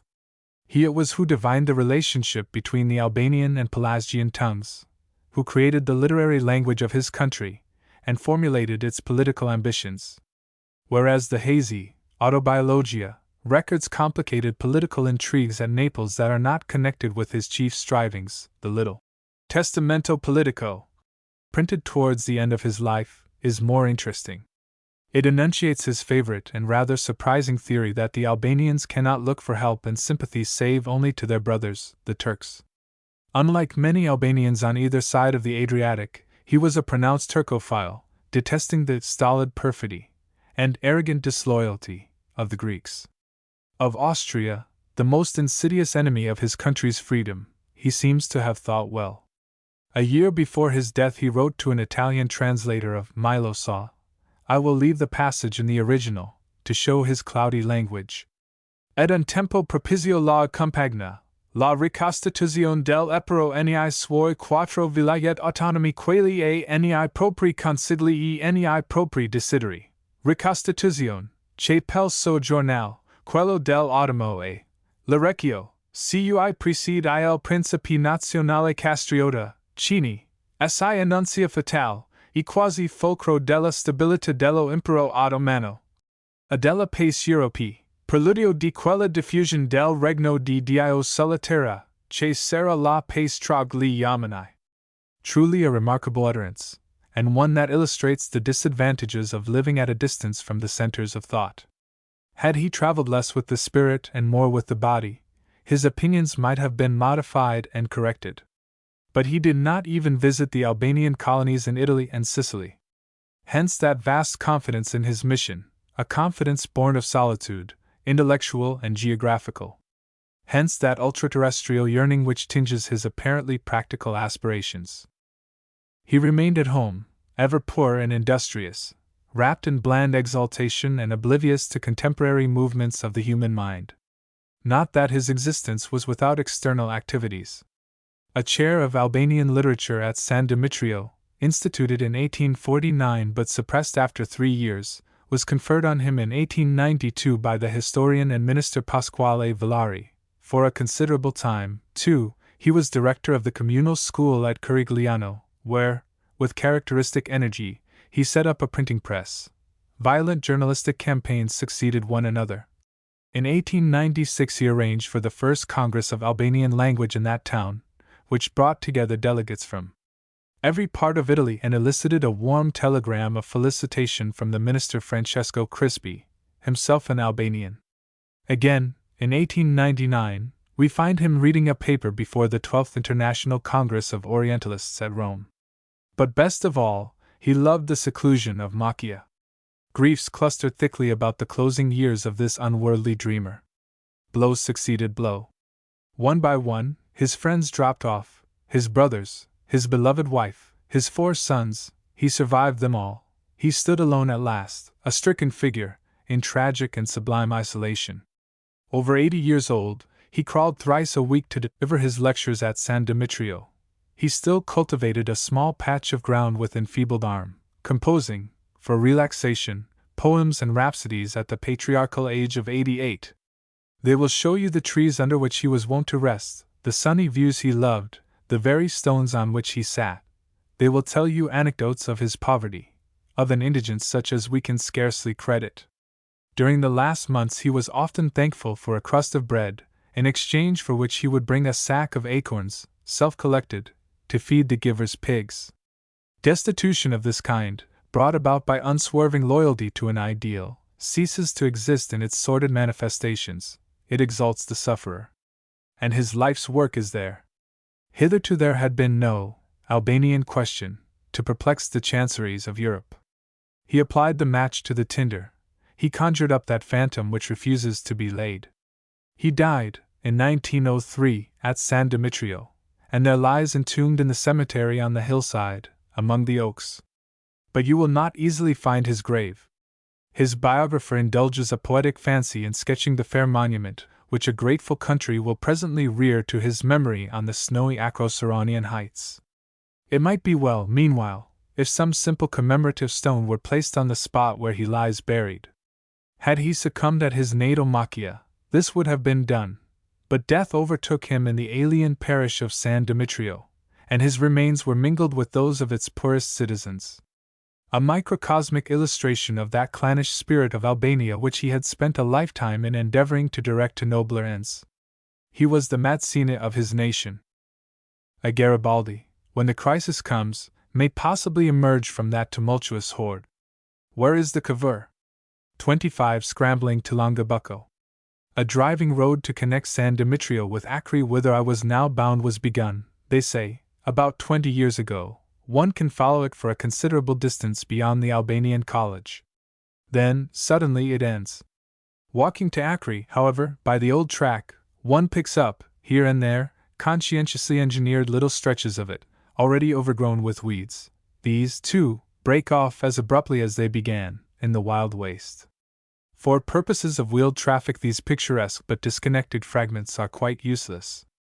Perhaps the whole undertaking will be completed some day, speriamo, as the natives say, when speaking of something rather beyond reasonable expectation. But possibly not, and in that case, pazienza, meaning that all hope may now be abandoned. There is seldom any great hurry, with non-governmental works of this kind. It would be interesting if one could learn the inner history of these abortive transactions. I have often tried in vain. It is impossible for an outsider to pierce the jungle of sordid mystery and intrigue which surrounds them. So much I gathered, that the original contract was based on the wages then current, and that, the price of labor having more than doubled in consequence of the discovery of America, no one will undertake the job on the old terms. That is sufficiently intelligible. But why operations proceeded so slowly at first, and why a new contract cannot now be drawn up, who can tell? The persons interested blame the contractor, who blames the engineer, who blames the dilatory and corrupt administration of Cosenza. My private opinion is, that the last three parties have agreed to share the swag between them. Meanwhile, everybody has just grounds of complaint against everybody else. The 6 or 7 inevitable lawsuits have sprung up and promise to last any length of time, seeing that important documents have been lost or stolen and that half the original contracting parties have died in the interval. Nobody knows what is going to happen in the end. It all depends upon whether some patriotic person will step forward and grease the wheels in the proper quarter. And even then, if he hails from Acre, they of San Demetrio will probably work against the project, and vice versa. For no love is lost between neighboring communities. Wonderful, with what venomous feudal animosity they regard each other. United Italy means nothing to these people, whose conceptions of national and public life are those of the cock on his dunghill. You will find in the smallest places intelligent and broad-minded men, tradespeople or professionals or landed proprietors, but they are seldom members of the municipio. The municipal career is also a money-making business, yes, but of another kind, and requiring other qualifications. Foot passengers like myself suffer no inconvenience by being obliged to follow the shorter and time-honored mule track that joins the two places. It rises steeply at first, then begins to wind in and out among shady valleys of chestnut and oak, affording unexpected glimpses now towards distant Tarsia and now, through a glade on the right, on to the ancient citadel of Bisignano, perched on its rock. I reached Acre after about 2.5 hours walking. It lies in a theatrical situation and has a hotel, but the proprietor of that establishment having been described to me as the greatest brigand of the Sila, I preferred to refresh myself at a small wine shop, whose manageress cooked me an uncommonly good luncheon and served some of the best wine I had tasted for long. Altogether, the better class women here are far more wide-awake and civilized than those of the Neapolitan province. a result of their stern patriarchal upbringing and of their possessing more or less sensible husbands. Thus fortified, I strolled about the streets. One would like to spend a week or two in a place like this, so little known even to Italians, but the hot weather and bad feeding had begun to affect me disagreeably, and I determined to push on without delay into cooler regions. It would never do to be laid up at Acre with heat stroke, and to have one's last drops of life drained away by copious bloodlettings, relic of Hispano-Arabic practices and the favorite remedy for every complaint. Acre is a large place, and its air of prosperity contrasts with the slumberous decay of San Demetrio. There is silk rearing, and so much emigration into America that nearly every man I addressed replied in English. New houses are rising up in all directions, and the place is celebrated for its rich citizens. But these same wealthy men are in rather a dilemma. Some local authority, I forget who, has deduced from the fact that there are so many forges and smiths' shops here that this must be the spot to which the oversensitive inhabitants of Sybaris banish their workers in metal and other noisy professions. Now the millionaires would like to be thought Sybarites by descent, but it is hardly respectable to draw a pedigree from these outcasts. They need not alarm themselves. For Acre, as Forbiger has shown, is the old Acherontia. The river Acheron, the Mocone or Mucone of today, flows at its foot, and from one point of the town I had a fine view into its raging torrent. A wearisome climb of 2 hours brought me to the Croce Greca, the Greek cross, which stands 1185 meters above sea level. How hot it was, in that blazing sun! I should be sorry to repeat the trip, under the same conditions. A structure of stone may have stood here in olden days. At present it is a diminutive wooden crucifix by the roadside. It marks, none the less, an important geographical point, the boundary between the Greek Sila which I was now leaving and the Sila Grande, the central and largest region. Beyond this last named lies the Lesser Sila, or Sila Piccola, and if you draw a line from Rogliano, near Cosenza, to Catrone you will approximately strike the watershed which divides the Sila Grande from this last and most westerly of the 3 Sila divisions. After that comes Catanzaro and the valley of the Chorus, the narrowest point of the Italian continent, and then the heights of Serra and Aspremont, the true Italy of old, that continue as far as Reggio. Though I passed through some noble groves of chestnut on the way up, the country here was a treeless waste. Yet it must have been forest up to a short time ago, for one could see the beautiful vegetable mold which has not yet had time to be washed down the hillsides. A driving road passes the Croce Greca. It joins Acre with San Giovanni, the capital of Sila Grande, and with Cosenza. It was another long hour's march, always uphill, before I reached a spacious green meadow or upland with a few little buildings. The place is called Verrace and lies on the watershed between the upper Cretae Valley and the Ionian. Thenceforward my walk would be a descent along the Trinto River, the Trays of old, as far as Longabucco which overlooks its flood. It was cool here at last, from the altitude and the decline of day, and haymaking was going on, amid the pastoral din of cowbells and a good deal of blithe love-making and chattering. After some talk with these amiable folks, I passed on to where the young Trays bubbles up from the cavernous reservoirs of the earth. Of those chill and roguish wavelets I took a draught, mindful of the day when long ago, by these same waters, an irreparable catastrophe overwhelmed our European civilization.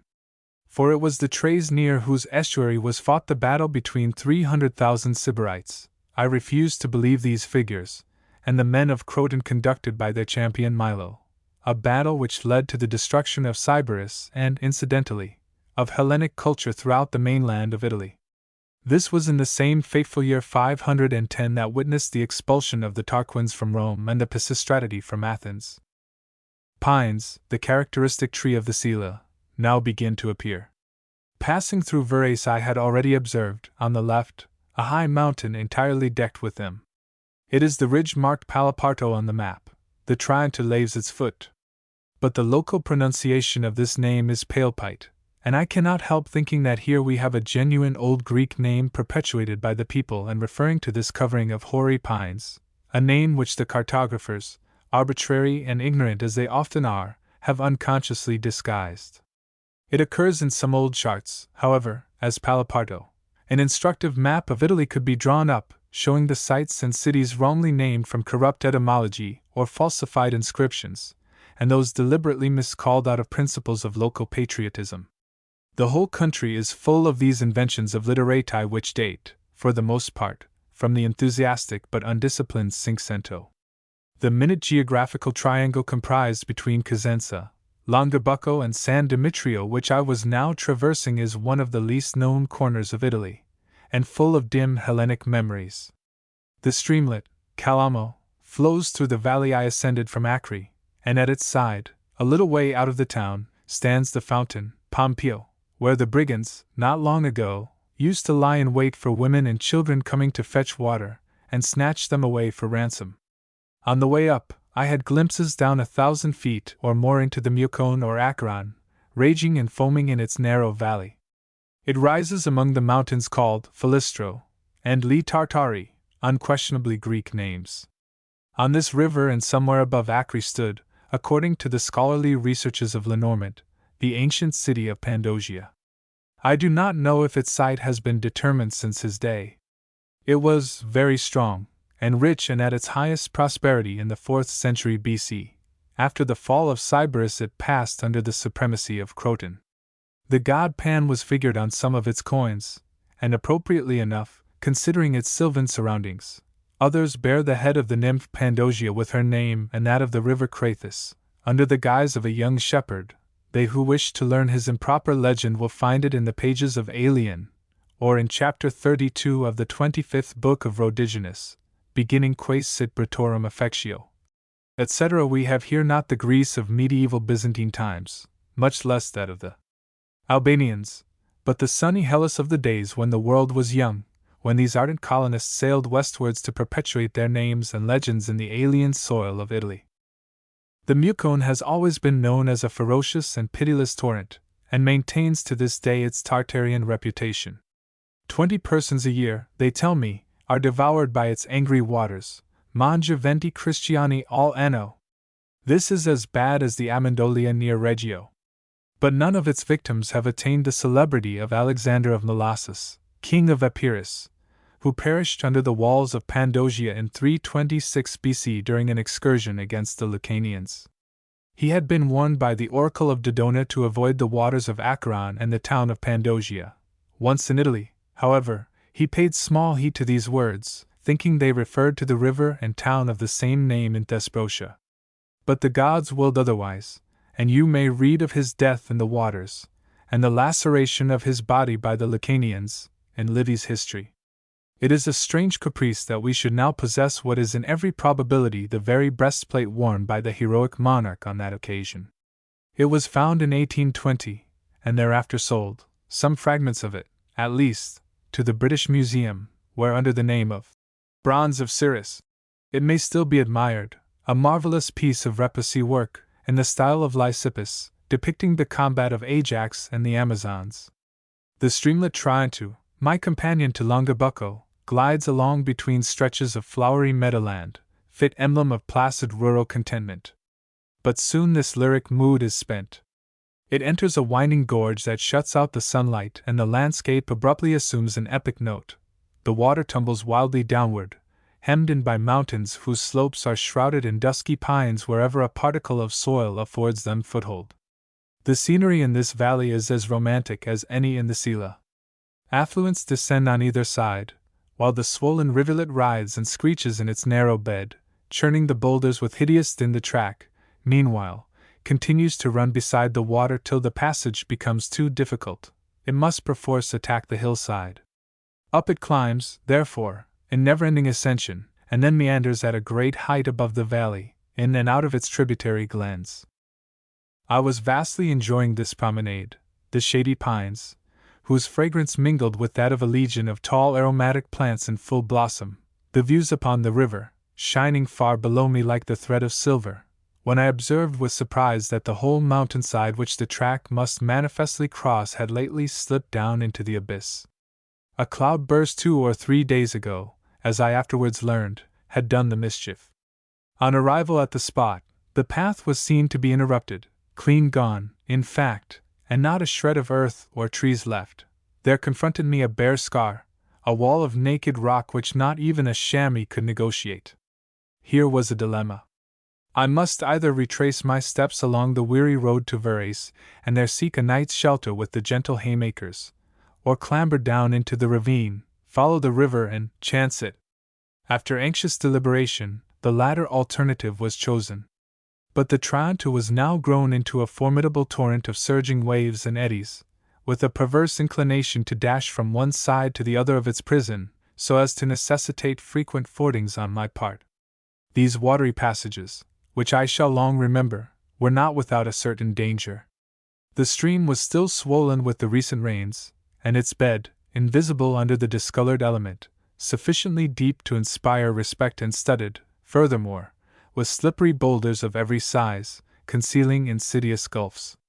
Having only a short walking stick to support me through this raging flood, I could not but picture to myself the surprise of the village maidens of Kropalati, lower down, on returning to their laundry work by the riverside next morning and discovering the battered anatomy of an Englishman, a rare fish, in these waters, stranded upon their familiar beach. Murdered, of course. What a galaxy of brigand legends would have clustered round my memory! Evening was closing in, and I had traversed the stream so often and stumbled so long amid this chaos of roaring waters and weirdly tinted rocks, that I began to wonder whether the existence of Longabucco was not a myth. But suddenly, at a bend of the river, the whole town, still distant, was revealed, upraised on high and framed in the yawning mouth of the valley. After the solitary ramble of that afternoon, my eyes familiarized to nothing save the wild things of nature, this unexpected glimpse of complicated, civilized structures had all the improbability of a mirage. Longabucco, at that moment, arose before me like those dream cities in the Arabian tale, conjured by enchantment out of the desert waste. The vision, though it swiftly vanished again, cheered me until after a good deal more scrambling and wading, with boots torn to rags, lame, famished and drenched to the skin, I reached the bridge of the Rossano highway and limped upwards, in the twilight, to the far-famed Hotel Vittoria. Soon enough, be sure, I was inquiring as to supper. But the manageress met my suggestions about eatables with a look of blank astonishment. Was there nothing in the house, then? No cheese, or meat, or macaroni, or eggs, no wine to drink? Nothing, she replied. Why should you eat things at this hour? You must find them yourself, if you really want them. I might perhaps procure you some bread. Avis aux voyageurs, as the French say. Undaunted, I went forth and threw myself upon the mercy of a citizen of promising exterior, who listened attentively to my case. Though far too polite to contradict, I could see that nothing in the world would induce him to credit the tale of my walking from San Demetrio that day. It was tacitly relegated to the regions of fable. With considerable tact, so as not to wound my feelings, he avoided expressing any opinion on so frivolous a topic, nor did the reason of his reluctance to discuss my exploit dawn upon me till I realized, later on, that like many of the inhabitants he had never heard of the track over Acre, and consequently disbelieved its existence. They reached San Demetrio by a 2 or even 3 days' drive over Rossano, Carigliano, and Vacarizza. He became convinced, however, that for some reason or other I was hungry, and thereupon good-naturedly conducted me to various places where wine and other necessities of life were procured. The landlady watched me devouring this fare, more astonished than ever. Indeed, astonishment seemed to be her chronic condition so long as I was under her roof. But the promised bread was not forthcoming, for the simple reason that there was none in the house. She had said that she could procure it for me, not that she possessed it. Now, since I had given no orders to that effect, she had not troubled about it. Nobody travels south of Rome. Strengthened beyond expectation by this repast, I sallied into the night once more, and first of all attended an excellent performance at the local cinematograph. After that, I was invited to a cup of coffee by certain burghers, and we strolled about the piazza a while, taking our pleasure in the cool air of evening. The town lies 794 meters above sea level. Its streets are orderly and clean. There are no Albanians, and no costumes of any kind. Here, firm planted on the square, and jutting at an angle from the body of the church, stands a massive bell tower overgrown from head to foot with pendant weeds and grasses whose roots have found a home in the interstices of its masonry, a grimly venerable pile, full of character.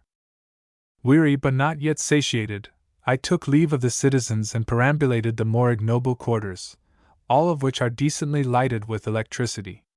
Everywhere in these stiller regions was the sound of running waters, and I soon discerned that Longobucco is an improvement on the usual site affected by Calabrian hill towns, the Y-shaped enclosure, namely, at the junction of two rivers, inasmuch as it has contrived to perch itself on a lofty platform protected by no less than 3 streams that rush impetuously under its walls, the Tronto and 2 of its affluents. On the flank inclined towards the Ionian there is a veritable chasm. The Tronto side is equally difficult of approach, the rear, of course, inaccessible. No wonder the brigands chose it for their chief citadel. I am always on the lookout for modern epigraphical curiosities, regarding the subject as one of profound social significance, postage stamps. Indeed, I have assiduously formed a collection, the envy of connoisseurs, about 1/3 of whose material, they tell me, might possibly be printed at Brussels or Geneva. Well, here is a mural graffito secured in the course of this evening's walk. Abeso, sic, questo pays sporco incivile, down with this dirty savage country. There is food for thought in this inscription. For if some bilious hyper-civilized stranger were its author, the sentiments might pass. But coming from a native, to what depths of morbid discontent do they testify? Considering the recent progress of these regions that has led to a security and prosperity formerly undreamed of, one is driven to the conjecture that these words can only have been penned by some cantankerous churl of an emigrant returning to his native land after an easeful life in New York and compelled, for his sins, as he would put it, to reside at the Hotel Vittoria. Towards that delectable hostelry I now turned, somewhat regretfully, to face a bedroom whose appearance had already inspired me with anything but confidence. But hardly were the preliminary investigations begun, when a furious noise in the street below drew me to the window once more.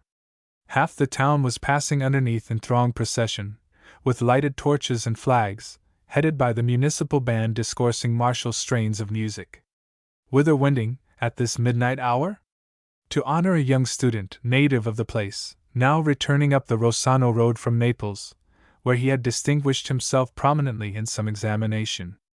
I joined the crowd, and presently we were met by a small carriage whence there emerged a pallid and frail adolescent with burning eyes, who was borne aloft in triumph and cheered with that vociferous, masculine heartiness which we Englishmen reserve for our popular prize-fighters. And this in the classic land of brigandage and bloodshed. The intellectual undercurrent. It was an apt commentary on my graffito. And another, more personally poignant, not to say piquant, was soon to follow, the bed. But no, I will say nothing about the bed, nothing whatever, nothing beyond this, that it yielded an entomological harvest which surpassed my wildest expectations. 26 among the Bredians. Conspicuous among the wise men of Longobucco in olden days was the physician Bruno, who flourished about the end of the 13th century. He called himself Longoburgensis Calaber, and his great treatise on anatomical dissection, embodying much Greek and Arabic lore, was printed many years after his death. Another was Francesco Maria Labonia. He wrote, in 1664, De vera loci urbis ti messani situation, etc., to prove, presumably, that his birthplace occupied the site whence the Homeric, or of Temesi, was derived. There are modern writers who support this view. The local silver mines were exploited in antiquity, first by Sybaris, then by Croton. They are now abandoned, but a good deal has been written about them. In the year 1200 1,000 miners were employed, and the Anjous extracted a great deal of precious metal thence. The goldsmiths of Longobucco were celebrated throughout Italy during the Middle Ages. The industrious H. W. Schultz has unearthed a royal rescript of 1274 charging a certain goldsmith Johannes of Longobucco with researches into the metal and salt resources of the whole kingdom of Naples. Writing from Longobucco in 1808 during a brigand hunt, Durit de Tavel says, "The high wooded mountains which surround this horrible place spread over it a somber and savage tint which saddens the imagination, This borough contains a hideous population of 3,000 souls, composed of nail-makers, of blacksmiths and charcoal burners. The former government employed them in working the silver mines situated in the neighborhood which are now abandoned. He tells a good deal about the brigandage that was then rife here, and the atrocities which the repression of this pest entailed. Soon after his arrival, for instance, 400 soldiers were sent to a village where the chiefs of the brigand insurrection were supposed to be sheltered. The soldiers, he says, poured into the streets like a torrent in flood, and there began a horrible massacre, rendered inevitable by the obstinacy of the insurgents, who fired from all the houses. This unhappy village was sacked and burnt, suffering all the horrors inseparable from a capture by assault. 200 dead were found in the streets. But the brigand chiefs, the sole pretext of this bloodshed, managed to escape. Perhaps they were not within 50 miles of the place. Be that as it may, they were captured later on by their own compatriots, after the French had waited a month at Longabucco. Their heads were brought in, still bleeding, and alidentit ientate suffisimit constati, la mort de principaux acteurs aterment set sanglanti tragedy, et nous sommes sortis de ces catacombs Apennines pour revoir le plus brillant soleil. Wonderful tales are still told of the brigands in these forests. They will show you notches on the trees, cut by such and such a brigand for some particular purpose of communication with his friends. Buried treasure has been found, and even nowadays shepherds sometimes discover rude shelters of bark and tree trunks built by them in the thickest part of the woods. There are legends, too, of caverns wherein they hide their booty, caverns with cleverly concealed entrances, caverns which, many of them, at least, I regard as a pure invention modeled after the authentic brigand caves of Salerno and Abruzzi, where the limestone rock is of the kind to produce them. Bourbonism fostered the brood, and there was a fierce recrudescence in the troubled 60s. They lived in bands squadrigly, burning and plundering with impunity. Whoever refused to comply with their demands for food or money was sure to repent of it. All this is over, for the time being. The brigands are extirpated, to the intense relief of the country people, who are entirely at their mercy, and whose boasted is that their district is now as safe as the streets of Naples. Qualified praise this.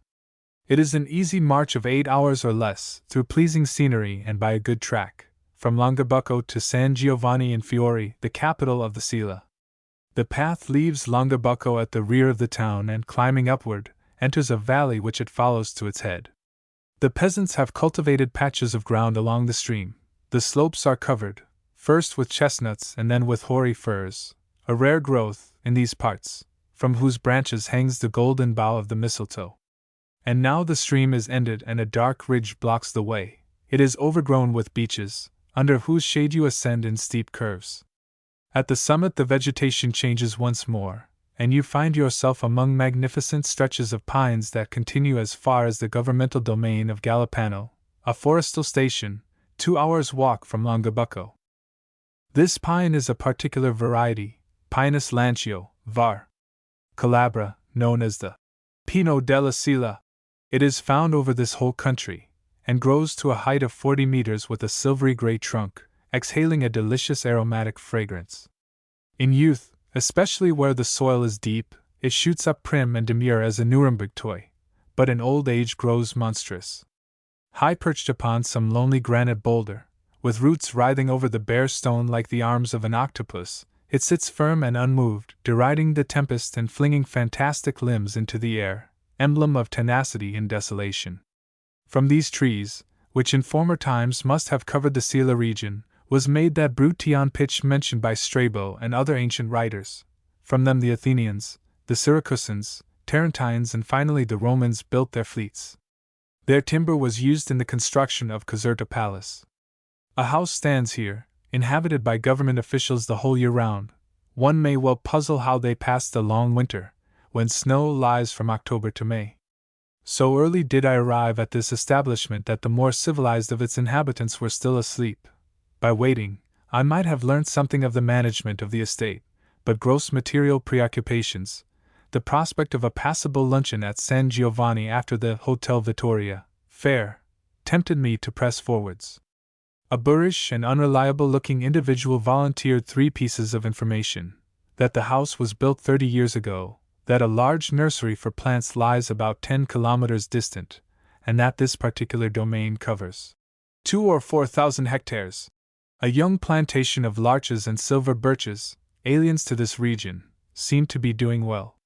Not far from here, along my track, lies Santa Barbara, 2 or 3 huts, with corn still green, like Verace, above Acre, on the watershed between the Ionian and Upper Grady. Then follows a steep climb up the slopes of Mount Petinascura, whose summit lies 1708 meters above sea level. This is the typical landscape of the Silla Grande. There is not a human habitation in sight, forests all around, with views down many folded valleys into the sea and towards the distant and fairy-like Apennines, a serrated edge, whose limestone precipices gleam like crystals of amethyst between the blue sky and the dusky woodlands of the foreground. Here I reposed awhile, watching the crossbills, wondrously tame, at work among the branches overhead, and the emerald lizard peering out of the bracken at my side. This lucertone, as they call it, is a local beast, very abundant in some spots. At Venosa and Petirion, for example, it is elsewhere conspicuous by its absence. The natives are rather afraid of it, and still more so of the harmless gecko, the salamide, which is reputed highly poisonous. Then up again, through dells and over uplands, past bubbling streams, sometimes across sunlit meadows, but oftener in the leafy shelter of maples and pines, a long but delightful track, winding always high above the valleys of the Neto and Lace. At last, towards midday, I struck the driving road that connects San Giovanni with Savelli, crossed a bridge over the foaming Neto, and climbed into the populous and dirty streets of the town, the Siberia of Calabria, as it may well be, for 7 months of the year. At this season, thanks to its elevation of 1,050 meters, the temperature is all that could be desired, and the hotel, such as it is, compares favorably indeed with the den at Longabucco. Instantly I felt at home among these good people, who recognized me, and welcomed me with the cordiality of old friends. "Well," they asked, "and have you found it at last?" They remembered my looking for the double flute, the Tibby pears, some years ago. It will not take you long to discover that the chief objects of interest in San Giovanni are the women. Many Calabrian villages still possess their distinctive costumes. Marcellinara and Simigliano are celebrated in this respect, but it would be difficult to find anywhere an equal number of handsome women on such a restricted space. In olden days it was dangerous to approach these attractive and mirthful creatures. They were jealously guarded by brothers and husbands. But the brothers and husbands, thank God, are now in America, and you may be as friendly with them as ever you please, provided you confine your serious attentions to not more than 2 or 3. Secrecy in such matters is out of the question, as with the Arabs. There is too much gossip, and too little coyness about what is natural. Your friendships are openly recognized, and tacitly approved. The priests do not interfere. Their hands are full. To see these women at their best one must choose a Sunday or a feast day. One must go, moreover, to the favorite fountain of Santa Lucia, which lies on the hillside and irrigates some patches of corn and vegetables. Their natural charms are enhanced by elaborate and tasteful golden ornaments, and by a pretty mode of dressing the hair, 2 curls of which are worn hanging down before their ears with an irresistibly seductive air. Their features are regular, eyes black or deep gentian blue, complexion pale, movements and attitudes impressed with a stamp of rare distinction. Even the great-grandmothers have a certain austere dignity, sinewy, indestructible old witches, with tawny hide and eyes that glow like lamps. And yet San Giovanni is as dirty as can well be. It has the accumulated filth of an eastern town, while lacking all its glowing tints or harmonious outlines. We are disposed to associate squalor with certain artistic effects, but it may be said of this and many other Calabrian places that they have solved the problem how to be ineffably squalid without becoming in the least picturesque. Much of this sordid look is due to the smoke which issues out of all the windows and blackens the house walls, inside and out, the Calabrians persisting in a prehistoric fashion of cooking on the floor. The buildings themselves look crude and gaunt from their lack of plaster and their eyeless windows. Black pigs wallowing at every doorstep contribute to this slovenly ensemble. The city fathers have turned their backs upon civilization. I dare say the magnitude of the task before them has paralyzed their initiative. Nothing is done in the way of public hygiene, and one sees women washing linen in water which is nothing more or less than an open drain. There is no street lighting whatever. A proposal on the part of a North Italian firm to draw electric power from the netto was scornfully rejected. One single tawdry lamp, which was bought some years ago, as a sample, in a moment of municipal recklessness, was lighted 3 times in as many years, and on the very day when it was least necessary, to wit, on Midsummer Eve, which happens to be the festival of their patron saint, St. John. It now hangs, so I wrote some years ago, at a dangerous angle, and I doubt whether it will survive till its services are requisitioned next June. Prophetic utterance. It was blown down that same winter, and has not yet been replaced. This in a town of 20,000 inhabitants, and in Italy, where the evening life of the populace plays such an important role. No wonder North Italians, judging by such external indications, regard all Calabrians as savages. Some trees have been planted in the piazza since my last stay here. A newspaper has also been started. It is called Cooperation, organ of the interests of San Giovanni in Fiore, and its first and possibly unique number contains a striking article on the public health, as revealed in the report of 2 doctors who had been dispatched by the provincial sanitary authorities to take note of local conditions of hygiene. The illustrious scientists, thus it runs, were horrified at the filth, mud and garbage which encumbered, and still encumbers, our streets, sending forth in the warm weather a pestilential odor. They were likewise amazed at the vigorously expressed protest of our mayor, who said, "My people cannot live without their pigs wallowing in the streets." San Giovanni in Fiore is exempt from earthquakes and epidemics because it is under the protection of St. John the Baptist, and because its provincial councillor is a saintly man. Such journalistic plain speaking, such lack of sweet reasonableness, cannot expect to survive in a world governed by compromise, and if the gift of prophecy has not deserted me, I should say that cooperation has by this time ended its useful mission upon earth. This place is unhealthy, its water supply is not what it should be, and such commodities as eggs and milk are rather dear, because the invalids eat everything of that kind. Who are the invalids? Typhoid patients and, above all, malarious subjects who descend to the plains as agricultural laborers and return infected to the hills, where they become partially cured, only to repeat the folly next year. It is the same at Longobucco and other Sila towns. Altogether, San Giovanni has grave drawbacks. The streets are too steep for comfort, and despite its height, the prospect towards the Ionian is intercepted by a ridge.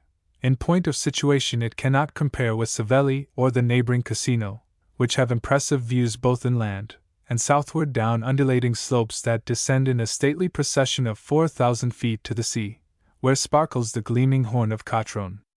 And the surroundings of the place are nowise representative of the Sila in a good sense. The land has been so ruthlessly deforested that it has become a desert of naked granite rocks. Even now, in midsummer, the citizens are already collecting fuel for their long winter from enormous distances. As one crawls and skips among these unsavory tenements, one cannot help regretting that St. John the Baptist, or the piety of a provincial councillor, should have hindered the earthquakes from doing their obvious duty. Were I Sultan of San Giovanni, I would certainly begin by a general bombardment. Little in the town is worth preserving from a cataclysm save the women, and perhaps the old convent on the summit of the hill where the French lodged during their brigand wars, and that other one, famous in the ecclesiastical annals of Calabria, the monastery of Floriescence, founded at the end of the 12th century, round which the town gradually grew up. Its ponderous portal is much injured, having been burnt, I was told, by the brigands in 1860. But the notary, who kindly looked up the archives for me, has come to the conclusion that the French are responsible for the damage. It contains, or contained, a fabulous collection of pious lumber, teeth and thigh bones and other relics, the catalogue of which is one of my favorite sections of Father Fiore work.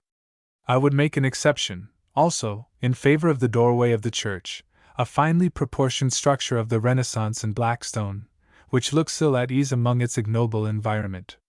A priest, to whom I applied for information as to its history, told me with the usual Calabrian frankness that he never bothered his head about such things. San Giovanni was practically unknown to the outside world up to a few years ago. I question whether Lenormand, or any of them, came here. Paisicelli did, however, in the 17th century, though he has left us no description of the place. He crossed the whole Sila from the Ionian to the other sea. I like this amiable and loquacious creature, restlessly gaddying about Europe, gloriously complacent, hopelessly absorbed in trivialities, and credulous beyond belief. In fact, as the reader may have observed, I like all these old travelers, not so much for what they actually say, as for their implicit outlook upon life. This Paisicelli was a Fellow of our Royal Society, and his accounts of England are worth reading. Here, in Calabria, being a non-southerner, his Familiar Letters and Memoirs of Travel act as a wholesome corrective. Which of the local historians would have dared to speak of Cosenza as Città aperta scomposta e disordinata di fabbriche? That these inhabitants of the Sila are Bruttians may be inferred from the superior position occupied by their women folk, who are quite differently treated to those of the lowlands. There, all along the coasts of South Italy, the cowwoman is still found, unkempt and uncivilized. There, the male is the exclusive bearer of culture. Such things are not seen among the Bruttians of the Sila, any more than among the grave Latins or Samnites. These non-Hellenic races are, generally speaking, honest, dignified, and incurious. They are bigoted, not to say fanatical, and their women are not exclusively beasts of burden, being better dressed, better looking, and often as intelligent as the men. They are the fruits of a female selection. But wherever the mocking Ionic spirit has penetrated, and the Ionian women occupied even a lower position than those of the Dorians and Aeolians, it has resulted in a glorification of masculinity. Hand in hand with this depreciation of the female sex go other characteristics which point to Hellenic influences: lack of commercial morality, of veracity, of seriousness in religious matters, a persistent, light-hearted inquisitiveness, a levity, or sprightliness, if you prefer it, of mind. The people are fetishistic, amulet-loving, rather than devout. We may certainly suspect Greek or Saracen strains wherever women are held in low estimation, wherever, as the god Apollo himself said, the mother is but the nurse. In the uplands of Calabria the mother is a good deal more than the nurse. For the rest, it stands to reason that in proportion as the agricultural stage supplants that of pasturage, the superior strength and utility of boys over girls should become more apparent, and this in South Italy is universally proclaimed by the fact that everything large and fine is laughingly described as maschio, male, and by some odd superstitions and disparagement of the female sex, such as these: that in giving presents to women, uneven numbers should be selected, lest even ones do them more good than they deserve; that to touch the hump of a female hunchback brings no luck whatever; that if a woman be the first to drink out of a new earthenware pitcher, the vessel may as well be thrown away at once, it is tainted forever. Yet the birth of a daughter is no Chinese calamity, even girls are Christians, and welcomed as such, the populace having never sunk to the level of our theologians, who were wont to discuss in Femina Sint Monstra. All over the Sila there is a large preponderance of women over men, nearly the whole male section of the community, save the quite young and the decrepit, being in America. This emigration brings much money into the country and many new ideas. But the inhabitants have yet to learn the proper use of their wealth, and to acquire a modern standard of comfort. Together with the Sardinians, these Calabrians are the hardiest of native races, and this is what makes them prefer the strenuous but lucrative life in North American mines to the easier career in Argentina, which Neapolitans favor.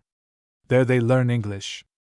They remember their families and the village that gave them birth, but their patriotism towards Casa Savoia is of the slenderest. How could it be otherwise? I have spoken to numbers of them, and this is what they say: "This country has done nothing for us. Why should we fight its battles? Not long ago we were almost devouring each other in our hunger. What did they do to help us? If we have emerged from misery, it is due to our own initiative and the work of our own hands. If we have decent clothes and decent houses, it is because they drove us from our old homes with their infamous misgovernment to seek work abroad." Perfectly true. They have redeemed themselves, though the new regime has hardly had a fair trial. And the drawbacks of emigration, such as a slight increase of tuberculosis and alcoholism, are nothing compared with the unprecedented material prosperity and enlightenment. There has also been, in these parts, at all events, a marked diminution of crime. No wonder, seeing that 3/4 of the most energetic and turbulent elements are at present in America, where they recruit the Black Hand. That the brute Tian is not yet ripe for town life, that his virtues are pastoral rather than civic, might have been expected, but the Arab domination of much of his territory, one suspects, may have infused fiercer strains into his character and helped to deserve for him that epithet of sanguinario by which he is proud to be known. 27. Calabrian brigandage. The last genuine bandit of the Sila was Gaetano Ricca.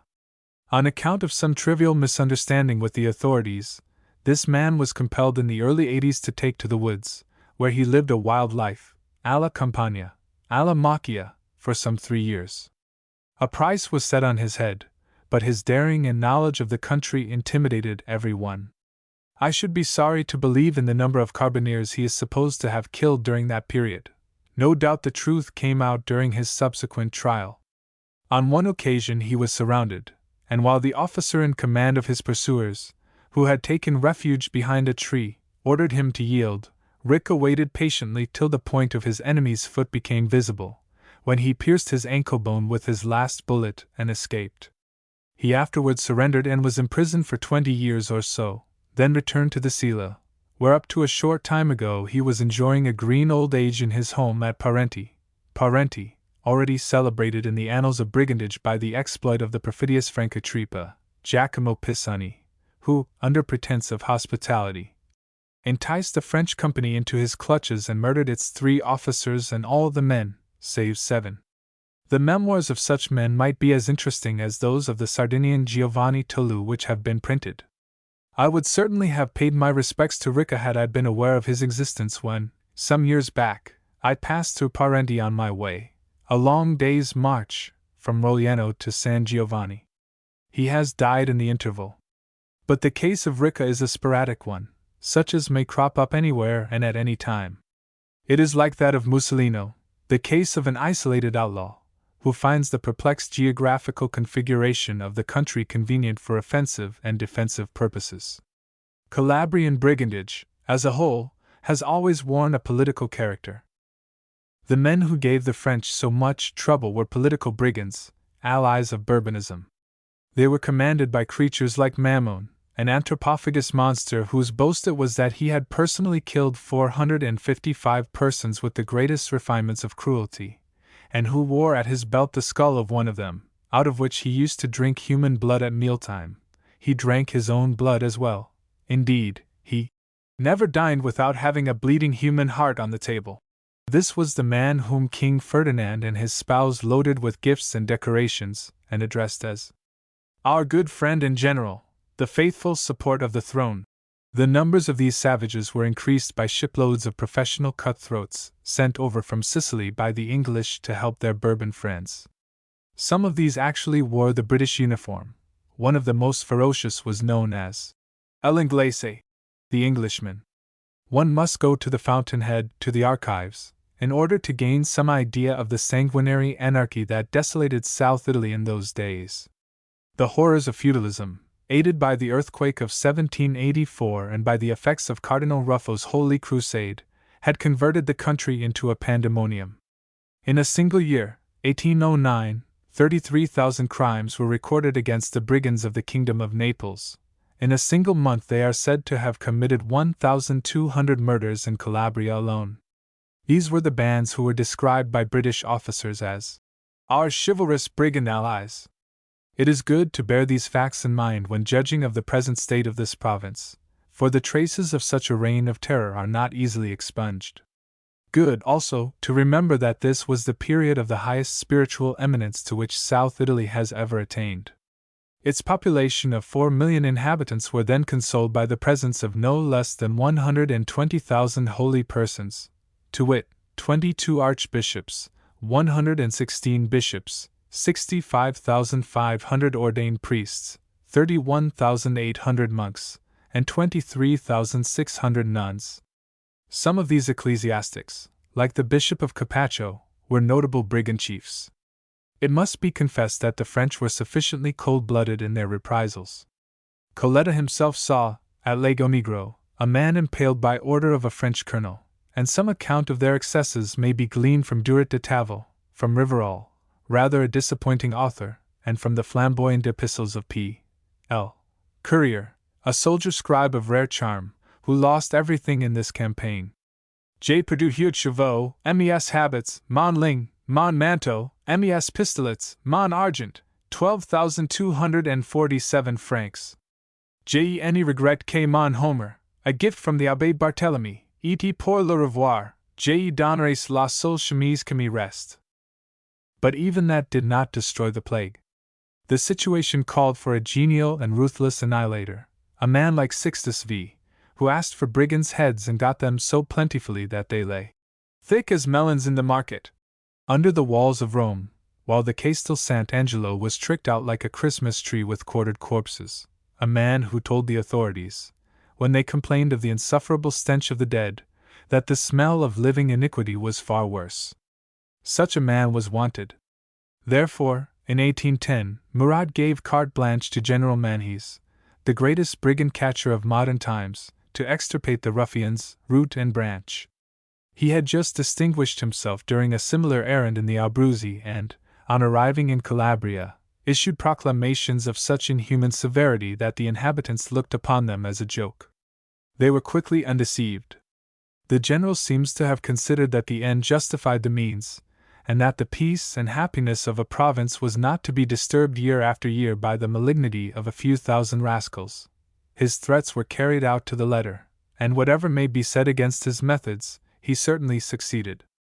At the end of a few months' campaign, every single brigand, and all their friends and relations, were wiped off the face of the earth, together with a very considerable number of innocent persons. The high roads were lined with decapitated bandits, the town walls decked with their heads. Some villages had to be abandoned, on account of the stench. The Créteil River was swollen with corpses, and its banks whitened with bones. God alone knows the cruelties which were enacted. Coletta confesses that he lacks courage to relate them.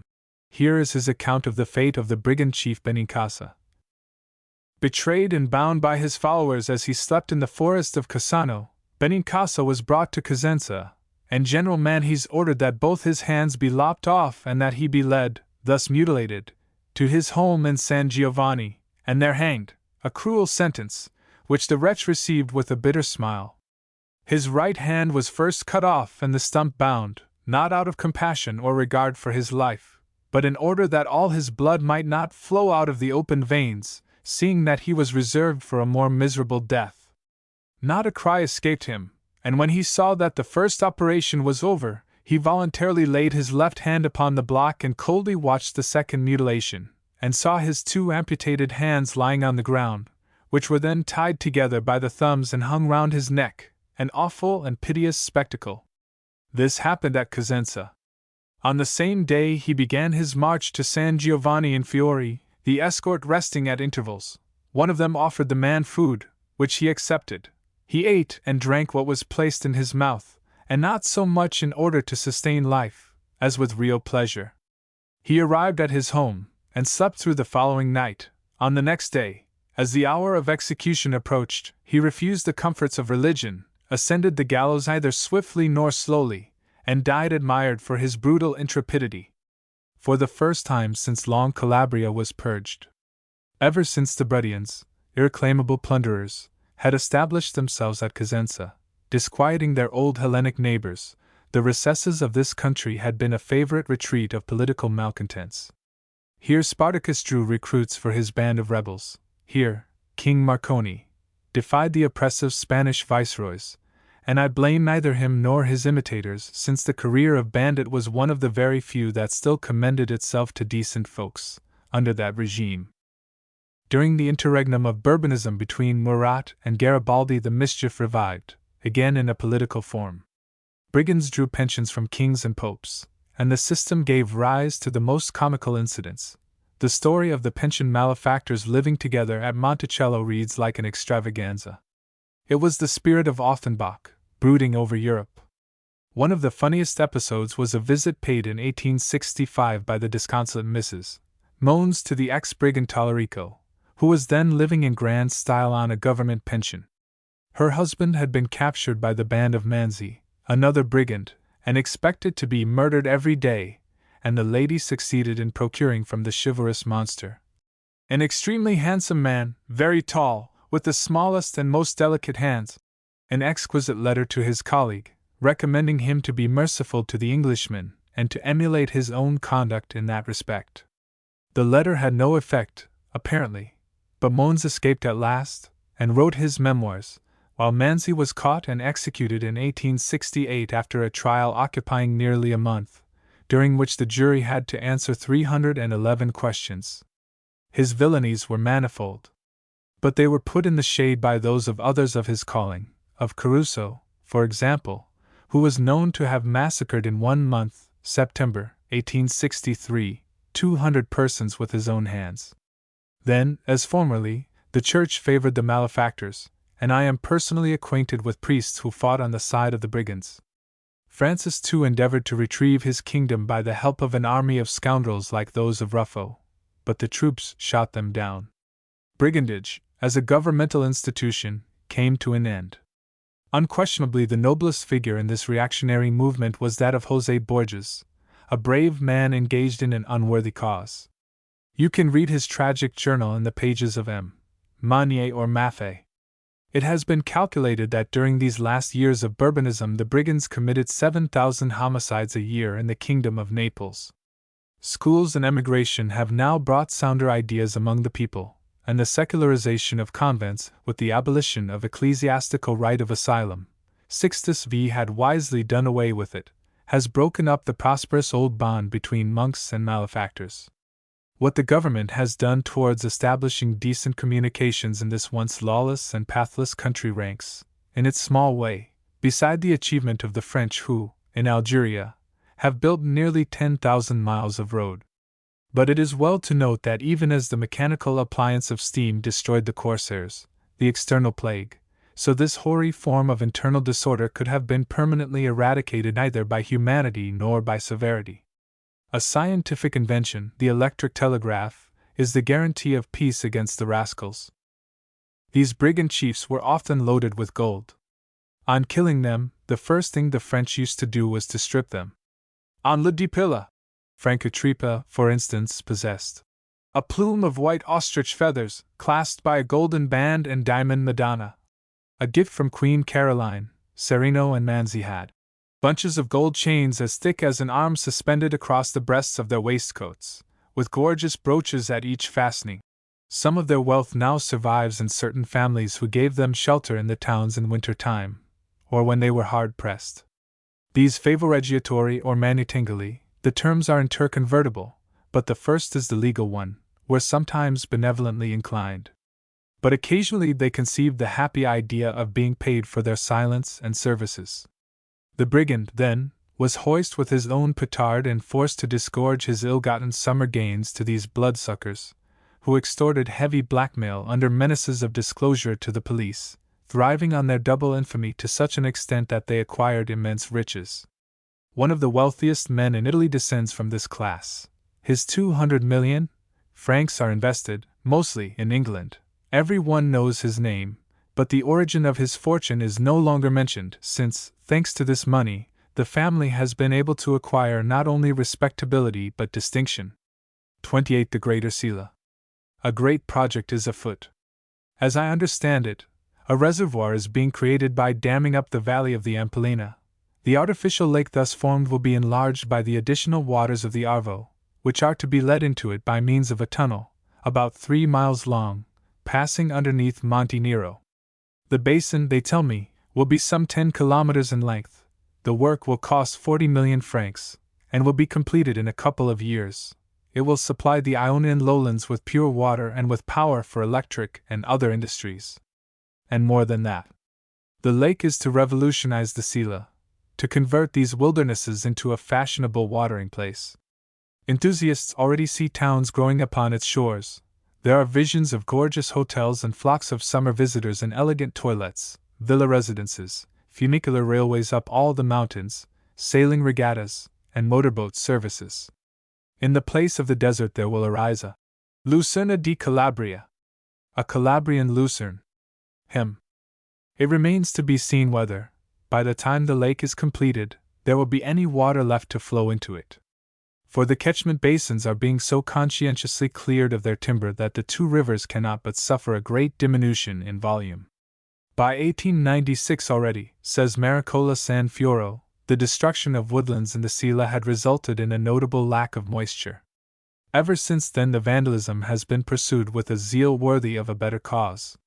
One trembles to think what these regions will be like in 50 years, a treeless and waterless tableland, worse than the glaring limestone deserts of the Apennines in so far as they, at least, are diversified in contour. So the healthfulness, beauty, and exchequer value of enormous tracts in this country are being systematically impaired, day by day. Italy is ready, said D'Azeglio, but where are the Italians? Let us give the government credit for any number of good ideas. It actually plants bare spaces. It has instituted a Festa degli Alberi, akin to the American Arbor Day, whereby it is hoped, though scarcely believed, that the whole of Italy will ultimately be replenished with trees. It encourages schools of forestry, supplies plants free of cost to all who ask for them, dispatches commissions and prints reports.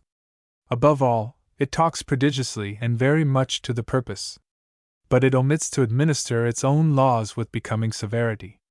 A few exemplary fines and imprisonments would have a more salutary effect than the commissioning of 1,000 inspectors whom nobody takes seriously, and the printing of 10,000 reports which nobody reads.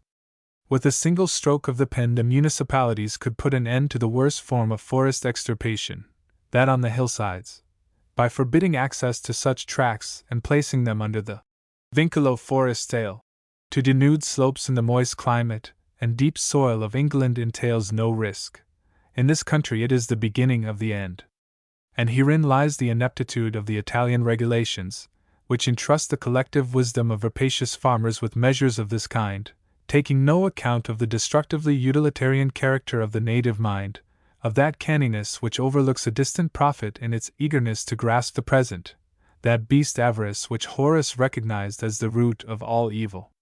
As if provisions like this of the vinculo forestale were ever carried out. Peasants naturally prefer to burn the wood in their own chimneys or to sell it, and if a landslide then crashes down, wrecking houses and vineyards, let the government compensate the victims. An ounce of fact. In 1 year alone, 1903, and in the sole province of Cosenza wherein San Giovanni lies, there were 156 landslides.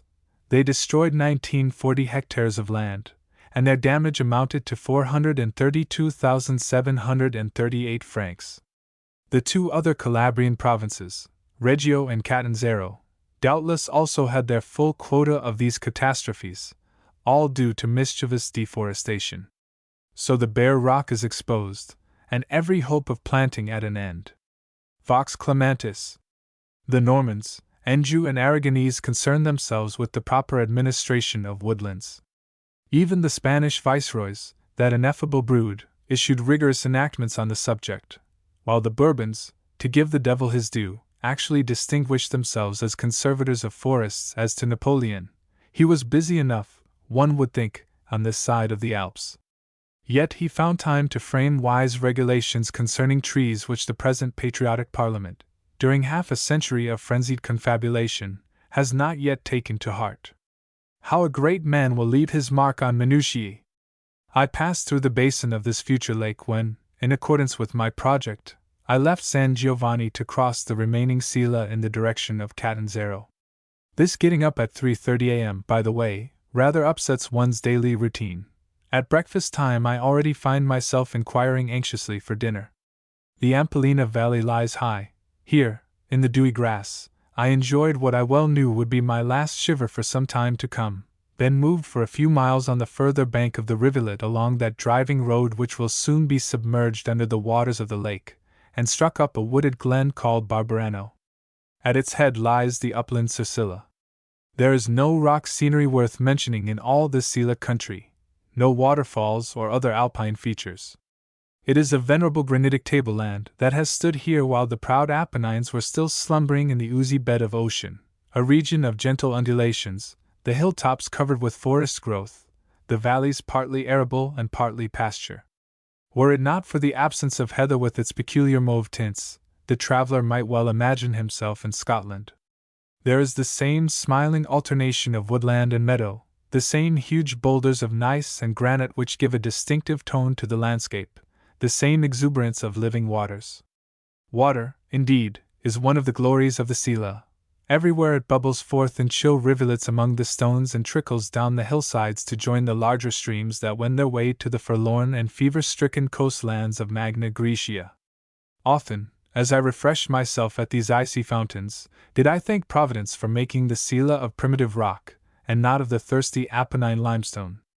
Much water in the Sila, an old shepherd once observed to me. Much water! And little tobacco. One of the largest of these rivers is the Neto, the classic Nethos sung by Theocritus, which falls into the sea north of Catrone. San Giovanni overlooks its raging flood, and with the help of a little imagination here and there, its whole course can be traced from eminences like that of Pedonascura. The very name of these streams, Neto, Arvo, Lace, and Polina, are redolent of pastoral life. All of them are stocked with trout. They meander in their upper reaches through valleys grazed by far-tinkling flocks of sheep and goats, and grey cattle. The experiment of acclimatizing Swiss cattle has proved a failure, I know not why, and their banks are brilliant with blossoms.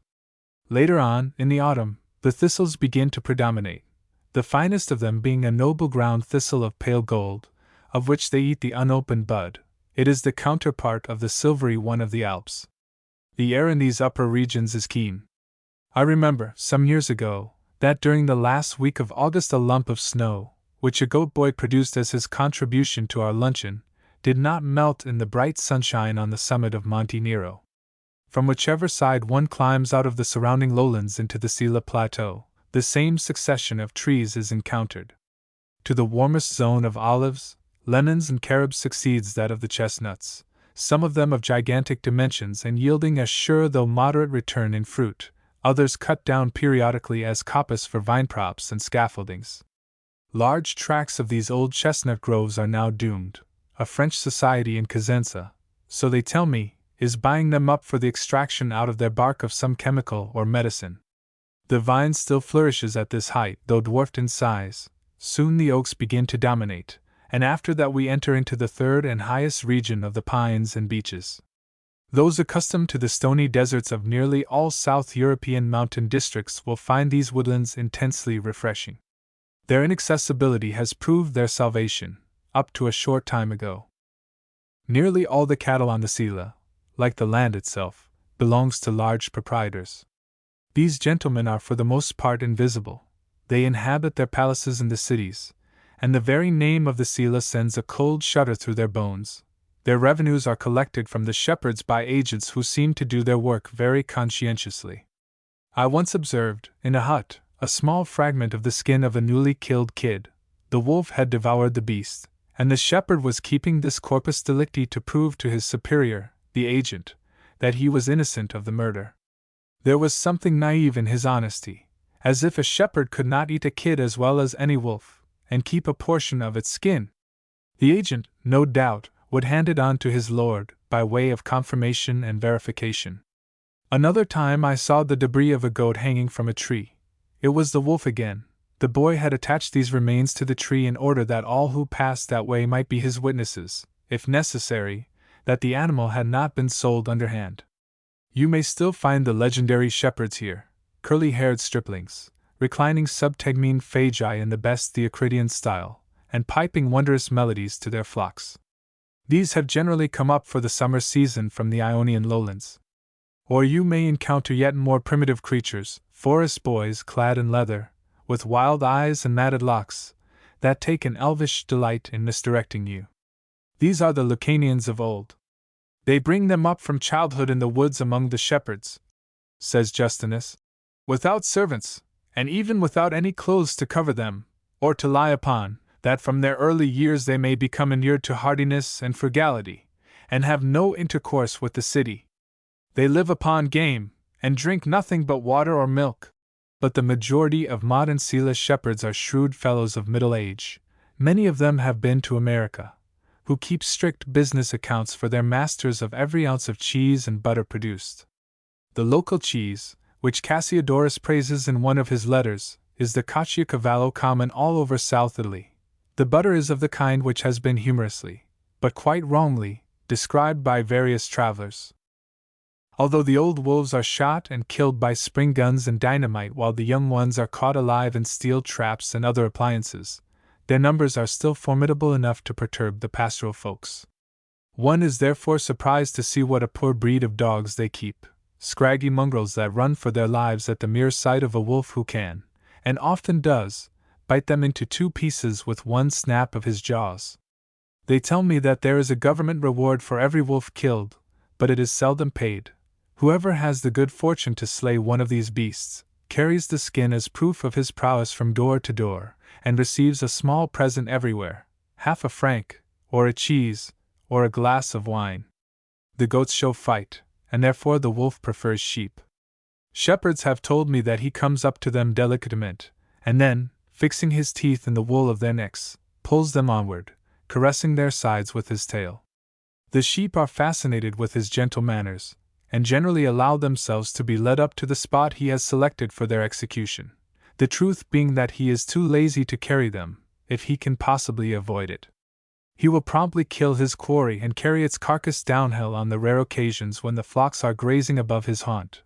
But if it is an uphill walk, they must be good enough to use their own legs.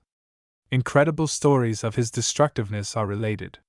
Fortunately, human beings are seldom attacked, a dog or a pig being generally forthcoming when the usual prey is not to be found. Yet not long ago a sad affair occurred. A she-wolf attacked a small boy before the eyes of his parents, who pursued him, powerless to help. The head and arms had already been torn off before a shot from a neighbor dispatched the monster. Truly, a great family displeasure, as my informant styled it. Milo of Croton, the famous athlete, is the most renowned victim of these Sela wolves. Tradition has it that, relying on his great strength, he tried to rend asunder a mighty log of wood which closed, however, and caught his arms in its grip. Thus helpless, he was devoured alive by them. By keeping to the left of Sicily, I might have skirted the forest of Garillion. This tract lies at about 4.5 hours' distance from San Giovanni. I found it, some years ago, to be a region of real, Urwald, or primary jungle. There was nothing like it, to my knowledge, on this side of the Alps, nor yet in the Alps themselves, nothing of the kind nearer than Russia. But the Russian jungles, apart from their monotony of timber, foster feelings of sadness and gloom, whereas these southern ones, as Hen has well observed, are full of a luminous beauty, their darkest recesses being enlivened by a sense of benignant mystery. Garillion was at that time a virgin forest, untouched by the hand of man, a dusky ridge, visible from afar, an impenetrable tangle of forest trees, chiefest among them being the garigli, quercus cherries, whence it derives its name, as well as thousands of pines and bearded firs and all that hoary indigenous vegetation struggling out of the moist soil wherein their progenitors had lain decaying time out of mind. In these solitudes, if anywhere, one might still have found the absent-minded lizard, lynx, of the voracious historian, or that squirrel whose Calabria fur, I strongly suspect, came from Russia, or, at any rate, the mushroom stone which shineth in the night. Well, I am glad my path today did not lead me to Garillion, and so destroy old memories of the place. For the domain, they tell me, has been sold for 350,000 francs to a German company. Its primeval silence is now invaded by an army of 260 workmen, who have been cutting down the timber as fast as they can. So vanishes another fair spot from earth. And what is left of the Sela, once these forests are gone? Not even the charm, such as it is, of Caithness. After Sicily comes the watershed that separates the Sela Grande from the westerly regions of Sela Piccola. Thenceforward it was downhill walking, at first through forest lands, then across verdant stretches, bereft of timber and simmering in the sunshine.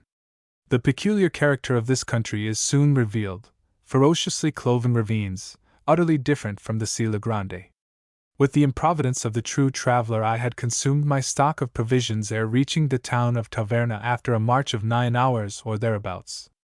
A place of this size and renown, I had argued, would surely be able to provide a meal. But Taverna belies its name.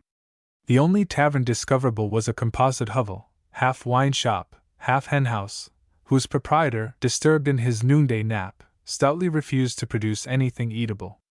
And there I stood in the blazing sunshine, famished and unbefriended. Forthwith the strength melted out of my bones. The prospect of walking to Catanzaro, so alluring with a full stomach, faded out of the realm of possibility, and it seemed a special dispensation of Providence when, at my lowest ebb of vitality, a small carriage suddenly hove in sight. "How much to Catanzaro?" The owner eyed me critically, and then replied in English. "You can pay $20. $20, 100 francs. But it is useless trying to bargain with an Americano, their time is too valuable." $1 a mile?"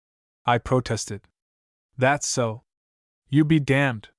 "Same to you, mister." And he drove off. Such bold defiance of fate never goes unrewarded. A two-wheeled cart conveying some timber overtook me shortly afterwards on my way from the inhospitable Taverna. For a small consideration I was enabled to pass the burning hours of the afternoon in an improvised couch among its load of boards, admiring the scenery and the engineering feats that have carried a road through such difficult country, and thinking out some further polite remarks to be addressed to my $20 friend, in the event of our meeting at Catanzaro. One must have traversed the Sila in order to appreciate the manifold charms of the mountain town. I have reveled in them since my arrival. But it has one irremediable drawback: the sea lies at an inconvenient distance. It takes 45 minutes to reach the shore by means of 2 railways in whose carriages the citizens descend after wild scrambles for places, packed tight as sardines in the sweltering heat. Only a genuine enthusiast will undertake the trip more than once. For the marina itself, at this season, at least, is an unappetizing spot, a sordid agglomeration of houses, a few dirty fruit stalls, ankle-deep dust, swarms of flies. I prefer to sleep through the warm hours of the day, and then take the air in that delightful public garden which, by the way, has already become too small for the increasing population. At its entrance stands the Civic Museum, entrusted, just now, to the care of a quite remarkably ignorant and slatternly woman. It contains 2 rooms, whose exhibits are smothered in dust and cobwebs, as neglected, in short, as her own brats that sprawl about its floor. I inquired whether she possessed no catalogue to show where the objects, bearing no labels, had been found. A catalogue was unnecessary, she said. She knew everything, everything. And everything, apparently, hailed from Stromboli. The Tiriolo helmet, the Greek vases, all the rest of the real and sham treasures of this establishment, they were all discovered at Stromboli. Those coins, whence? Stromboli! Noticing some Neolithic celts similar to those I obtained at Vacarizza, I would gladly have learnt their place of origin. Promptly came the answer. Stromboli! Nonsense, my good woman. I've been 3 times to Stromboli. It is an island of black stones where the devil has a house, and such things are not found there. Of course she meant Strongoli, the ancient Pedelia. This vigorous assertion made her more circumspect. Thenceforward everything was declared to come from the province, dalla provincia. It was safer. That bad picture, whence? Dalla provincia. Have you really no catalogue? I know everything. And this broken statue, whence? Dalla provincia. But the province is large, I objected. So it is. Large and old. I have also revisited Tiriolo, once celebrated for the sepulchres of the giants, Greek tombs that were unearthed here, and latterly for a certain more valuable antiquarian discovery. Not long ago it was a considerable undertaking to reach this little place, but nowadays a public motor car whirls you up and down the ravines at an alarming pace and will deposit you, within a few hours, at remote Cosenza, once an enormous drive. It is the same all over modern Calabria. The diligence service, for instance, that used to take 14 hours from San Giovanni to Cosenza has been replaced by motors that cover the distance in 4 or 5. One is glad to save time, but this new element of mechanical hurry has produced a corresponding kind of traveler, a machine-made creature, devoid of the humanity of the old. It has done away with the personal note of conviviality that reigned in the post-carriages. What jocund friendships were made, what songs and tales applauded, during those interminable hours in the lumbering chaise. You must choose Sunday for Tiriolo, on account of the girls, whose pretty faces and costumes are worth coming any distance to see. A good proportion of them have the fair hair which seems to have been eliminated, in other parts of the country, through the action of malaria. Viewed from Catanzaro, one of the hills of Tiriolo looks like a broken volcanic crater. It is a limestone ridge, decked with those characteristic flowers like Campanula fragilis which you will vainly seek on the Sila.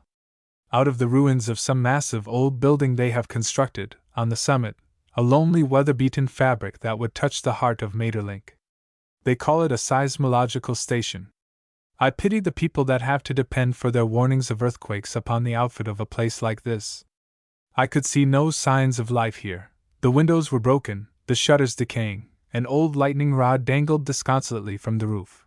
It looked as abandoned as any old tower in a tale. There is a noble view from this point over both seas and into the riven complexities of Aspermont, when the peak is not veiled in mists, as it frequently is. For Tiriolo lies on the watershed, there, to quote from a person of quality, where the Apennine is drawn into so narrow a point that the rain-water which descendeth from the ridge of some one house falleth on the left in the Tyrrhene Sea, and on the right into the Adriatic. My visits to the Provincial Museum have become scandalously frequent during the last few days. I cannot keep away from the place. I go there not to study the specimens but to converse with their keeper, the woman who, in her quiet way, has cast a sort of charm over me. Our relations are the whispered talk of the town. I am suspected of matrimonial designs upon a poor widow with the ulterior object of appropriating the cream of the relics under her care. Regardless of the perils of the situation, I persevere. For the sake of her company I forswear the manifold seductions of Catanzaro. She is a noteworthy person, neither vicious nor vulgar, but simply the dernier amoti of incompetence. Her dress, her looks, her children, her manners, they are all on an even plane with her spiritual accomplishments. At no point does she sink, or rise, beyond that level. They are not as common as they seem to be, these harmoniously inefficient females. Why has she got this job in a progressive town containing so many folks who could do it creditably? Oh, that is simple enough. She needs it. On the platform of the Reggio station, long before the earthquake, I once counted 5 station masters and 48 other railway officials, swaggering about with a magnificent air of incapacity. What were they doing? Nothing whatever. They were like this woman, they needed a job. We are in a patriarchal country. Work is pooled. It is given not to those who can do it best, but to those who need it most, given, too, on pretexts which sometimes strike one as inadequate, not to say recondite. So the street scavengering in a certain village has been entrusted to a one-armed cripple, utterly unfit for the business. Why? Because his maternal granduncle is serving a long sentence in jail. The poor family must be helped. A brawny young fellow will be removed from a landing-stage boat, and his place taken by some tottering old peasant who has never handled an oar. Why? The old man's nephew has married again. The family must be helped. A secretarial appointment was specially created for an acquaintance of mine who could barely sign his own name, for the obvious reason that his cousin's sister was rheumatic. One must help that family. A postman whom I knew delivered the letters only once every 3 days, alleging, as unanswerable argument in his defense, that his brother's wife had 15 children. One must help that family. Somebody seems to have thought so, at all events. 29 Chaos. I have never beheld the enchantment of the Straits of Messina, that Fata Morgana, when, under certain conditions of weather, phantasmagoric palaces of wondrous shape are cast upon the waters, not mirrored, but standing upright, tangible, as it were, yet diaphanous as a veil of gauze. A Dominican monk and correspondent of the Naples Academy, Manassi by name, friend of Sir W. Hamilton, wrote a dissertation upon this atmospheric mockery.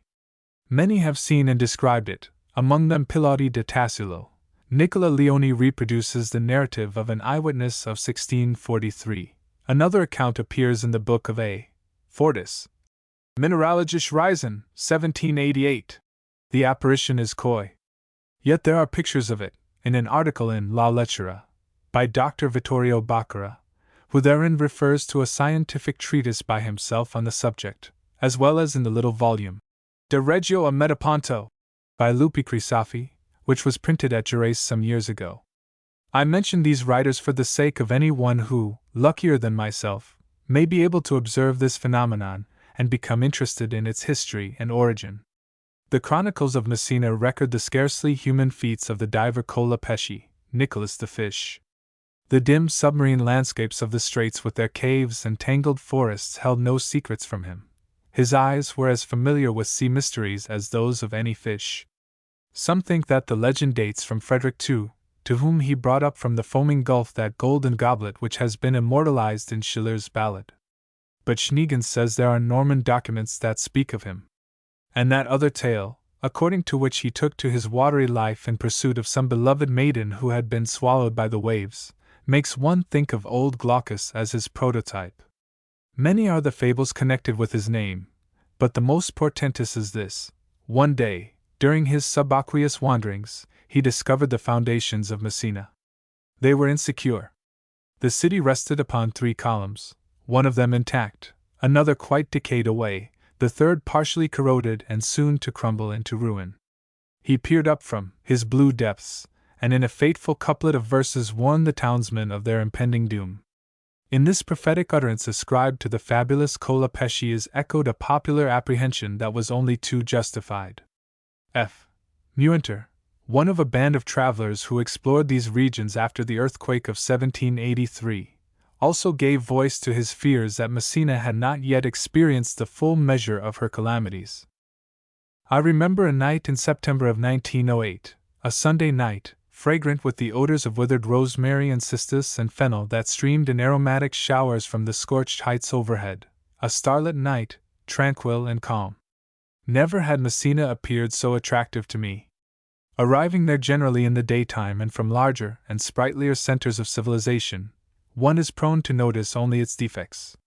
But night, especially a southern night, has a wizard touch. It transforms into objects of mysterious beauty all unsightly things, or hides them clean away, while the nobler works of man, those facades and cornices and full-bellied balconies of cunningly wrought iron rise up, under its enchantment, ethereal as the palace of fairies.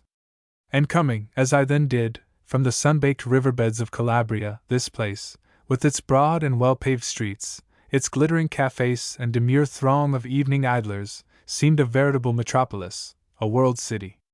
With deliberate slowness, retardando con molto sentimento, I worked my way to the familiar restaurant.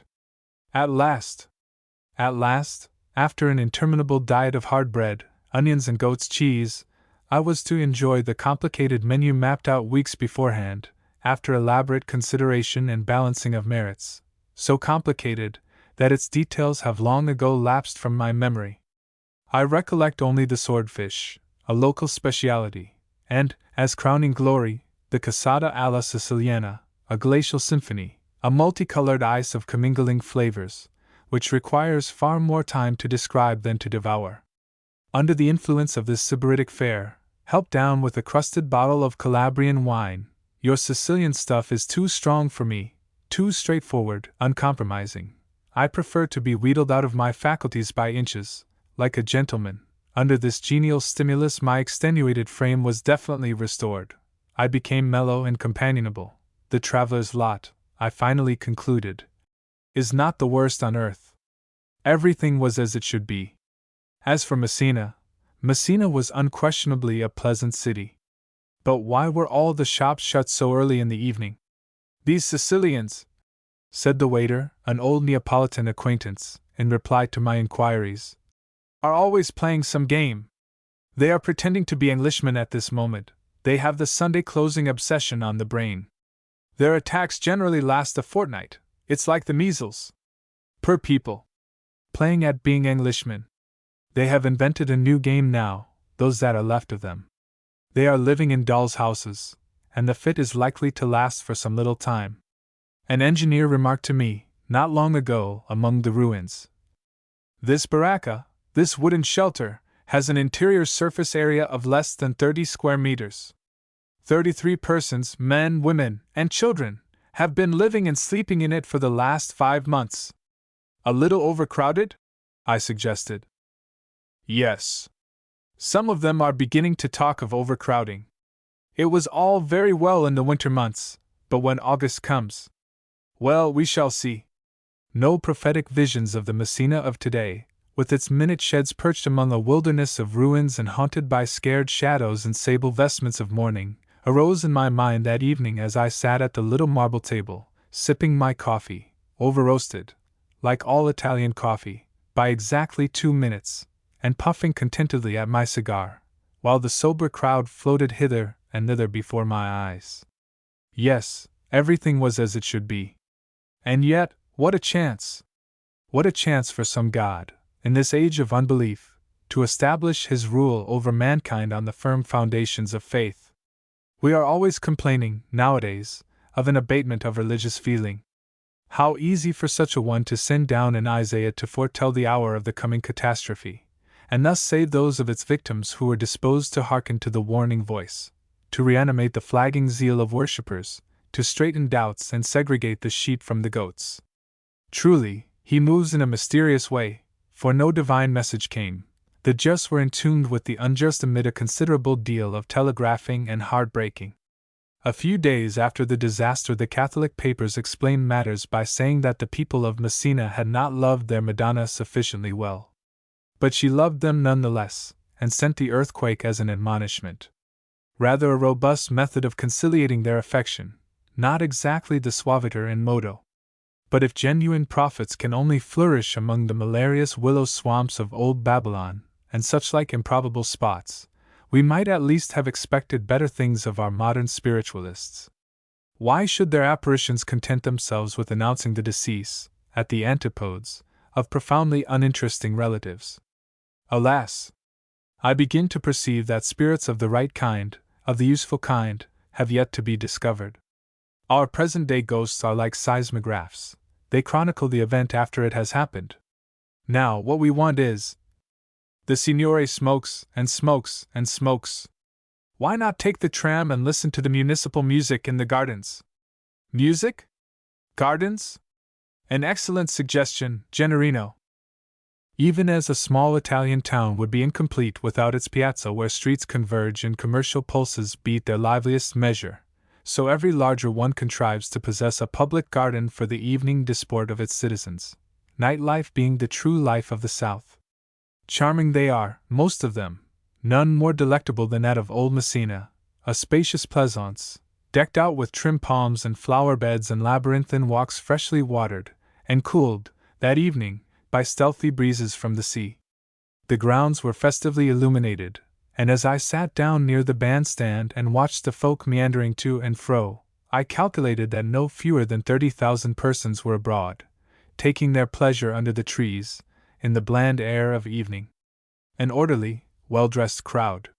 We may smile when they tell us that these people will stint themselves of the necessities of life in order to wear fine clothes, but the effect, for an outsider, is all that it should be.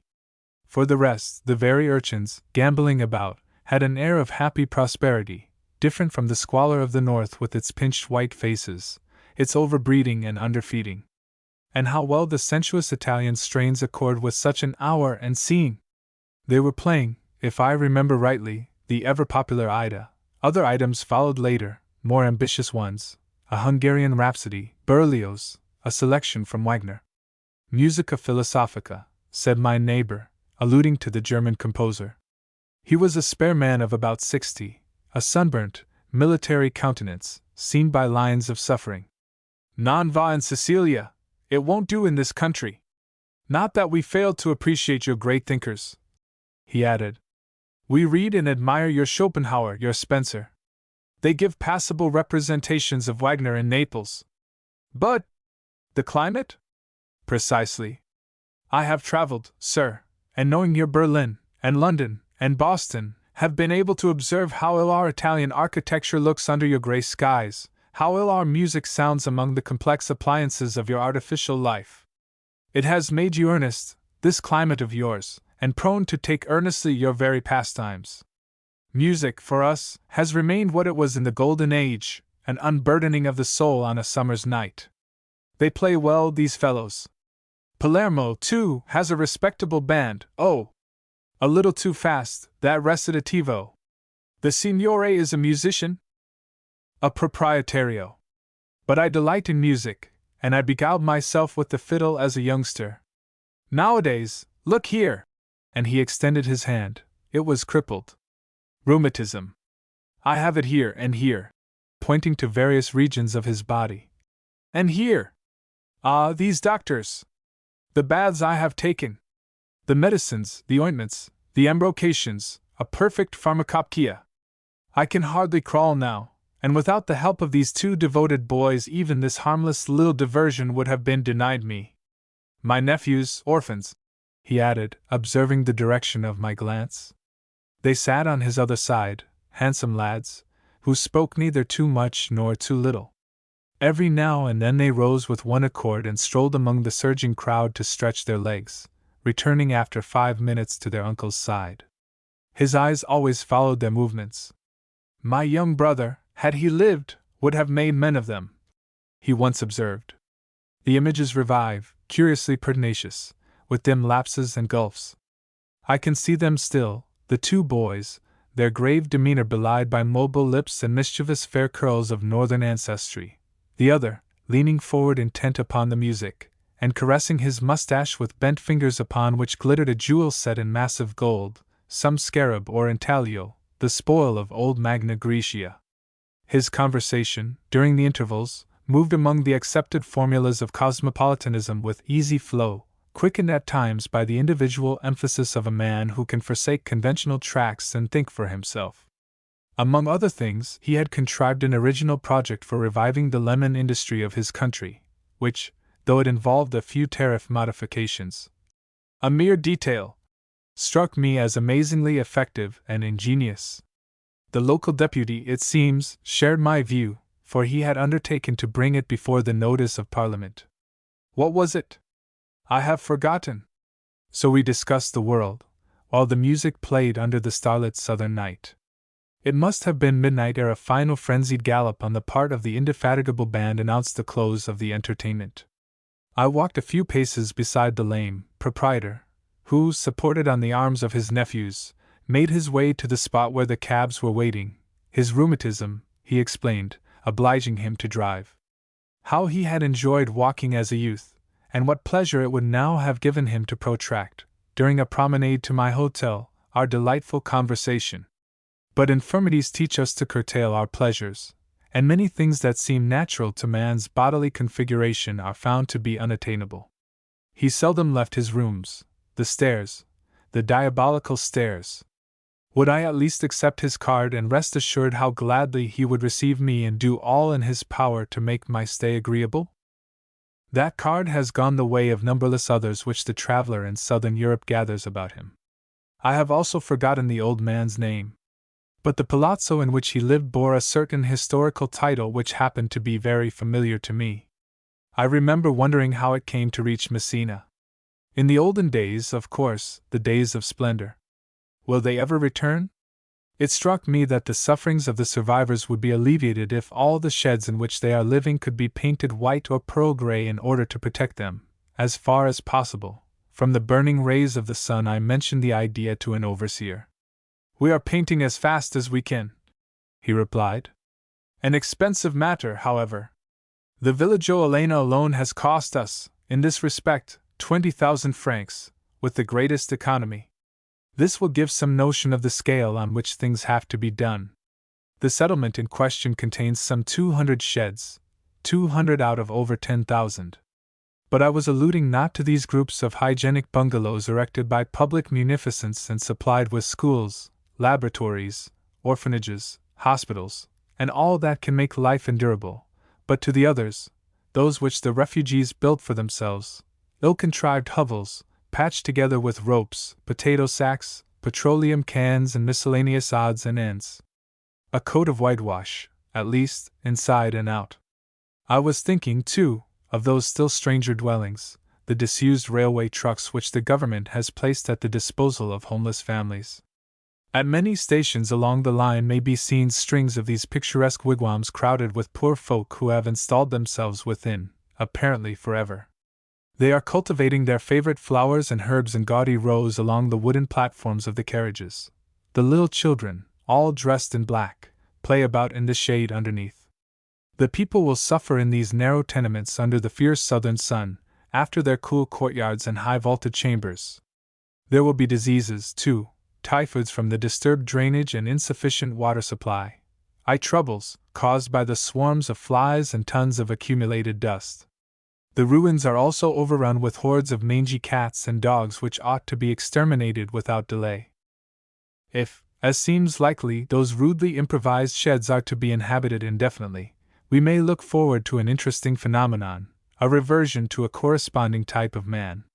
The lack of the most ordinary appliances of civilization, such as linen, washing basins, and cooking utensils, will reduce them to the condition of savages who view these things with indifference, or simple curiosity.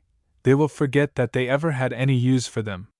And life in these huts where human beings are herded together after the manner of beasts, one might almost say fitted in, like the fragments of a mosaic pavement, cannot but be harmful to the development of growing children.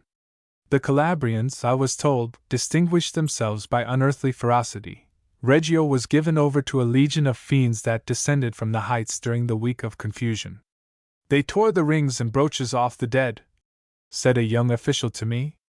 They strangled the wounded and dying, in order to despoil them more comfortably. Here, and at Messina, the mutilated corpses were past computation, but the Calabrians were the worst. Vampires, offspring of night and chaos. So, Dolomieu, speaking of the deprivation incroyable d'amours which accompanied the earthquake of 1783, recounts the case of a householder of Palestina who was pinned down under some masonry, his legs emerging out of the ruins. His servant came and took the silver buckles off his shoes and then fled, without attempting to free him. We have seen something of this kind more recently at San Francisco. After despoiling the corpses, they ransacked the dwellings. 5,000 beds, sir, were carried up from Reggio into the mountains. 5,000 beds! Per Dio! It seems a considerable number. A young fellow, one of the survivors, attached himself to me in the capacity of guide through the ruins of Reggio. He wore the characteristic earthquake look, a dazed and bewildered expression of countenance. He spoke in a singularly deliberate manner. Knowing the country, I was soon bending my steps in the direction of the cemetery, chiefly for the sake of the exquisite view from those windswept heights, and to breathe more freely after the dust and desolation of the lower parts. This burial ground is in the same state as that of Messina, once the pride of its citizens. The insane frolic of nature has not respected the slumber of the dead or their commemorative shrines. It has made a mockery of the place, twisting the solemn monuments into repulsive and irreverential shapes. But who can recount the freaks of stone and iron during those moments, the hairbreadth escapes? My companion's case was miraculous enough. Awakened from sleep with the first shock, he saw, by the dim light of the lamp which burns in all their bedrooms, the wall at his bedside weirdly gaping asunder. He darted to reach the opening, but it closed again and caught his arm in a stony grip. Hours seemed to pass. The pain was past enduring. Then the kindly cleft yawned once more, allowing him to jump into the garden below. Simultaneously he heard a crash as the inner rooms of the house fell, then climbed aloft, and for 4 days wandered among the bleak, wet hills. Thousands were in the same plight. I asked what he found to eat. Herba, signore. We all did. You could not touch property, a single orange, and they would have killed you. Grass. He bore a name renowned in the past, but his home being turned into a dust heap under which his money, papers, and furniture, his 2 parents and brothers, are still lying, he now gains a livelihood by carrying vegetables and fruit from the harbor to the collection of sheds honored by the name of market. Later in the day we happened to walk past the very mansion, which lies near the quay. Here is my house and my family, he remarked, indicating, with a gesture of antique resignation, a pile of wreckage. Hard by, among the ruins, there sat a young woman with disheveled hair, singing rapturously. Her husband was crushed to death, he said, and it unhinged her wits. Strange, is it not, sir? They used to fight like fiends, and now, she sings to him night and day to come back. Love, so the Greeks fabled, was the child of chaos. In this part of the town stands the Civic Museum, which all readers of Gissing's Ionian Sea will remember as the closing note of those harmonious pages. It is shattered, like everything else that he visited in Reggio, like the hotel where he lodged, like the cathedral whose proud superscription Circumlegiens Divinis Regium impressed him so deeply, like that singular bit of advanced civilization, which gave me an odd sense of having strayed into the world of those romancers who forecast the future, a public slaughterhouse of tasteful architecture, set in a grove of lemon trees and palms, suggesting the dreamy ideal of some reformer whose palate shrinks from vegetarianism. We went the round of all these places, not forgetting the house which bears the tablet commemorating the death of a young soldier who fell fighting against the Bourbons. From its contorted iron balcony there hangs a rope by which the inmates may have tried to let themselves down. A friend of mine, Baron C. of Stylo, is a member of that same patriotic family, and gave me the following strange account. He was absent from Reggio at the time of the catastrophe, but 3 others of them were staying there. On the first shock they rushed together, panic-stricken, into one room. The floor gave way, and they suddenly found themselves sitting in their motor car, which happened to be placed exactly below them. They escaped with a few cuts and bruises. An inscription on a neighboring ruin runs to the effect that the mansion having been severely damaged in the earthquake of 1783, its owner had rebuilt it on lines calculated to defy future shattering. Whether he would rebuild it yet again? Nevertheless, there seems to be some chance for the revival of Reggio. Its prognosis is not utterly hopeless. But Messina is in desperate case. That haughty seafront, with its long line of imposing edifices, imagine a painted theater decoration of cardboard through which some sportive behemoth has been jumping with frantic glee. There you have it. And within, all is desolation. The wreckage reaches to the windows. You must clamber over it as best you can. What an all-absorbing post-tertiary deposit for future generations, for the crafty antiquarian who deciphers the history of mankind out of kitchen middens and deformed heaps of forgotten trash. The whole social life of the citizens, their arts, domestic economy, and pastimes, lies embedded in that rubbish. A musical race, he will conclude, observing the number of decayed pianofortes, guitars, and mandolins. The climate of Messina, he will further argue, must have been a wet one, inasmuch as there are umbrellas everywhere, standing upright among the debris, leaning all forlorn against the ruins, or peering dismally from under them. It rained much during those awful days, and umbrellas were at a premium. Yet 50 of them would not have purchased a loaf of bread. It was Goethe who, speaking of Pompeii, said that of the many catastrophes which have afflicted mankind few have given greater pleasure to posterity.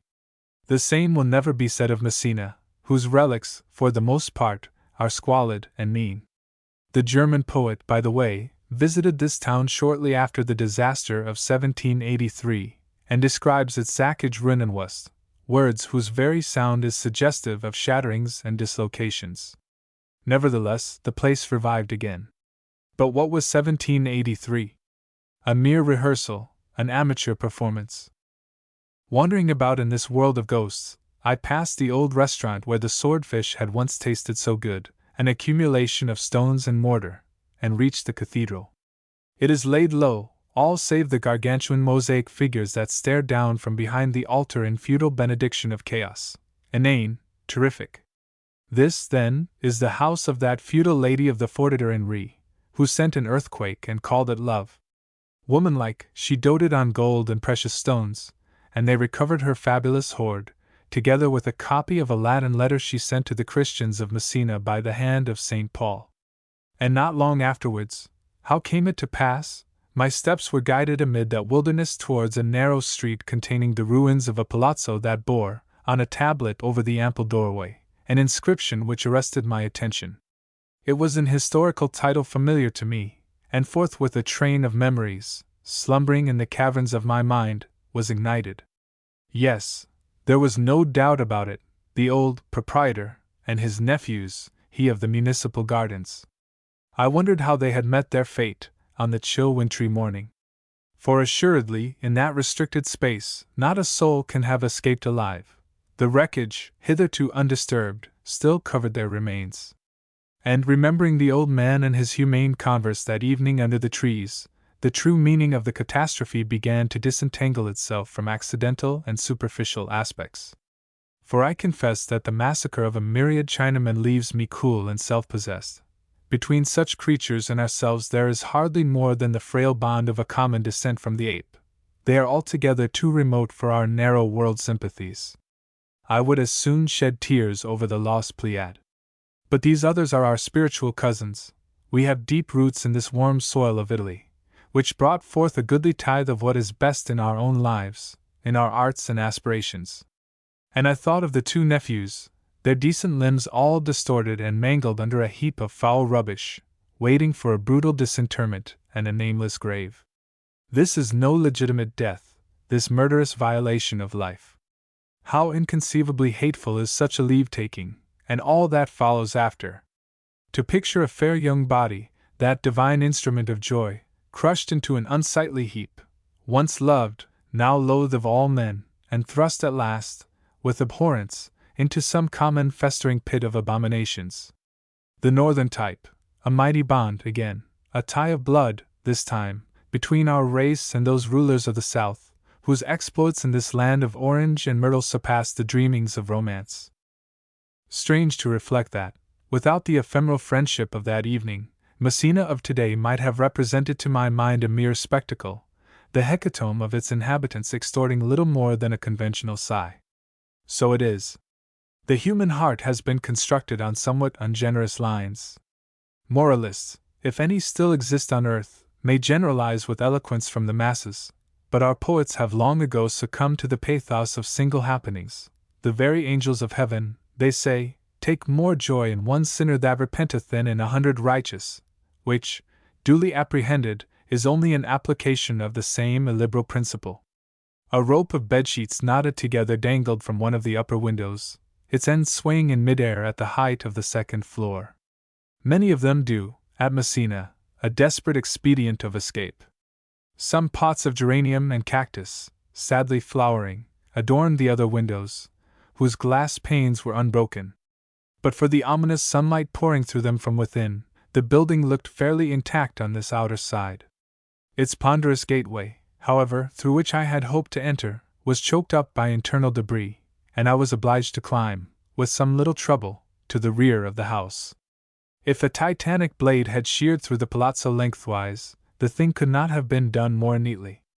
The whole interior had gone down, save a portion of the rooms abutting on the street front. These were literally cut in half, so as to display an ideal section of domestic architecture. The house with its inmates and all it contained was lying among the high-piled wreckage within, under my feet, masonry mostly, entire fragments of wall interspersed with crumbling mortar and convulsed iron girders that writhed over the surface or plunged sullenly into the depths, fetid rents and gullies in between, their flanks affording glimpses of broken vases, candelabras, hats, bottles, birdcages, writing books, brass pipes, sofas, picture frames, tablecloths, and all the paltry paraphernalia of everyday life. No attempt at stratification, horizontal, vertical, or inclined. It was as if the objects had been thrown up by some playful volcano and allowed to settle where they pleased. Two immense chiseled blocks of stone, one lying prone at the bottom of a miniature ravine, the other proudly erect, like a druidical monument, in the upper regions, reminded me of the existence of a staircase, a diabolical staircase. Looking upwards, I endeavored to reconstruct the habits of the inmates, but found it impossible, the section that remained being too shallow. Sky blue seems to have been their favorite color. The kitchen was easily discernible, the hearth with its store of charcoal underneath, copper vessels hanging in a neat row overhead, and an open cupboard full of household goods. A neighboring room, the communicating doors were all gone, with lace window curtains, a table, lamp, and book, and a bedstead toppling over the abyss. Another one, carpeted and hung with pictures and a large faded mirror, below which ran a row of shelves that groaned under a multitudinous collection of phials and bottles. The old man's embrocations. XXX the skirts of Montalto. After such sights of suffering humanity, back to the fields and mountains. Aspremont, the wild region behind Reggio, was famous, not long ago, for Garibaldi's battle. But the exploits of this warrior have lately been eclipsed by those of the brigand Musolino, who infested the country up to a few years ago, defying the soldiery and police of all Italy. He would still be safe and unharmed had he remained in these fastnesses. But he wandered away, wishful to leave Italy for good and all, and was captured far from his home by some policemen who were looking for another man, and who nearly fainted when he pronounced his name. After a sensational trial, they sentenced him to 30-odd years' imprisonment. He is now languishing in the fortress of Porto Longone on Elba. Whoever has looked into this Spanish citadel will not envy him. Of the lovely little bay, of the lodestone mountain, of the romantic pathway to the hermitage of Monserrato, or the glittering beach at Rio, of all the charms of Porto Longone he knows nothing, despite a lengthy residence on the spot. They say he has grown consumptive and witless during the long solitary confinement which preceded his present punishment, an eternal night in a narrow cell. No wonder. I have seen the condemned on their release from these boxes of masonry at the island of Santo Stefano, dazed shadows, tottering, with complexions the color of parchment. These are the survivors. But no one asks after the many who die in these dungeons frenzied, or from battering their heads against the wall. No one knows their number save the doctor and the governor, whose lips are sealed. I decided upon a rear attack of Aspremont. I would go by rail as far as Bagnara on the Tyrrhenian, the station beyond Silla of old renown, and thence afoot via Sant Eufemia to Sinopoli, pushing on, if day permitted, as far as Dilianwova, at the foot of the mountain. Early next morning I would climb the summit and descend to the shores of the Ionian, to Bova. It seemed a reasonable program. All this Tyrrhenian coastline is badly shattered, far more so than the southern shore. But the scenery is finer. There is nothing on that side to compare with the views from Nicastro, or Monteleone, or Sant Elia near Palmi. It is also more smiling, more fertile, and far less malarious. Not that cultivation of the land implies absence of malaria. Nothing is a commoner mistake. The Ionian shore is not malarious because it is desert because malarious. The richest tracts in Greece are known to be very dangerous, and it is the same in Italy. Malaria and intensive agriculture go uncommonly well together. The miserable Anopheles mosquito loves the wells that are sunk for the watering of the immense orange and lemon plantations in the Reggio district. It displays a perverse predilection for the minute puddles left by the artificial irrigation of the fields that are covered with fruit and vegetables. This artificial watering, in fact, seems to be partly responsible for the spread of the disease. It is doubtful whether the custom goes back into remote antiquity, for the climate used to be moister and could dispense with these practices. Certain products, once grown in Calabria, no longer thrive there, on account of the increased dryness and lack of rainfall. But there are some deadly regions, even along this Tyrrhenian shore.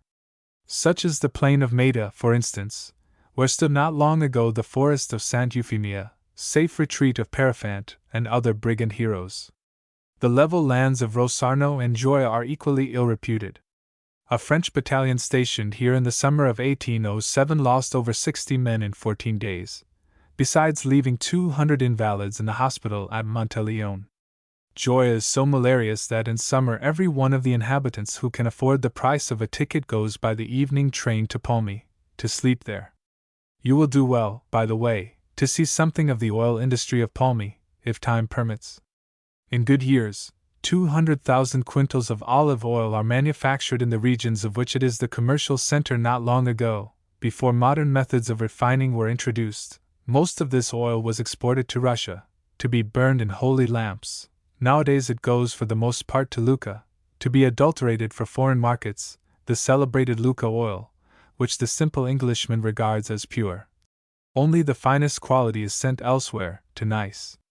From Gioia there runs a postal diligence once a day to Dilianwova, of which I might have availed myself, had I not preferred to traverse the country on foot.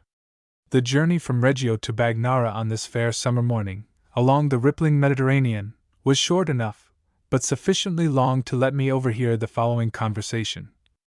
What a lovely sea! It is good, after all, to take 3 or 4 baths a year. What think you? I? No, for 13 years I have taken no baths. But they are considered good for children. The calamities that Bagnara has suffered in the past have been so numerous, so fierce and so varied that, properly speaking, the town has no right to exist any longer.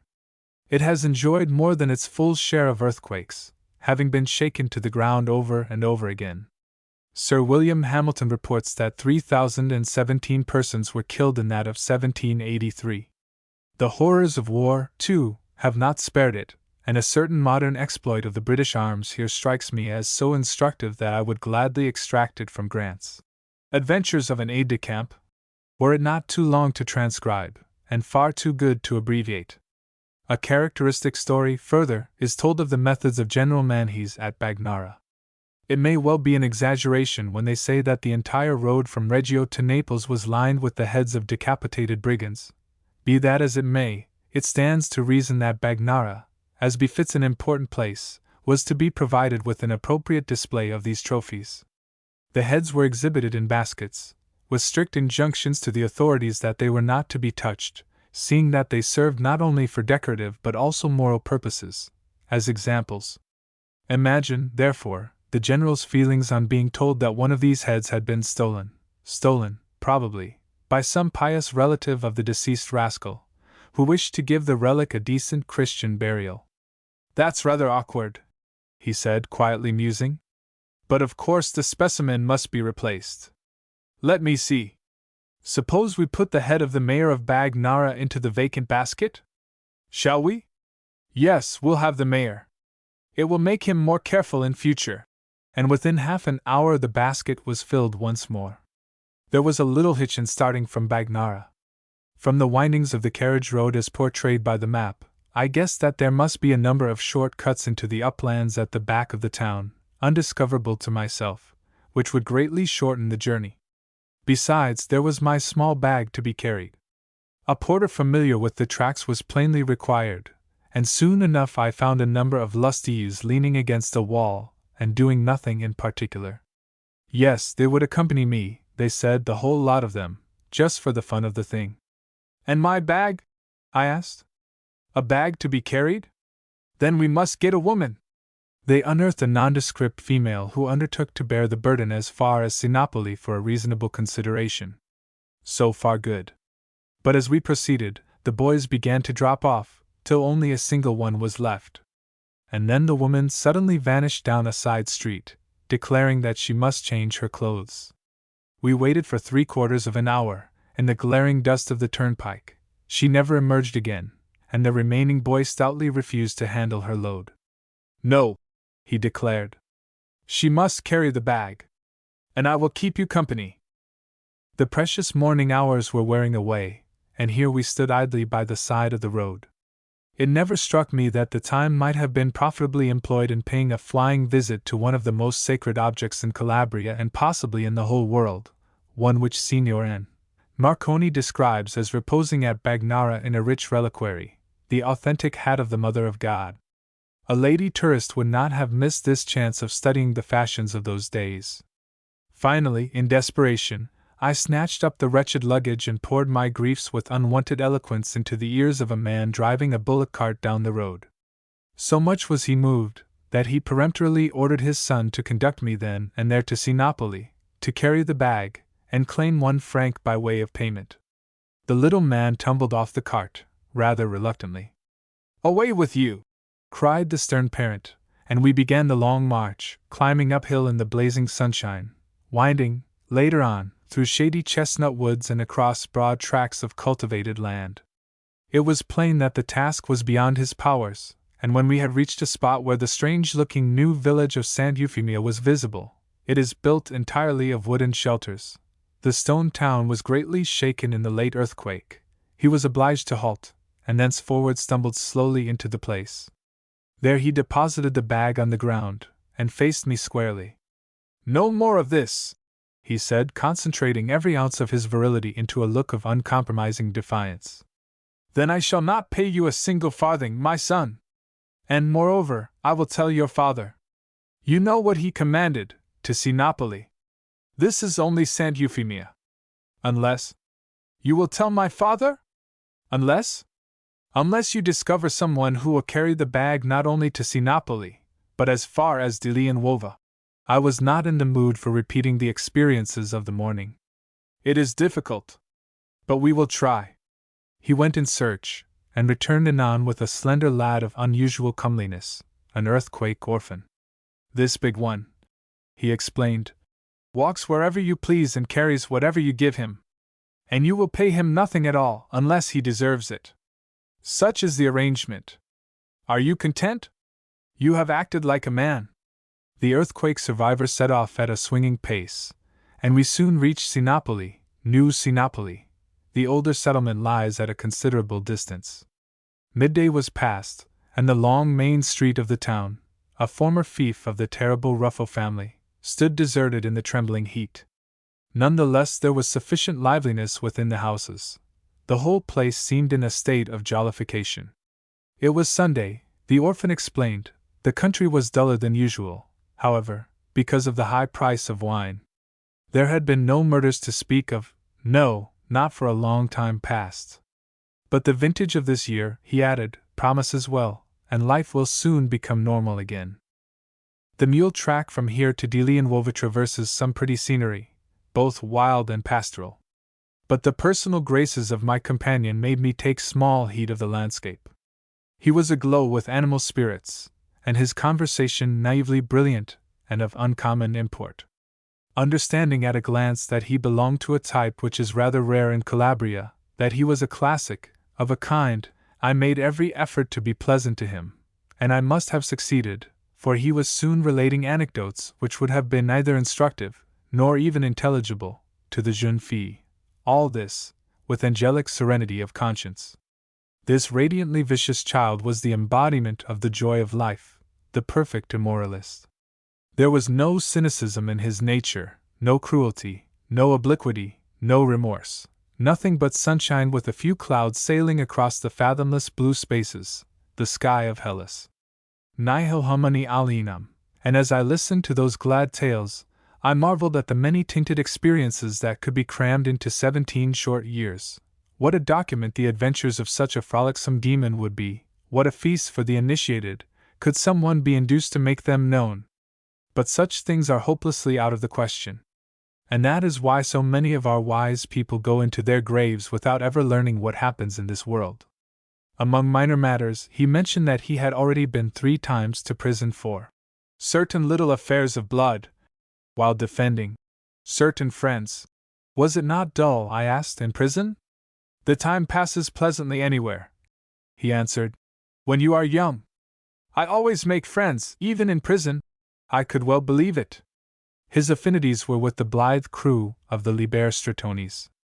He had a roving eye and the mouth of Antinous, and his morals were those of a condescending tiger cub.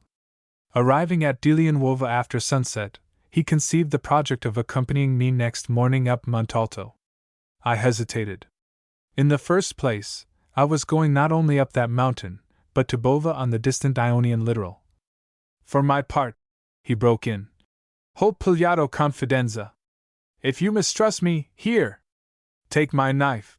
An ugly blade, pointed, and 2 inches in excess of the police regulation length. This act of quasi-filial submission touched me, but it was not his knife I feared so much as that of certain friends. Some little difference of opinion might arise, some question of money or other argument, and lo! The friends would be at hand, they always are, and one more stranger might disappear among the clefts and gullies of Montalto. Aspremont, the roughest corner of Italy, is no place for misunderstandings. The knife decides promptly who is right or wrong, and only 2 weeks ago I was warned not to cross the district without a carbineer on either side of me. But to have clothed my thoughts and words during his gracious mood would have been supremely unethical. I contented myself with the trite but pregnant remark that things sometimes look different in the morning, which provoked a pagan fit of laughter, farewelled him with the Madonna, and watched as he withdrew under the trees, lithe and buoyant, like a flame that is swallowed up in the night. Only then did the real business begin. I should be sorry to say into how many houses and wine shops the obliging owner of the local inn conducted me, in search of a guide. We traversed all the lanes of this straggling and fairly prosperous place, and even those of its suburb Paracorio, evidently of Byzantine origin. The answer was everywhere the same: to Montalto, yes; to Bova, no.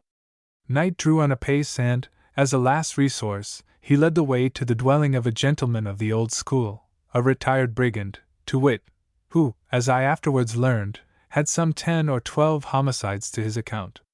Dilianwova, and indeed the whole of Aspermont, has a bad reputation for crime. It was our last remaining chance. We found the patriarch sitting in a simple but tidy chamber, smoking his pipe and playing with a baby. His daughter-in-law rose as we entered, and discreetly moved into an adjoining room. The cheery cutthroat put the baby down to crawl on the floor, and his eyes sparkled when he heard of Bova. "Ah, one speaks of Bova," he said. "A fine walk over the mountain." He much regretted that he was too old for the trip, but so-and-so, he thought, might know something of the country. It pained him, too, that he could not offer me a glass of wine. There was none in the house.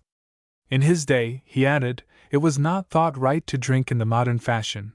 This wine-bibbing was responsible for considerable mischief. It troubled the brain, driving men to do things they afterwards repented. He drank only milk, having become accustomed to it during a long life among the hills. Milk cools the blood, he said, and steadies the hand, and keeps a man's judgment undisturbed. The person he had named was found after some further search. He was a bronzed, clean-shaven type of about 50, who began by refusing his services point-blank, but soon relented, on hearing the ex-brigand's recommendation of his qualities. 31 Southern Saintliness.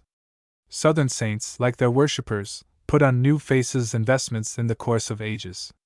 Old ones die away, new ones take their place. Several hundred of the older class of saint have clean faded from the popular memory, and are now so forgotten that the wisest priest can tell you nothing about them save, perhaps, that he's in the church, meaning that some fragment of his holy anatomy survives as a relic amid a collection of similar antiques.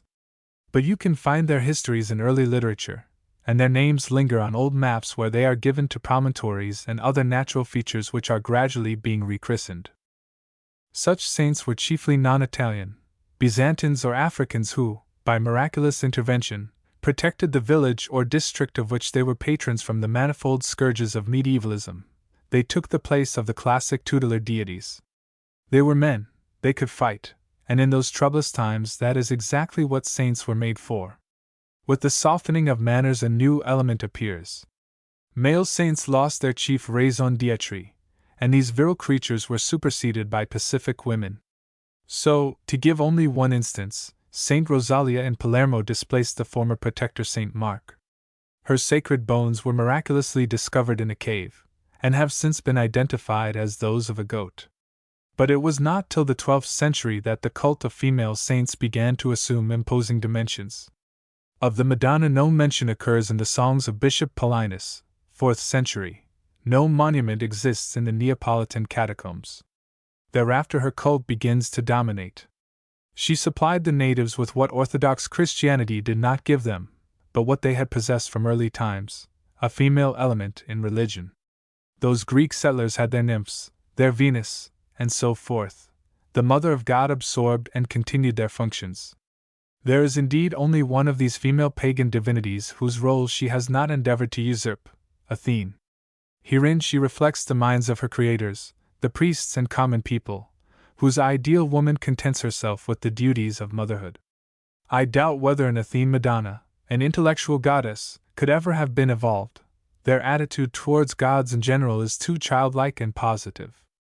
South Italians, famous for abstractions in philosophy, cannot endure them in religion. Unlike ourselves, they do not desire to learn anything from their deities or to argue about them. They only wish to love and be loved in return, reserving to themselves the right to punish them, when they deserve it.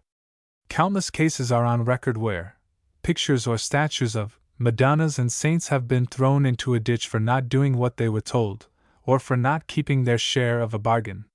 During the Vesuvius eruption of 1906, a good number were subjected to this punishment because they neglected to protect their worshippers from the calamity according to contract.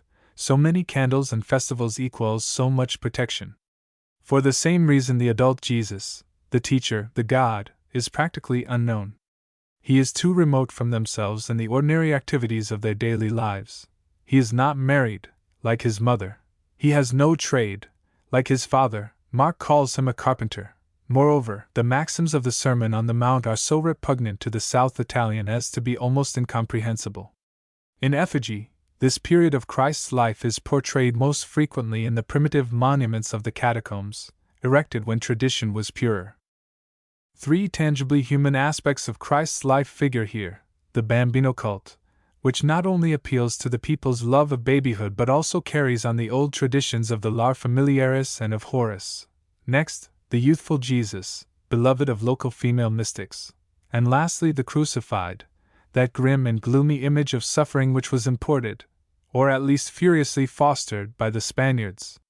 The engulfing of the saints by the Mother of God is due also to political reasons. The Vatican, once centralized in its policy, began to be disquieted by the persistent survival of Byzantinism. Greek cults and language lingered up to the 12th century. With the Tacitian odium fratrum, she exercised more severity towards the sister faith than towards actual paganism. The Madonna was a fit instrument for sweeping away the particularist tendencies of the past. She attacked relic worship and other outworn superstitions. Like a benignant whirlwind, she careered over the land, and these now enigmatical shapes and customs fell faster than leaves of Vallombrosa. No sanctuary or cave so remote that she did not endeavor to expel its male saint, its old presiding genius, whether Byzantine or Roman. But saints have tough lives, and do not yield without a struggle. They fought for their time-honored privileges like the demons they were, and sometimes came off victorious.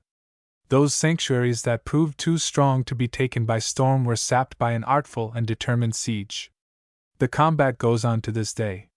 This is what is happening to the thrice deposed and still triumphant Saint Januarius, who is hard pressed by sheer force of numbers.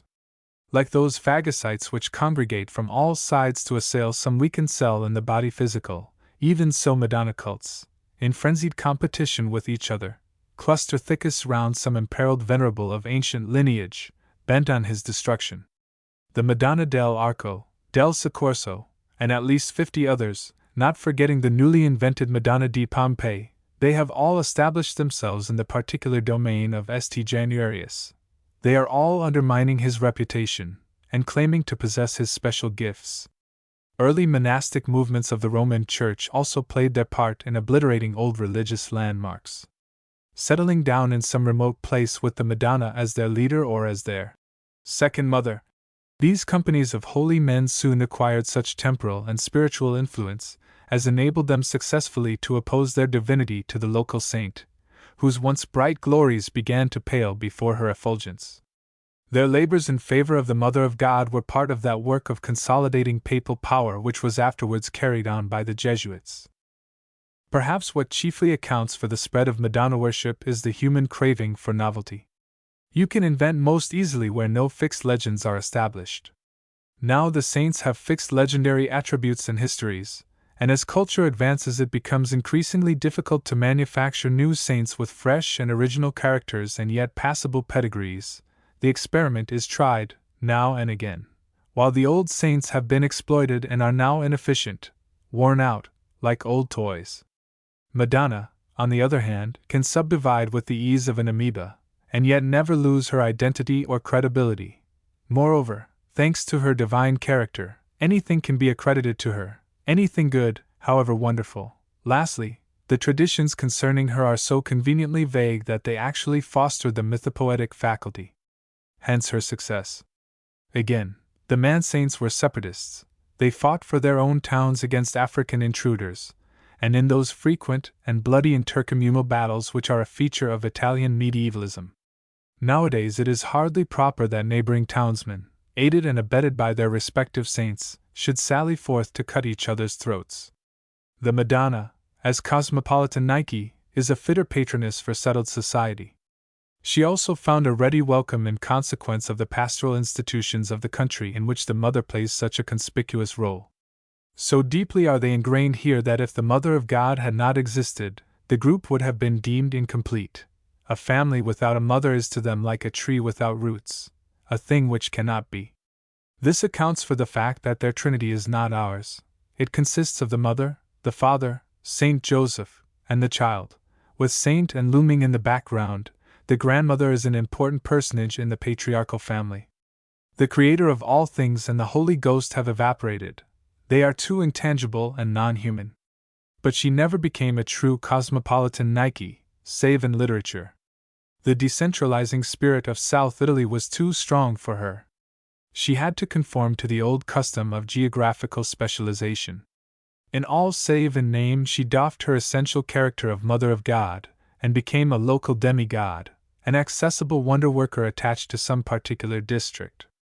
An inhabitant of village A would stand a poor chance of his prayers being heard by the Madonna of village B. If you have a headache, it is no use applying to the Madonna of the hens, who deals with diseases of women.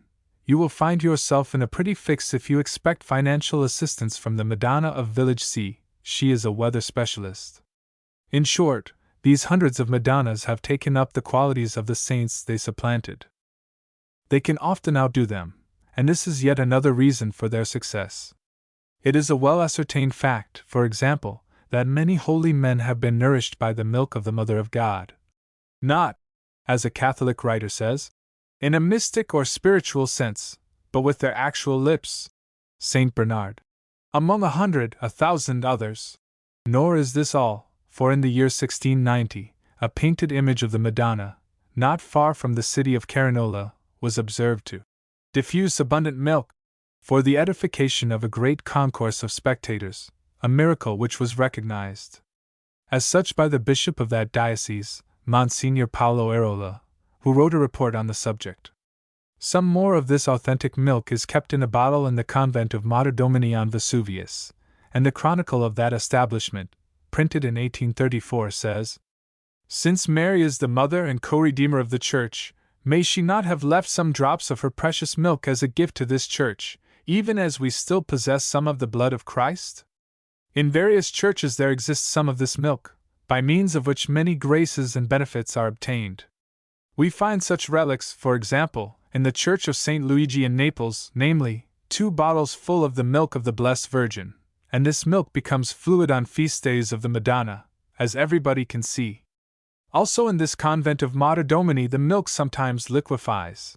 During eruptions of Vesuvius this bottle is carried abroad in procession, and always dispels the danger. Saint Januarius must indeed look to his laurels. Meanwhile it is interesting to observe that the Mother of God has condescended to employ the method of holy relics which she once combated so strenuously, her milk competing with the blood of St. John, the fat of St. Lawrence, and those other physiological curios which are still preserved for the edification of believers. All of which would pass if a subtle poison had not been creeping in to taint religious institutions. Taken by themselves, these infantile observances do not necessarily harm family life, the support of the state, for a man can believe a considerable deal of nonsense, and yet go about his daily work in a natural and cheerful manner. But when the body is despised and tormented the mind loses its equilibrium, and when that happens nonsense may assume a sinister shape. We have seen it in England, where, during the ascetic movement of Puritanism, more witches were burnt than in the whole period before and after. The virus of asceticism entered South Italy from 3 principal sources. From early ages the country had stood in commercial relations with the valley of the Nile, and even as its black magic is largely tinged with Egyptian practices, so its magic of the white kind, its saintly legends, bear the impress of the self-macerations and perverted life theories of those desert lunatics who called themselves Christians. But this Orientalism fell at first upon unfruitful soil. The Vatican was yet wavering, and Hellenic notions of conduct still survived. It received a further rebuff at the hands of men like Benedict, who set up sounder ideals of holiness, introducing a gleam of sanity even in that insanest of institutions, the herding together of idle men to the glory of God. But things became more centralized as the papacy gained ground. The strong Christian, the independent ruler or warrior or builder saint, was tolerated only if he conformed to its precepts, and the inauspicious rise of subservient ascetic orders like the Franciscans and Dominicans, who quickly invaded the fair regions of the south, gave an evil tone to their Christianity. There has always been a contrary tendency at work, the Ionic spirit, heritage of the past. Monkish ideals of chastity and poverty have never appealed to the hearts of people, priests or prelates of the south. They will endure much fondness in their religion, but not those phenomena of cruelty and pruriency which are inseparably connected with asceticism. Their notions have ever been akin to those of the sage Xenocrates, who held that happiness consists not only in the possession of human virtues, but in the accomplishment of natural acts. Among the latter they include the acquisition of wealth and the satisfaction of carnal needs. At this time, too, the old Hellenic curiosity was not wholly dimmed. They took an intelligent interest in imported creeds like that of Luther, which, if not convincing, at least satisfied their desire for novelty. Theirs was exactly the attitude of the Athenians towards Paul's new God, and Protestantism might have spread far in the south, had it not been ferociously repressed. But after the brilliant humanistic period of the Aragons there followed the third and fiercest reaction, that of the Spanish viceroys, whose misrule struck at every one of the roots of national prosperity. It is that Seiscentismo, which a modern writer, A. Niceforo, the Talia Barbara, 1898, has recognized as the blight, the evil genius, of South Italy. The Ionic spirit did not help the people much at this time. The greatest of these viceroys, Don Pietro di Toledo, hanged 18,000 of them in 8 years, and then confessed, with a sigh, that he did not know what more he could do. What more could he do? As a pious Spaniard he was incapable of understanding that quarterings and breakings on the rack were of less avail than the education of the populace in certain secular notions of good conduct, notions which it was the business of his church not to teach. Reading through the legislation of the viceregal period, one is astonished to find how little was done for the common people, who lived like the veriest beasts of earth. Their civil rulers, scholars and gentlemen, most of them, really believed that the example of 500,000 illiterate and vicious monks was all the education they needed. And yet one notes with surprise that the government was perpetually at loggerheads with the ecclesiastical authorities. True, but it is wonderful with what intuitive alacrity they joined forces when it was a question of repelling their common antagonist, enlightenment. From this rank soil there sprang up an exotic efflorescence of holiness. If South Italy swarmed with sinners, as the experiences of Don Pietro seemed to show, it also swarmed with saints. And hardly one of them escaped the influence of the period, the love of feudal ornamentation. Their piety is overloaded with embellishing touches and needless excrescences of virtue. It was the Baroque period of saintliness, as of architecture. I have already given some account of one of them, the Flying Monk, chapter 10, and have perused the biographies of at least 50 others.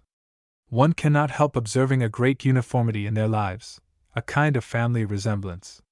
This parallelism is due to the simple reason that there is only one right for 1,000 wrongs. One may well look in vain, here, for those many tinted perversions and aberrations which disfigure the histories of average mankind.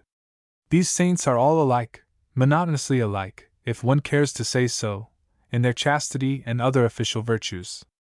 But a little acquaintance with the subject will soon show you that, so far as the range of their particular Christianity allowed of it, there is a praiseworthy and even astonishing diversity among them. Nearly all of them could fly, more or less. Nearly all of them could cure diseases and cause the clouds to rain. Nearly all of them were illiterate, and every one of them died in the odor of sanctity, with roseate complexion, sweetly smelling corpse, and flexible limbs. Yet each one has his particular gifts, his strong point. Joseph of Cupertino specialized in flying. Others were conspicuous for their heroism in sitting in hot baths, devouring ordure, tormenting themselves with pins, and so forth. Here, for instance, is a good representative biography, the life of Saint John Giuseppe della Croce, born 1654, reprinted for the occasion of his solemn sanctification.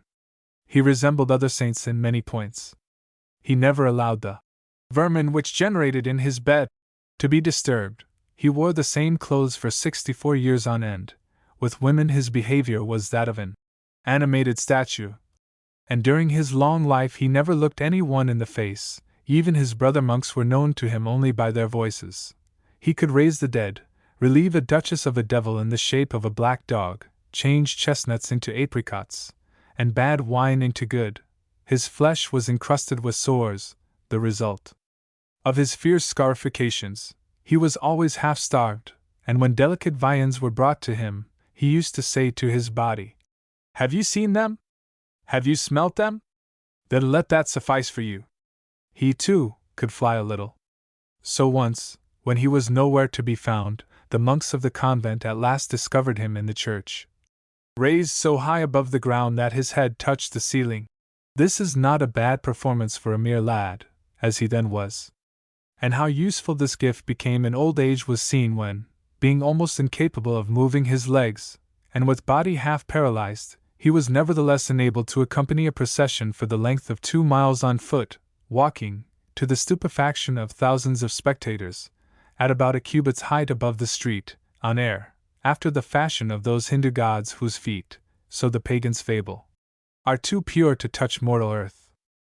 His love of poverty, moreover, was so intense that even after his death a picture of him, which his relatives had tried to attach to the wall in loving remembrance, repeatedly fell down again, although nailed very securely. Nor did it remain fixed until they realized that its costly gilt frame was objectionable to the saint in heaven, and accordingly removed it. No wonder the infant Jesus was pleased to descend from the breast of Mary and take rest for several hours in the arms of St. John Giuseppe, who, on being disturbed by some priestly visitor, exclaimed, "Oh, how I have enjoyed holding the holy babe in my arms!" This is an old and favorite motif. It occurs, for example, in the Fioretti of St. Francis. There are precedents, in fact, for all these divine favors. But his distinguishing feature, his dominating gift, was that of prophecy, especially in foretelling the deaths of children, which he almost always accompanied with jocular words, scherzi, on his lips. He would enter a house and genially remark, "Oh, what an odor of paradise!" Sooner or later one or more of the children of the family would perish. To a boy of 12 he said, "Be good, not allez, for the angels are coming to take you." These playful words seemed to have weighed considerably on the boy's mind, and, sure enough, after a few years he died. But even more charming, più grazioso, the biographer calls it, was the incident when he once asked a father whether he would give his son to Saint Pasquale. The fond parent agreed, thinking that the words referred to the boy's future career in the church. But the saint meant something quite different. He meant a career in heaven. And in less than a month the child died. To a little girl who was crying in the street he said, "I don't want to hear you any more. Go and sing in paradise." And meeting her a short time after, he said, "What, are you still here?" In a few days she was dead. The biography gives many instances of this pretty gift which would hardly have contributed to the saint's popularity in England or any other country save this, where, although the surviving youngsters are described as struck with terror at the mere name of the servant of God, the parents were naturally glad to have 1 or 2 angels in the family, to act as avvocati, pleaders, for those that remained on earth. And the mention of the legal profession brings me to one really instructive miracle. It is usually to be observed, after a saint has been canonized, that heaven, by some further sign or signs, signifies approval of this solemn act of the Vicar of God. Indeed, to judge by these biographies, such a course is not only customary but, to use a worldly expression, de rigueur. And so it happened after the decree relative to St. John Giuseppe had been pronounced in the Vatican Basilica by His Holiness Pius VI, in the presence of the assembled cardinals. Innumerable celestial portents, their enumeration fills 11 pages of the life, confirmed and ratified the great event, and among them this: the notary, who had drawn up both the ordinary and the apostolic processi, was cured of a grievous apoplexy, survived for 4 years, and finally died on the very anniversary of the death of the saint. Involuntarily one contrasts this heavenly largesse with the sordid guineas which would have contented an English lawyer. Or glance into the biography of the Venerable Sister Orsola Benincasa. She, too, could fly a little and raise men from the dead.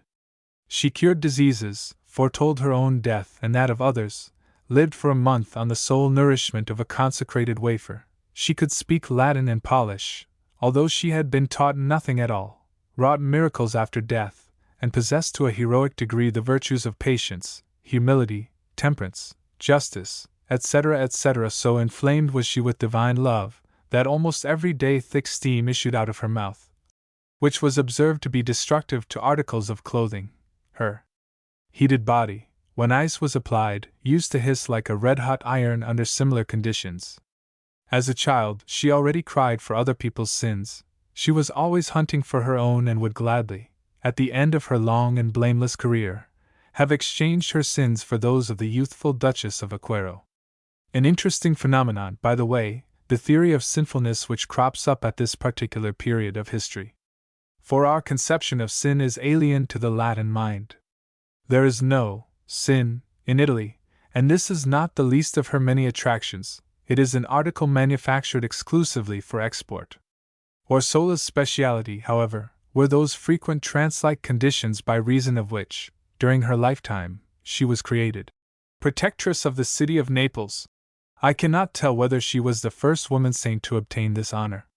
Certainly the 7 holy protectors, concerning whom Paolo Reggio writes, were all musty old males.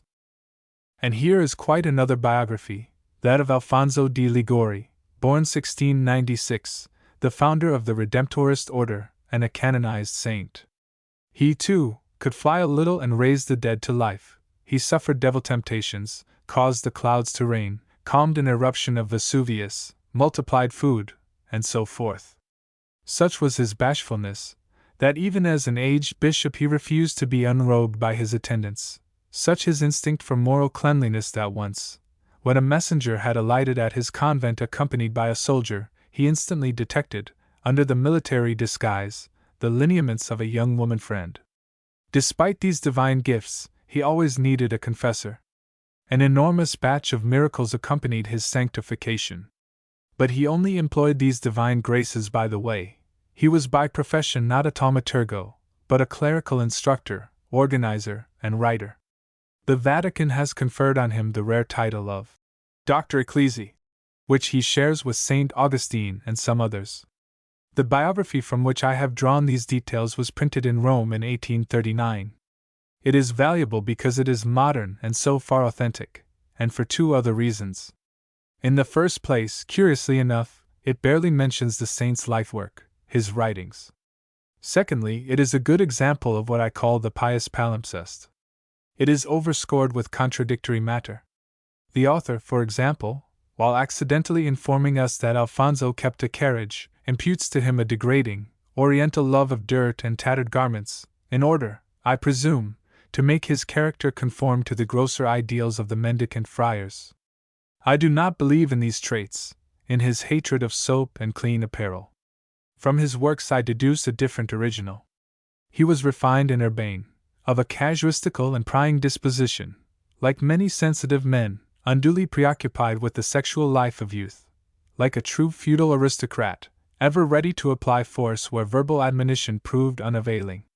In wonder-working capacities these saints were all put in the shade by the Calabrian Francesco di Paola, who raised 15 persons from the dead in his boyhood. He used to perform 100 miracles a day, and it was a miracle when a day passed without a miracle.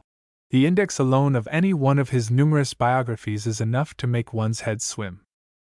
The vast majority of saints of this period do not belong to that third sex after which, according to some, the human race has ever striven, the constructive and purposeful third sex. They are wholly sexless, unsocial and feudal beings, the negation of every masculine or feminine virtue. Their independence fettered by the iron rules of the Vatican and of their particular order, these creatures had nothing to do, and like the rest of us under such conditions, became vacuously introspective. Those honorable saintly combats of the past with external enemies and plagues and stormy seasons were transplanted from without into the microcosm within, taking the shape of hallucinations and demon temptations. They were no longer actors, but sufferers, automata, who attained a degree of inanity which would have made their old Byzantine prototypes burst with envy. Yet they vary in their gifts. Each one, as I have said, has his or her strong point. Why? The reason of this diversity lies in the furious competition between the various monastic orders of the time, in those unedifying squabbles which led to never-ending litigation and complaints to headquarters in Rome. Every one of these saints, from the first dawning of his divine talents, was surrounded by an atmosphere of jealous hatred on the part of his co-religionists. If one order came out with a flying wonder, another, in frantic emulation, would introduce some new speciality to eclipse his fame, something in the fasting line, it may be, or a female mystic whose palpitating letters to Jesus Christ would melt all readers to pity.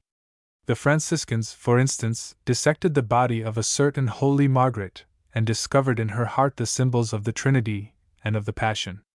This bold and original idea would have gained them much credit, but for the rival Dominicans, who promptly discovered, and dissected, another saintly Margaret, whose heart contained 3 stones on which were engraven portraits of the Virgin Mary. So they ceaselessly unearthed fresh saints with a view to disparaging each other, all of them waiting for a favorable moment when the Vatican could be successfully approached to consider their particular claims.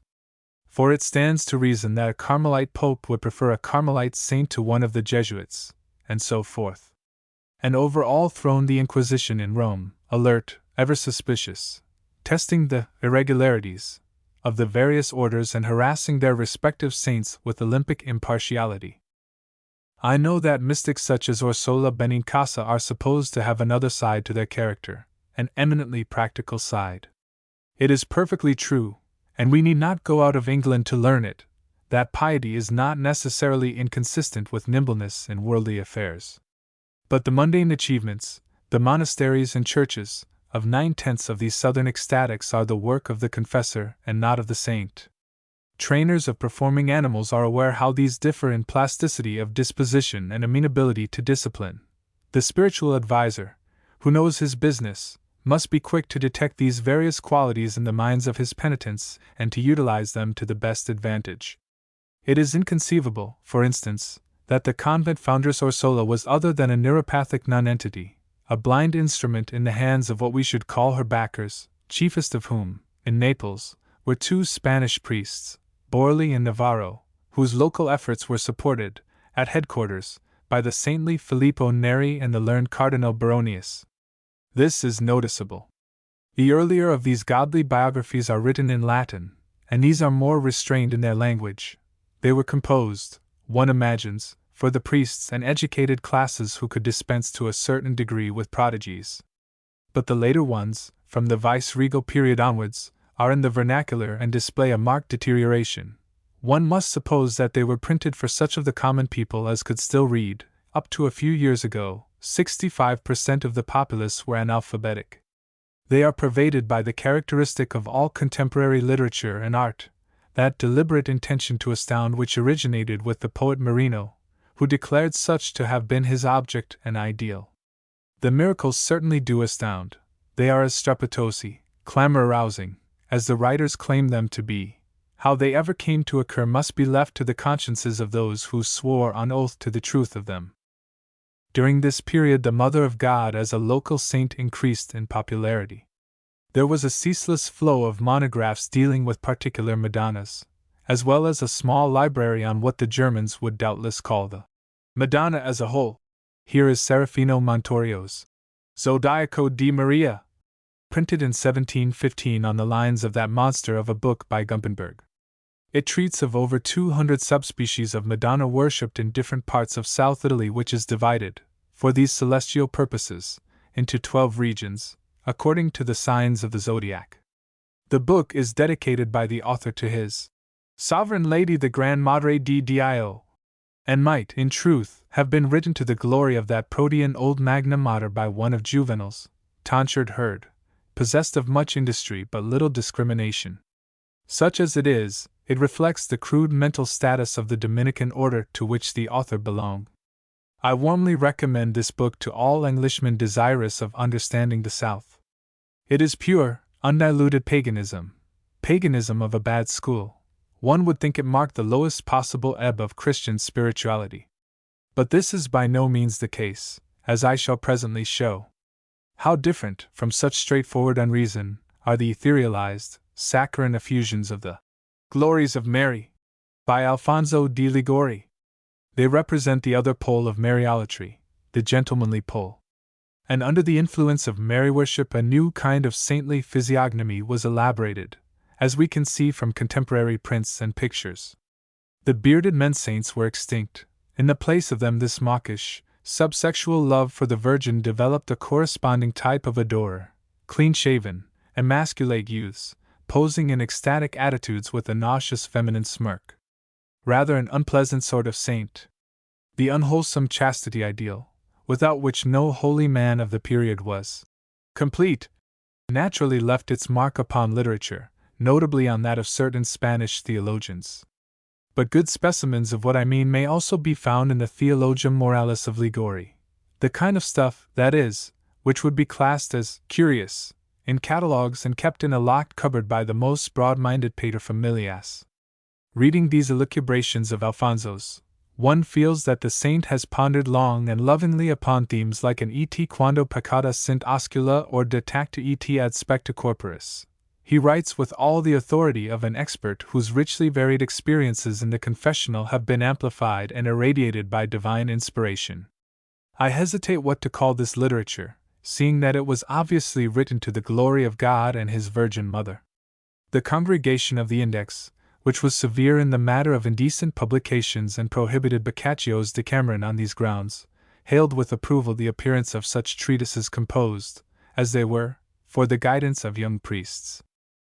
Cruelty, in the shape of the Inquisition, and lasciviousness, as exemplified by such pious filth, these are the prime fruits of that cult of asceticism which for centuries the government strove to impose upon South Italy.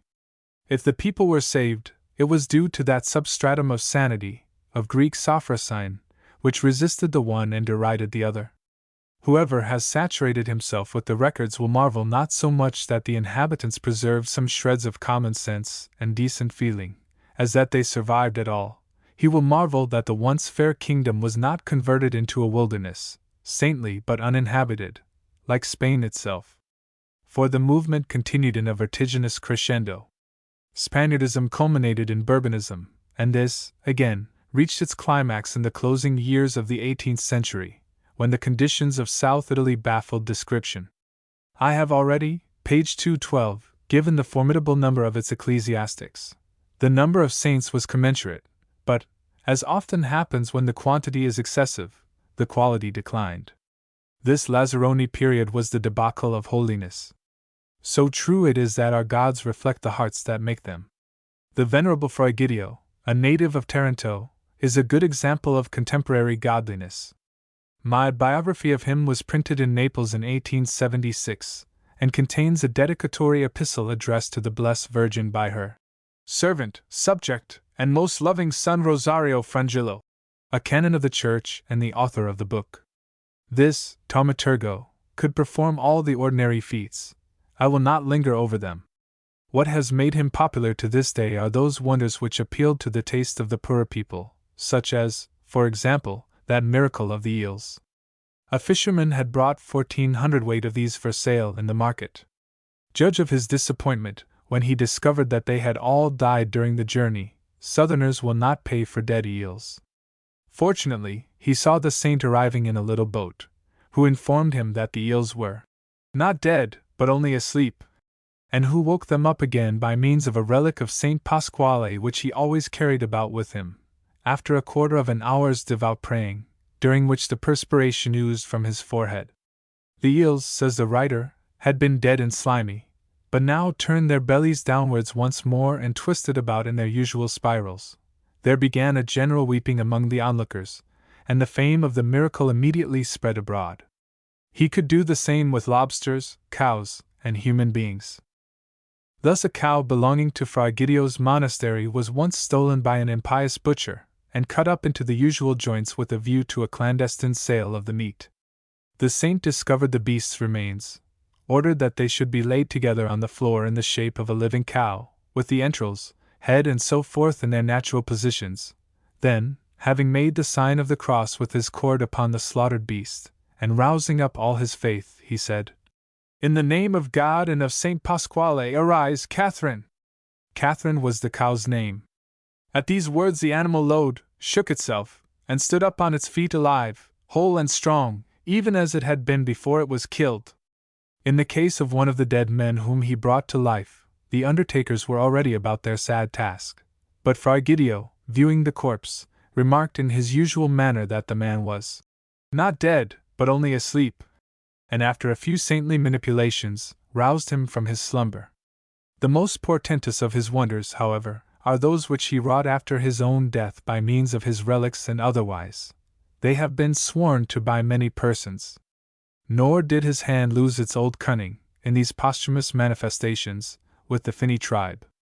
A certain woman, Maria Squatto, was enabled to resuscitate a number of dead eels by means of an image of the deceased saint which she cast among them. Every one of the statements in this biography is drawn from the processi to which I will presently refer.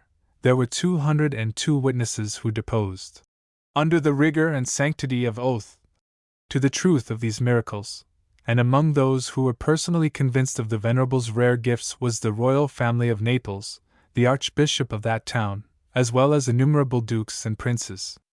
An embittered rationalist would note that the reading of Voltaire, at this period, was punished with 3 years' galley slavery and that several thousand citizens were hanged for expressing liberal opinions.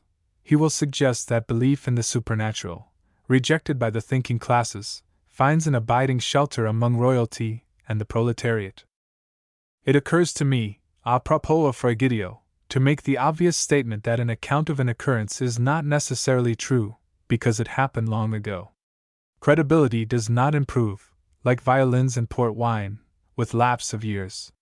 This being the case, it will not be considered objectionable to say that there are certain deeds attributed to holy men of olden days which, to speak frankly, are open to doubt, or at least not susceptible of proof. Who were these men, if they ever existed? And who vouches for their prodigies? This makes me think that Pope Gelasius showed no small penetration in excluding, as early as the 5th century, some few acta sanctorum from the use of the churches. Another step in the same direction was taken in the 12th century when the power of canonizing saints, which had hitherto been claimed by all bishops, became vested in the Pope alone, and yet another, when Urban VIII forbade the nomination of local patron saints by popular vote. Pious legends are supposed to have their uses as an educative agency. So be it. But such relations of imperfectly ascertained and therefore questionable wonders suffer from one grave drawback: they tend to shake our faith in the evidence of well-authenticated ones. Thus St. Patrick is also reported to have raised a cow from the dead, 5 cows, to be quite accurate. But who will come forward and vouch for the fact? No one. That is because St. Patrick belongs to the legendary stage. He died, it is presumed, about 490. Here, with St. Egidio, we are on other ground, on the ground of bald actuality. He expired in 1812, and the contemporaries who have attested his miraculous deeds are not misty phantoms of the Thebais. They were creatures of flesh and blood, human, historical personages, who were dressed and nourished and educated after the fashion of our own grandfathers. Yet it was meet and proper that the documentary evidence as to his divine graces should be conscientiously examined. And only in 1888 was the crowning work accomplished. In that year His Holiness Leo XIII and the Sacred Congregation of Cardinals solemnly approved the evidence, and inscribed the name of Egidio in the Book of the Blessed. To touch upon a few minor matters, I observe that Fra Egidio, like the flying monk, was illiterate, and similarly preserved up to a decrepit age. The odorous lily of purity, which made him appear in words and deeds as a most innocent child. He was accustomed to worship before a favorite picture of the Mother of God which he kept adorned with candles, and whenever the supply of these ran out, he was wont to address her with infantile simplicity of heart and in the local dialect. Now there's no wax for you, so think about it yourself, if not, you'll have to go without. The playful saintly note. But there is this difference between him and earlier saints that whereas they, all too often, suffered in solitude, misunderstood and rejected of men, he enjoyed the highest popularity during his whole long life. Wherever he went, his footsteps were pursued by crowds of admirers, eager to touch his wonder-working body or to cut off shreds of his clothing as amulets. Hardly a day passed that he did not return home with garments so lacerated that only half of them was left. Every evening they had to be patched up anew, although they were purposely stitched full of wires and small chains of iron as a protection. The same passionate sympathy continued after death, for while his body was lying in state a certain Luigi Assioni, a surgeon, pushed through the crowd and endeavored to cut off one of his toenails with the flesh attached to it. He admitted being driven to this act of pious depredation by the pleading request of the Spanish ambassador and a Neapolitan princess, who held Fra Egidio in great veneration. This is not an isolated instance. Southerners love their saints, and do not content themselves with chill verbal expressions of esteem. So the biographer of St. John Giuseppe records that one of the deceased saint's toes was bitten off with most regrettable devotion by the teeth of a man in the crowd, who wished to preserve it as a relic. And the blood from the wound flowed so copiously and so freely that many pieces of cloth were saturated with it, nor did it cease to flow till the precious corpse was interred. It is hard to picture such proofs of fervid popularity falling to the lot of English deans and bishops.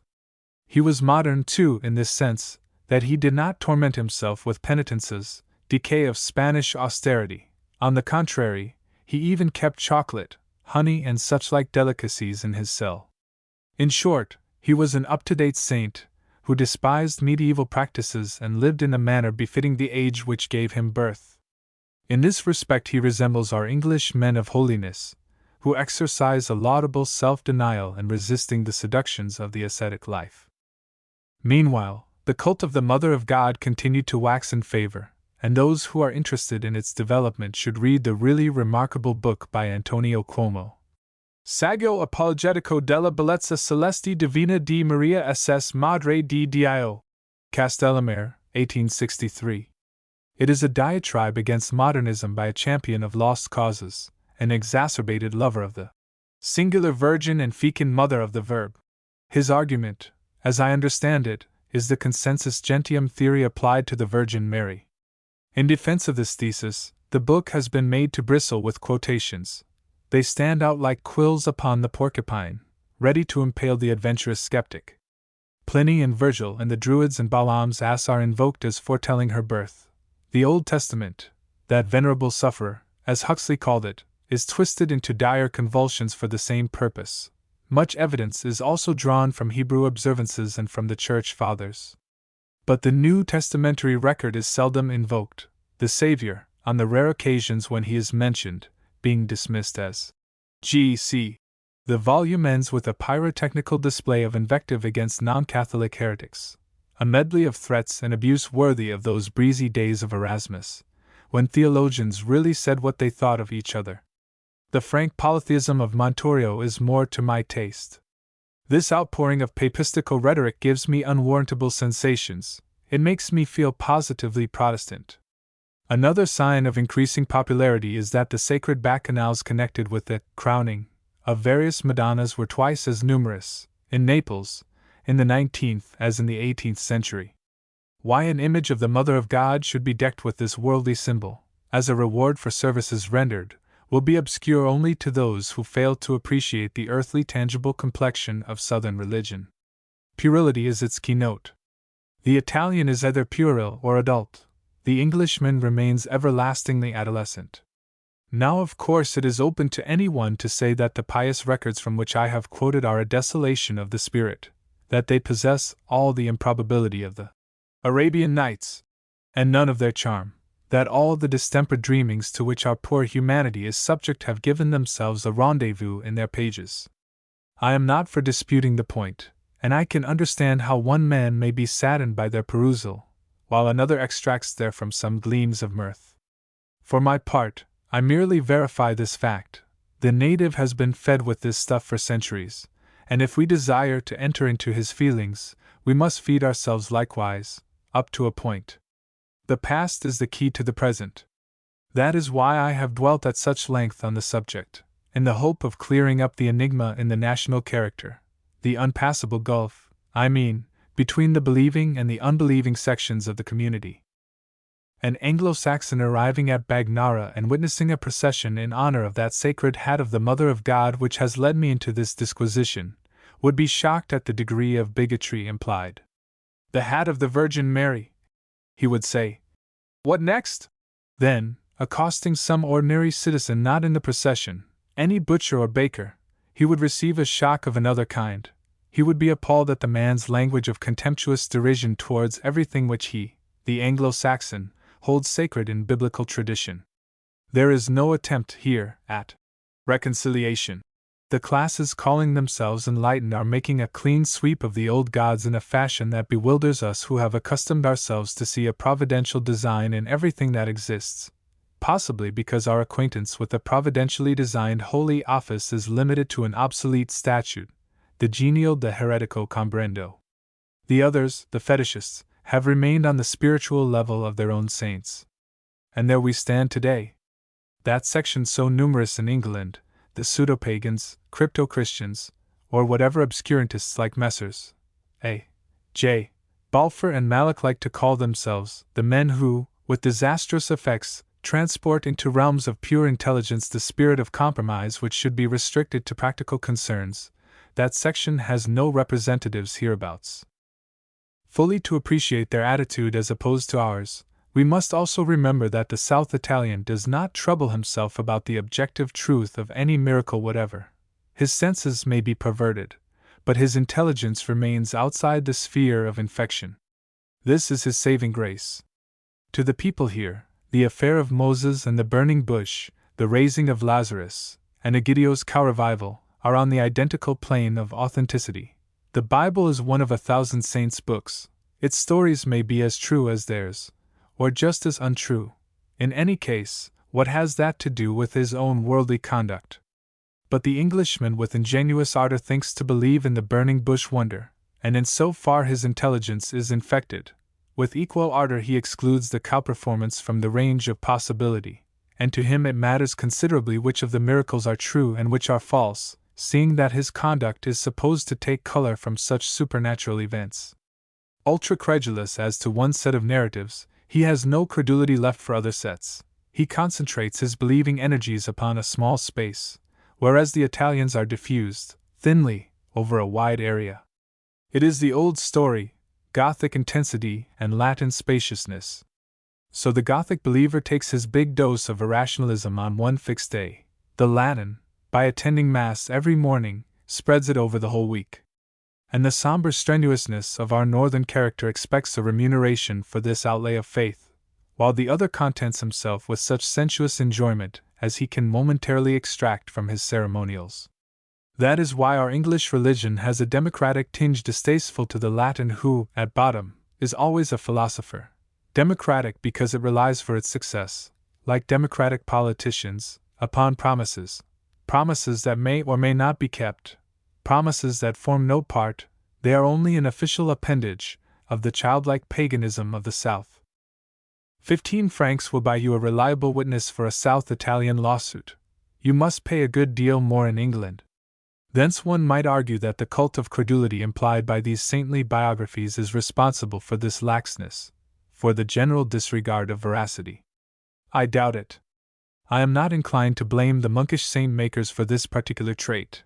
I suspect that for 15 francs you could have bought a first-class witness under Pericles. Southerners are not yet pressed for time, and when people are not pressed for time, they do not learn the time-saving value of honesty. Our respect for truth and fair dealing, such as it is, derives from modern commerce. In the Middle Ages nobody was concerned about honesty save a few trading companies like the Hanseatic League, and the poor medieval devil, the only gentleman of his age, who was generally pressed for time and could be relied upon to keep his word. Even God, of whom they talk so much, was systematically swindled. Where time counts for nothing, expeditious practices between man and man are a drug in the market. Besides, it must be noted that this churchly misteaching was only a fraction of that general shattering which has disintegrated all the finer fibers of public life. It stands to reason that the fragile tissues of culture are dislocated, and its delicate edges defaced, by such persistent governmental brutalization as the inhabitants have undergone. None but the grossest elements in a people can withstand enduring misrule. None but a mendacious and servile nature will survive its wear and tear.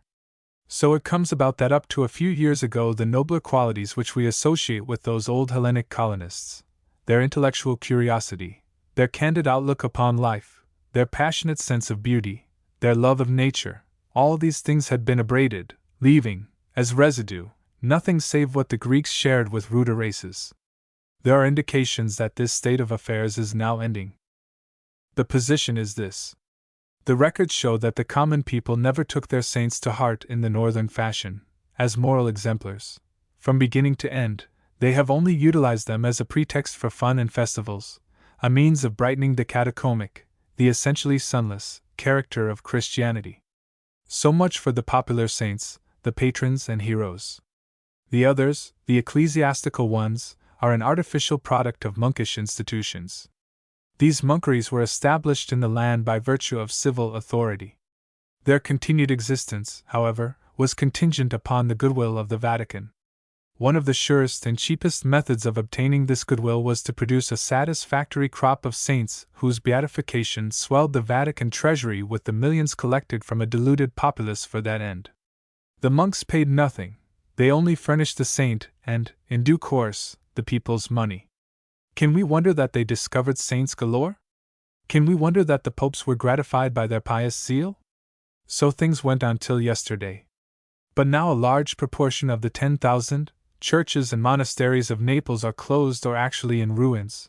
Wayside sanctuaries crumble to dust in picturesque fashion. The price of holy books has fallen to zero, and the godly brethren have emigrated to establish their saint manufactories elsewhere. Not without hope of success, for they will find purchasers of their wares wherever mankind can be interested in that queer disrespect of the body which is taught by the metaphysical ascetics of the East.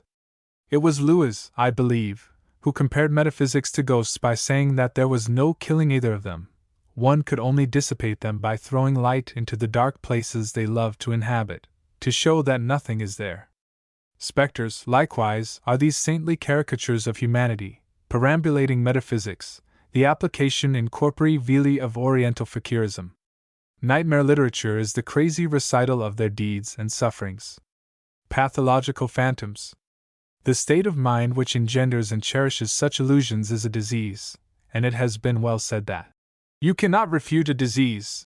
You cannot nail ghosts to the counter. But a ray of light. 32 Aspermont, the Cloud Gatherer. Day was barely dawning when we left Delian Nuova and began the long and weary climb up Montalto. Chestnuts gave way to beeches, but the summit receded ever further from us. And even before reaching the uplands, the so-called Piano di Carmelia, we encountered a bank of bad weather. A glance at the map will show that Montalto must be a cloud-gatherer, drawing to its flanks every wreath of vapor that rises from Ionian and Tyrrhenian. A west wind was blowing that morning, and thick fogs clung to the skirts of the peak. We reached the summit, 1956 meters, at last, drenched in an icy bath of rain and sleet, and with fingers so numbed that we could hardly hold our sticks. Of the superb view, for such it must be, nothing whatever was to be seen. We were wrapped in a glacial mist.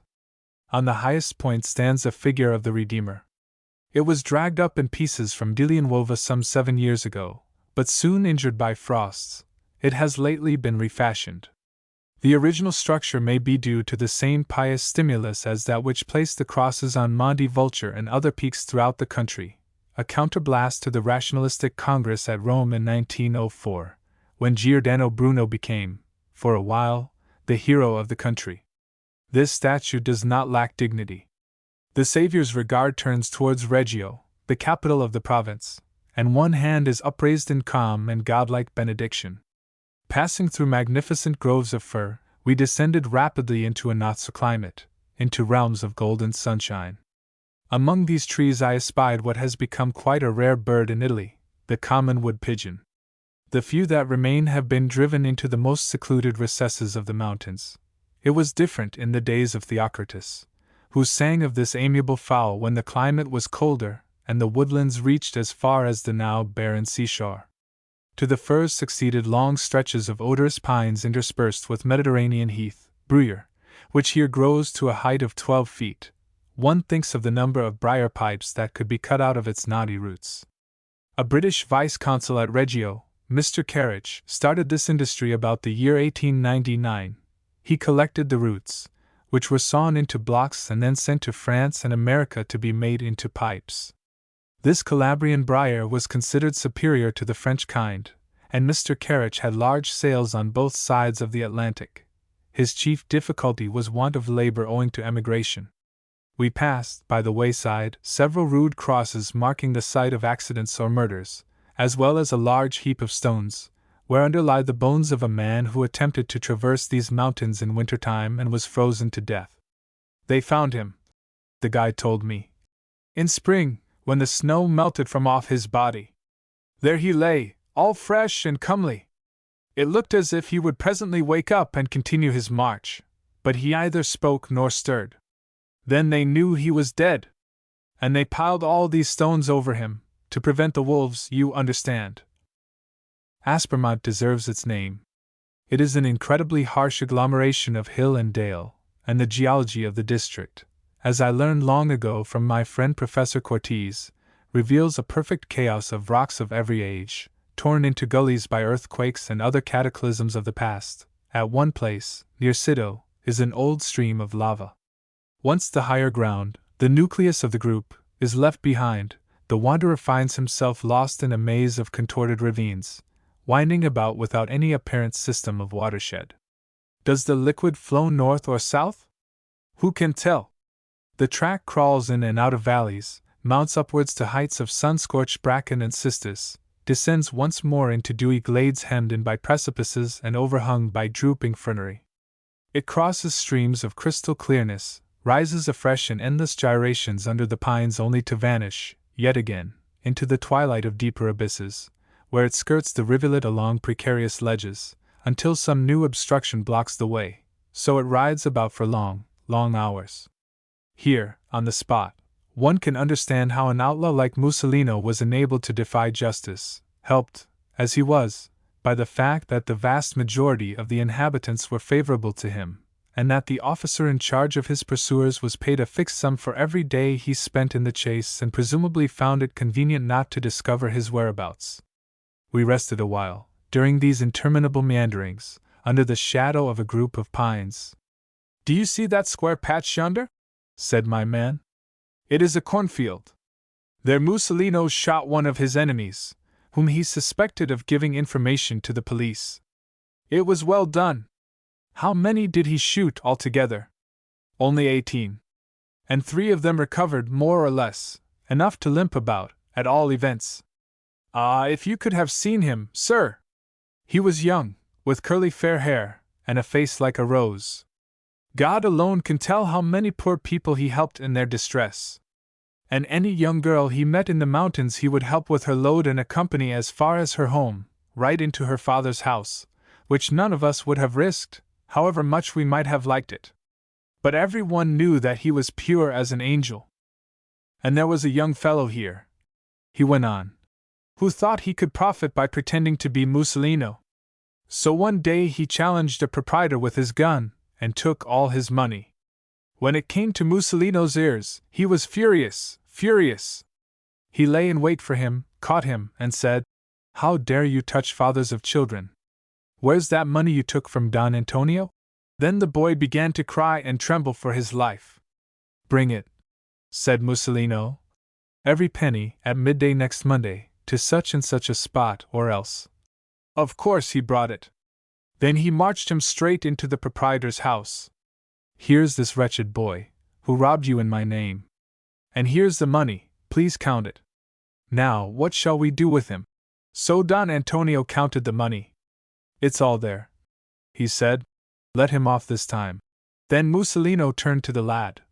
'You have behaved like a mannerless puppy,' he said, 'without shame or knowledge of the world. Be reasonable in future, and understand clearly, I will have no brigandage in these mountains. Leave that to the syndics and judges in the towns.'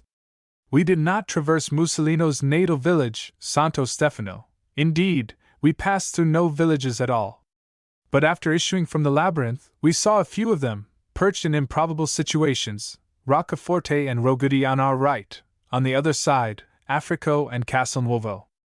Salas Marshland says that the inhabitants of these regions are so wild and innocent that money is unknown, everything is done by barter. That comes of copying without discrimination. For this statement he utilized the report of a government official, a certain Leone, who was sent hither after the earthquake of 1783, and found the use of money not unknown, but forgotten, in consequence of this terrible catastrophe. These valleys of Aspermont are one of the last refuges of living Byzantinism. Greek is still spoken in some places, such as Roccaforte and Rogudi. Earlier travelers confused the natives with the Albanians. Niebuhr, who had an obsession on the subject of Hellenism, imagined they were relics of old Dorian and Achaean colonies. Scholars are apparently not yet quite decided upon certain smaller matters. So Lenormant, Volume 2, page 433, thinks they came hither after the Turkish conquest, as did the Albanians. Badafal argues that they were chased into Calabria from Sicily by the Arabs after the second half of the 7th century. Morosi, who treats mostly of their Apulian settlements, says that they came from the east between the 6th and 10th centuries. Many students, such as Morelli and Comparetti, have garnered their songs, language, customs and lore, and whoever wants a convenient resume of these earlier researches will find it in Pellegrini's book, which was written in 1873, printed 1880. He gives the number of Greek inhabitants of these places. Rogudi, for example, had 535 in his day.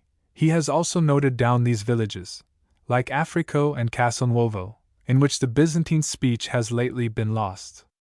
Bova and Condafuri are now the headquarters of medieval Greek in these parts. From afar we had already descried a green range of hills that shut out the seaward view. This we now began to climb, in wearisome ascension. It is called Pi Diem Pisa, because your feet are all the time on a steep incline. Telegraph wires here accompanied the track, a survival of the war between the Italian government and Mussolino. On the summit lies a lonely alp, Campo di Bova, where a herd of cattle were pasturing under the care of a golden-haired youth who lay supine on the grass, gazing at the clouds as they drifted in stately procession across the firmament. Save for a dusky charcoal burner crouching in a cave, this boy was the only living person we encountered on our march, so deserted are these mountain tracks. At Campo di Bova a path branches off to Staitai. The sea is visible once more, and there are fine glimpses, on the left, towards Staitai, or is it Ferrazzano, and down the right, into the destructive and dangerous torrent of Amendolia. Far beyond it, rises the mountain peak of Pentadactylo, a most singular landmark, which looks exactly like a molar tooth turned upside down, with fangs in air. The road passes through a gateway in the rock whence, suddenly, a full view is disclosed of Bova on its hilltop, the houses nestling among huge blocks of stone that make one think of some cyclopean citadel of past ages. My guide stoutly denied that this was Bova. The town, he declared, lay in quite another direction. I imagine he had never been beyond the foot of the Pi Diem Pisa. Here, once more, the late earthquake has done some damage, and there is a row of trim wooden shelters near the entrance of the town.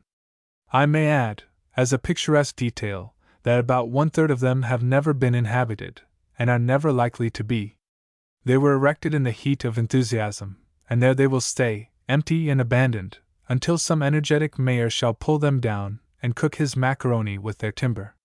Evening was drawing on apace, and whether it was due to the joy of having accomplished an arduous journey, or to inconsiderate potations of the Bacchus of Bova, one of the most remarkable wines in Italy, I very soon found myself on excellent terms with the chief citizens of this rather sordid-looking little place. A good deal has been written concerning Bova and its inhabitants, but I should say there is still a mine of information to be exploited on the spot. They are bilingual, but while clinging stubbornly to their old speech, they have now embraced Catholicism. The town kept its Greek religious rites till the latter half of the 16th century, and Rodota has described the vigorous resistance that was made to the introduction of Romanism, and the ceremonies which finally accompanied that event. Mine hostess obligingly sang me 2 or 3 songs in her native language. The priest furnished me with curious statistics of folklore and criminology, and the notary, with whom I conversed a while on the tiny piazza that overlooks the coastlands and distant Ionian, was a most affable gentleman. Seeing that the Christian names of the populace are purely Italian, I inquired as to their surnames, and learned what I expected, namely, that a good many Greek family names survive among the people. His own name, he said, was unquestionably Greek, Konemi. If I liked, he would go through the local archives and prepare me a list of all such surnames as appeared to him to be non-Italian. We could thus obtain some idea of the percentage of Greek families still living here. My best thanks to the good signor. After some further liquid refreshment, a youthful native volunteered to guide me by short cuts to the remote railway station. We stepped blithely into the twilight, and during the long descent I discoursed with him, in fluent Byzantine Greek, of the affairs of his village. It is my theory that among a populace of this kind the words relative to agricultural pursuits will be those which are least likely to suffer change with lapse of years, or to be replaced by others. Acting on this principle, I put him through a catechism on the subject as soon as we reached our destination, and was surprised at the relative scarcity of Italian terms. Barely 25% I should say. Needless to add, I omitted to note them down. Such as it is, be that my contribution to the literature of these sporadic islets of medieval Hellenism, whose outstanding features are being gnawed away by the waves of military conscription, governmental schooling, and emigration. Colonia, my next halting place, lay far off the line. I had therefore the choice of spending the night at Gerace, Old Locri, or Roccella Ionica, intermediate stations. Both of them, to my knowledge, possessing indifferent accommodation, I chose the former as being the nearest, and slept there, not amiss, far better than on a previous occasion, when certain things occurred which need not be set down here. The trip from Dilianuova over the summit of Montalto to Bova railway station is by no means to be recommended to young boys or persons in delicate health. Allowing for only 45 minutes rest, it took me 14 hours to walk to the town of Bova, and the railway station lies nearly 3 hours apart from that place. There is hardly a level yard of ground along the whole route, and though my guide twice took the wrong track and thereby probably lost me some little time, I question whether the best walker, provided, as I was, with the best maps, will be able to traverse the distance in less than 15 hours. Whoever he is, I wish him joy of his journey. Pleasant to recall, assuredly, the scenery and the mountain flowers are wondrously beautiful.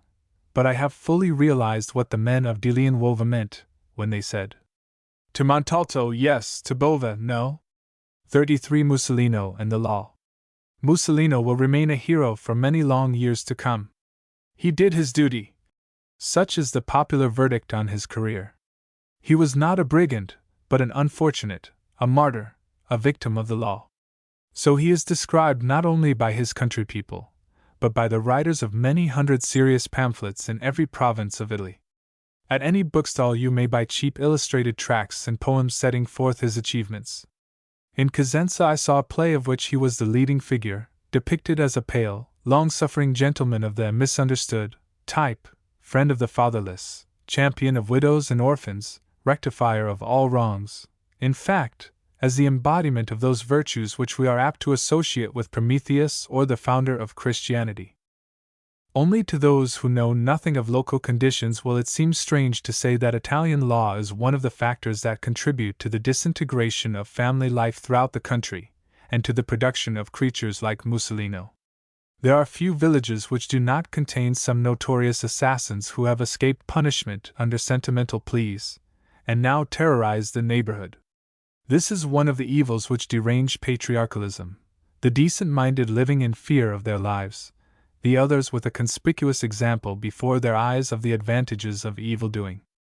And another is that the innocent often suffer, country-bred lads being locked up for months and years in prison on the flimsiest pretexts, often on the mere word of some malevolent local policeman, among hardened habitual offenders. If they survive the treatment, which is not always the case, they return home completely demoralized and a source of infection to others. It is hardly surprising if, under such conditions, rich and poor alike are ready to hide a picturesque fugitive from justice. A sad state of affairs, but, as an unsavory Italian proverb correctly says, il pesce puzza dal capo. For the fault lies not only in the fundamental perversity of all Roman law. It lies also in the local administration of that law, which is inefficient and marked by that elaborate brutality characteristic of all philosophic and tender-hearted nations. One thinks of the Byzantines. That justices should be well-salaried gentlemen, cognizant of their duties to society, that carbineers and other police functionaries should be civilly responsible for outrages upon the public, that a so-called habeas corpus act might be as useful here as among certain savages of the north, that the Baghdad system of delays leads to corruption of underpaid officials and witnesses alike, not to speak of judges, in a word, that the method pursued hereabouts is calculated to create rather than to repress crime. These are truths of too elementary a nature to find their way into the brains of the megalomaniac rhetoricians who control their country's fate. They will never endorse that saying of Stendhal's: "In Italy, with the exception of Milan, the death penalty is the preface of all civilization."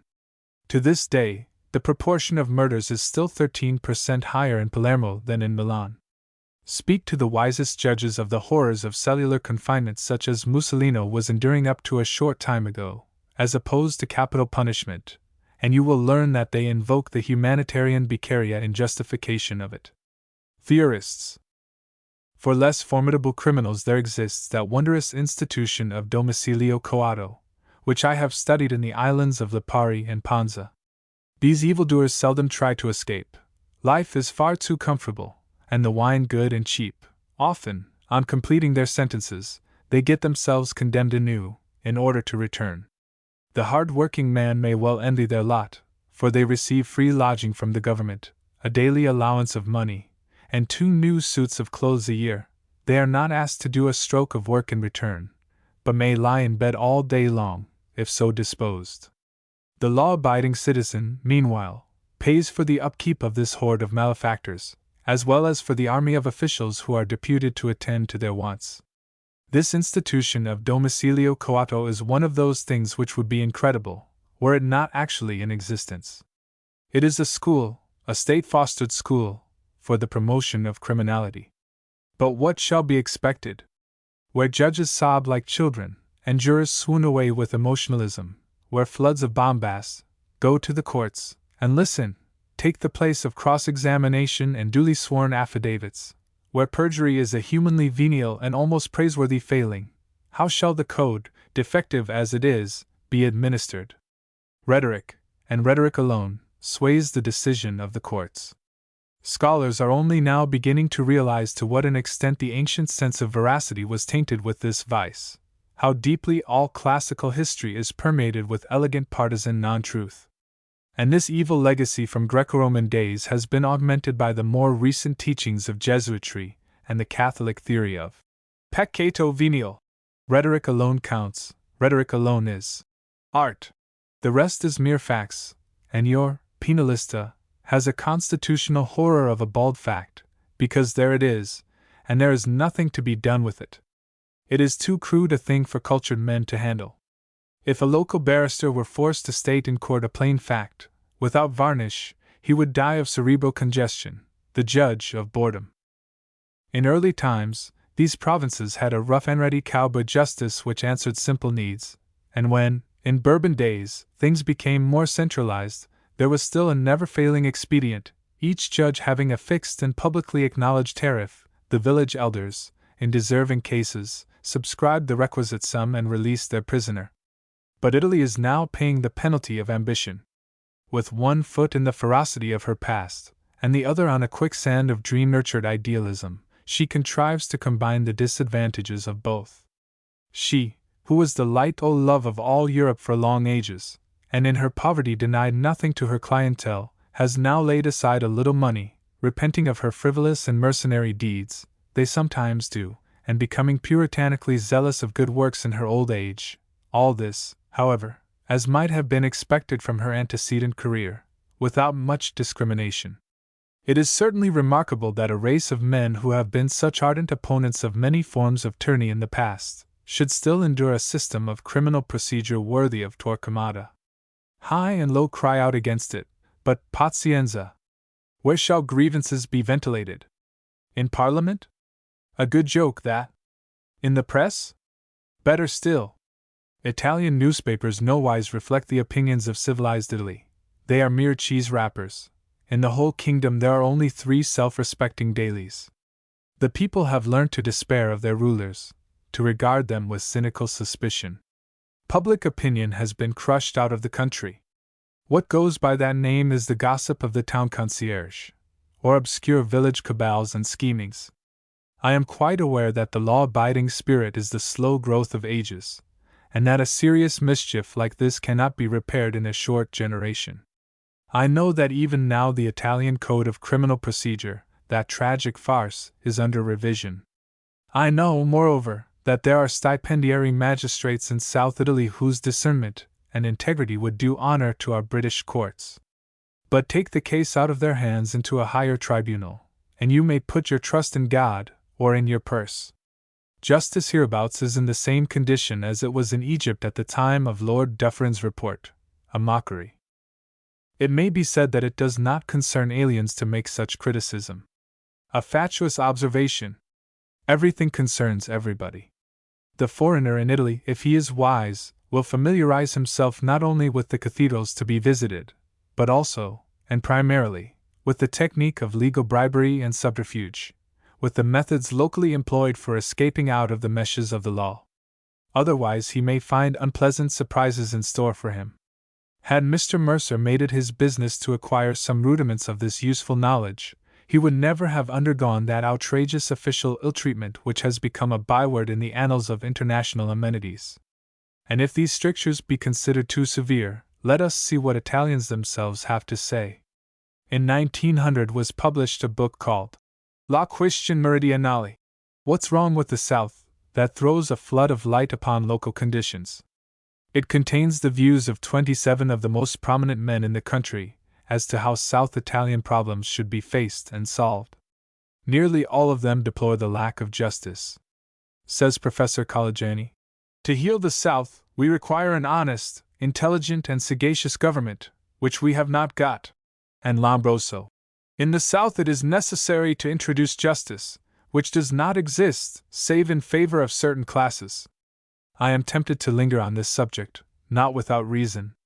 These people and their attitude towards life will remain an enigma to the traveler, until he has acquainted himself with the law of the land and seen with his own eyes something of the atrocious misery which its administration involves. A murderer like Mussolino, crowned with an aureole of saintliness, would be an anomaly in England. We should think it rather paradoxical to hear a respectable old farmer recommending his boys to shoot a policeman, whenever they safely can. On the spot, things begin to wear a different aspect. Mussolino is no more to be blamed than a child who has been systematically misguided by his parents, and if these people, much as they love their homes and families, are all potential Mussolinos, they have good reasons for it, excellent reasons. No South Italian living at this present moment, be he of what social class you please, be he of the gentlest blood or most refined culture, is a priori on the side of the policeman. No, not a priori. The abuses of the executive are too terrific to warrant such an attitude. Has not the entire police force of Naples, up to its very head, been lately proved to be in the pay of the Camorra, to say nothing of its connection with what Messrs. King and Oki euphemistically call the unseen hand at Rome, a hand which is held out for blackmail, and not vainly, from the highest ministerial benches? Under such conditions, the populace becomes profoundly distrustful of the powers that be, and such distrust breeds bad citizens. But so things will remain, until the bag and baggage policy is applied to the whole code of criminal procedure, and to a good half of its present administrators. The best of law systems, no doubt, is but a compromise. Science being one thing, and public order another, the most enlightened of legislators may well tremble to engraft the fruits of modern psychological research upon the tree of law, lest the scion prove too vigorous for the aged vegetable. But some compromises are better than others, and the Italian code, which reads like a fairy tale and works like a fury, is as bad a one as human ingenuity can devise. If a prisoner escape punishment, it is due not so much to his innocence as to some access of sanity or benevolence on the part of the judge, who courageously twists the law in his favor. Fortunately, such humane exponents of the code are common enough. Were it otherwise, the prisons, extensive as they are, would have to be considerably enlarged. But that ideal judge who shall be paid as befits his grave calling, who shall combine the honesty and common sense of the North with the analytical acumen of the South, has yet to be evolved. What interests the student of history is that things hereabouts have not changed by a hair since the days of Demosthenes and those preposterous old Hellenic tribunals. Not by a single hair.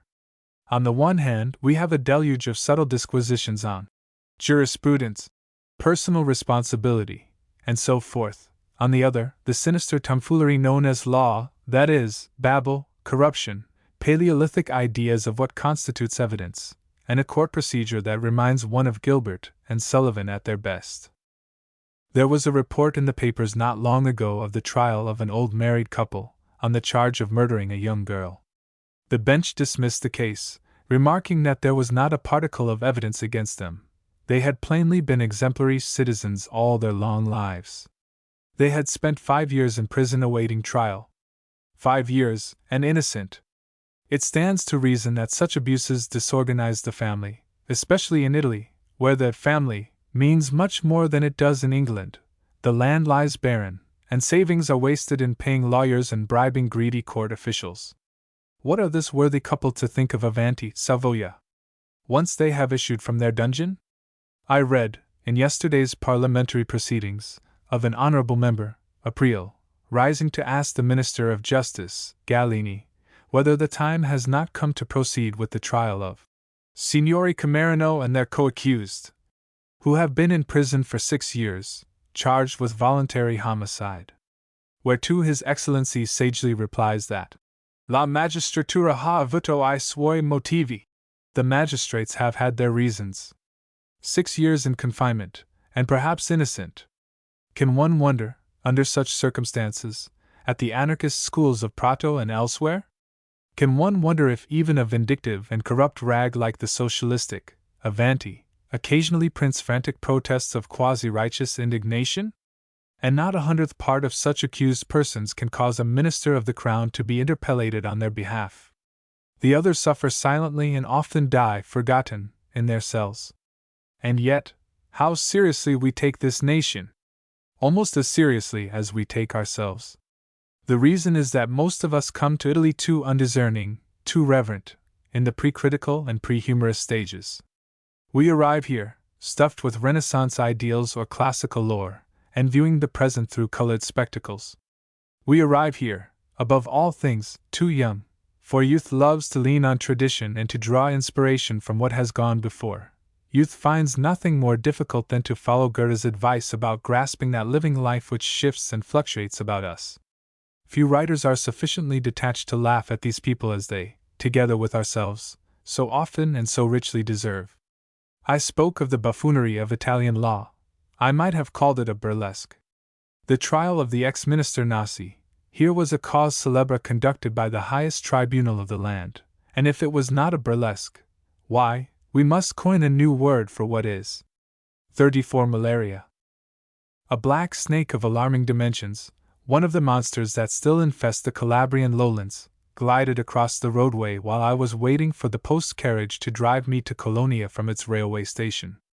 Auspicious omen! It carried my thoughts from old Aesculapius to his modern representatives, to that school of wise and disinterested healers who are ridding these regions of their curse, and with whom I was soon to have some nearer acquaintance. We started at last, in the hot hours of the morning, and the road at first skirts the banks of the Alaro, the Sagra of old, on whose banks was fought the fabled battle between the men of Croton and Locri. Then it begins to climb upwards. My companion was a poor peasant woman, nearly blind, from malaria, possibly. Full of my impressions of yesterday, I promptly led the conversation towards the subject of Mussolino. She had never spoken to him, she said, or even seen him. But she got 10 francs from him, all the same. In dire distress, some years ago, she had asked a friend in the mountains to approach the brigand on her behalf.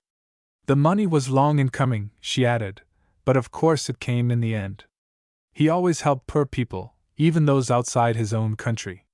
The site of the original Colonia is quite uncertain. Excavations now going on at Monasteries, some 10 miles further on, may decide that the town lay there. Some are in favor of the miserable village of Phoca, near at hand, or of other sites. The name of Phoca seems to point, rather, to a settlement of the regenerator Nicephorus Phocas. Be that as it may, the present town of Colonia used to be called Castelveter, and it appropriated the Greek name in accordance with a custom which has been largely followed hereabouts. It contains some 10,000 inhabitants, amiable, intelligent, and distinguished by a philoxenia befitting the traditions of men who sheltered Pythagoras in his hour of need. As at Rossano, Catanzaro, and many other Calabrian towns, there used to be a ghetto of Jews here. The district is still called La Giudica. Their synagogue was duly changed into a church of the Madonna. So much I learned from Montorio, who further informs me that the ubiquitous St. Peter preached here on his way to Rome, and converted the people to Christianity, and that the town can boast of 3 authentic portraits of the Mother of God painted by St. Luke. Lucas methinks it. One is rather bewildered by the number of these masterpieces in Italy, until one realizes, as an old ecclesiastical writer has pointed out, that the saint, being excellent in his art, could make several of them in a few days, to correspond to the great devotion of those early Christians, fervent in their love to the great Mother of God. Whence we may believe that to satisfy their ardent desires he was continually applying himself to this task of so much glory to Mary and her blessed Son.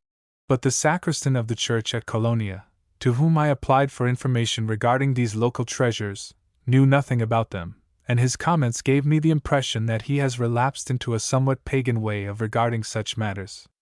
You may obtain a fairly good view of Colonia from the southeast, or again, from the neighboring hillock of San Vito. The town lies some 300 meters above sea level on a platform commanding the valleys of the Amusa and Alaro. This position, which was clearly chosen for its strategic value, unfortunately does not allow it to expand, and so the inhabitants are deprived of that public garden which they amply deserve. At the highest point lies a celebrated old castle wherein, according to tradition, Campanella was imprisoned for a while. In the days of Pacicelli it was a fine place. Magnifico nelli regio di fortezza, con cinque baluardi provveduti di canoni di bronzo, ed una riccia armeria, degna habitazione di Don Carlo Maria Carafa, Principe della Ricella, che se ne intitola Marchesi. Mingled with the stones of its old walls they have recently found skeletons, victims, possibly, of the same macabre superstition to which the blood-drenched masonry of the Tower of London bears witness. Here, too, have been unearthed terracotta lamps and other antiquities. What are we to surmise from this? That it was a Roman foundation? Or that the malaria in older times forced Colonia to wander towards healthier inland heights after the example of Sybaris Terranova, and that the Romans continued to occupy this same site? Or, assuming Castelveter to date only from medieval times, that these ancient relics found their way into it accidentally? The low-lying district of Phoca, at this day, is certainly very malarious, whereas the death rate up here is only about 12 per 1,000.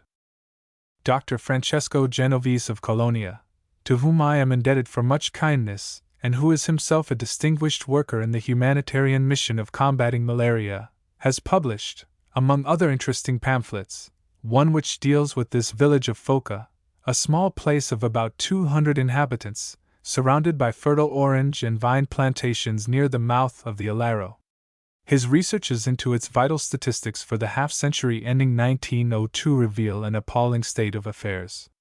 Briefly summarized, they amount to this, that during this period there were 391 births and 516 deaths.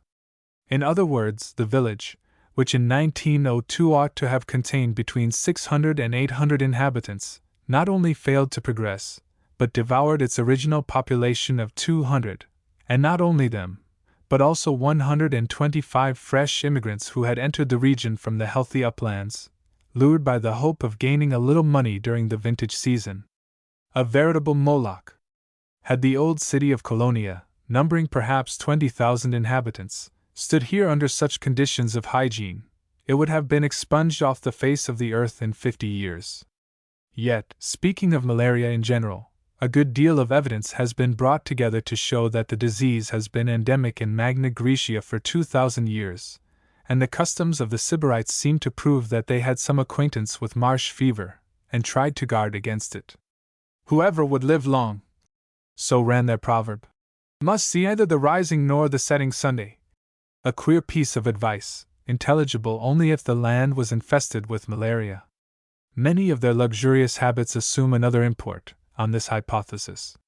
Like the inhabitants of the malarious Etruscan region, they were adepts at draining, and their river is described, in one of the minor works attributed to Galen, as rendering men infertile, a characteristic result of malaria.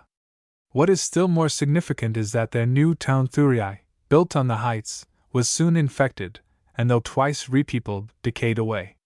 And that they had chosen the heights for their relative healthfulness we can infer from Strabo, who says that Paestum, a colony from Sybaris, was removed further inland from the shore, on account of the pestilential climate of the lowlands. But the Ionian shores cannot have been as deadly as they now are.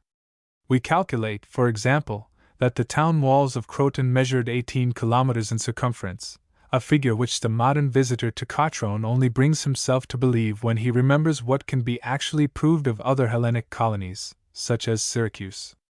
Well, the populace of so large a city requires a surrounding district to supply it with agricultural produce. The Marchesado, the vast tract bordering on Cotrone, is now practically uninhabitable. The population, including the town, has sunk to 45 to the square kilometer. That is malaria. Or rather, only one side of the evil. For these coastlands attract rural laborers who descend from the mountains during the season of haymaking or fruit harvest, and then return infected to their homes. One single malarious patient may inoculate an entire village, hitherto immune, granted the anophelines are there to propagate the mischief. By means of these annual migrations the scourge has spread, in the past. And so it spreads today, whenever possible. Of 40 laborers that left Colonia for Cotrone in 1908, all returned infected save 2, who had made liberal use of quinine as a prophylactic. Fortunately, there are no anophelines at Colonia. Greatly, indeed, must this country have changed since olden days, and gleaning here and there among the ancients, Dr. Genovese has garnered some interesting facts on this head. The coastline, now unbroken sand, is called rocky, in several regions, by Strabo, Virgil and Persius Flaccus, of the 2 harbors, of Locri, of that of Metapontum, Colonia and other cities, nothing remains. The promontory of Cocythum, Stylo, described as the longest promontory in Italy, together with other capes, has been washed away by the waves or submerged under silt carried down from the hills, islands, like that of Calypso which is described in Vincenzo Pascal's book, 1796, and mentioned by G. Castaldi 1842, have clean vanished from the map. The woodlands have retired far inland, yet here at Colonia, says Thucydides, was prepared the timber for the fleets of Athens. The rivers, irregular and spasmodic torrents, must have flowed with more equal and deeper current, since Pliny mentions 5 of them as navigable. Snow, very likely, covered the mountain tops. The rainfall was clearly more abundant. One of the sights of Locri was its daily rainbow. The cicadas of the territory of Reggio are said to have been dumb, on account of the dampness of the climate. They are anything but dumb nowadays. Earth movements, too, have tilted the coastline up and down, and there is evidence to show that while the Tyrrhenian shore has been raised by these oscillations, the Ionian has sunk. Not long ago 4 columns were found in the sea at Cotrone 200 yards from the beach. Old sailors remember another group of columns visible at low tide near Colonia. It is quite possible that the Ionian used to be as rocky as the other shore, and this gradual sinking of the coast must have retarded the rapid outflow of the rivers, as it has done in the plain of Paestum and in the Pontine marshes, favoring malarious conditions. Earthquakes have helped in the work. That of 1908 lowered certain parts of the Calabrian shore opposite Messina by about 1 meter. Indeed, though earthquakes have been known to raise the soil and thereby improve it, the Calabrian ones have generally had a contrary effect. The terrific upheavals of 1783 to 1787 produced 215 lakes in the country. They were drained away in a style most creditable to the Bourbons, but there followed an epidemic of malaria which carried off 18,800 people.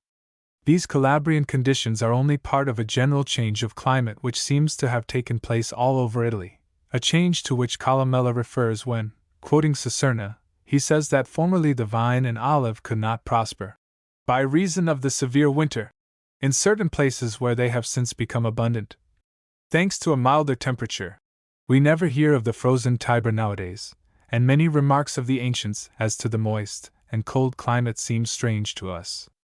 Pliny praises the chestnuts of Tarentum. I question whether the tree could survive the hot climate of today. Nobody could induce splendid beeches to grow in the lowlands of Latium, yet Theophrastus, a botanist, says that they were drawn from this region for shipbuilding purposes. This gradual desiccation has probably gone on for long ages. So Signor Cavara has discovered old trunks of white fir in districts of the Apennines where such a plant could not possibly grow today. A change to a dry and warm atmosphere is naturally propitious to malaria, granted sufficient water remains to propagate the mosquito. And the mosquito contents itself with very little, the merest teacupful. Returning to Old Calabria, we find the woods of Locri praised by Proclus, woods that must have been of coniferous timber, since Virgil lauds their resinous pitch. Now the Aleppo pine produces pitch, and would still flourish there, as it does in the lowlands between Taranto and Metaponto. The classical Sila pitch trees, however, could not grow at this level any more. Corroborative evidence can be drawn from Theocritus, who mentions heath and arbutus as thriving in the marine thickets near Cotrone, mountain shrubs, nowadays, that have taken refuge in cooler uplands, together with the wood pigeon which haunted the same jungles. It is true that he hints at marshes near Cotrone, and indeed, large tracts of South Italy are described as marshy by the ancients. They may well have harbored the Anopheles mosquito from time immemorial, but it does not follow that they were malarious. Much of the healthy physical conditions may have remained into the Middle Ages or even later. It is strange to read, for example, in Idrisius, of the pitch and tar that were exported to all parts from the Bradano River, or of the torrential Sinno that ships enter this river. It offers excellent anchorage. Odd, too, to hear of coral fisheries as late as the 17th century at Roccella Ionica, where the waves now slumber on an even and sandy beach. But malaria had made insidious strides meanwhile. Dr. Genovese thinks that by the year 1691 the entire coast was malarious and abandoned like now, though only within the last 2 centuries has man actively cooperated in its dissemination. So long as the woodlands on the plains are cut down or grazed by goats, relatively little damage is done, but it spells ruin to denude, in a country like this, the steep slopes of their timber. Whoever wishes to know what mischief the goats, those picturesque but pernicious quadrupeds, can do to a mountainous country, should study the history of St. Helena. Man, with his charcoal burning, has completed the disaster. What happens? The friable rock, no longer sustained by plant life, crashes down with each thunderstorm, blocks up the valleys, devastating large tracts of fertile land. It creates swamps in the lowlands, and impedes the outflow of water to the sea. These ravenous fumare have become a feature in Calabrian scenery. Underneath one of the most terrible of them lies the birthplace of Praxiteles. Dry or half-dry during the warm months, and of formidable breadth, such torrent beds, the stagnant water at their skirts, are ideal breeding places for the Anophelines from their mouth up to a height of 250 meters. So it comes about that, within recent times, rivers have grown to be the main arteries of malaria. And there are rivers galore in Calabria. The patriotic Barrius enumerates 110 of them, Father Fiori, less learned, or more prudent, not quite so many. Deforestation and malaria have gone hand in hand here, as in Greece, Asia Minor, North Africa, and other countries. Thus, year after year, from one cause or another, the conditions have become more favorable for the disease to do its fatal work. That much of this harm has been done quite lately can often be proved. At Colonia, for instance, the woodlands are known to have reached the shore 100 years ago, and there are bare tracts of land still bearing the name of Forsta. In a single summer, 1807, a French regiment stationed at Cosenza lost 800 men from fever, and when Rath visited the town in 1871 it was described to him as a vast hospital during the hot months. Nevertheless, says he, The disease has only been so destructive during the last 2 centuries, for up to that time the forests touched the outskirts of the town and regulated the clay tidebed, preventing the formation of marshes. The literary record of Cosenza is one of exceptional brilliance. For acute and original thought, this town can hardly be surpassed by any other of its size on earth. Were statistics available, I have not the slightest doubt that fever could be shown to be largely responsible for the withering of its spiritual life. The same fate, the same relapse from prosperity to decay, and for the same reasons, has overtaken many other riverside villages, among them that of Tarsia, the Caprasia of the Antonine Itinerary. It was described to us, says Rath, as the most miserable and dirty village in Calabria, but we found it worse. It remains, today, a highly infected and altogether pitiable place, concerning which I have made certain modest researches that would require, none the less, a chapter to themselves. Perhaps I have already said overmuch on the subject. An Englishman unacquainted with malaria might think so, oblivious of the fact that Sir Ronald Ross has called it perhaps the most important of human diseases. But let him go to a malarious country and see with his own eyes something of the degradation it involves, how it stamps its accursed imprimatur upon man and nature alike. It is the blight of youth, the desert maker. A well-known Italian senator has declared that the story of South Italy was, and will be the story of malaria, and the greater part of Calabria will certainly remain an enigma to the traveler who ignores what is meant by this plague. Malaria is the key to a correct understanding of the landscape. It explains the inhabitants, their mode of life, their habits, their history. 35 Colonia to Sarah. How do you treat your malaria patients? I once inquired of a doctor in India. A few good stiff doses, he said, when the attack is on, that generally settles them. If not, they can begin again. To take quinine as a prophylactic, he considered folly. It might grow into a habit, you never know. It is to be hoped that such types are extinct out there. They are extinct hereabouts. None but an ignorant person would now traverse malarious tracts in summer without previous quinization, or, if infected, deal with the disease otherwise than by an amply protracted treatment of cure. Yet it is only quite lately that we have gained our knowledge of a proper use of the drug, and this accounts for the great mortality long after its specific effects had been recognized by the profession. It was given both inefficiently and insufficiently. It was sold at a prohibitive price. The country people were distrustful. So-and-so had taken it for 3 or 4 days. He had improved, yes, but the fever was on him once more. Why waste money on such experiments? I remember accosting a lad, anemic, shivering with the tertian, and marked by that untimely senility which is the sign manual of malaria. I suggested quinine. I don't take doctor's stuff, he said. Even if I wanted to, my father would not let me. And if he did, there's no money to pay for it. And if there were, it would do no good. He's tried it himself. Well, but how are you feeling? Oh, all right. There's nothing much the matter with me. Just the bad air. Such types, too, are practically extinct nowadays. The people are being educated to recognize their peril and how to avoid it. They begin to follow Professor Celli's advice in the matter of regarding quinine as their daily bread. For since the discovery of the anaphilic origin of malaria, many devices have been put into execution to combat the disease, not the least of them being a popularized teaching of its causes and consequences by means of pamphlets, lectures to schoolchildren, and so forth. Now, you may either fight the anopheles, the vehicle, or the disease itself. The first entails putting the country into such a state that the mosquito finds it unpleasant to live there, a labor of Hercules. Yet large sums are being expended in draining marshy tracts, regulating riverbeds and afforesting bare spaces, and if you are interested in such works, you will do well to see what is going on at Metaponto at this moment. A considerable portion of the government grant for these purposes has lately been deflected for use in the Tripolitan War.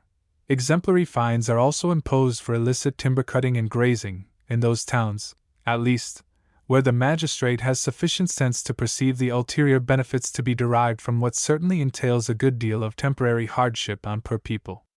Certain economic changes are helping in this work, so the wealth imported from America helps to break up the big properties, those latifundia which, says an Italian authority, are synonymous with malaria. The ideal condition, the extirpation of anophelines, will never be attained, nor is it of vital importance that it should be. Far more pressing is the protection of man against their attacks. Wonderful success has crowned the wire netting of the windows, an outcome of the classical experiments of 1899 in the Roman Campagna. But chiefest and most urgent of all is the cure of the infected population. In this direction, results astonishing, results well nigh incredible, have attended the recently introduced governmental sale of quinine. In the year 1895 there were 16,464 deaths from malaria throughout Italy. By 1908 the number had sunk to 3,463. Eloquent figures, that require no comment. And despite the fact that the drug is now sold at a merely nominal rate or freely given away to the needy, nay, thrust down the very throats of the afflicted peasantry by devoted gentlemen who scour the plains with ambulances during the deadly season, despite this, the yearly profits from its sale are amounting to about 750,000 francs. So these forlorn regions are at last beginning to revive. And returning to Foca, of whose dreadful condition up to 1902, year of the introduction of government quinine, I have just spoken, we find that a revolution has taken place. Between that year and 1908 the birth rate more than doubled the death rate. In 1908 some 200 poor folks frequented the ambulance, nearly 6 kilograms of quinine being gratuitously distributed. Not one of the natives of the place was attacked by the disease, and there was a single death, an old woman of 80, who succumbed to senile decay. This is an example of what the new quinine policy has done for Italy, in briefest space of time. Well may the nation be proud of the men who conceived this genial and beneficial measure and carried it through Parliament, and of those local doctors without whose enlightened zeal such a triumph could not have been achieved. Sir Ronald Ross's discovery, by the way, has been fruitful not only in practical humanitarian results. For instance, it has reduced North's laborious, Roman fever, to something little better than a curiosity. And here, on these deserted shores that were once resplendent with a great civilization, here is the place to peruse Mr. W. M. Jones's studies on this subject. I will not give even the shortest précis of his conscientious researches nor attempt to picture their effect upon a mind trained in the old school of thought. Suffice to say, that the author would persuade us that malaria is implicated, to an hitherto unsuspected extent, in the decline of ancient Greece and Rome. And he succeeds. Yes, a man accustomed to weigh evidence will admit, I think, that he has made out a suggestively strong case. How puzzled we were to explain why the brilliant life of Magna Graecia was snuffed out suddenly, like a candle, without any appreciably efficient cause, how we listened to our preachers cackling about the inevitable consequences of sybaritic luxury, and to the warnings of sage politicians concerning the dangers of mere town patriotism as opposed to worthier systems of confederation. How we drank it all in! And how it warmed the cockles of our hearts to think that we were not vicious, narrow-minded heathens, such as these. And now a vulgar gnat is declared to be at the bottom of the whole mystery. Crudely disconcerting, these scientific discoveries. Or is it not rather hard to be dragged to earth in this callous fashion, while soaring heavenward on the wings of our edifying reflections? For the rest, the old story, a simple, physical explanation of what used to be an enigma brimful of moral significance. That Mr. Jones's facts and arguments will be found applicable to other decayed races in the Old and New Worlds is highly probable. Meanwhile, it takes one's breath away quite sufficiently to realize that they apply to Hellas and her old colonies on these shores. Autos. Strange! My interest waxes. Tell me then, what affliction, God or devil, wiped away the fair life upon the globe, the beasts, the birds, the delectable plantations, and all the blithe millions of the human race? What calamity fell upon them? Escada. A gnat. Autos. A gnat? Escada. Even so. Thus I wrote, while yet unaware that such pests as anophelines existed upon earth. At the same time, I think we must be cautious in following certain deductions of our author, that theory of brutality, for example, as resulting from malaria. Speaking of Calabria, I would almost undertake to prove, from the archives of law courts, that certain of the most malarial tracts are precisely those in which there is least brutality of any kind. Catrone, for instance. The delegato, head of the police, of that town is so young, a mere boy, that I marveled how he could possibly have obtained a position which is usually filled by seasoned and experienced officers. He was a son of the white hen. They told me, that is, a socially favored individual, who was given this job for the simple reason that there was hardly any serious work for him to do. Cosenza, on the other hand, has a very different reputation nowadays. And it is perfectly easy to explain how malaria might have contributed to this end. For the disease, and herein lies its curse, lowers both the physical and social standard of a people. It breeds misery, poverty, and ignorance, fits soil for callous rapacity. But how about his theory of pessimism, infecting the outlook of generations of malaria-weakened sages? I find no trace of pessimism here, not even in its mild Buddhistic form. The most salient mental trait of cultured Calabrians is a subtle detachment and contempt of illusions, whence their time-honored renown as abstract thinkers and speculators. This derives from a philosophic view of life and entails, naturally enough, the outward semblance of gravity, a Spanish gravity, due not so much to a strong draught of Spanish blood and customs during the vice-regal period, as to actual affinities with the race of Spain. But this gravity has nothing in common with pessimism, antagonistic though it be to those outbursts of irresponsible optimism engendered under northern skies by copious food or beer. To reach the uplands of Fabrizia and Serra, whither I was now bound, I might have utilized the driving road from Giosso, on the Reggio side of Colonia. But that was everybody's route. Or I might have gone via Stylo, on the other side.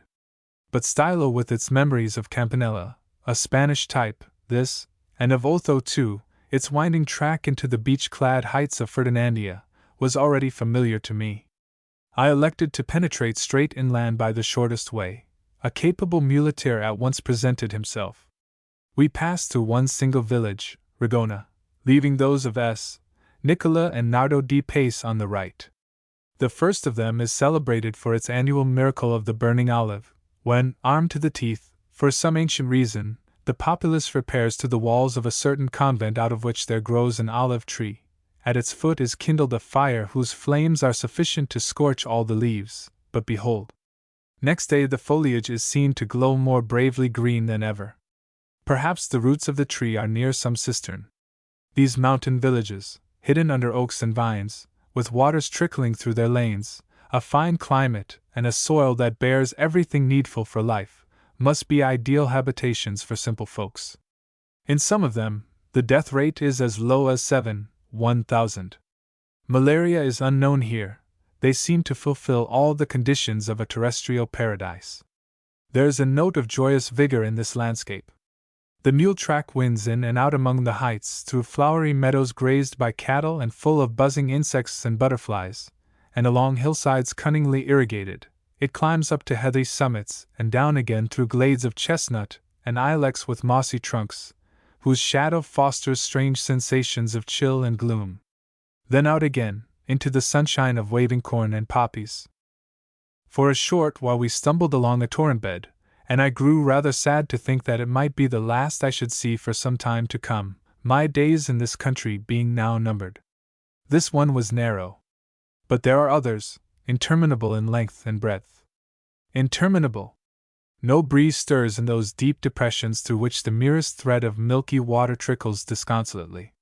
The sun blazes overhead and hours pass, while you trudge through the fiery inferno. Scintillations of heat rise from the stones and still you crawl onwards, breathless and footsore, till eyes are dazed and senses reel. One may well say bad things of these torrid deserts of pebbles which, up till lately, were the only highways from the lowlands into the mountainous parts. But they are sweet in memory.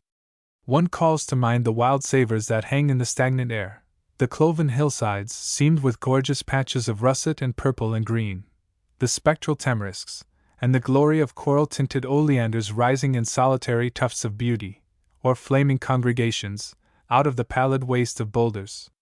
After exactly 6 hours Fabrizia was reached, a large place whose name, like that of Borgia, Savelli, Carafa, and other villages on these southern hills, calls up associations utterly non-Calabrian, Fabrizia, with pretentious new church and fantastically dirty side streets. It lies at the respectable elevation of 900 meters, on the summit of a monstrous landslide which has disfigured the country. While ascending along the flank of this deformity, I was able to see how the authorities have attempted to cope with the mischief and arrest further collapses. This is what they have done. The minute channels of water, that might contribute to the disintegration of the soil by running into this gaping wound from the sides or above, have been artfully diverted from their natural courses. Trees and shrubs are planted at its outskirts in order to uphold the earth at these spots by their roots. They have been protected by barbed wire from the grazing of cattle. Furthermore, a multitude of wickerwork dikes are thrown across the accessible portions of the scar, to collect the downward rushing material and tempt winged plant seeds to establish themselves on the ledges thus formed. To bridle this runaway mountain is no mean task, for such fraying are like rodent ulcers, ever enlarging at the edges. With the heat, with every shower of rain, with every breath of wind, the earth crumbles away. There is an eternal trickling, day and night, until some huge boulder is exposed which crashes down, loosening everything in its wild career. A single tempest may disrupture what the patience and ingenuity of years have contrived. 3 more hours or thereabouts will take you to Serra San Bruno along the backbone of southern Italy, through cultivated lands and pasture and lonely stretches of bracken, once covered by woodlands. It may well be that the townlet has grown up around, or rather near, the far-famed Carthusian monastery. I know nothing of its history save that it has the reputation of being one of the most bigoted places in Calabria, a fact of which the sagacious General Manhes availed himself when he devised his original and effective plan of chastising the inhabitants for a piece of atrocious conduct on their part.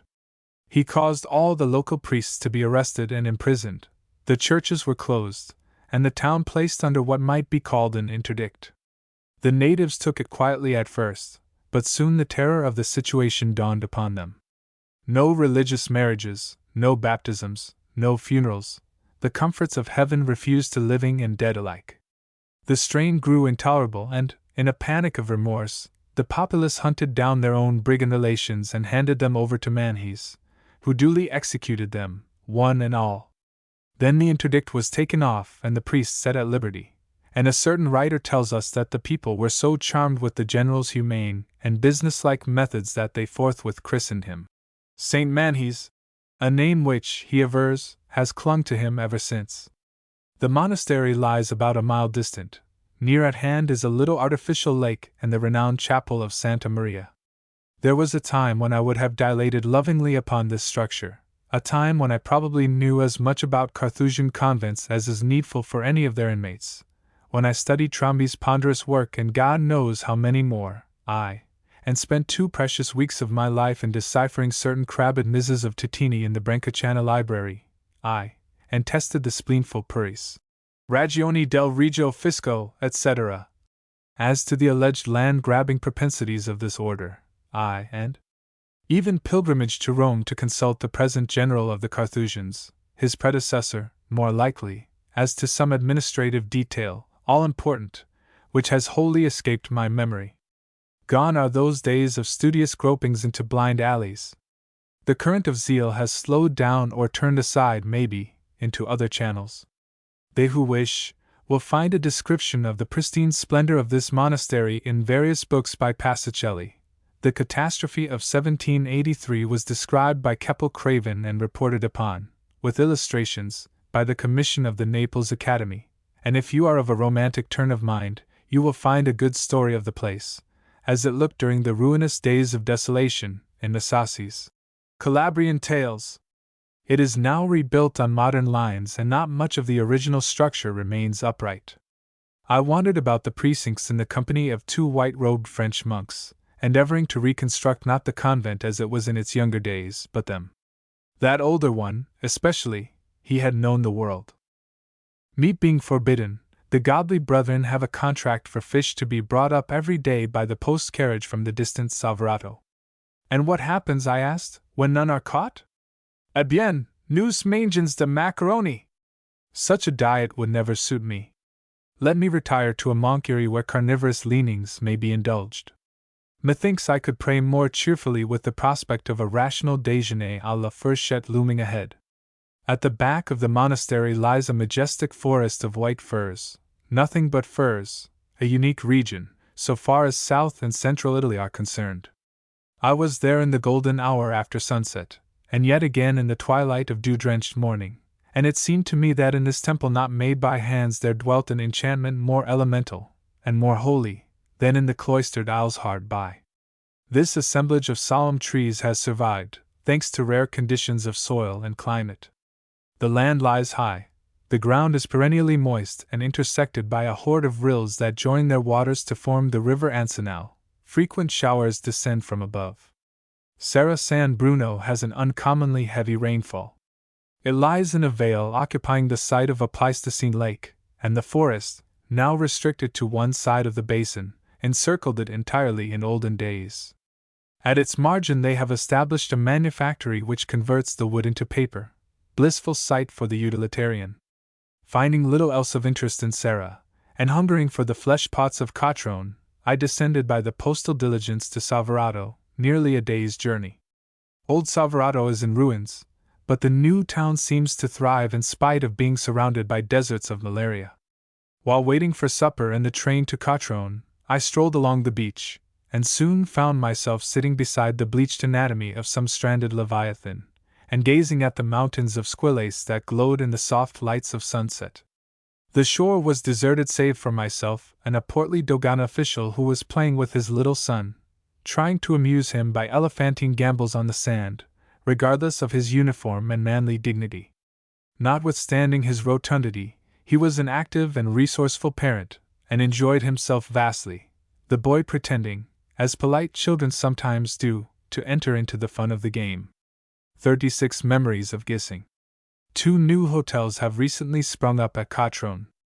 With laudable patriotism, they are called after its great local champions, athletic and spiritual, in ancient days, Hotel Milo and Hotel Pythagoras. As such, they might be expected to make a strong appeal to the muscles and brains of their respective clients. I rather fancy that the chief customers of both are commercial travelers who have as little of the one as of the other, and to whom these fine names are Greek. As for myself, I remain faithful to the Concordia, which has twice already sheltered me within its walls. The shade of George Gissing haunts these chambers and passages. It was in 1897 that he lodged here with that worthy trio, Gibbon, Lenormant, and Cassiodorus. The chapters devoted to Catrone are the most lively and characteristic in his Ionian Sea. Strangely does the description of his arrival in the town, and his reception in the Concordia, resemble that in Bourget's Sensations. The establishment has vastly improved since those days. The food is good and varied, the charges moderate. The place is spotlessly clean in every part. I could only wish that the hotels in some of our English country towns were up to the standard of the Concordia in this respect. One cannot live without cleanliness, as the housemaid, assiduously scrubbing, remarked to me. It is also enlarged. The old dining room, whose guests are so humorously described by him, is now my favorite bedroom, while those wretched oil lamps sputtering on the wall have been replaced by a lavish use of electricity. One is hardly safe, however, in praising these inns overmuch. They are so apt to change hands. So long as competition with the 2 others continues, the Concordia will presumably keep to its present level. Of freaks in the dining room, I have so far only observed one whom Gissing might have added to his collection. He is a director of some kind, and his method of devouring macaroni I unreservedly admire. It displays that lack of all effort which distinguishes true art from false. He does not eat them with deliberate mastication. He does not even, like your ordinary amateur, drink them in separate gulps. But he contrives, by some swiftly adroit process of levitation, that the whole plateful shall rise in a noiseless and unbroken flood from the table to his mouth, whence it glides down his gullet with the relentless ease of a river pouring into a cavern. Altogether, a series of films depicting him at work upon a meal would make the fortune of a picture show company, in England. Not here, however, such types are too common to be remarked, The reason being that boys are seldom sent to boarding schools where stereotyped conventions of good form are held up for their imitation, but brought up at home by adoring mothers who care little for such externals or, if they do, have no great authority to enforce their views. On entering the world, these eccentricities in manner are proudly clung to, as a sign of manly independence. Death has made hideous gaps in the short interval. The kindly vice-consul at Catanzaro is no more. The mayor of Cotrone, whose permit enabled Gissing to visit that orchard by the riverside, has likewise joined the majority. The housemaid of the Concordia, the domestic serf with dark and fiercely flashing eyes, dead. And dead is mine hostess. The stout, slatternly, sleepy woman, who seemed surprised at my demand for food, but at length complied with it. But the little waiter is alive and now married, and Dr. Skulko still resides in his aristocratic palazzo up that winding way in the old town, with the escutcheon of a scorpion, portentous emblem for a doctor, over its entrance. He is a little grayer, no doubt, but the same genial and alert personage as in those days. I called on this gentleman, hoping to obtain from him some reminiscences of Gissing, whom he attended during a serious illness. Yes, he replied, to my inquiries. I remember him quite well, the young English poet who was ill here. I prescribed for him. Yes, yes. He wore his hair long. And that was all I could draw from him. I have noticed more than once that Italian physicians have a stern conception of the Hippocratic oath. The affairs of their patients, dead or alive, are a sacred trust in perpetuity. The town, furthermore, has undergone manifold improvements in those few years.